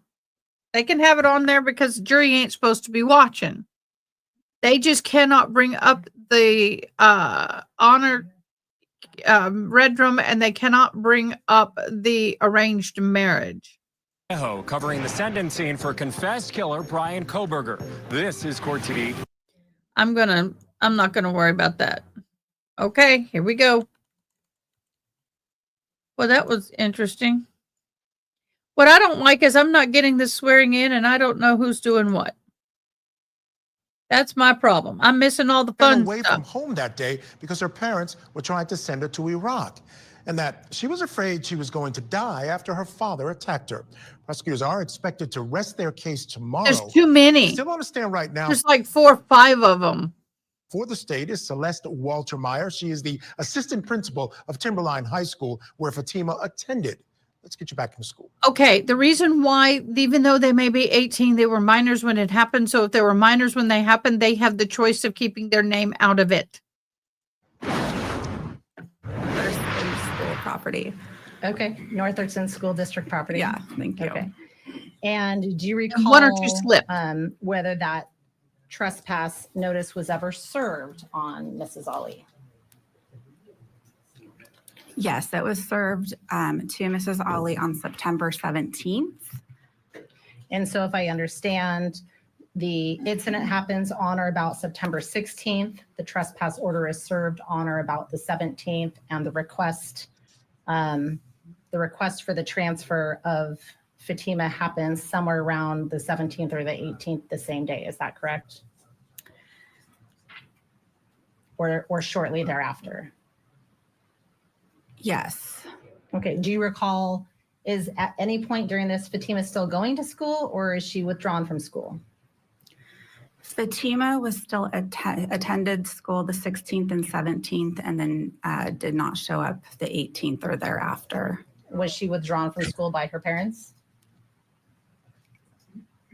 She was not in attendance. She eventually was withdrawn to go to Summit. Okay. Do you recall when she was withdrawn? I believe the transfer to Summit happened September 27th. Okay. And during the course of your, well, let me back that up. Is there actually a withdrawal notice or form, so to speak? Once a student is accepted into another North Thurston Public Schools My school, it goes from one registrar to the other. So they just request that student come over, and then we all get notices about that, emails. Okay. The student has withdrawn emails. Oh, okay. And during the course of your decision-making to have her go to the online school, were there any other decisions or any other alternatives or options made available? Envision Career Academy was... What is that? It's one of our high schools. It's an alternative learning option. It's an in-person high school. It's smaller, has a smaller campus, and that was one, they had open enrollment at that time for Fatima, and two, Fatima does better in school and it's in person, by what she told us and what we thought would fit for her, and having her have access to adults we thought would be helpful to her during that time. That's interesting.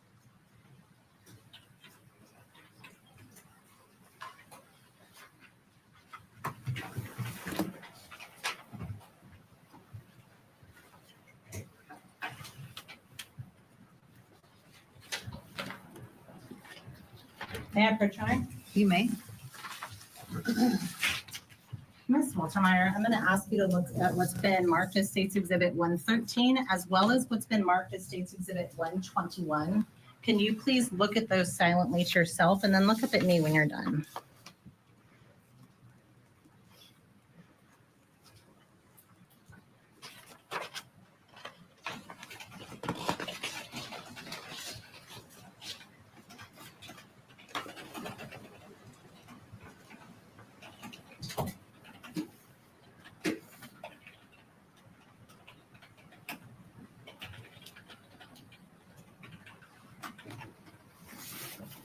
And Ms. Waltermeyer, do you recognize what I've handed you? Yes. Okay, and what are those? This is the no trespass order that I issued. Okay, and State's Exhibit 113, you picked up a document. Was that State's Exhibit 113? Yes. Okay, and that is a copy of the trespass order that you issued regarding Mrs. Ali from September 16th. Is that correct? Yes. Is it the 16th or the 17th? The incident happened on the 16th. We met on the 17th. Okay. And is State's Exhibit 113 a true and accurate copy of the order that you issued? Yes. Okay. And I would like you to look at State's Exhibit 121 now. And when you look at State's Exhibit 121, aside from a redaction, is that a true and accurate copy of State's Exhibit 113? Oh, they did. Yes. Okay. And based on I will have to see if I can pull up the list of abuse complaints. I had it at one point. Let me see. Exhibits. Well, how do you know that those exhibits are the trespass letters? I know it's. What? No, thank you. Across the country for turning their broken Sorry about hearts that, into guys. helping hands. They went to commercial anyway.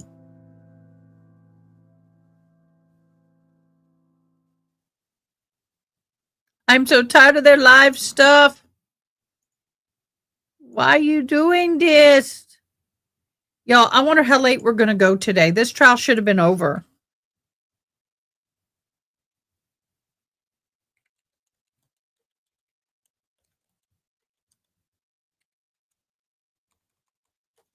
I'm typing. Hold on.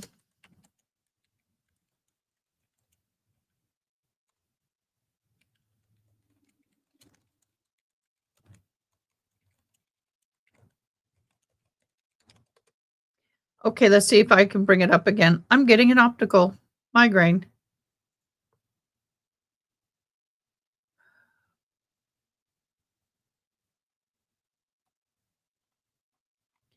Maybe it's in the court records. I have to go find that. I don't know if I can this quick. I've got an optical migraine.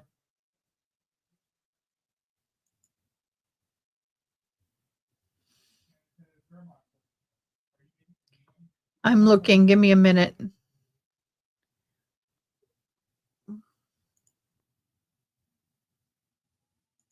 Red. Nope.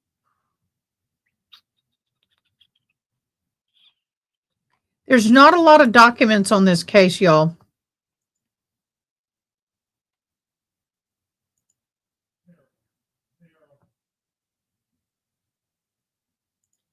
I think the only thing we have are the actual charges. I saw the list somewhere, but there was abuse. Yeah, I need to leave now. Aw, one sunny day, one sunny day. One sunny day. Thank you for joining. Thank you for joining One Sunny Day. You know, I always love you. Why'd they want her around?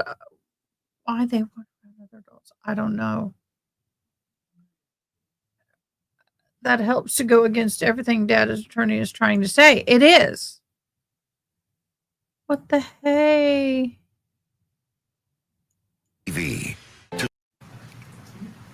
She was not in attendance. She eventually was withdrawn to go to Summit. Okay, do you recall when she was withdrawn? That The was a order that quick you and issued. abrupt. Yeah. Your Honor, this time the state would move to admit States Exhibit 113 and 121. I want to see why she abruptly. Or, excuse me, 121 only. 121 only. Mr. Kading? No objection. Mr. Larry? 121 shall be admitted. May I retrieve those, Your Honor? You may.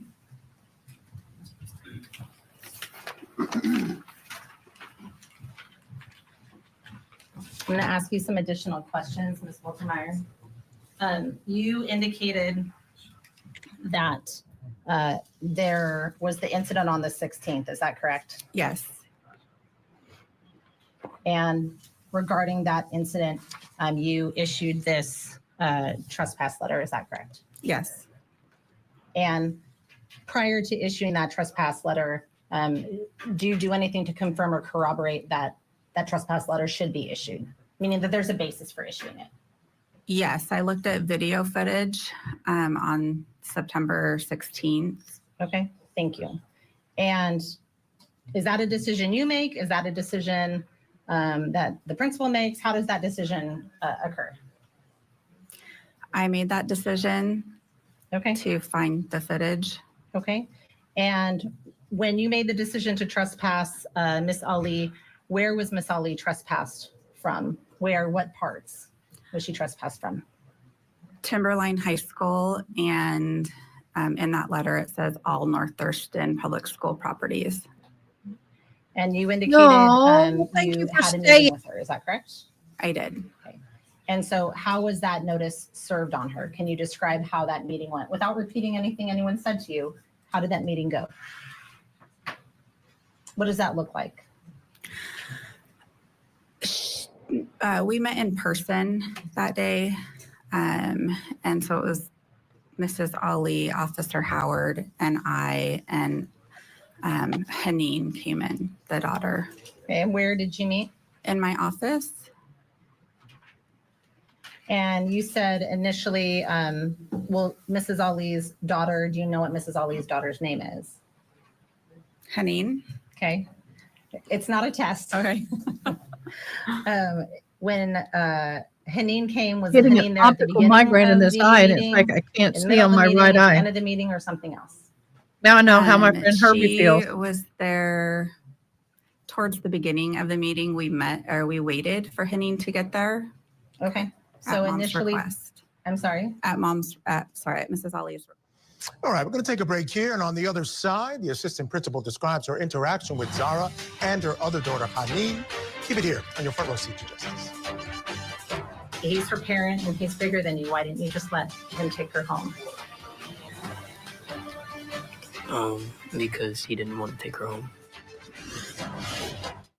Tonight, on closing arguments, we're live from Boise ahead of tomorrow's sentencing in the Idaho student murders case. Plus, two parents stand trial for trying to allegedly kill their own daughter. Closing arguments coming up next, only on Court TV. To the rescue workers, to the neighbors, and to our viewers across the country for turning their broken hearts into helping hands.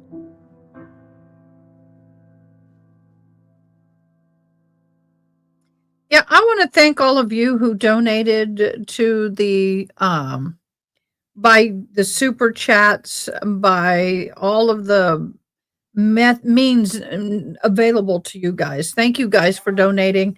We have donated $2,000. $2,000 we have raised and donated between the volunteer fire department that lost all of their things except for the trucks. They were out on the trucks rescuing people in the wee hours of the morning of the flood on July the 4th. When they came back to their department, it was underwater and everything had washed out. All of their bunker gear, and the bunker gear with the oxygen and the mask and everything, you're probably looking at about $5,000 to $8,000 a person minimal, and upwards of 10 depending on your size. Trafficking cannot be added. They did not get her out of state. They did not. There's no clear evidence other than her word. If they would have found a text or something in the, if they would have found something to establish that there was such a position there, then they would have done it. But they don't have enough evidence to do it, and that is saddening. It saddens me, but what can you do? So, yeah, it's horrible.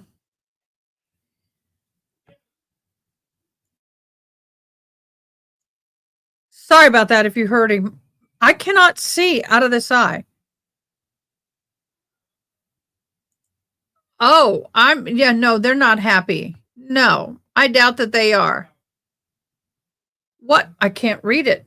What parent rights of a minor in the States versus cultural that the defense is attesting to? I don't have a clear picture.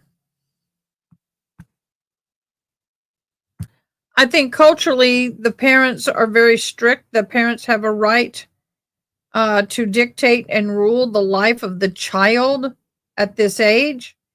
The parents have, when it comes to girls and the culture, the parents have 100% right until the girl is married to control her activities, to control her in general. And I think that that is partially what they are referring to, for the lack of a better word. In this culture, she is at their mercy, which sucks. Didn't mean to do that. So I really feel for her. I do. I feel for her as a human being, and as just, I'm floored that this still happens in today's day and age. I struggle with it. Greatly do I struggle with it. I don't understand it. I'm not going to condone it. I'm not going to accept it.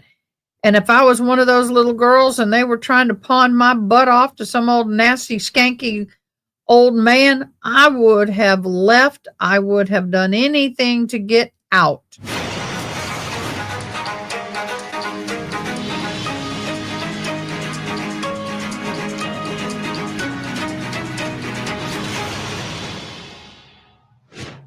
All right, before we head back to court, I want to quickly check in with our guest still with us to discuss, criminal defense attorney, former prosecutor Noah Hines. And Noah, I want to go to one of the questions from our folks watching on YouTube. This question comes from Judy. Judy, she asked, why didn't the boyfriend's family press charges? And Judy, quickly, I'll just tell you, and then I'll check in with you, Noah, that in fact, the charges against him were included in the charges for this case. It's sort of all melded together. There's a fourth degree assault charge regarding what happened with the boyfriend, Isaiah. That covers up to about a year in jail and involves causing physical harm or fear of harm or any offensive physical contact. So there are, in fact, charges involving his actions against Isaiah. No, I want to check in with you. Number one, on the severity of those charges. He was, in fact, or testified to, he was punched in the face. We did hear that there were some marks. He had a bump on his head. Fourth degree assault, I was a little surprised it wasn't a little more serious. First or second, maybe even third degree assault. Yeah, I mean, it's when you get into these assaults, it really kind of depends on what happened and what the damage was. So in Georgia, we would call that a battery. Battery is a misdemeanor. It's where you punch somebody or kick somebody or push somebody. Even if there's bruising, that's still a misdemeanor here in the state of Georgia. You'd have to have some sort of malicious intent or permanent injury to make it a felony in a lot of states. So it really just kind of depends on the laws and how they're written. But really, you're covering the conduct, and the conduct is the punching itself. It's the least of the worries of the defendant in this case because he's charged with something much more serious. Yeah, no doubt about it. But the other thing I wanted to ask you about the boyfriend, his involvement at least was used by the defense attorneys in their opening statements as kind of being the impetus or cause of the seriousness of this whole thing. What does his involvement in this, between a father and her daughter, what effect does that have ultimately, you think, on this case? Yeah, I think that's a bad defense in this case. You've got that video, Michael, that you've been showing, throughout our time together, and I'm sure that the prosecutor's been showing as much as possible. If you start focusing and blaming the boyfriend in this case, I think that's going to backfire in the defense. Look at the video; it's damn well going to backfire in this case. All right, fair enough. It's not like the boyfriend's attacking the girl; he's trying to I look at the video. Damn well it'll backfire. Protect her. Yep, he's looking out for her. So it goes right into the prosecution against the defense. Yep, and you got to counter in the fact that he's also been attacked by the mother at one point. So you got that too. All right, stand by now. I want to get folks back into court now in that attempted murder trial of Ihsan Zahraa Ali. Celeste Walter Meyer is still on the stand. She's on direct. Let's go back in. And Officer Howard met in your office for that meeting. And then, if I understand your testimony, Haneen arrived later? Yes. Okay. And you waited based on mom's request, is that correct? Yes.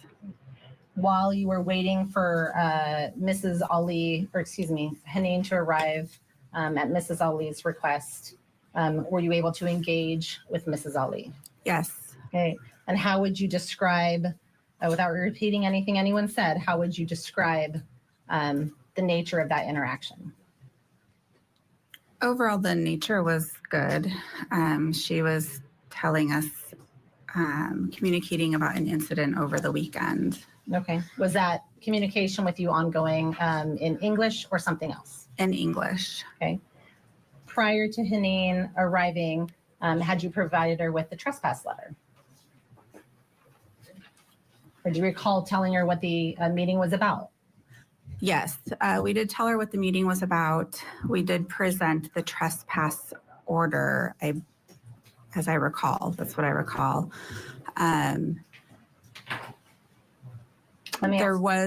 Officer Howard did ask if she wanted an interpreter, and she asked for Haneen instead. And so at that point, we paused to wait for Haneen.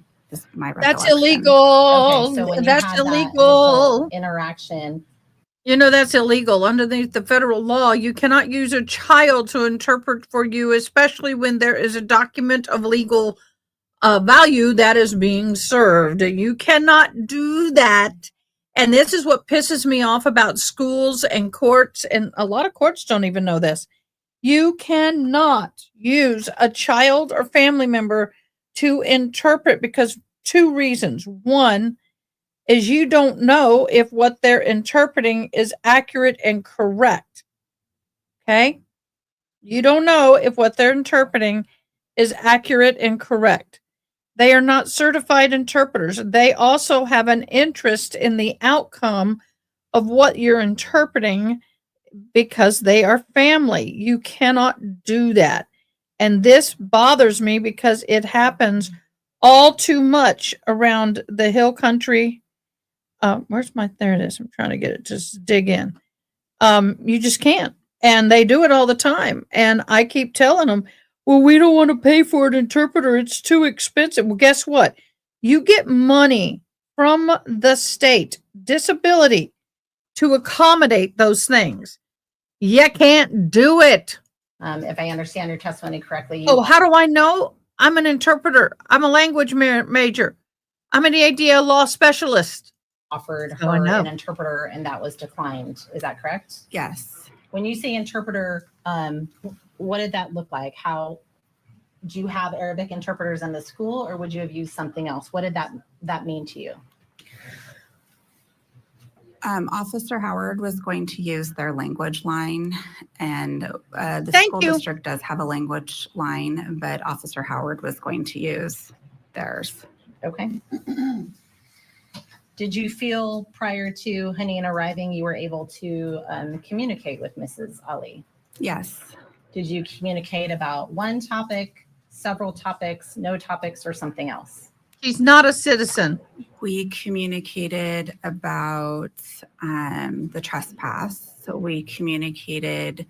Again, without relaying what that conversation is, just a number of different topics. A number of different topics, yeah. We communicated about something over the weekend, and we talked about Fatima overall, like academics and how she was doing in school and some of Mom's concerns for Fatima. So overall, there was a number of topic areas that you discussed, and all of that was in English. Is that correct? Yes. And then when Haneen arrives, what happens when Haneen arrives? When Haneen arrives, we go over the trespass letter again. Haneen does relay the information to Mrs. Ali, and they talk back and forth. Mrs. Ali would ask questions, so would Haneen. Some of it went from Mrs. Ali in their native language to Haneen, and then Haneen would ask the question, or Haneen would clarify for Mrs. Ali. She now lives in Canada. She's here only for trial. At any point during your interaction with Mrs. Ali, did she indicate she didn't understand the order? No. With Haneen present, did either Mrs. Ali or Haneen on behalf of Mrs. Ali communicate any clarifying questions about the order's parameters, meaning the limitations on that order?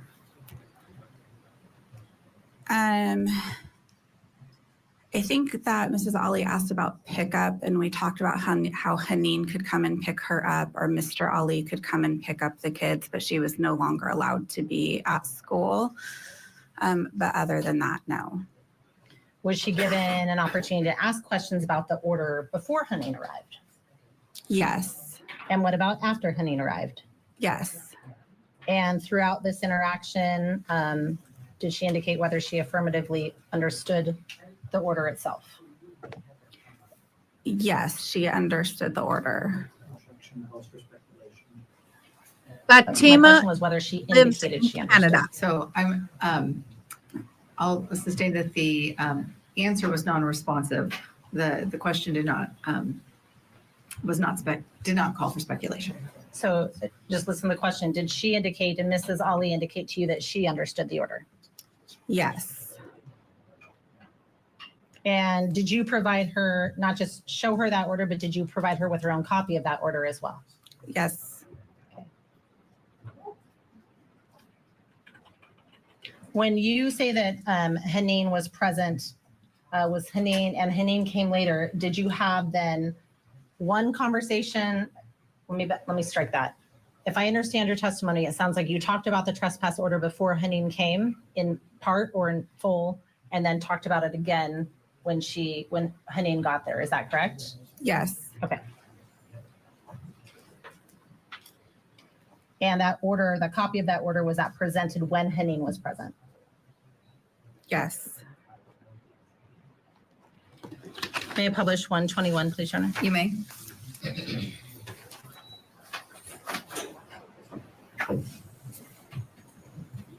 And Mrs. Waltermeyer, can you tell the jury what we're looking at on State's Exhibit 121? First of all, what's at the top of that page as you're looking at it on the screen? That is the North Thurston Public Schools symbol. I can't think of the right word for it. And it's our letterhead. And do you recognize the third name down on the upper right-hand side? Yes. Whose name is that, ma'am? That is my name. Okay. And underneath of all of the names, what is indicated there as to where this is being generated from? Timberline High School. Okay. Is there a date associated with this letter?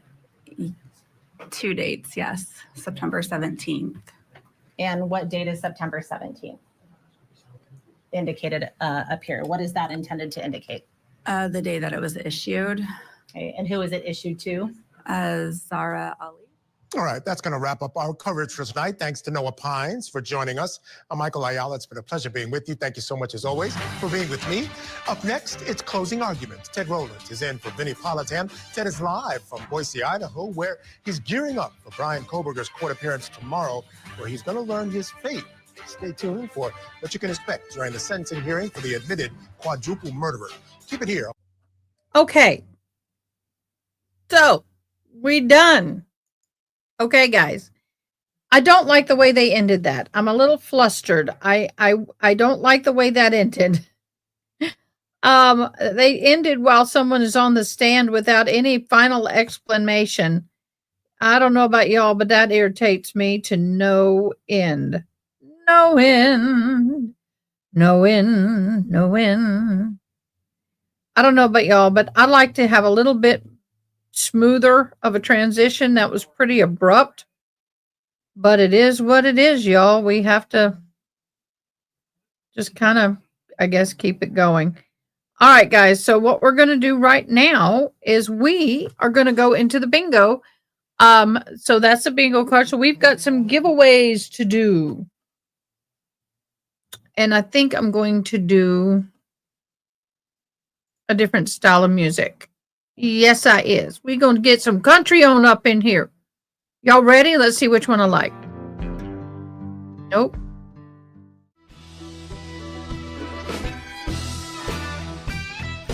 As a Texas gal, we getting countryed up. We're going to sit here. We're going to do our, we're going to do the drawing. I'm going to get me a little closer so y'all can hear. Okay, guys, we're going to do the I shared drawing first, and here we go.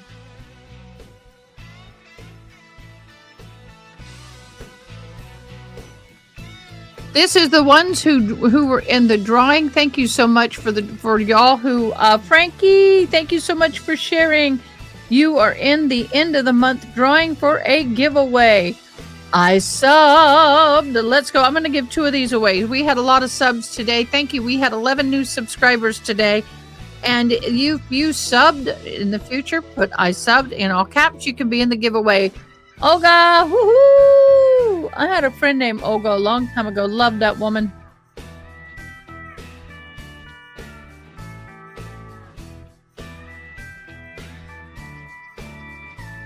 Maureen, woohoo, you won. Congratulations. Now we're going to go on over to the bingo.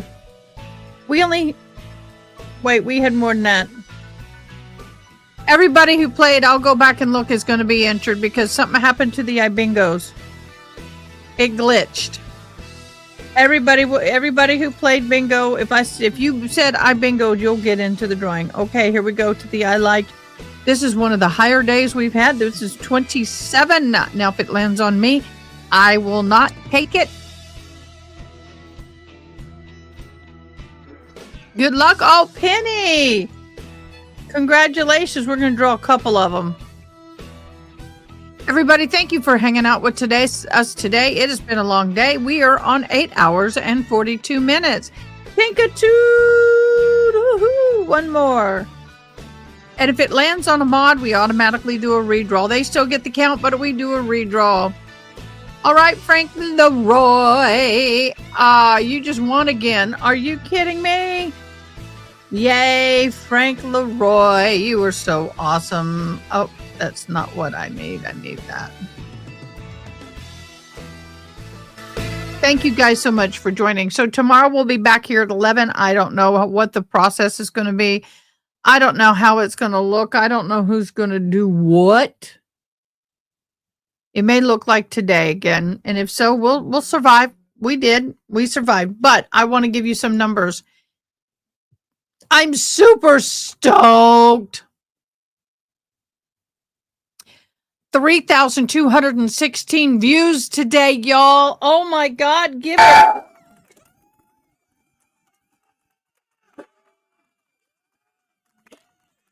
Today. Thank you so much for everybody who hopped in. Thank you for all the comments. Thank you to my mad mods, my crazy mad mods. Actually, no, they're fabulous. My mod queen, Miss Ronnie. Woohoo! I don't know where she is, but Miss June, thank you so much. Make sure to check back with us tomorrow. Click that bell so you know I'm going live. We have had a lot of new people. What time does Brian sentencing tomorrow? Let me see what's on my calendar.